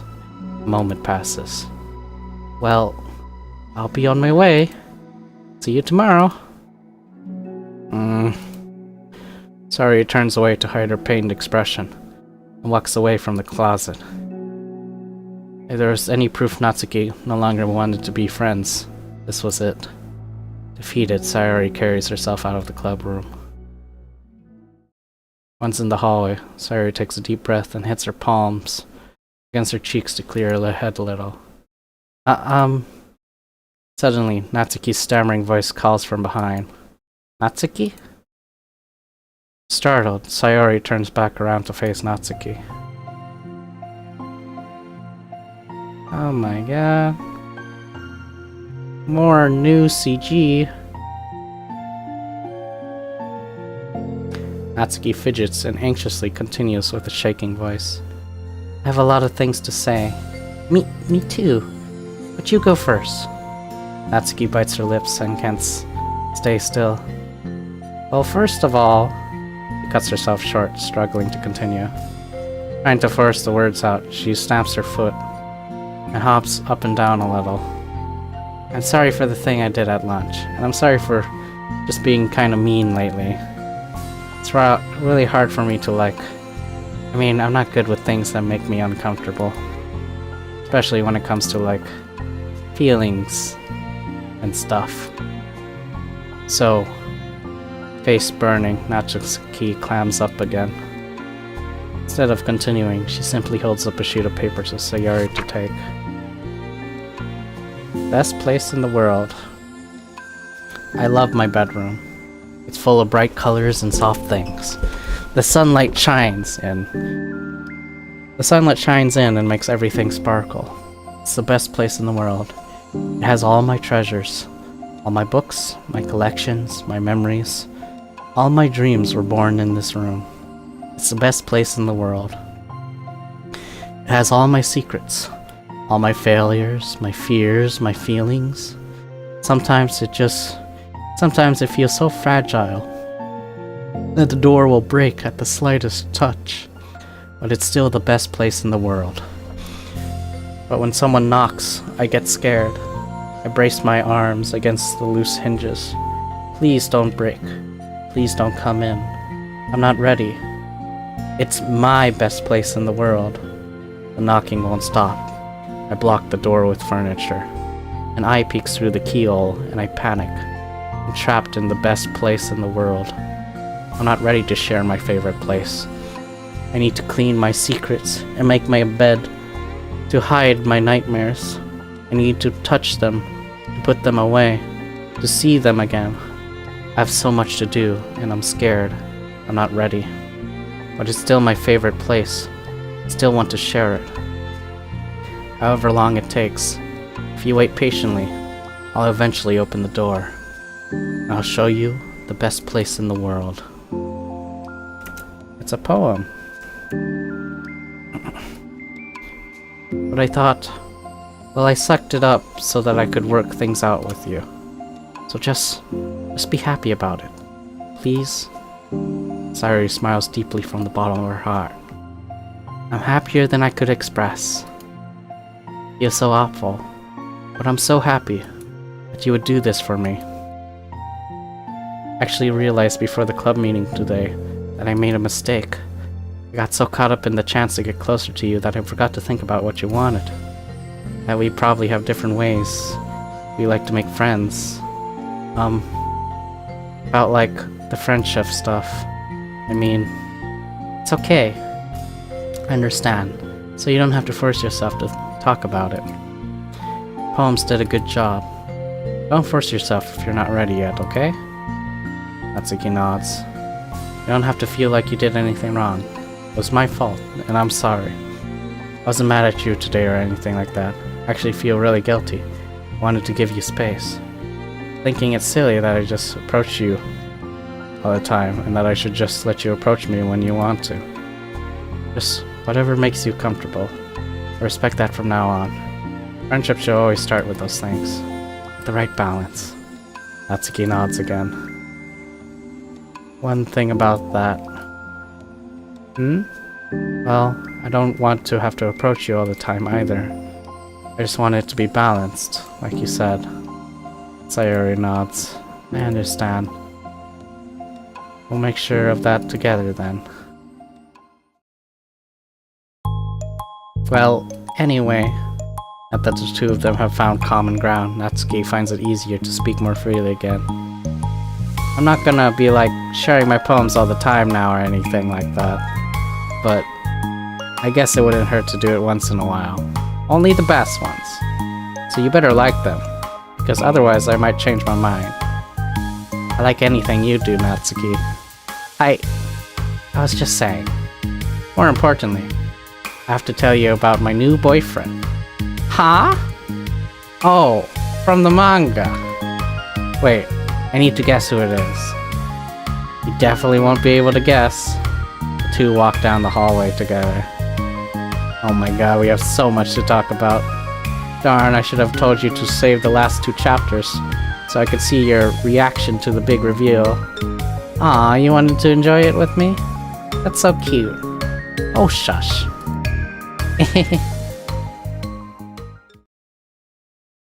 Amazing. This is the content I came for. Alright, I'll be right back.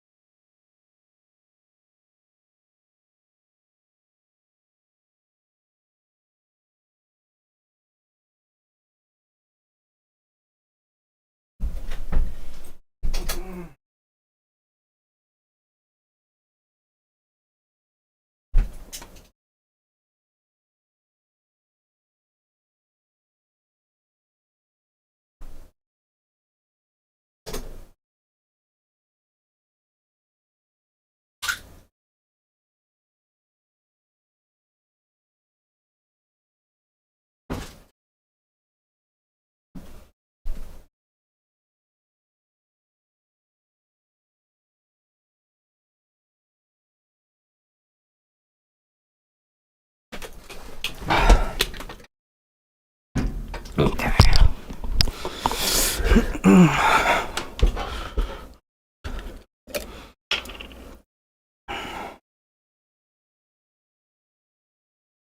Okay. I am here.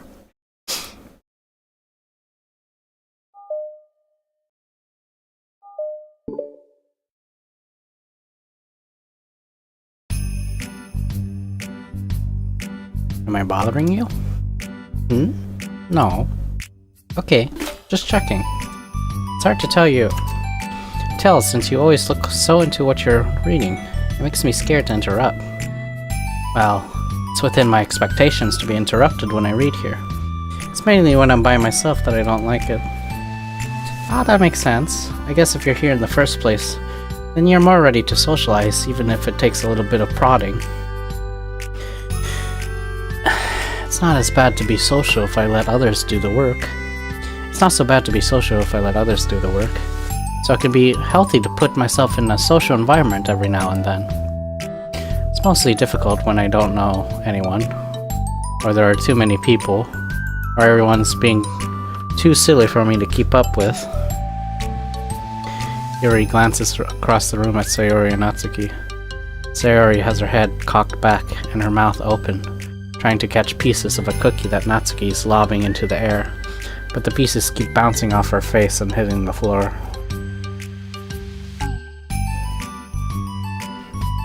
Maybe I should say something. No need, they just ran out of cookie. What a waste. We've really become good friends, haven't they? I'm happy. Sayori seems particularly good at making that happen. But the two of them are both on the energetic side, so I suppose it works out well. Yeah, come to think of it, you and I haven't had many chances to talk one-on-one, have we? But that may be partially my fault, since I'm supposed to be the one engaging club members. Not at all. I've probably formed a habit of drawing minimal attention to myself. The responsibility is equally on me, at least to display some openness to engage. Well, what about during times like lunch? Do you meet up with friends? I just read. Oh, but I like it that way. It feels nice to be carried off again after a morning of classes. Do you always read fantasy? Well, not always. I suppose it's all I've read recently, but only because I'm in the middle of this series. There are still 2 more books after this one. I guess those long books suit you well. Did you spend so much time reading? Well, fantasy may be my favorite, but after that, I'm more or less indiscriminate to genres. I'll read anything with depth and maturity. Oh yeah? Even like romance? Well, there are a lot of books that have elements of romance in them. Is it still the first act? Right now I'm doing the side stories. This is like the main reason I'm playing this, because I want to see the stuff I haven't seen. I want to see the new stuff. There are lots of books that I have elements of romance in them. Oh come on, Yuri, you know what I mean. Monica lowers her voice. It's a guilty pleasure of mine, so I won't tell anyone if you do too. ... Maybe more when I was in high school. I mean, I was really lonely and people were mean to me a lot. So it kind of felt like, please don't make me think about the past. Sorry, I just got super curious. You know, we should totally pick out a romance novel to read. That would be so much fun. Absolutely not. Really? Even if it was just between us? Try asking someone who has no shame, like Natsuki. Ouch. Sorry. I swear I didn't mean that. Well, I guess it was my fault for pressing you. I'm like that for things in my past. I'm like that for things in my past too. You know, things I feel too embarrassed to re-experience. There's nothing wrong with growing out of things. It happens to everyone. For instance, Natsuki's interest in manga reminds me quite a bit of how intense I used to be about my own interests. Makes me think that you'll likely grow out of it too. Hey, were you talking about me? No, we were just... Oh, we were just talking about how our interests have changed over the years. When did you get into manga, Natsuki? Like a couple years ago, I guess? I was already sort of into it before that, but I wasn't really going hard until then. Oh yeah? What was it that inspired you to get more into it? I don't know. I guess... Let me think. It was after I discovered a series that I really liked. Yeah. And I was just like, really fed up with a lot of things, and I got super into this one series that I really related to.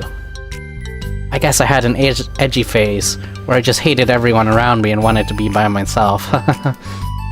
Hey, kind of like Yuri. Monica! Sorry. That's completely wrong, so it's still cool that you both really found your thing. They're almost like opposites, but it sounds like they helped you a lot through your hard times. You know it. Wow, what the heck? Is that book even bigger than the last one you were reading? It's technically slightly longer, but not by very much. How high do you think it would go if you stacked up the whole series?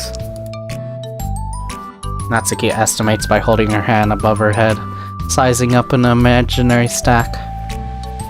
I should get one of those mangas that's like 50 volumes long so I can say I've read more than you. Not that I have the money for that. Please, that would hardly count when your books only have a few words per paper. I know, I was just joking. I can never actually read books like yours. It's too boring for me. Yuri shoots a glare at Natsuki. It's not boring. Chill, I said for me, not for you. I can have my own opinion. I just think it's too convoluted. Sayori, are those from the floor? Ah, gross. Also, wash your hands before touching any of my books.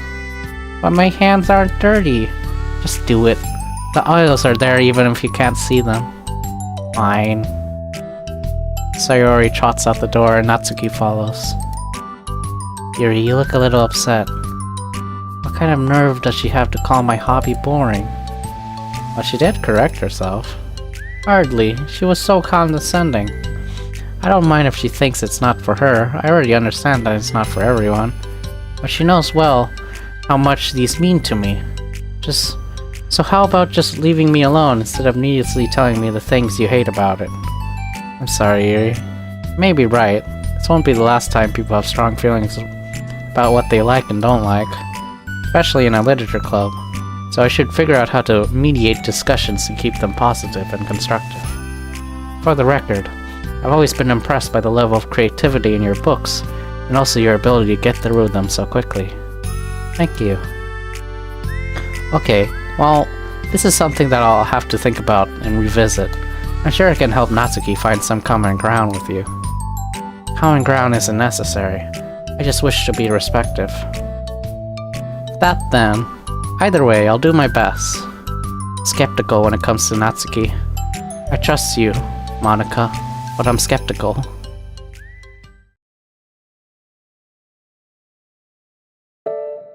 Okay everyone, we have a special club meeting today. As you know, the Literature Club is a place where we get to share things that we're really passionate about.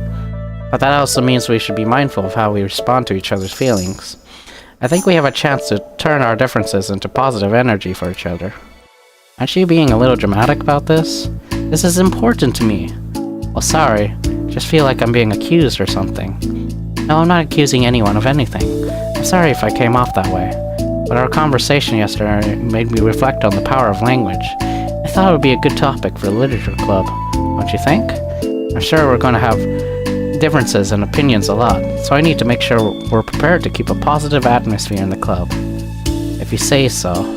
Sure. The cool thing about language is that it gives us lots of different ways to express the same idea or emotion. We have a lot of control over how we want the other person to feel when receiving our thoughts. This goes for poetry, narratives, conversation, basically anything. For example, Sayori, what's your favorite food? I have them organized by category. Should I start with snacks, or do you mean full meals? Should I include breakfast? Oh geez. How about your favorite fruit? That's easy. Cherries. Really? I always thought cherries tasted nasty. What? Cherries are delicious. Whoa, that's a pretty strong reaction. I just don't understand how somebody could think cherries are nasty. How does it make you feel? I don't know. Sad? Defensive, maybe? Yeah, I got defensive. Oh, my eyes are itching.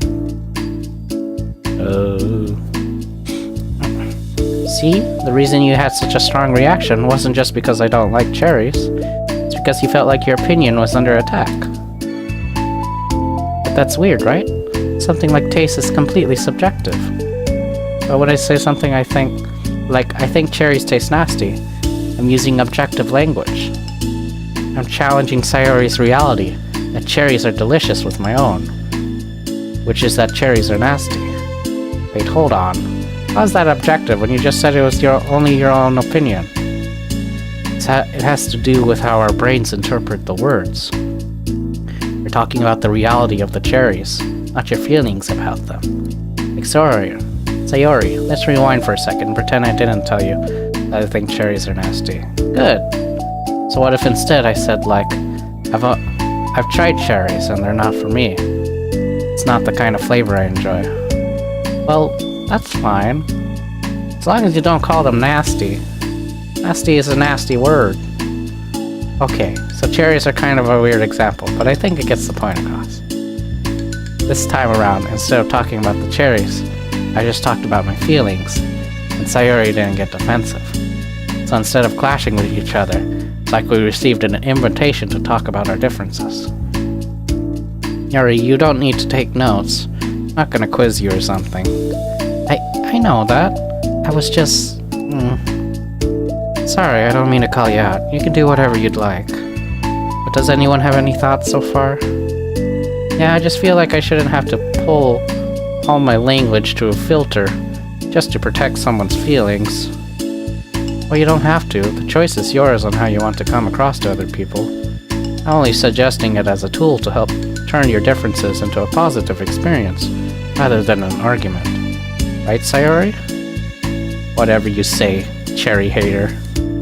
Oh, come on. Sayori, I actually like cherries. I was just saying that to help demonstrate. What the heck? I've been duped! I'm sorry, Sayori. I'll make it up to you later. How about a cherry sundae? You're welcome to dupe me anytime, my beloved president. Buying your people's loyalty. How deplorable. Oh, like you would turn down a free sundae, Yuri. You were certainly a fan of those cupcakes I brought in the other week. I was reading and not keeping track of them. Oh, that's enough. We're getting off topic. So now that we have a gist of it, how about we try it with something more relevant to the club? Like manga, right? Let's try to put a productive discussion about our differences and opinions. Yuri, do you want to start? Well, I'd rather not, no. How come? Well, because I don't see how anything productive can come from that. It's just gonna start a fight. It'll be fine. That's why I'm here to moderate. Let's all have a calm and rational discussion. Yeah, give me a little more credit. I'm not a child. You don't have to coddle my feelings. I always think it's more respectable just to speak your mind. Respectable? Yuri's expression changes at the word. Monica recalls being respected was the crux of the matter for Yuri. But the point of exercise isn't exactly like, it's fine. I have nothing against anyone personally. You're entitled to enjoy whatever it is you like. I just prefer more depth and nuance in my reading material. I look for stories that are imaginative and sophisticated beyond the surface level. Oh, well, that's just a misunderstanding then. I thought you were gonna say that manga's for children or something. I don't hear enough of that. But there's plenty of deep manga. I'm not clueless about manga. I read my own fair share when I was younger. What? Are you serious? How come you never told me? Because I'm past that point in my life. I'd really prefer not to revisit it. I prefer more mature things now. Excuse me? Okay, hold on. Can I jump in here? Let's try to keep things subjective. Because if you imply that manga's immature, then aren't you implying that someone is immature for being into it?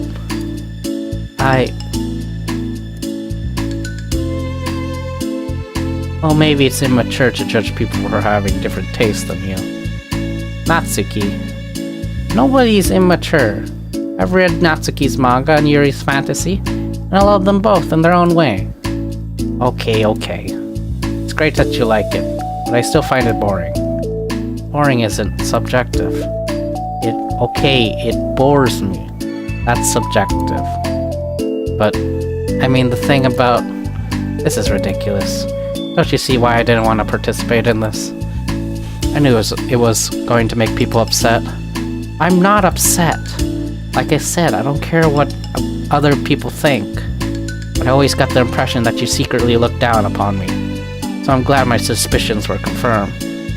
That's not true. You're making assumptions. You can't blame me for getting defensive when nobody ever has the least bit of respect for the things that I'm into.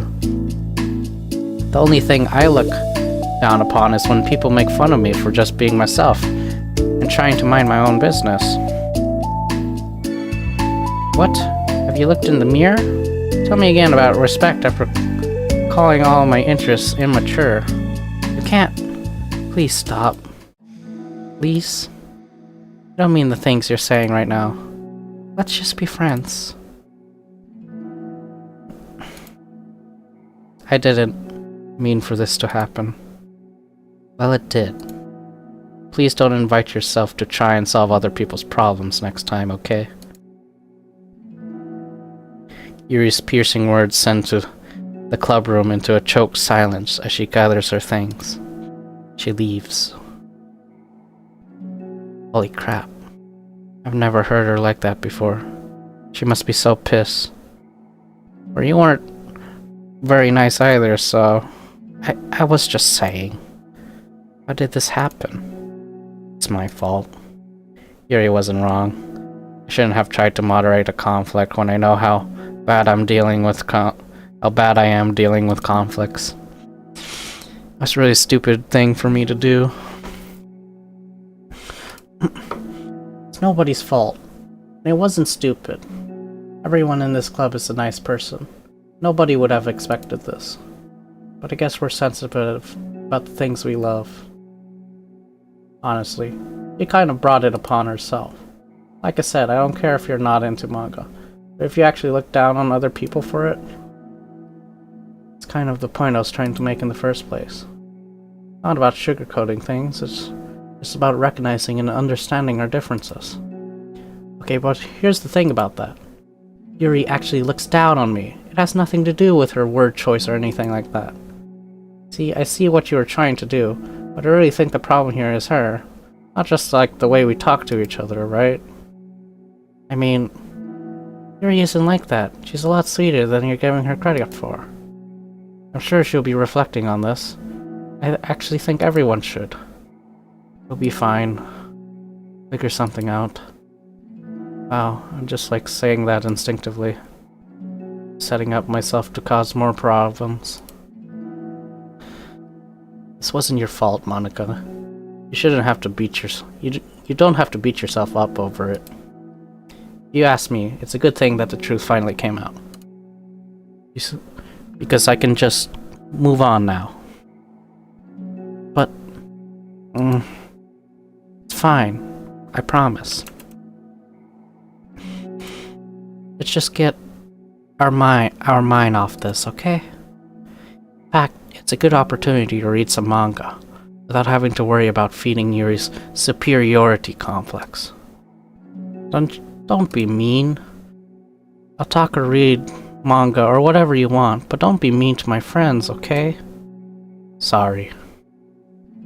I'm just bitter. Everything will be okay. I mean, I don't have the answers, but at least I know that we're all good people and don't want to hurt each other. This will be a real learning experience. Monica says that, but her uneasiness is given away by how much she has to force the reassuring tone in her voice. This was bound to happen eventually. Natsuki and Yuri have always engaged with each other, the least out of anyone. This is the reason. Sayori and Natsuki proceeded to distract themselves with manga. Monica sighs to herself, unable to shake her worried thoughts. Will the club really have come to terms with the fact that some members will be incompatible with each other? Monica desperately doesn't want to admit that, and she knows Sayori doesn't either. But for once, a solution doesn't seem to be in sight.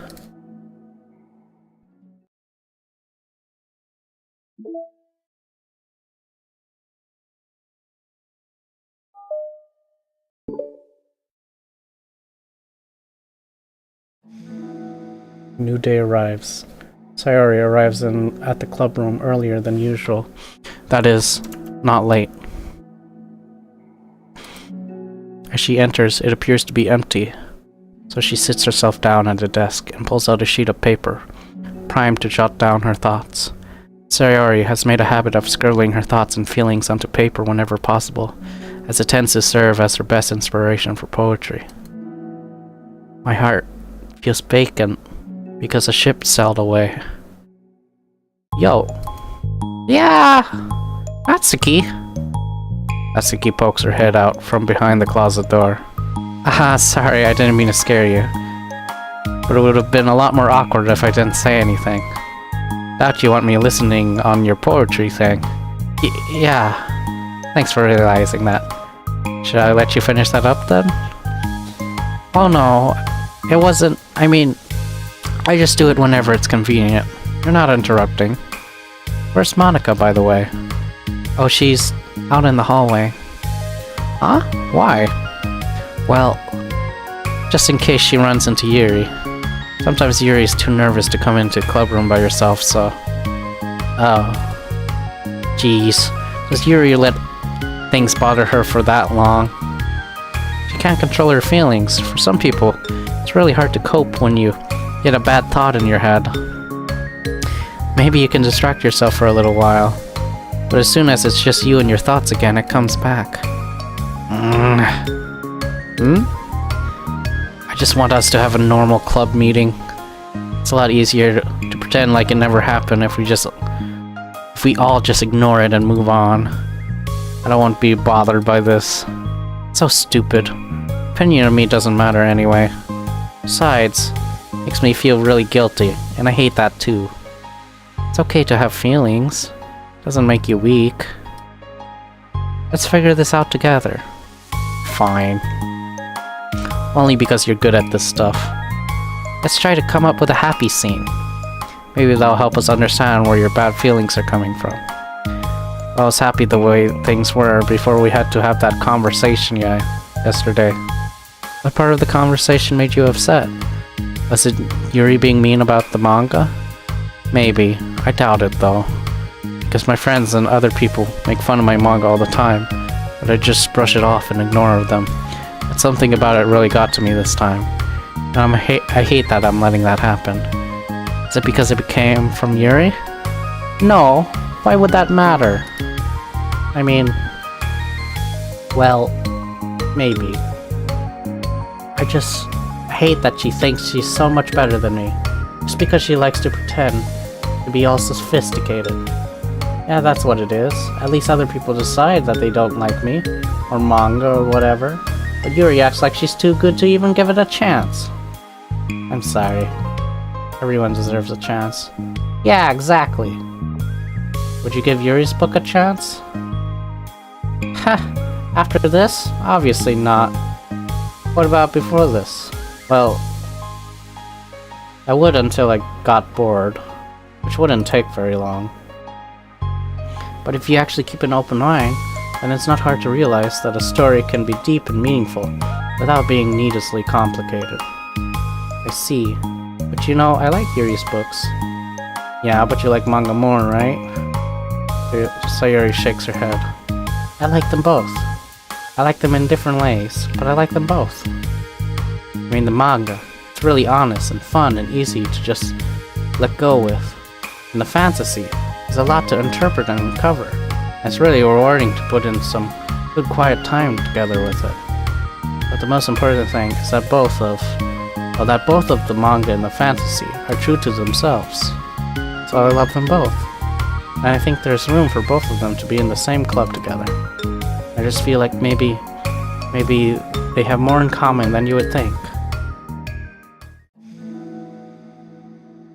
How do you get along with everyone so well? I always get into fights with people. Like first it was with Monica, when I was new to this club. Then it was you. Now it's Yuri. And I'm always like, oh, that person is being such a jerk. If they just realized that, then we could get along. But nobody else has this problem. I just keep running away from the reality that everybody's just a jerk to me. Because nobody likes me. And I don't know why. And I don't know what to do about it. I don't know what's wrong with me. I hate it. Natsuki. Sayori puts a comforting hand on Natsuki's shoulder. You're a wonderful person. You deserve to be loved as much as everyone else. Everyone has different ways they like to communicate, you know? Sometimes that makes it harder for us to understand each other. I think that sometimes we get lucky and we make friends who are really good at the same kinds of communication. Feels like you can magically connect with them. But other times, even if both people are really nice, it's easy for them to misunderstand each other or get the communications wrong. It's something that Yuri struggles a lot with, too. It can be really hard. It takes a lot of, reflection and self-awareness and vulnerability. I'm bad at that one. Vulnerability. I always have to be the strongest. What do you mean? Tell me about that part of you. Well, it sounds stupid, but I'm really used to people being mean to me. Like my friends, and I guess my dad. Like when I don't get good grades, or even stupid things like if my room isn't clean. So what am I gonna do? Cry about it? I let myself get upset, and it's just letting them win. I'm better than that. I'm better than all of them. So things always have to be everyone else's fault. Feels like if something goes wrong, and there's even a tiny hint that it might be my fault, then I just get really angry, and I find ways to blame everything else instead. You see yourself as better than Yuri? Like I said, then I would just sound really full of myself. No, our thoughts and our feelings are two different things. Even if we don't like our feelings, we have to understand them if we want to learn more about ourselves, about themselves. We have to understand them if we want to learn more about themselves. That's a part of vulnerability, you know? Accepting that we have feelings that we don't like. I hate that. My feelings make me a bad person. Because my feelings just want to tell me that I'm so much better than her. That she's a judgmental know-it-all who's stuck in her edgy phase. And that I'm just way above that garbage. But I'm terrible for feeling that way. You're not terrible. You're not your feelings. But you are not your feelings. Say that to yourself, out loud. Fine. I am not my feelings. The way that I like to picture it is that feelings are like your roommate. You live in the same house, and you gotta see each other every day. And even if you can ignore each other most of the time, you're gonna run into each other every now and then. And then and then it's gonna make you feel like poop. So, the other option is to get to know each other. You can communicate and learn from each other, and maybe even help each other change for the better. Does that help you understand? How do you know so much about this stuff? I just have a roommate that can be really hard to get along with. Called depression. Depression? But you're like the happiest person I know. I'm not my feelings. I want to be a good person. Like you. Ah, you little sweetheart. We're all good people. You and Yuri and Monica. And I think Yuri will eventually learn that about you. Natsuki remains silent, feeling a little overwhelmed. Despite Sayori's kind reassurance, a complicated mixture of pain and sadness seems to fill her, as though flowing from a wound inside her. Was it a result of her vulnerability? No, it wasn't as though she was inflicted with a wound after becoming vulnerable. It was as though she began to rediscover an old wound, one that simply cannot be bandaged and left alone. That simply cannot be bandaged and left alone any longer.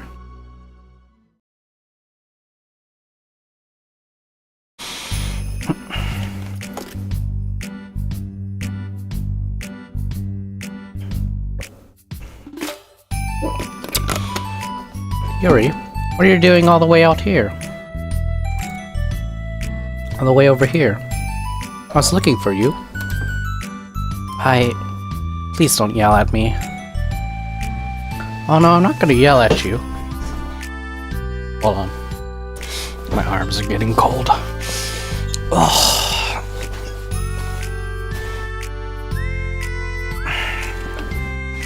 It's like snow outside and stuff. Oh. Ooh. Oh my god. Okay. Not gonna yell at you. I just wanted to say that I'm sorry about what happened yesterday. It's unfair for me to put everyone on the spot like that. Next time, I won't just try to jump in and solve everyone's problems. I guess it's a bad habit of mine. You're not mad at me?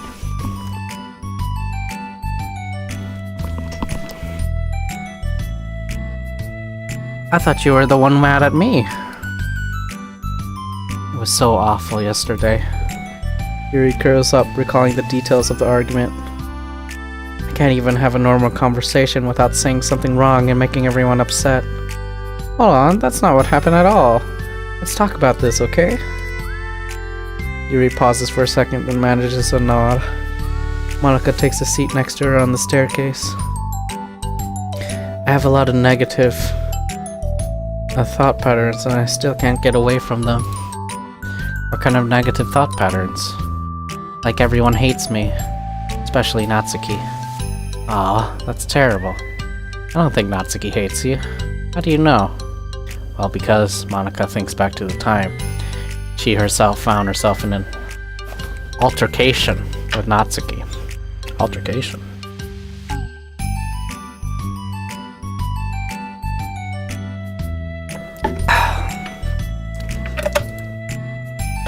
How a display of maturity from Monica was enough for Natsuki to reevaluate her own feelings as well. I think Natsuki is just naturally defensive. I think she acts mean when she feels the need to protect herself. But you know, she's really not a bad person. In fact, I think she can be really thoughtful and considerate. She's just, well, I guess the way it works is that she wants to receive some degree of kindness first, before she feels comfortable returning it. Oh. But that means the burden is on me. I don't know how to say things that make people like me. Every time I open my mouth, I just... Yuri shakes her head at herself and tugs on her hair. It's okay, Yuri. You don't need to beat yourself up. I think anyone would like you if they had the chance to get to know you. Well, unfortunately, the opposite is true. That's why I'm not talkative to anymore in the first place. Because everyone used to think I was weird and talk about me behind my back. That's just what happens when I draw attention to myself. Natsuki even said she found it way more respectable when people speak their mind. So I did, and and she hated me anyway. That was enough to confirm my fears. But Sayori and I like you, and we've gotten to know you a lot by now, right? Sayori doesn't seem to have a response.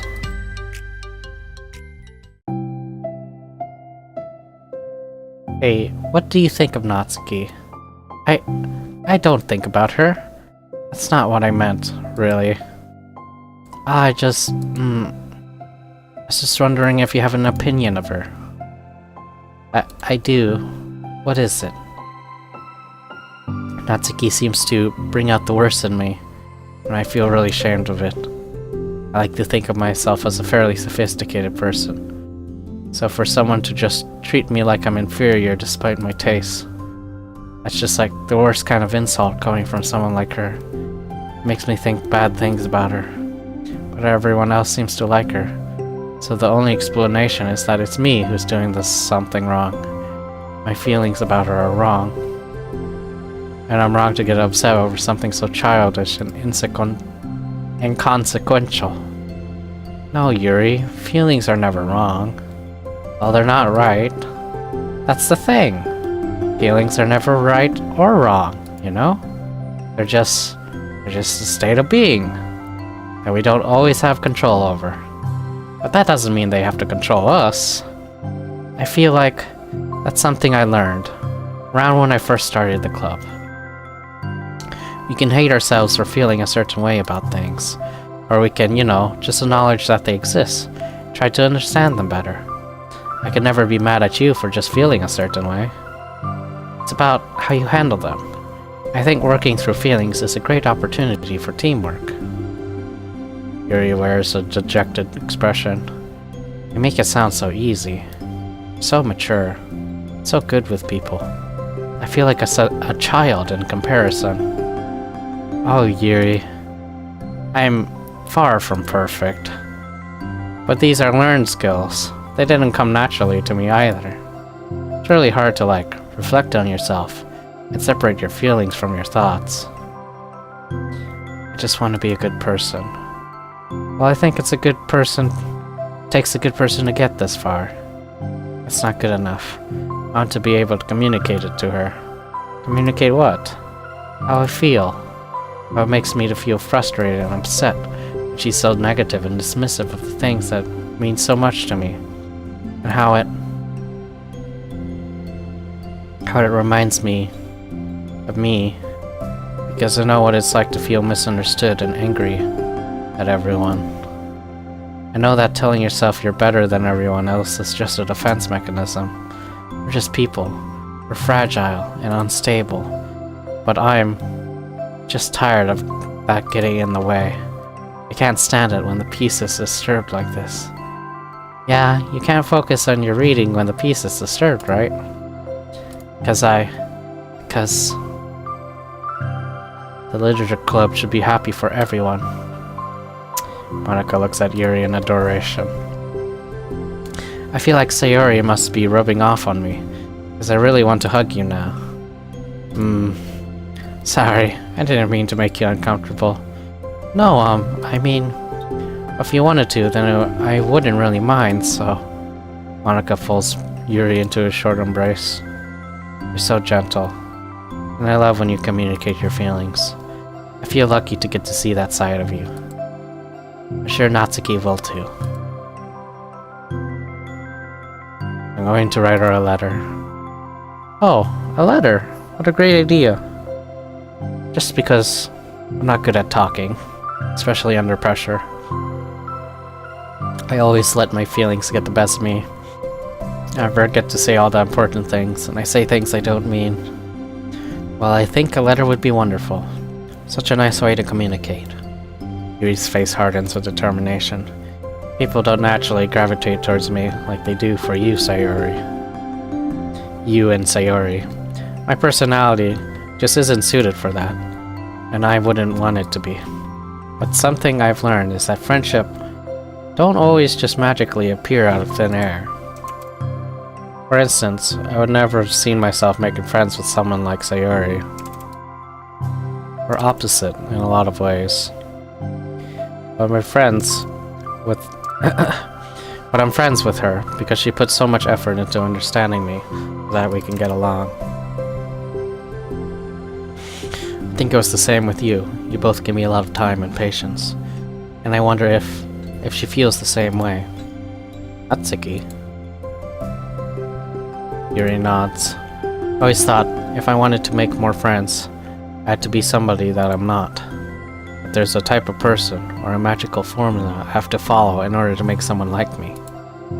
That's just like me to think that. Always so occupied with myself that I fail to understand other people. Yuri shakes her head. Friendship happens when you think about the other person. When you offer time and effort to understand them and respect them and trust that they also want to be a good person. That's what I learned through my observations in the literature club. Observations? Monika is caught by surprise. Yuri has always kept to herself so much that it's so unusual to hear her suddenly talking about clubs like this, but Yuri gently smiles to herself. You always let me listen to your thoughts about people. Sayori too. And it makes me happy because I learn a lot of things. That's so sweet. I had no idea it meant that much to you.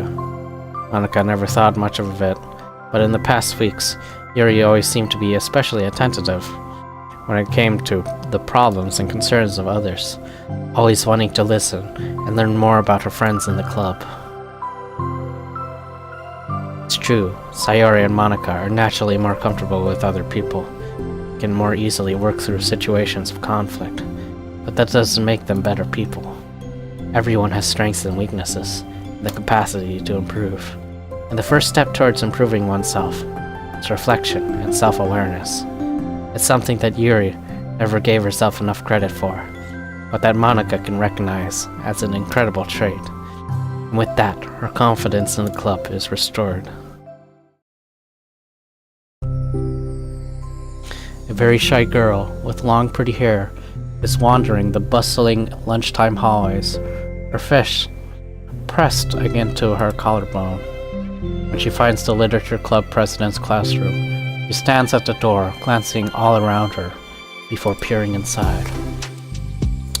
Monika is sitting and chatting with a group of unknown friends.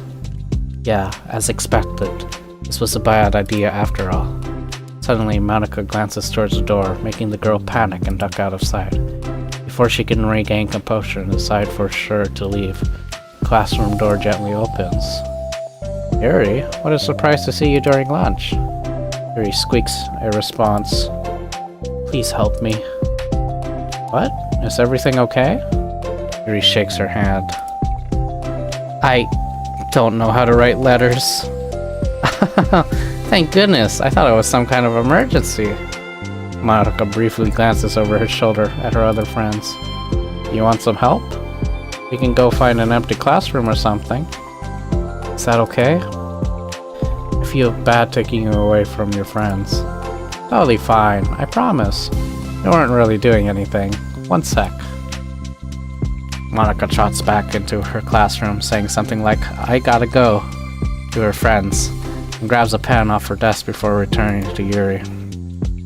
Okay, let's find somewhere quiet. Yuri nods and follows Monika as the two of them set off. How are you today? Huh? Me? Well, yes. Oh gosh, sorry, I was just caught off guard. I'm doing well today, just tired. I never seem to get enough sleep during the week. How come? I don't know. I think I'm just easily distracted. I get really sucked into things and start neglecting the time. Me too. I do that too. Hey, this classroom is empty. Let's go in here. After peering inside, Monika opens the classroom door and the two of them enter. Yuri's moment of relaxation ends. She watches as Monika pulls two chairs up to the same desk, then obeys as Monika beckons her to take a seat. She stares down at the empty desk. You nervous? I don't want to do this. We don't have to. We can come up with something else. Yuri shakes her head. It's my chance to do something good. I need to take initiative. Gosh, you must be really determined. I know how hard it is to step out of your comfort zone. I'll be sure to encourage you. Yuri pushes through her anxiety and grabs a handful of lined paper from her notebook. She then picks up her pen. Hey, you're left-handed. That's neat.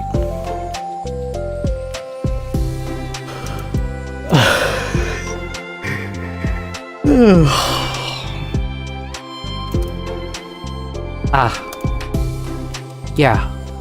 Now I don't have to worry about bumping your arm. Monica playfully rubs her shoulders against Yuri's.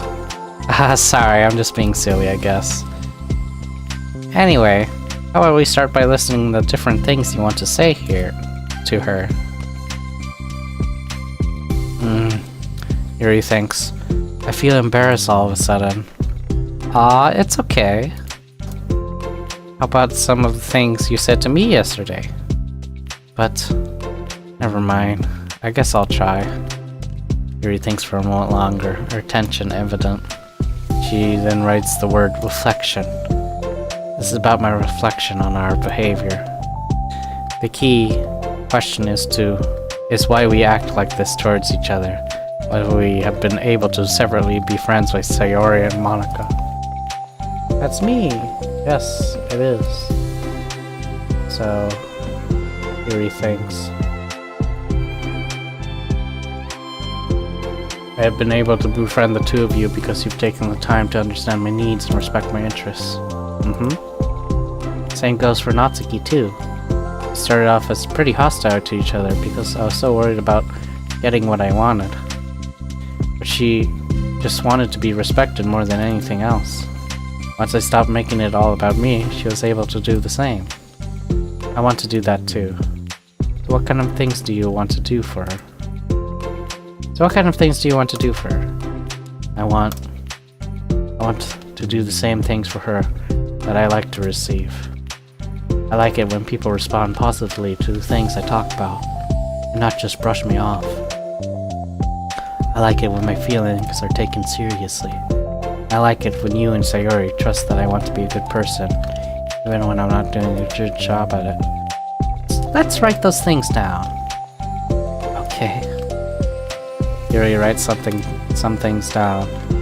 I think the most important thing to remember here is that Natsuki is feeling vulnerable, so we should make sure that the letter puts her first. It's hard when you're feeling hurt, but it never helps to just tell someone all the things that they're doing wrong. I think first you should have to make sure that they know you're ready to respect them and listen to them and admit the things that you feel you could do better. Then finally, you ask what you would like in return. How does that sound for the structure? It could be 3 paragraphs, one for each of those points. I like that. My thoughts were so disorganized. I had no idea how to come up with any kind of structure.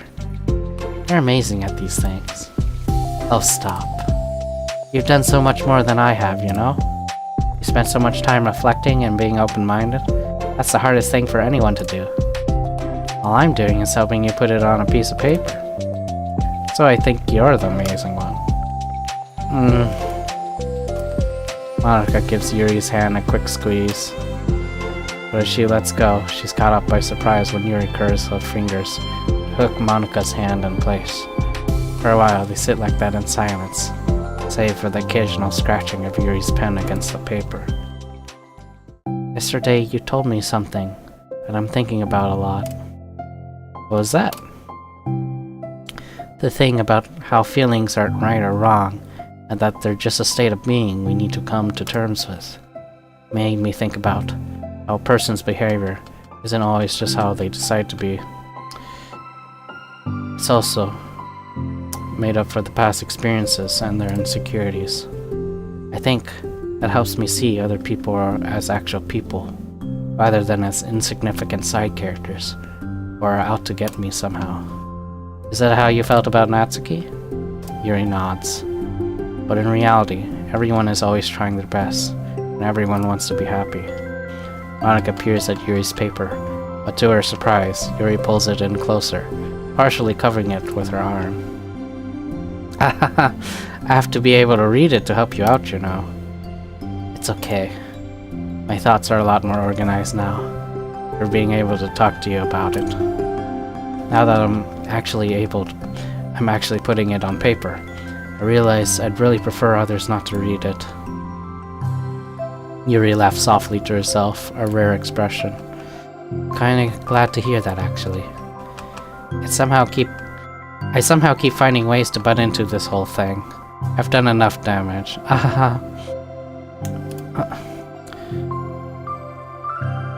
You haven't seen this side one, actually? Oh, I see. But it's also been so wonderful talking about this. I mean, I always thought you were really smart, but... Yuri smiles. I'll always be terrible at these things. People are just so incomprehensible to me. I'll never get the hang of being one. But listening to you so much has really helped me make sense of some things. So just don't call it damage, please. Monica gives Yuri a gentle smile. I can't believe I came to this club looking for fantasy geeks, and all I got was real friends who value me. Is that a joke? Of course it is. I still can't tell with you. Sorry. No, I love it. Please never change. As you wish. Yuri glances at the clock. We're almost out of time. Will you be able to finish? For the end of the day, probably. But I don't want to come to the club the same day that Natsuki reads it. I'm too shy. You can give it to her instead if you like. Yuri nods. As long as you promise not to read it. Of course. I promise. Thank you. Yuri excels. The two stand up. I'll message you when it's ready. Monica nods. Good luck. I'm here if you need me. Yuri returns a nod, and the two depart. Amazing. That was part 2, right? Right. Yay. That was part 2.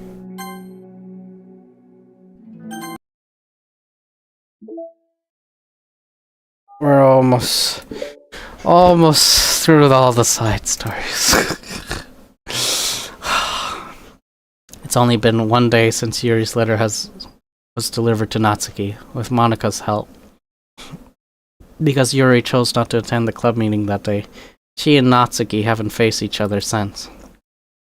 Although it was only lunchtime, Yuri finds herself anxiously counting the hours until she will need to face the outcome of her efforts, whether good or bad, because the passing by of students was making her feel more anxious.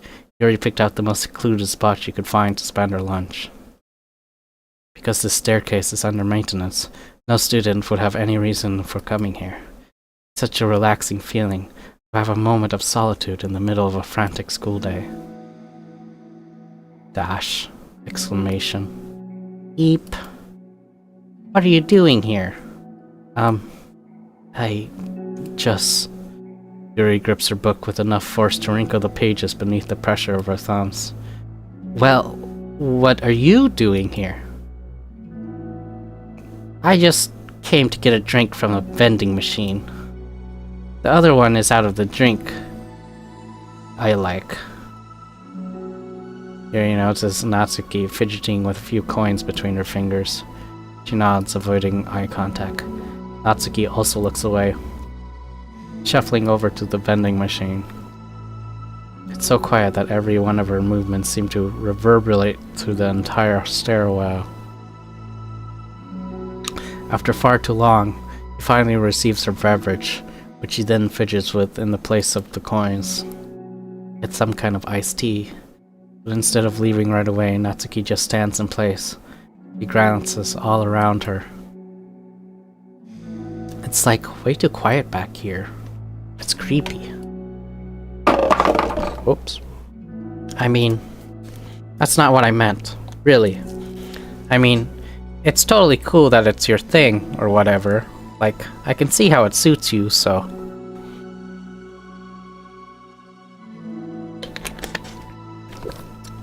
hello, Kari Desuwa. Just reading. Lots of reading. Not because I think you're creepy or something. I didn't mean that either. You know, I'm just gonna stop talking. That seems like a good idea. It's okay. Everything is okay. Yuri finds herself attempting some words of comfort after hearing Natsuki stammer herself into dejection. Seemingly in response, Natsuki approaches the base of the staircase and hesitantly sets herself down near Yuri. Well, I can leave if you want. Yuri shakes her head. Natsuki twists the cap off her drink and takes a sip. Despite receiving Yuri's general permission, Natsuki doesn't say anything more. Yuri continues to read, or at least pretends to. The two just sit there for a long while. The tension seems to fade a little bit as time passes. Even without any words, this seems to mean at least something, though it's not clear what that may be. Lunch ends more quickly than expected. Natsuki is the first to stand up, with her empty drink bottle. Are you coming today? To the club? Yuri nods. I'm sorry for being so awkward. I'm really bad at talking about this stuff. I just can't, for some reason. I don't know why. But I really want to. Eventually. There's no rush. I promise. Thanks.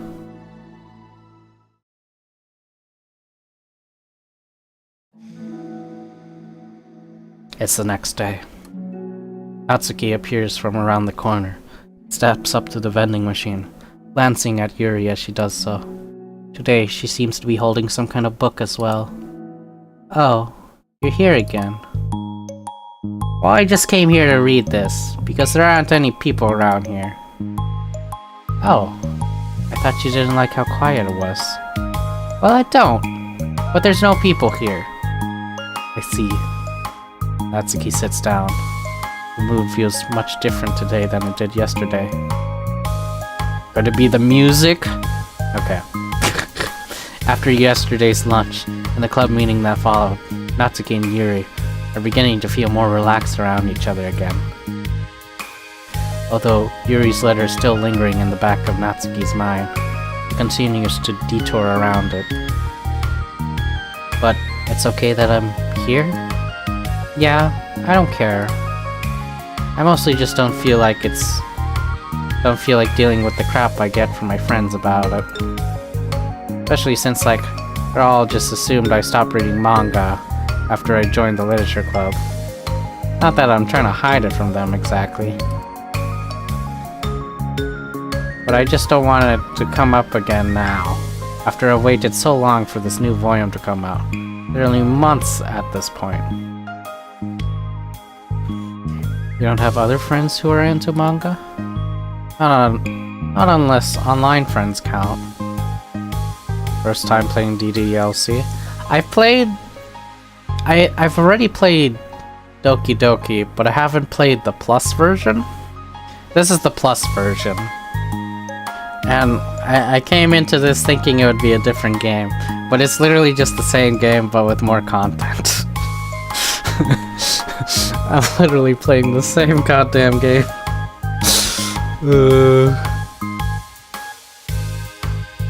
I don't know. I thought it would be like more different, because you know it costed money. This costs money. But it's literally the same goddamn game. See, I'm doing the side stories right now, because that's like actually new. It's Sayori, but that's different because she does. And Sayori, but that's different because she's not exactly into it. She just likes it. You know what I mean?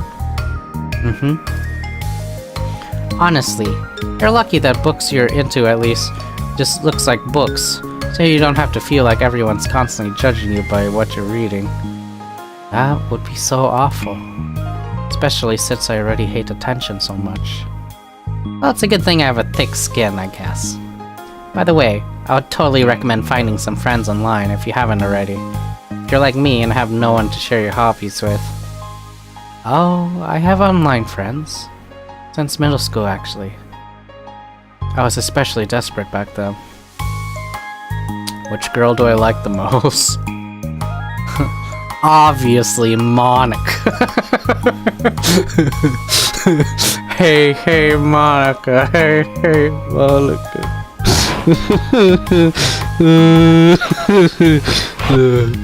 Okay. It's somewhat embarrassing to reminisce about those days.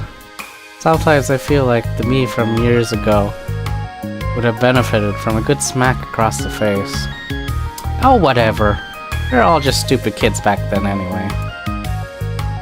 Some of the fanfics I wrote, thank God I use a pseudonym? Pseudonym? I can't English.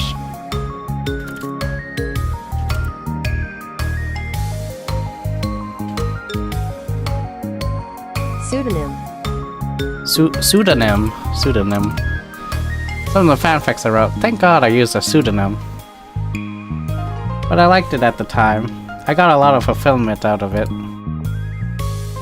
And plus, I can look back and say with confidence that I've become a better person since then. I don't think I would change anything.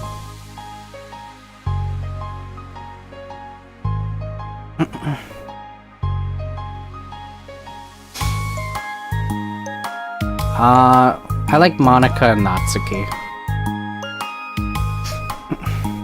Because Yuri dies, and, oh wait, spoilers. Anyway, Sayori dies. Yuri dies. I don't see Natsuki dying, so... I don't have trauma when it comes to Natsuki. Also, Natsuki has a funny meme of her being buff.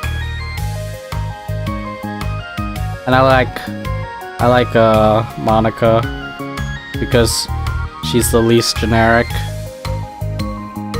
And she's like she's like the main character, right? She's like the heroine. Pretty much. Yeah, Monica's pretty much the heroine. So yeah, I like Monica. Wonder if a few years from now we'll think the same thing about our current selves. Probably. That doesn't make you uncomfortable? No, of course not. I don't care what other people think of me, especially someone who doesn't even exist yet. Alright, here. Unless they added like a death scene for Natsuki in this version. Is there a death scene of Natsuki in this version? Am I gonna be more traumatized? I don't need more trauma. Anyway, Natsuki raises her hand to her face and forcefully slaps her own cheek. That's me from the future coming to terms with me right now. Also, ow, I didn't mean to do it that hard.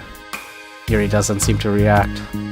But then, to Natsuki's surprise, Yuri shyly looks the other way before lifting her arm and doing the same thing to herself, loudly smacking her cheek. She turns red and stares into her lap, but is unable to hide a smile, as though it was a really funny joke. Oh, that's what I'm talking about. I didn't know you had it in you. I don't even know why I did that. Maybe I thought it would be funny. Sorry, I keep distracting you. You said you were looking forward to reading, but I keep going on about all this nonsense. I'll let you get to your reading. Oh, right. Yeah, I guess I'll do that then. The conversation ends quickly and Natsuki opens her book. The two read silently for the remainder of the lunch hour. But the whole time, Yuri feels distracted by a twist of regret over having so abruptly forced the end of their conversation.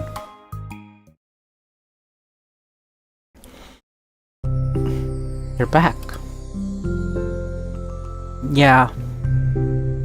I'm here to lay low again.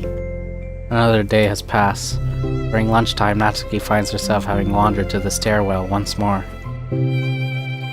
Hey, did you buy that? Natsuki quickly notices a bottle of iced tea in the staircase where she normally sits. Yuri nods, avoiding eye contact. What? Like for me? You didn't have... But you didn't know I was coming here today. What if I didn't show up?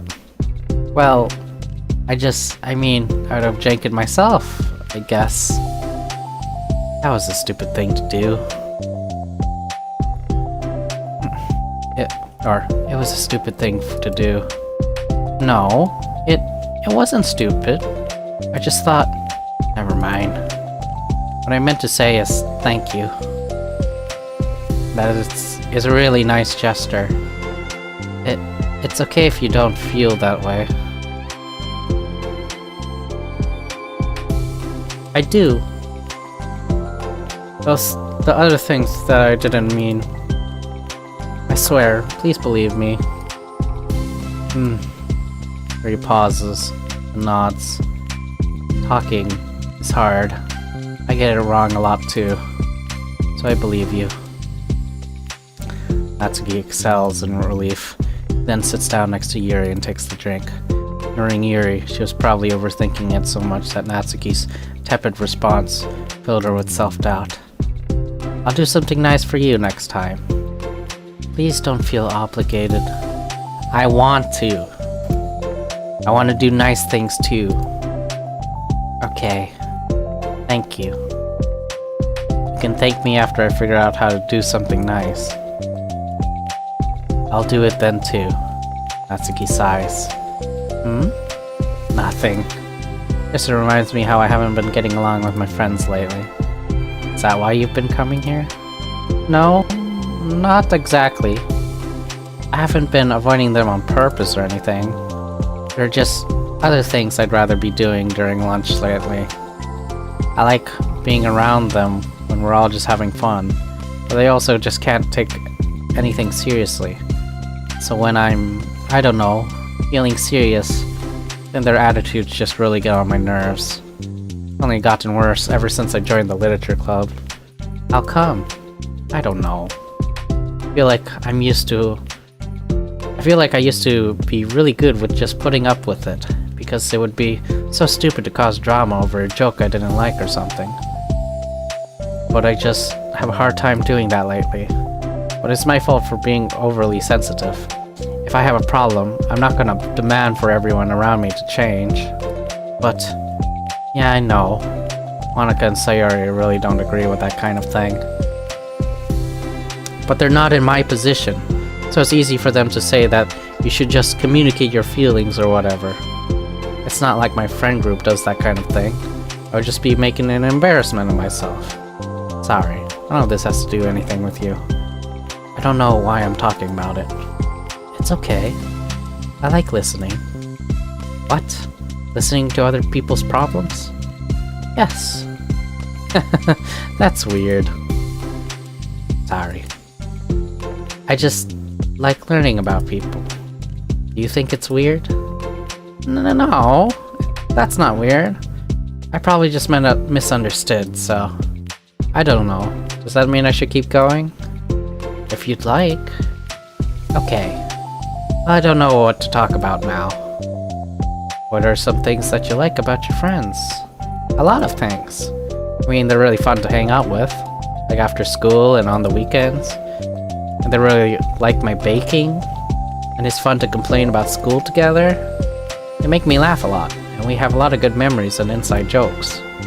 Oh. I am bad at a lot of those things.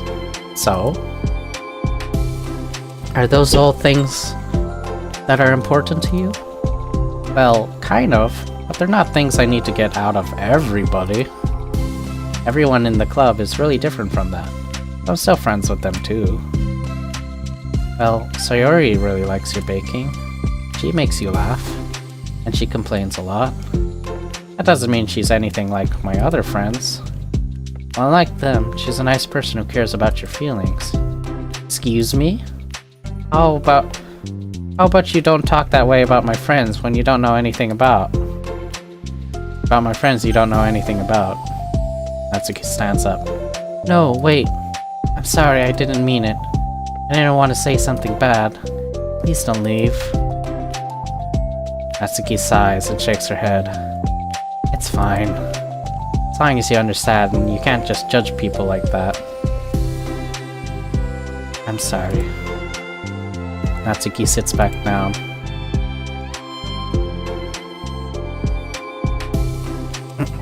You can't just compare friends like that and, like, measure who's better than who. Everyone's different. I'm sorry. I just don't like people who want to hurt you. A moment of silence stretches between them. They don't want to hurt me. They just like to tease each other about stupid things. It's fun. I don't like that. Well, that's why I'm friends with them, and you're not. You like it? Just don't worry so much about me. It's not worth it. I'm sorry. I wish I knew how to help with social conflicts, like how Monica can. She's good at these things. Not really. Also, I don't always want to help. Sometimes it's just stuff I have to deal with myself. That's why Monica and Sayori never seem to understand. Sometimes all you do is look at them wrong. They're all like, "Ah, what's wrong? Is everything okay?" I just want to mind my own business sometimes, and decide myself if I want to talk about things. The only one who understands that is you. So you really shouldn't be so hard on yourself. You're not as bad as you think. Oh, you don't need to reassure me or anything. I mean that. Plus it makes sense that someone who doesn't talk a lot would make a good listener. Thank you. You're also nice. It's really hard for me. Doesn't come naturally at all. It's so weird because I always thought of myself as someone who can just say whatever's on my mind. But I feel like that only works when I'm annoyed or upset, or I want to say something mean. Why am I like that? You don't have to answer that. I'm just talking to myself. Yuri nods and remains silent. He notices her fidgeting with the pages of her book. How come you like reading so much?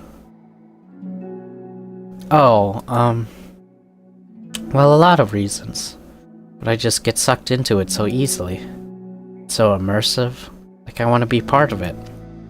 I think there are a lot of things about people in real life that make me feel uncomfortable and frustrated. Especially when it comes to following social conventions and group interactions. I just don't really understand it. I have no real desire to participate. But it's different with books. Feels like I always want to be around the characters. I feel such a strong emotional connection with them in ways I've never felt with real people. So in that way, it can always feel more real than real life. Really? It's that hard for you to be around people? Like, all the time? Fairly often, especially in group settings. When people are making all kinds of conversation and saying jokes. All of that, I don't know what to do and I just disengage. Oh. That doesn't get lonely? I don't think so. I can still enjoy spending time with people one-on-one. I have online friends too, of course. Do you ever wish that you could be friends with the characters in your books? All the time. Sometimes so badly, it makes my heart ache. Yeah. Me too. Really? Mm-hmm. A lot. Like, more than anything. After Natsuki mutters that, silence fills the stairwell once more. But it's a mutual silence. One full of understanding. Oh. One more, let's go. Oh. Ah. Hello? Oh, okay, it's working.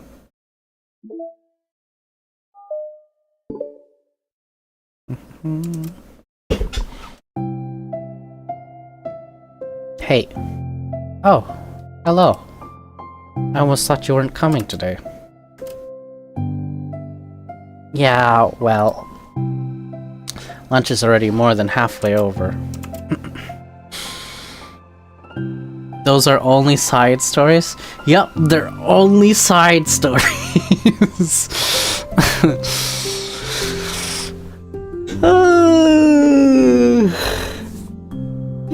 The side stories seem to all be like what happened before they met you. Before you ruin their lives.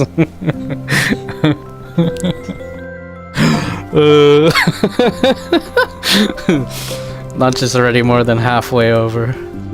Natsuki.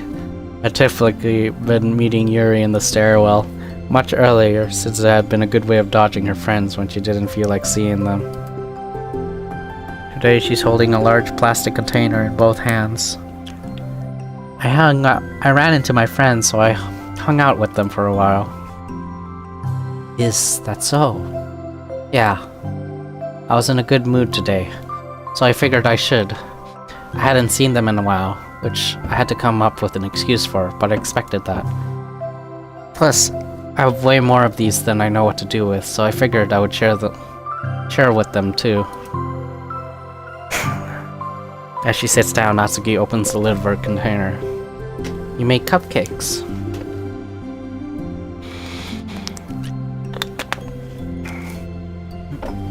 Oh my goodness. Hold on. I need a moment. One moment. One moment.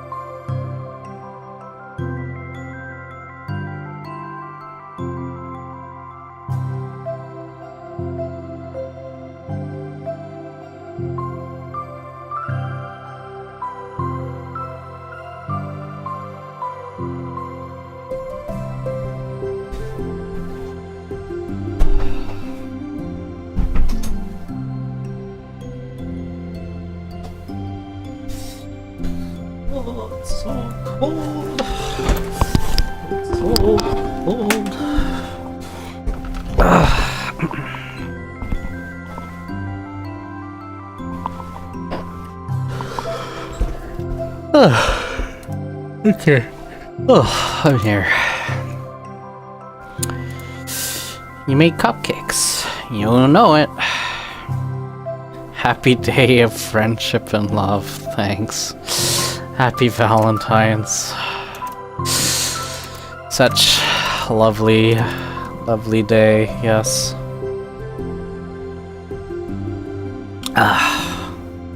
This is how I'm spending it. It's been a while at this point, so I figured it was about time again.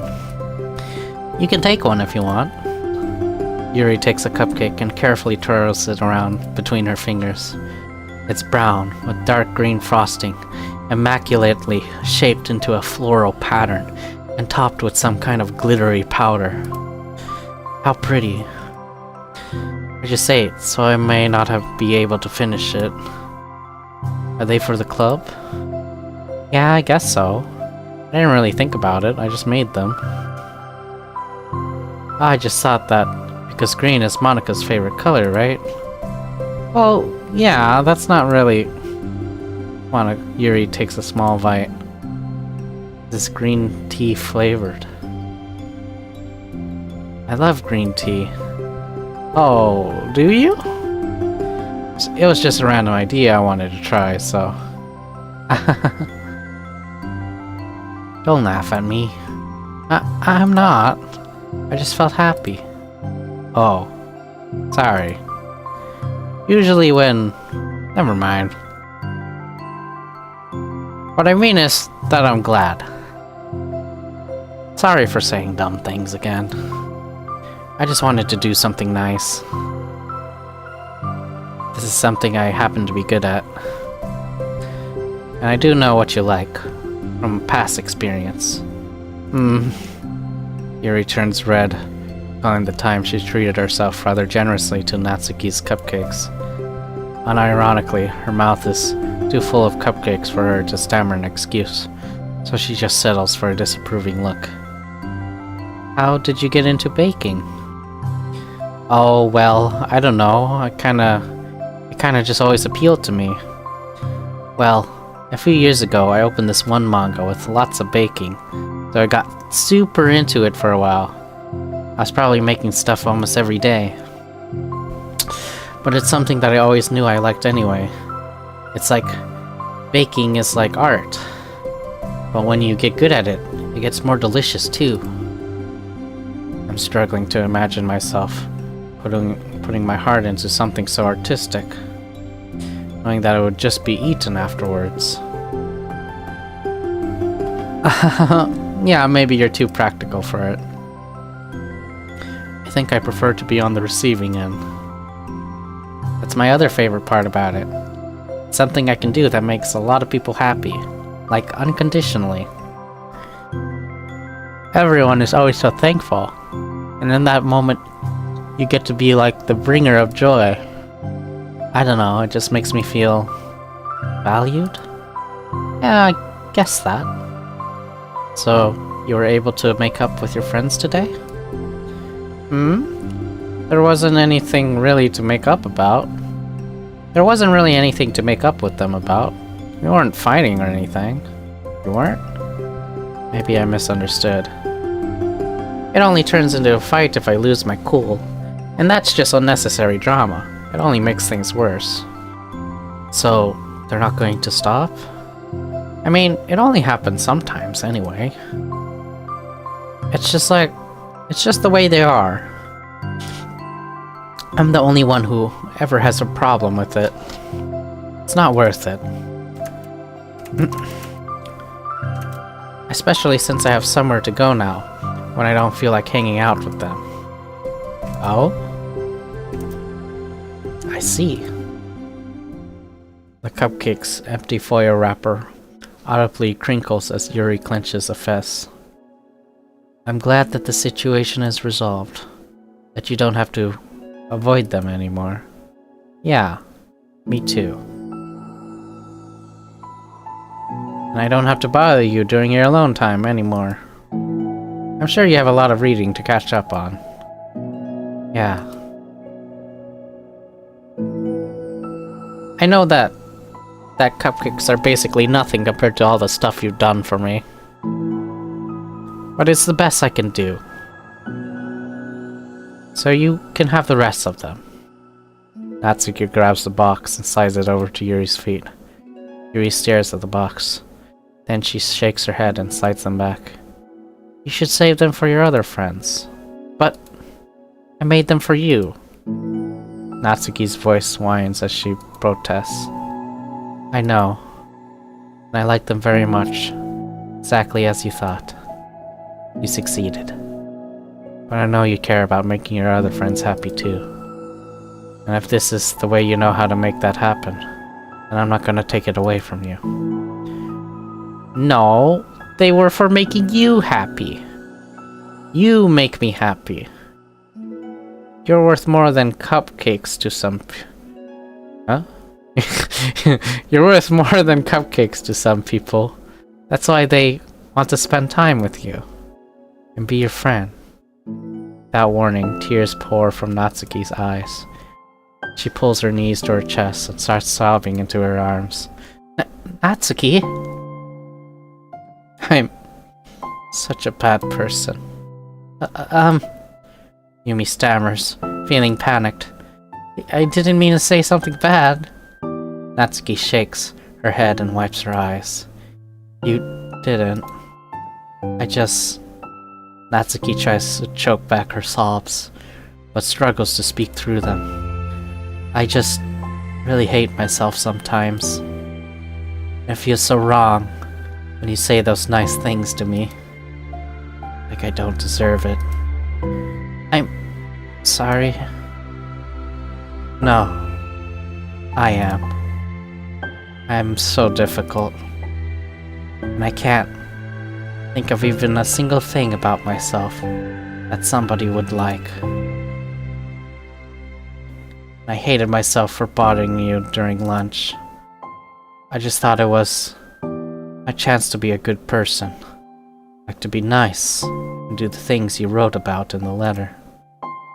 I knew if I tried in the club, Sayori and Monica would be super annoying and make a huge deal out of it. You know, I think a lot of those negative things too, about myself. I never felt like a good person. I always scrutinize everything I say, and later I feel like I said all the wrong things. And I just spend so much time thinking about myself, hating myself, feeling like everyone else must hate me too. So I understand some of that through my own experience. That's why I wanted to write the letter, express my feelings. Pay me to see those things in someone else that I saw in myself. Natsuki sniffles. Yuri rustles through her bag and pulls out some tissues and hands them to Natsuki. Monica told me it takes a good person to reflect on these things. The desire to improve yourself. That makes you a good person. But don't worry so much. Also, there are things about you that people would like, so... Like what? Like how you're fun for people to be around. You're not shy. And you know how to make people laugh. And you're very passionate about things. And you know how to take the lead. And you care a lot about other people. And just a lot of things. Oh. Well, now you're making me feel embarrassed. Well, you're the one who asked. I don't think And don't you think I feel embarrassed? Natsuki tries to hide a smile, then she sighs as it fades again. Every time I come here, I always think it's the last time, but then I keep coming back for some reason. Is that bad? It's just really confusing. I mean, my friends and I go way back, so ditching them all the time feels like... I don't know. Feels like what? Natsuki's voice gets quiet. Maybe I'm scared that they'll get mad at me. I really don't know what to do. She pauses. Yuri stares into the distance, tracing her eyes along the patterns of the floor tile, where she thinks to herself. What would you do, hypothetically, if your friends were happy for you instead of mad at you? Happy for what? Happy that your new club is making you happy. Well, that's just not a fair hypothetical. Natsuki says that, but with little confidence in her voice. I always told myself that I don't rely on the approval of others to be happy. I still feel that way, but spending time with people who put me down whenever I don't have their approval. That's probably what's making me feel so confused. Because I'm threatened out of things that should make me happy. So no matter what, it's like I have to be unhappy to be happy. It's making my head hurt. That must make it really difficult to feel comfortable with yourself. Being made to feel like you're wrong just for being the person you are. It really goes against everything I believe in, doesn't it? It goes against the kind of person I want to be. I'm fed up with it. I'm fed up with a lot of things. Natsuki presses her palms to her forehead and shakes her head. I know what's best for me, but I keep convincing myself out of it. It's so much easier to be comfortably unhappy than it is to do something scary. Do what? You know, to end it. With them? Natsuki nods. I didn't think you were actively considering that as an option. I wasn't. Until recently. Just one of those things where, like, it's been a certain way for so long that you just get used to it. Like, so much of you has gone into it. So much that it feels like it's just how your life is. And throwing it away, it's like throwing away such a big part of your life. It makes me feel sick to think about. Natsuki sighs. Just really scary. It's terrifying. What are you scared of? I don't know. A lot of things. Like being alone. Not having anyone to talk to or hang out with. Not being able to replace what I have with them. And I don't want them to hate me. Did he ever answer you? I did answer. Don't worry. And I'm scared that they'll hurt me for going against them. Physically? Not physically. But Yuri clenches her fists. Natsuki. What? If anyone ever even thinks to cause you harm, I will unleash hell upon them. Hell. Okay. Sure. Natsuki snorts in laughter. Don't laugh at me. Sorry, I like that. That's all. Oh. Well, I meant it. I know you did. Natsuki gives Yuri an enduring look.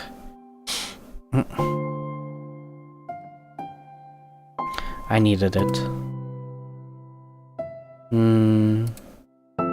As the conversation lapses, Natsuki again slides her box of cupcakes over to Yuri. Just take them, okay? I don't want other people to have them anymore. Are you sure? Natsuki nods. I'm sure. I will then. I'll enjoy them. Natsuki looks away, but a feeling of warmth spreads through her.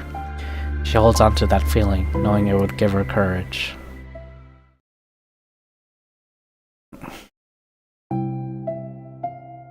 Ah, you're here first today. And you brought reading material. Natsuki is sitting in her usual spot, this time holding a volume of manga, while her lunch sits beside her.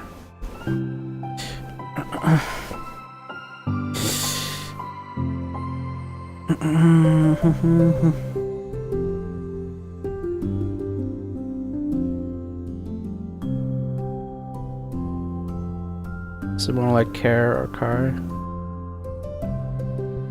It's Kare Desuwa. From, I don't remember where I heard this phrase. I swear I heard this phrase from somewhere. Kare Desuwa. Yuri sits down as well and opens her book. It sucks when a good series has to come to an end. Like it's such a big part of your life, and then one day there's just nothing left. It makes you feel so empty. Unfortunately, I'm about to experience that myself. I'm on the last book of this series. That sucks. But there's also something satisfying about letting a story conclude. I don't know if I would want it to go on forever. Maybe. But there are some things that I wish could. On the other hand, have you ever read something that overstayed its welcome? Yeah, definitely. I can think of at least one thing I've read that got pretty unbearable like halfway through, and the ending really sucked. Some anime girls say Desuwa. Yeah, I've heard that part. Desuwa! Some anime.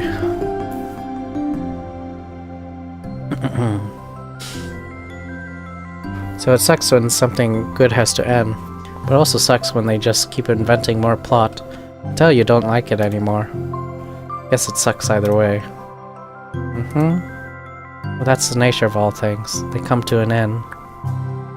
The two fall silent. They slowly eat, making their way through their respective reading material.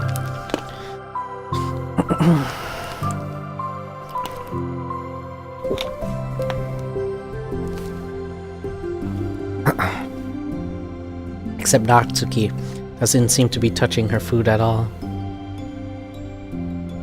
You don't go out during the weekends, right? Excuse me? Like with friends at the mall or downtown or whatever? I'm not a total shut-in, you know. Uh-oh. My bad for making assumptions. Well, I'm sure I go out less often than other people, like you and the others in the club. I don't really meet with friends and arbitrarily spend time like that. I usually meet with my board game group. Board game group? It doesn't matter. It's just more nerdy stuff. Why do you ask anyway? I was just curious. I just realized I couldn't picture it. So I was just curious. Yuri looks at Natsuki and realizes that she's shaking. Don't look at me like that. Sorry. Natsuki pulls her knees to her chest and puts her head down. I can't take this. Did I do something? Yuri gets flustered, her mind racing over what she may have said or done. I did. I ended it. I texted them earlier, telling them, and then I just blocked them, because I was so afraid of their responses. Now it feels like I'm dying inside. Oh.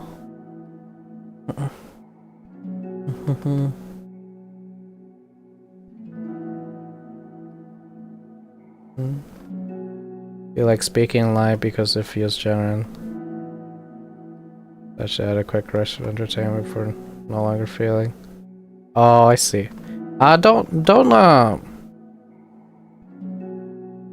Okay, that's fine, but don't argue with people in chat, please. I don't want arguing in the chat, okay? Please. No arguing. I have enough of that in my life already. In comments? Oh.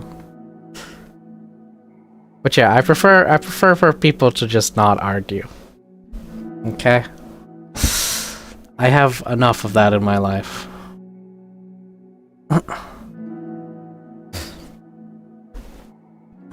Anyway. Oh. That's... I'm sorry. Totally unsure of what to do. Yuri can barely find any words to support to offer. Meanwhile, the sound of Natsuki's unusually hard breathing fills the air. Then she speaks again, barely above a whisper. Help me. I feel sick. I want to hit my head against things. Please help. I can't take this. You may be having a panic attack. That realization, Yuri's demeanor suddenly changes. I have experience with this. I'll help you through it, okay? Natsuki meekly nods through a rapid breath, head buried in her knees. You're trying to feel like you actually have friends? Oh, I see. Pro tip. Make some friends. Probably somewhere other than YouTube chats. You probably have better chances of making friends. Unlike social stuff like Discord. Or DMing people on Twitter. I don't know. Or going out and hanging out with people. You know. Anyway.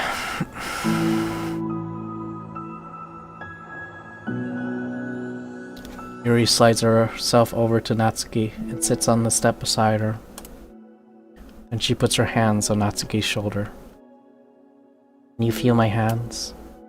Natsuki nods. Her shaking becomes much more apparent through Yuri's sense of touch. Yuri keeps her voice low and gentle. You're safe right now. You're in a good, safe place, where nothing can hurt you. Natsuki nods once more.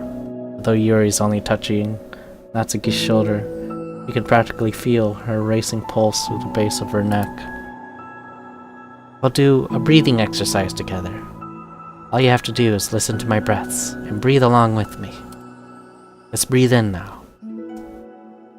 Yuri takes a deep, slow breath.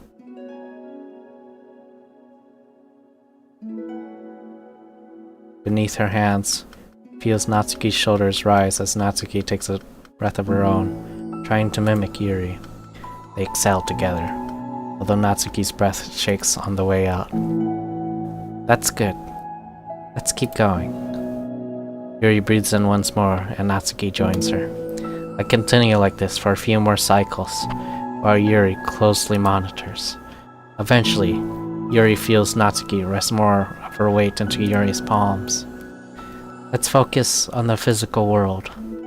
All you have to do is focus on the feeling of your breaths going in and out, the weight of my hands on your shoulders. You're in a safe and comfortable physical space.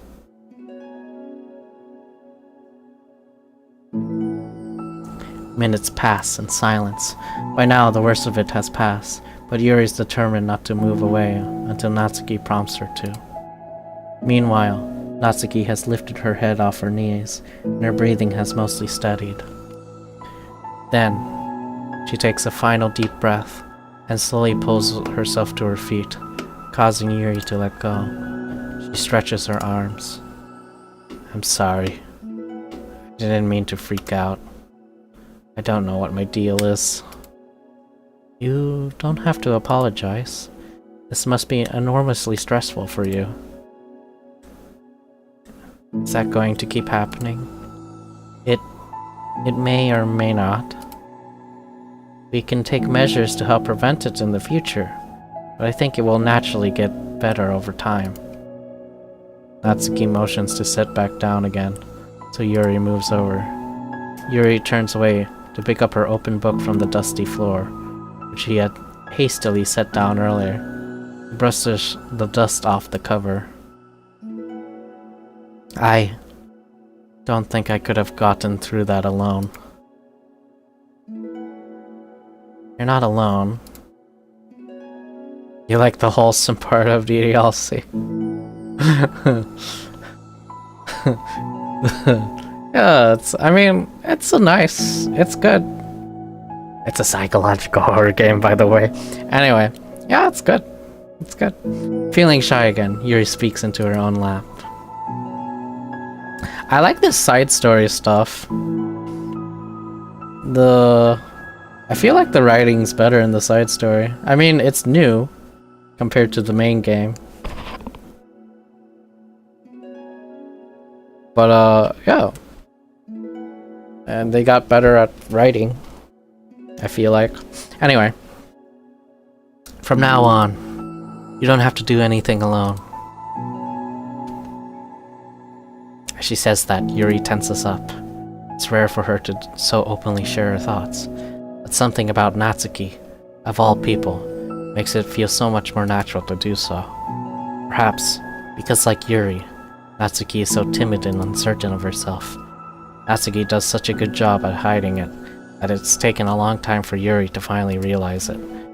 Because of that, Yuri is able to deliver the reassurance that she herself would have wanted, demonstrating that you deserve the love of others. If you can accept that for the first time, perhaps you can begin the tumultuous journey of learning to love yourself. Tumultuous?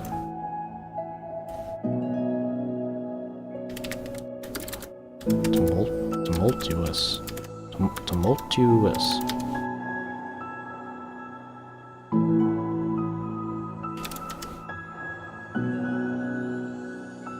Tumultuous. Tumultuous. Tumultuous. Define tumultuous. Making a loud, confused noise. Oh. Excited, confused, or disorderly. Oh, I see. Then perhaps you can begin the tumultuous journey of learning to love yourself.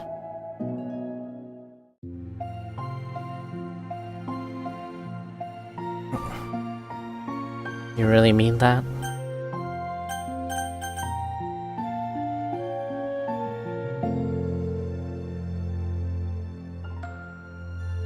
Okay. You're probably gonna regret saying that if you do. How so? Because I'm probably gonna have a lot of free time during the weekends from now on.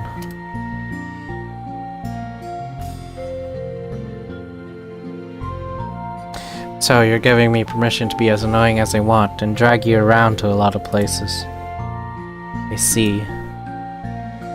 But you already said it, so you can't take it back now. Ah. Well, I suppose I have no choice but to accept that responsibility then.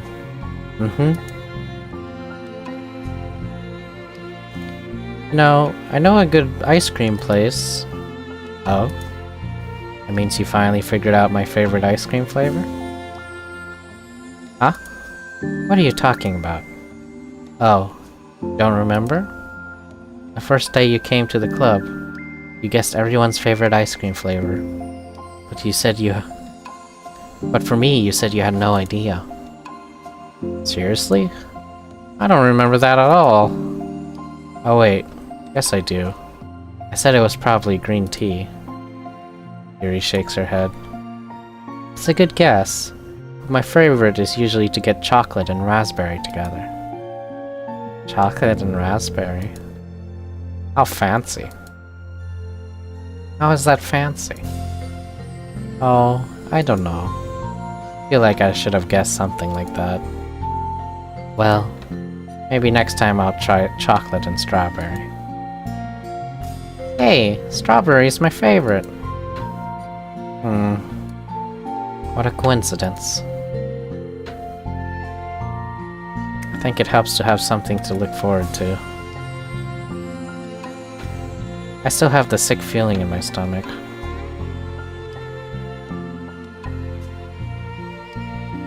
But it's easier now to convince myself that I did the right thing.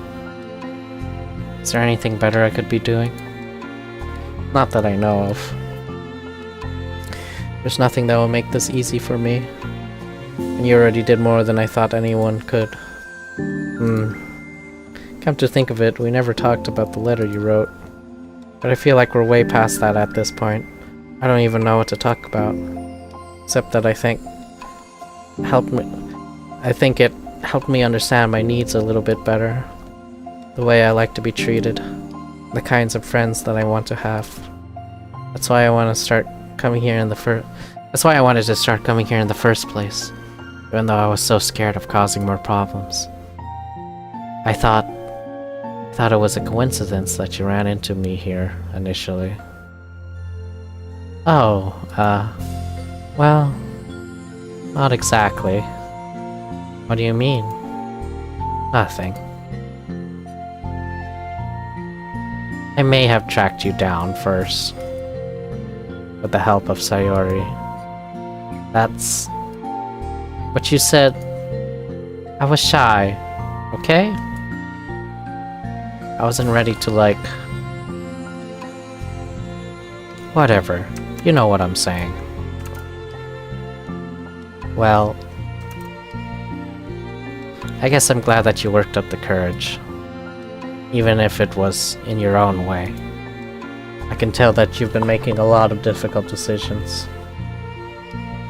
It's brave, and it will make things better in the long run. I think anyone would be proud of you for it. Anyone? You mean, like you? Yes. Like me. You know, I could get used to this. As long as you don't tease me too much. Fine.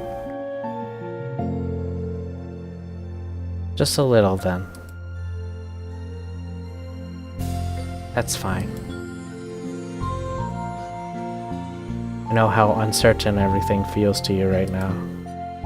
But I really do think that good things are in store. Those are my honest feelings. Thanks. Feels nice to be reassured.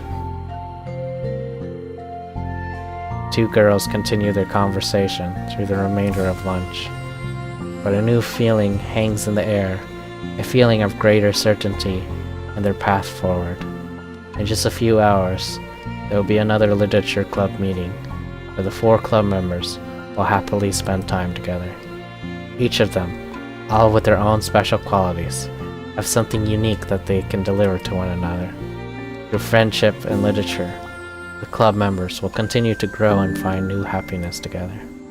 The end of each chapter is the start of the next, Yuri thinks to herself.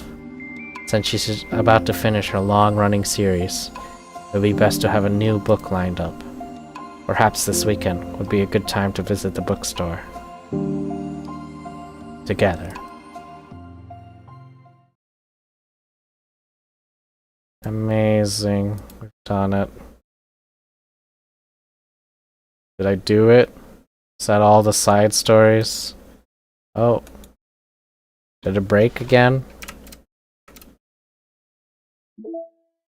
Oh. Yeah. Oh, there's more!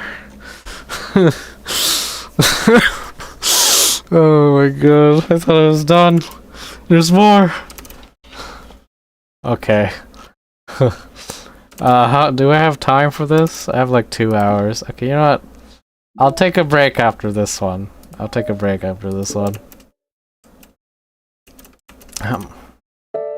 like enough reading for one day. Okay, everyone.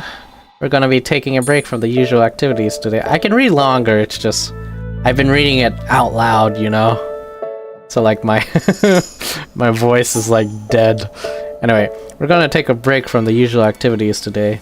I was thinking since people are starting to talk about that festival, it's a good time for us to go over the general direction of the club and all that.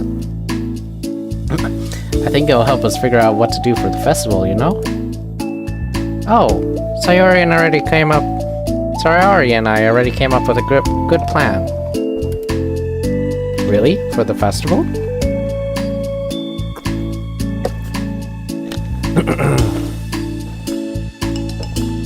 Yeah, so the plan is this, okay?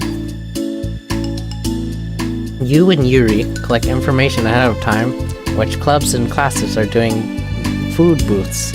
Then we take a map and plan the most efficient route so we can get to the most of them before the lines get too long. Hey, that has nothing to do with the clubs.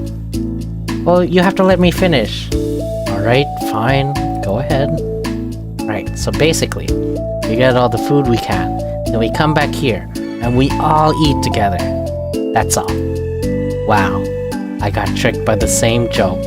Twice. Boo, don't be a hater. It's not like you can come up with anything better. Look, even Yuri was thinking about it. No, I wasn't.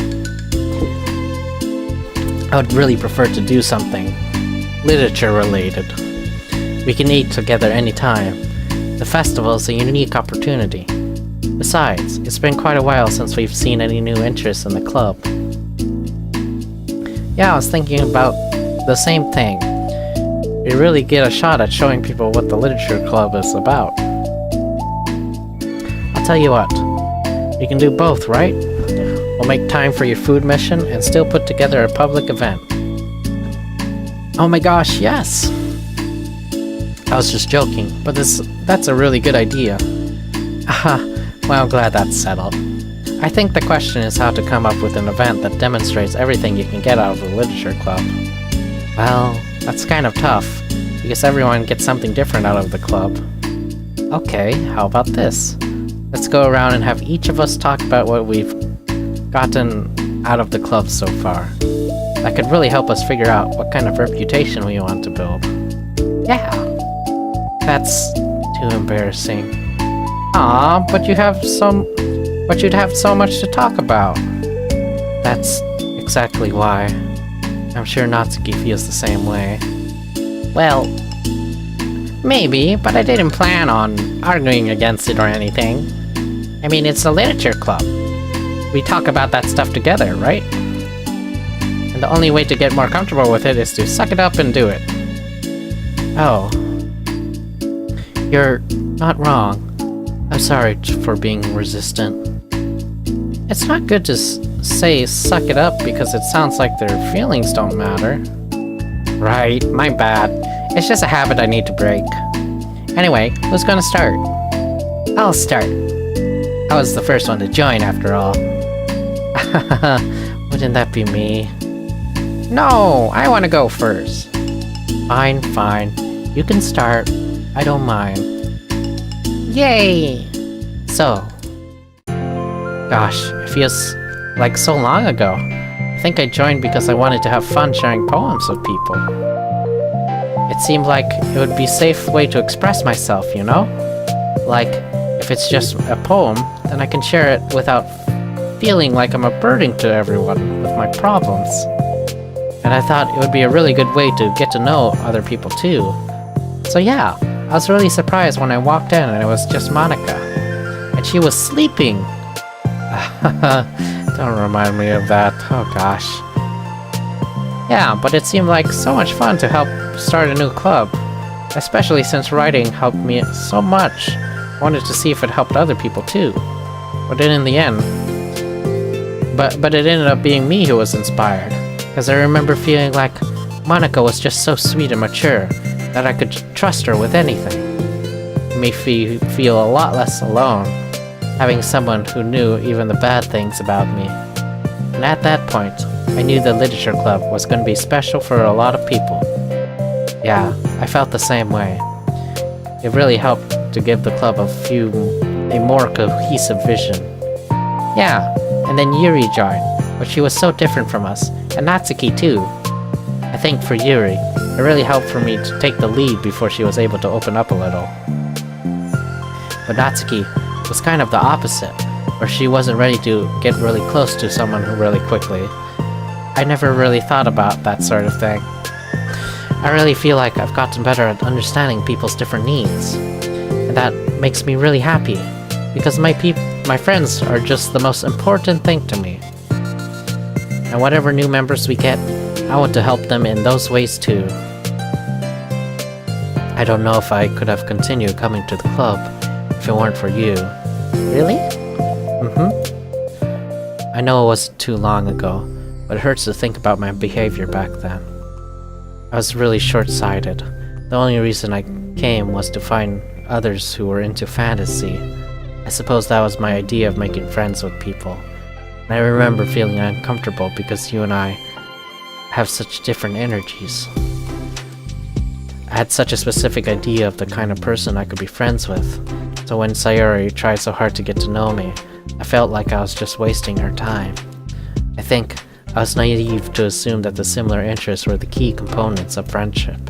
Sayori and I were able to be friends because she always thinks about the needs of other people. That's something I never knew how to do, or even thought to do. But I stayed in the club thanks to that, and I started trying as hard as I could to understand people better. You really went above and beyond when it came to that. I was just super impressed. Well, I always hated that I didn't know how to behave like a person who is easily liked by others, like the two of you can. Because of that, I spent so much time thinking about my own behavior and all the wrong things I said. But the whole time, I should have been thinking about the other people instead, not myself. Once I started doing that, I was able to make friends with everyone else. Oh, also, I discovered that sometimes I'm better a communicator when I take the time to write, rather than speak. It's so strange, the way things turned out. It's so far different from anything I would have ever expected. But I'm happy. I suppose we don't always know what we really need. Oh my gosh, you're so cute. I'm going to throw up. Wait, what? Huh? You're so cute, I'm going to throw up? Calm down, Sayori. Okay, please don't do that, Sayori. Besides, I'm not cute. Hey, isn't that my line? Oh, well, for me, it's actually true, so... What are you saying? Nothing. I Finish my part, so somebody else take their turn. My heart! Sayori, take some deep breaths. Okay, fine, I'll go. Yuri, I can't believe you were complaining about doing this and still went before me. What a show-off. I was just following up on Sayori. It was the easiest way to get it over with. Besides, you left out the most important thing that you get out of this club. I did? Yeah, a regular supply of your favorite cupcakes. Oh no, I forgot about that too. I'm a traitor to the Cupcake Queen.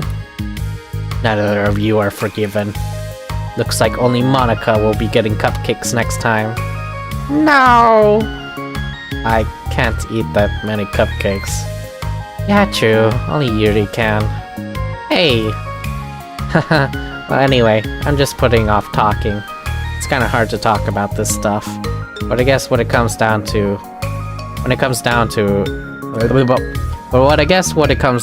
is that I'm in a much better place mentally than I was when I first joined. And that's because everyone helped me realize that I had some really toxic friendships going on outside the club. That was honestly a really painful thing to go through, having to cut them out. It still hurts to think about. I'm sorry, Natsuki. It's fine. I knew it was for the best, and I was right. I guess for me, it's all about feelings. I was only ever ridiculed for having feelings, so I thought the right thing to do was just to ignore them. It took me a really long time to realize that it's not really how things are supposed to work. And I guess that's thanks to everyone who took the time to respect my feelings, even when I was being like the biggest jerk. I'm really sorry for being such a jerk to everyone. I was really the worst. Natsuki's voice chokes a little. We love you, Natsuki. I just hate that I was like that.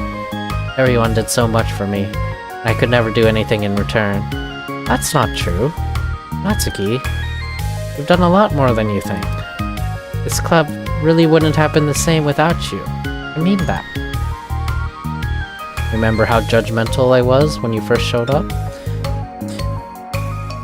It was like I couldn't accept anything other than my own idea of what a literature club was supposed to be. Apparently that was more important to me than the opportunity to bring you some happiness. You really taught me that anything that makes someone happy is worthy of respect. You even inspired me to start playing piano. That's something that means a whole lot to me. There's no need to put yourself down. Okay.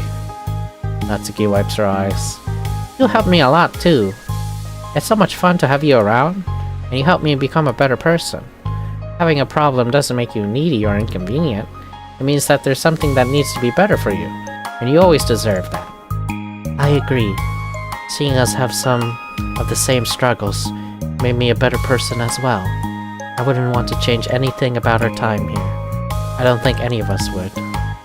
I'm sorry I got all dramatic again. That's all I wanted to say, so Monica can go now. There's no need to apologize. It was something I wanted to talk about anyway, because it made a big difference for me. I was always such a strict perfectionist, who never took enough time to believe in the best of other people. But everyone kept proving me wrong. I made the mistake multiple times, thinking that my way was the best for everyone, or thinking that I needed to solve other people's problems. But I think being a leader means that you have the knowledge being a leader means that you have the knowledge that you're not perfect, and the best thing you can do is to help guide people, rather than do everything for them. We're all good people. We're all equals. I think that's the most important thing I gotten out of the club, realizing what that really means. Sayori, what are you doing? I just thought that we should be writing some of these things down. Things about the club that are valuable to us. With a piece of chalk in her hand, Sayori writes the word trust on the chalkboard. This is because you showed me that I could trust you with everything about me, not just my good side. Suddenly, Yuri takes a piece of chalk as well, and writes understanding. I owe a lot of gratitude to everyone who took the time to understand me, even though it was so difficult for me to express. In that case, Monica takes a piece of chalk as well and writes the word respect. I always thought I was a respectful person, but it took the club for me to realize that there was more to it than I thought, and I'm a better person because of it. I have another one. Sayori writes balance. Sometimes people want different things out of a friendship, or they need time before they're ready to become close. So it's important to keep things balanced between you and the other person. That reminds me. Yuri writes reflection. I've always been a reflective person, but most of it was nothing more than hating myself for all the things I thought I did wrong. Once I started reflecting on other people, and not just myself, a lot of things changed for me. So I was thinking, that's the most important one for me. That's great, we have a whole list of things now. Suddenly everyone turns back to look at Natsuki. Well, everyone took all the chalk. Don't look at me like that, jeez. You could have just asked. Monica hands her a piece of chalk to Natsuki. Then Natsuki sighs and writes self-love. I don't know how far I've gotten with it yet, but feels like things are at least on the right track. So there, that's my contribution. Everyone together stares at the words on the board. Wasn't this club supposed to be about literature? It is. We still do a lot of literature. Friendship. And literature. Yeah, you're right. Friendship and literature. Natsuki and Yuri gently nod as well. Hey, let's all take a picture together. We don't have one yet, right? Hey, you're right. Make sure you send it to me after. Wait, can I brush my hair first or something? Oh, you're fine. You already have the best hair out of all of us. Everyone get together. I can't fit you all in. Okay. Everyone ready? And click.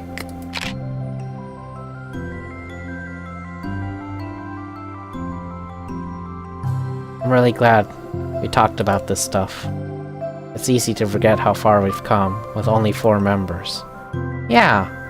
I have so many happy thoughts right now. I'm getting some really good inspiration for a poem.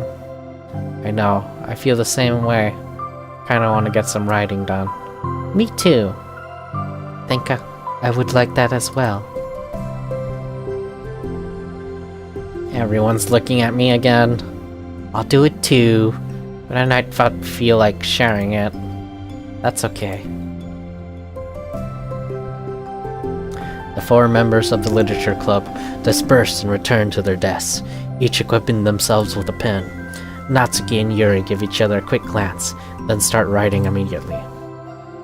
Sayori stretches, then does the same, but Monica is left tapping her pen against the paper, unsure where to start. Just move your hand, Monica mouths to herself. Right the way into your heart. Her mind full of thoughts, memories, and inspiration, Monica navigates past her mental barriers and begins to write. Doesn't matter what, just that it's something new. Ooh.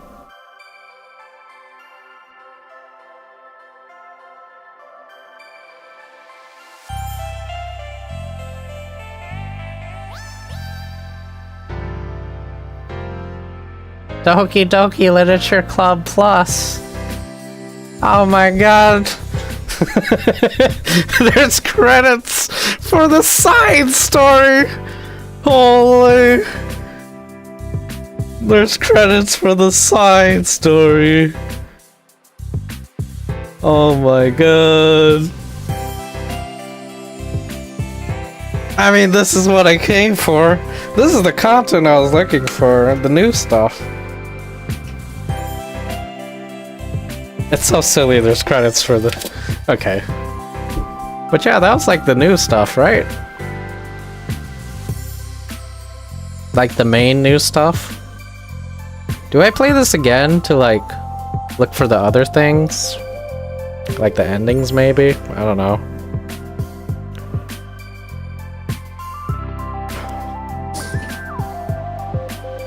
Like, I already played the main game. Do I really need to play it again? But I'm like curious if there's like new stuff. Oh man. I don't know.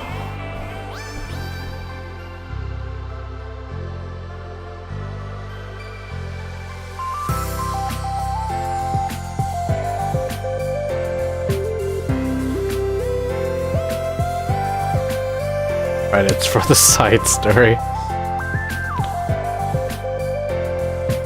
The side story felt more like the sequel. Or I guess it's more like a prequel. It's like the prequel.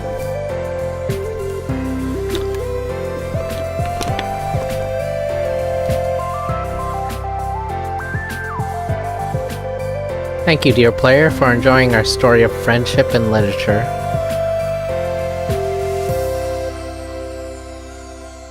Maidlift Love by Team Savato. This the end?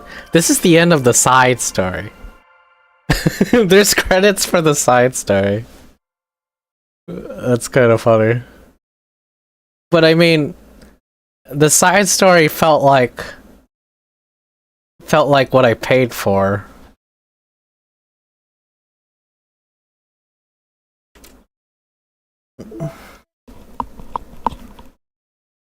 Yeah, this whole thing felt like what I didn't pay for this. It was gifted to me. But like this felt like Doki Doki Literature Club 2. This whole thing right here. That felt like more like Doki Doki Literature Club 2. Hey, I almost got all the CGs.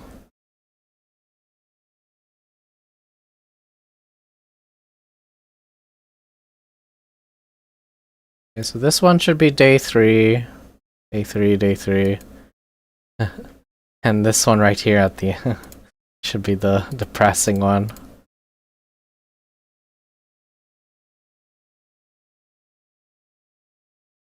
Okay, everyone now make a funny face. Wow, Monica's face. Looks very silly.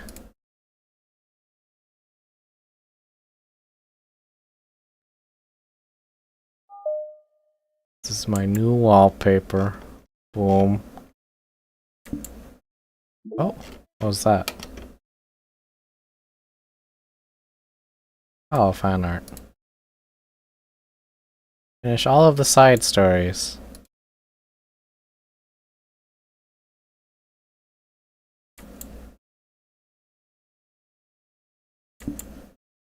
Amazing. Alright. I'm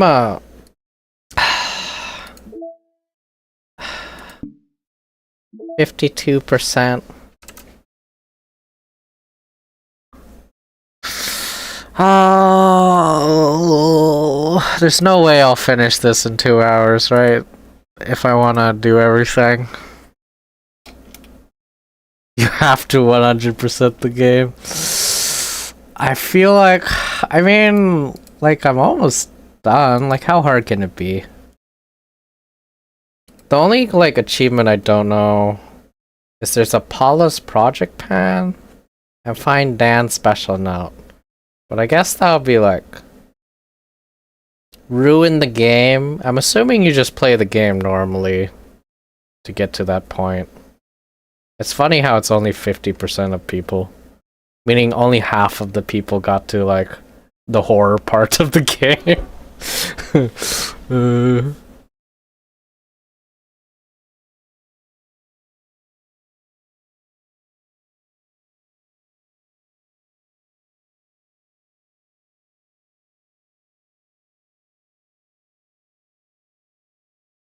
Okay, alright. I'll stop for now. I'm tired. Well, my voice is...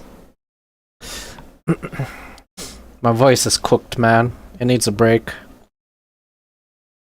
So yeah, I'll continue this. Will I continue this? I mean, I kind of just saw the main content I wanted to see. Yeah, I'll continue this, I guess. Alright, I'll continue this next time. Alright, thanks for watching. There'll be a part 2. Alright. Bye-bye.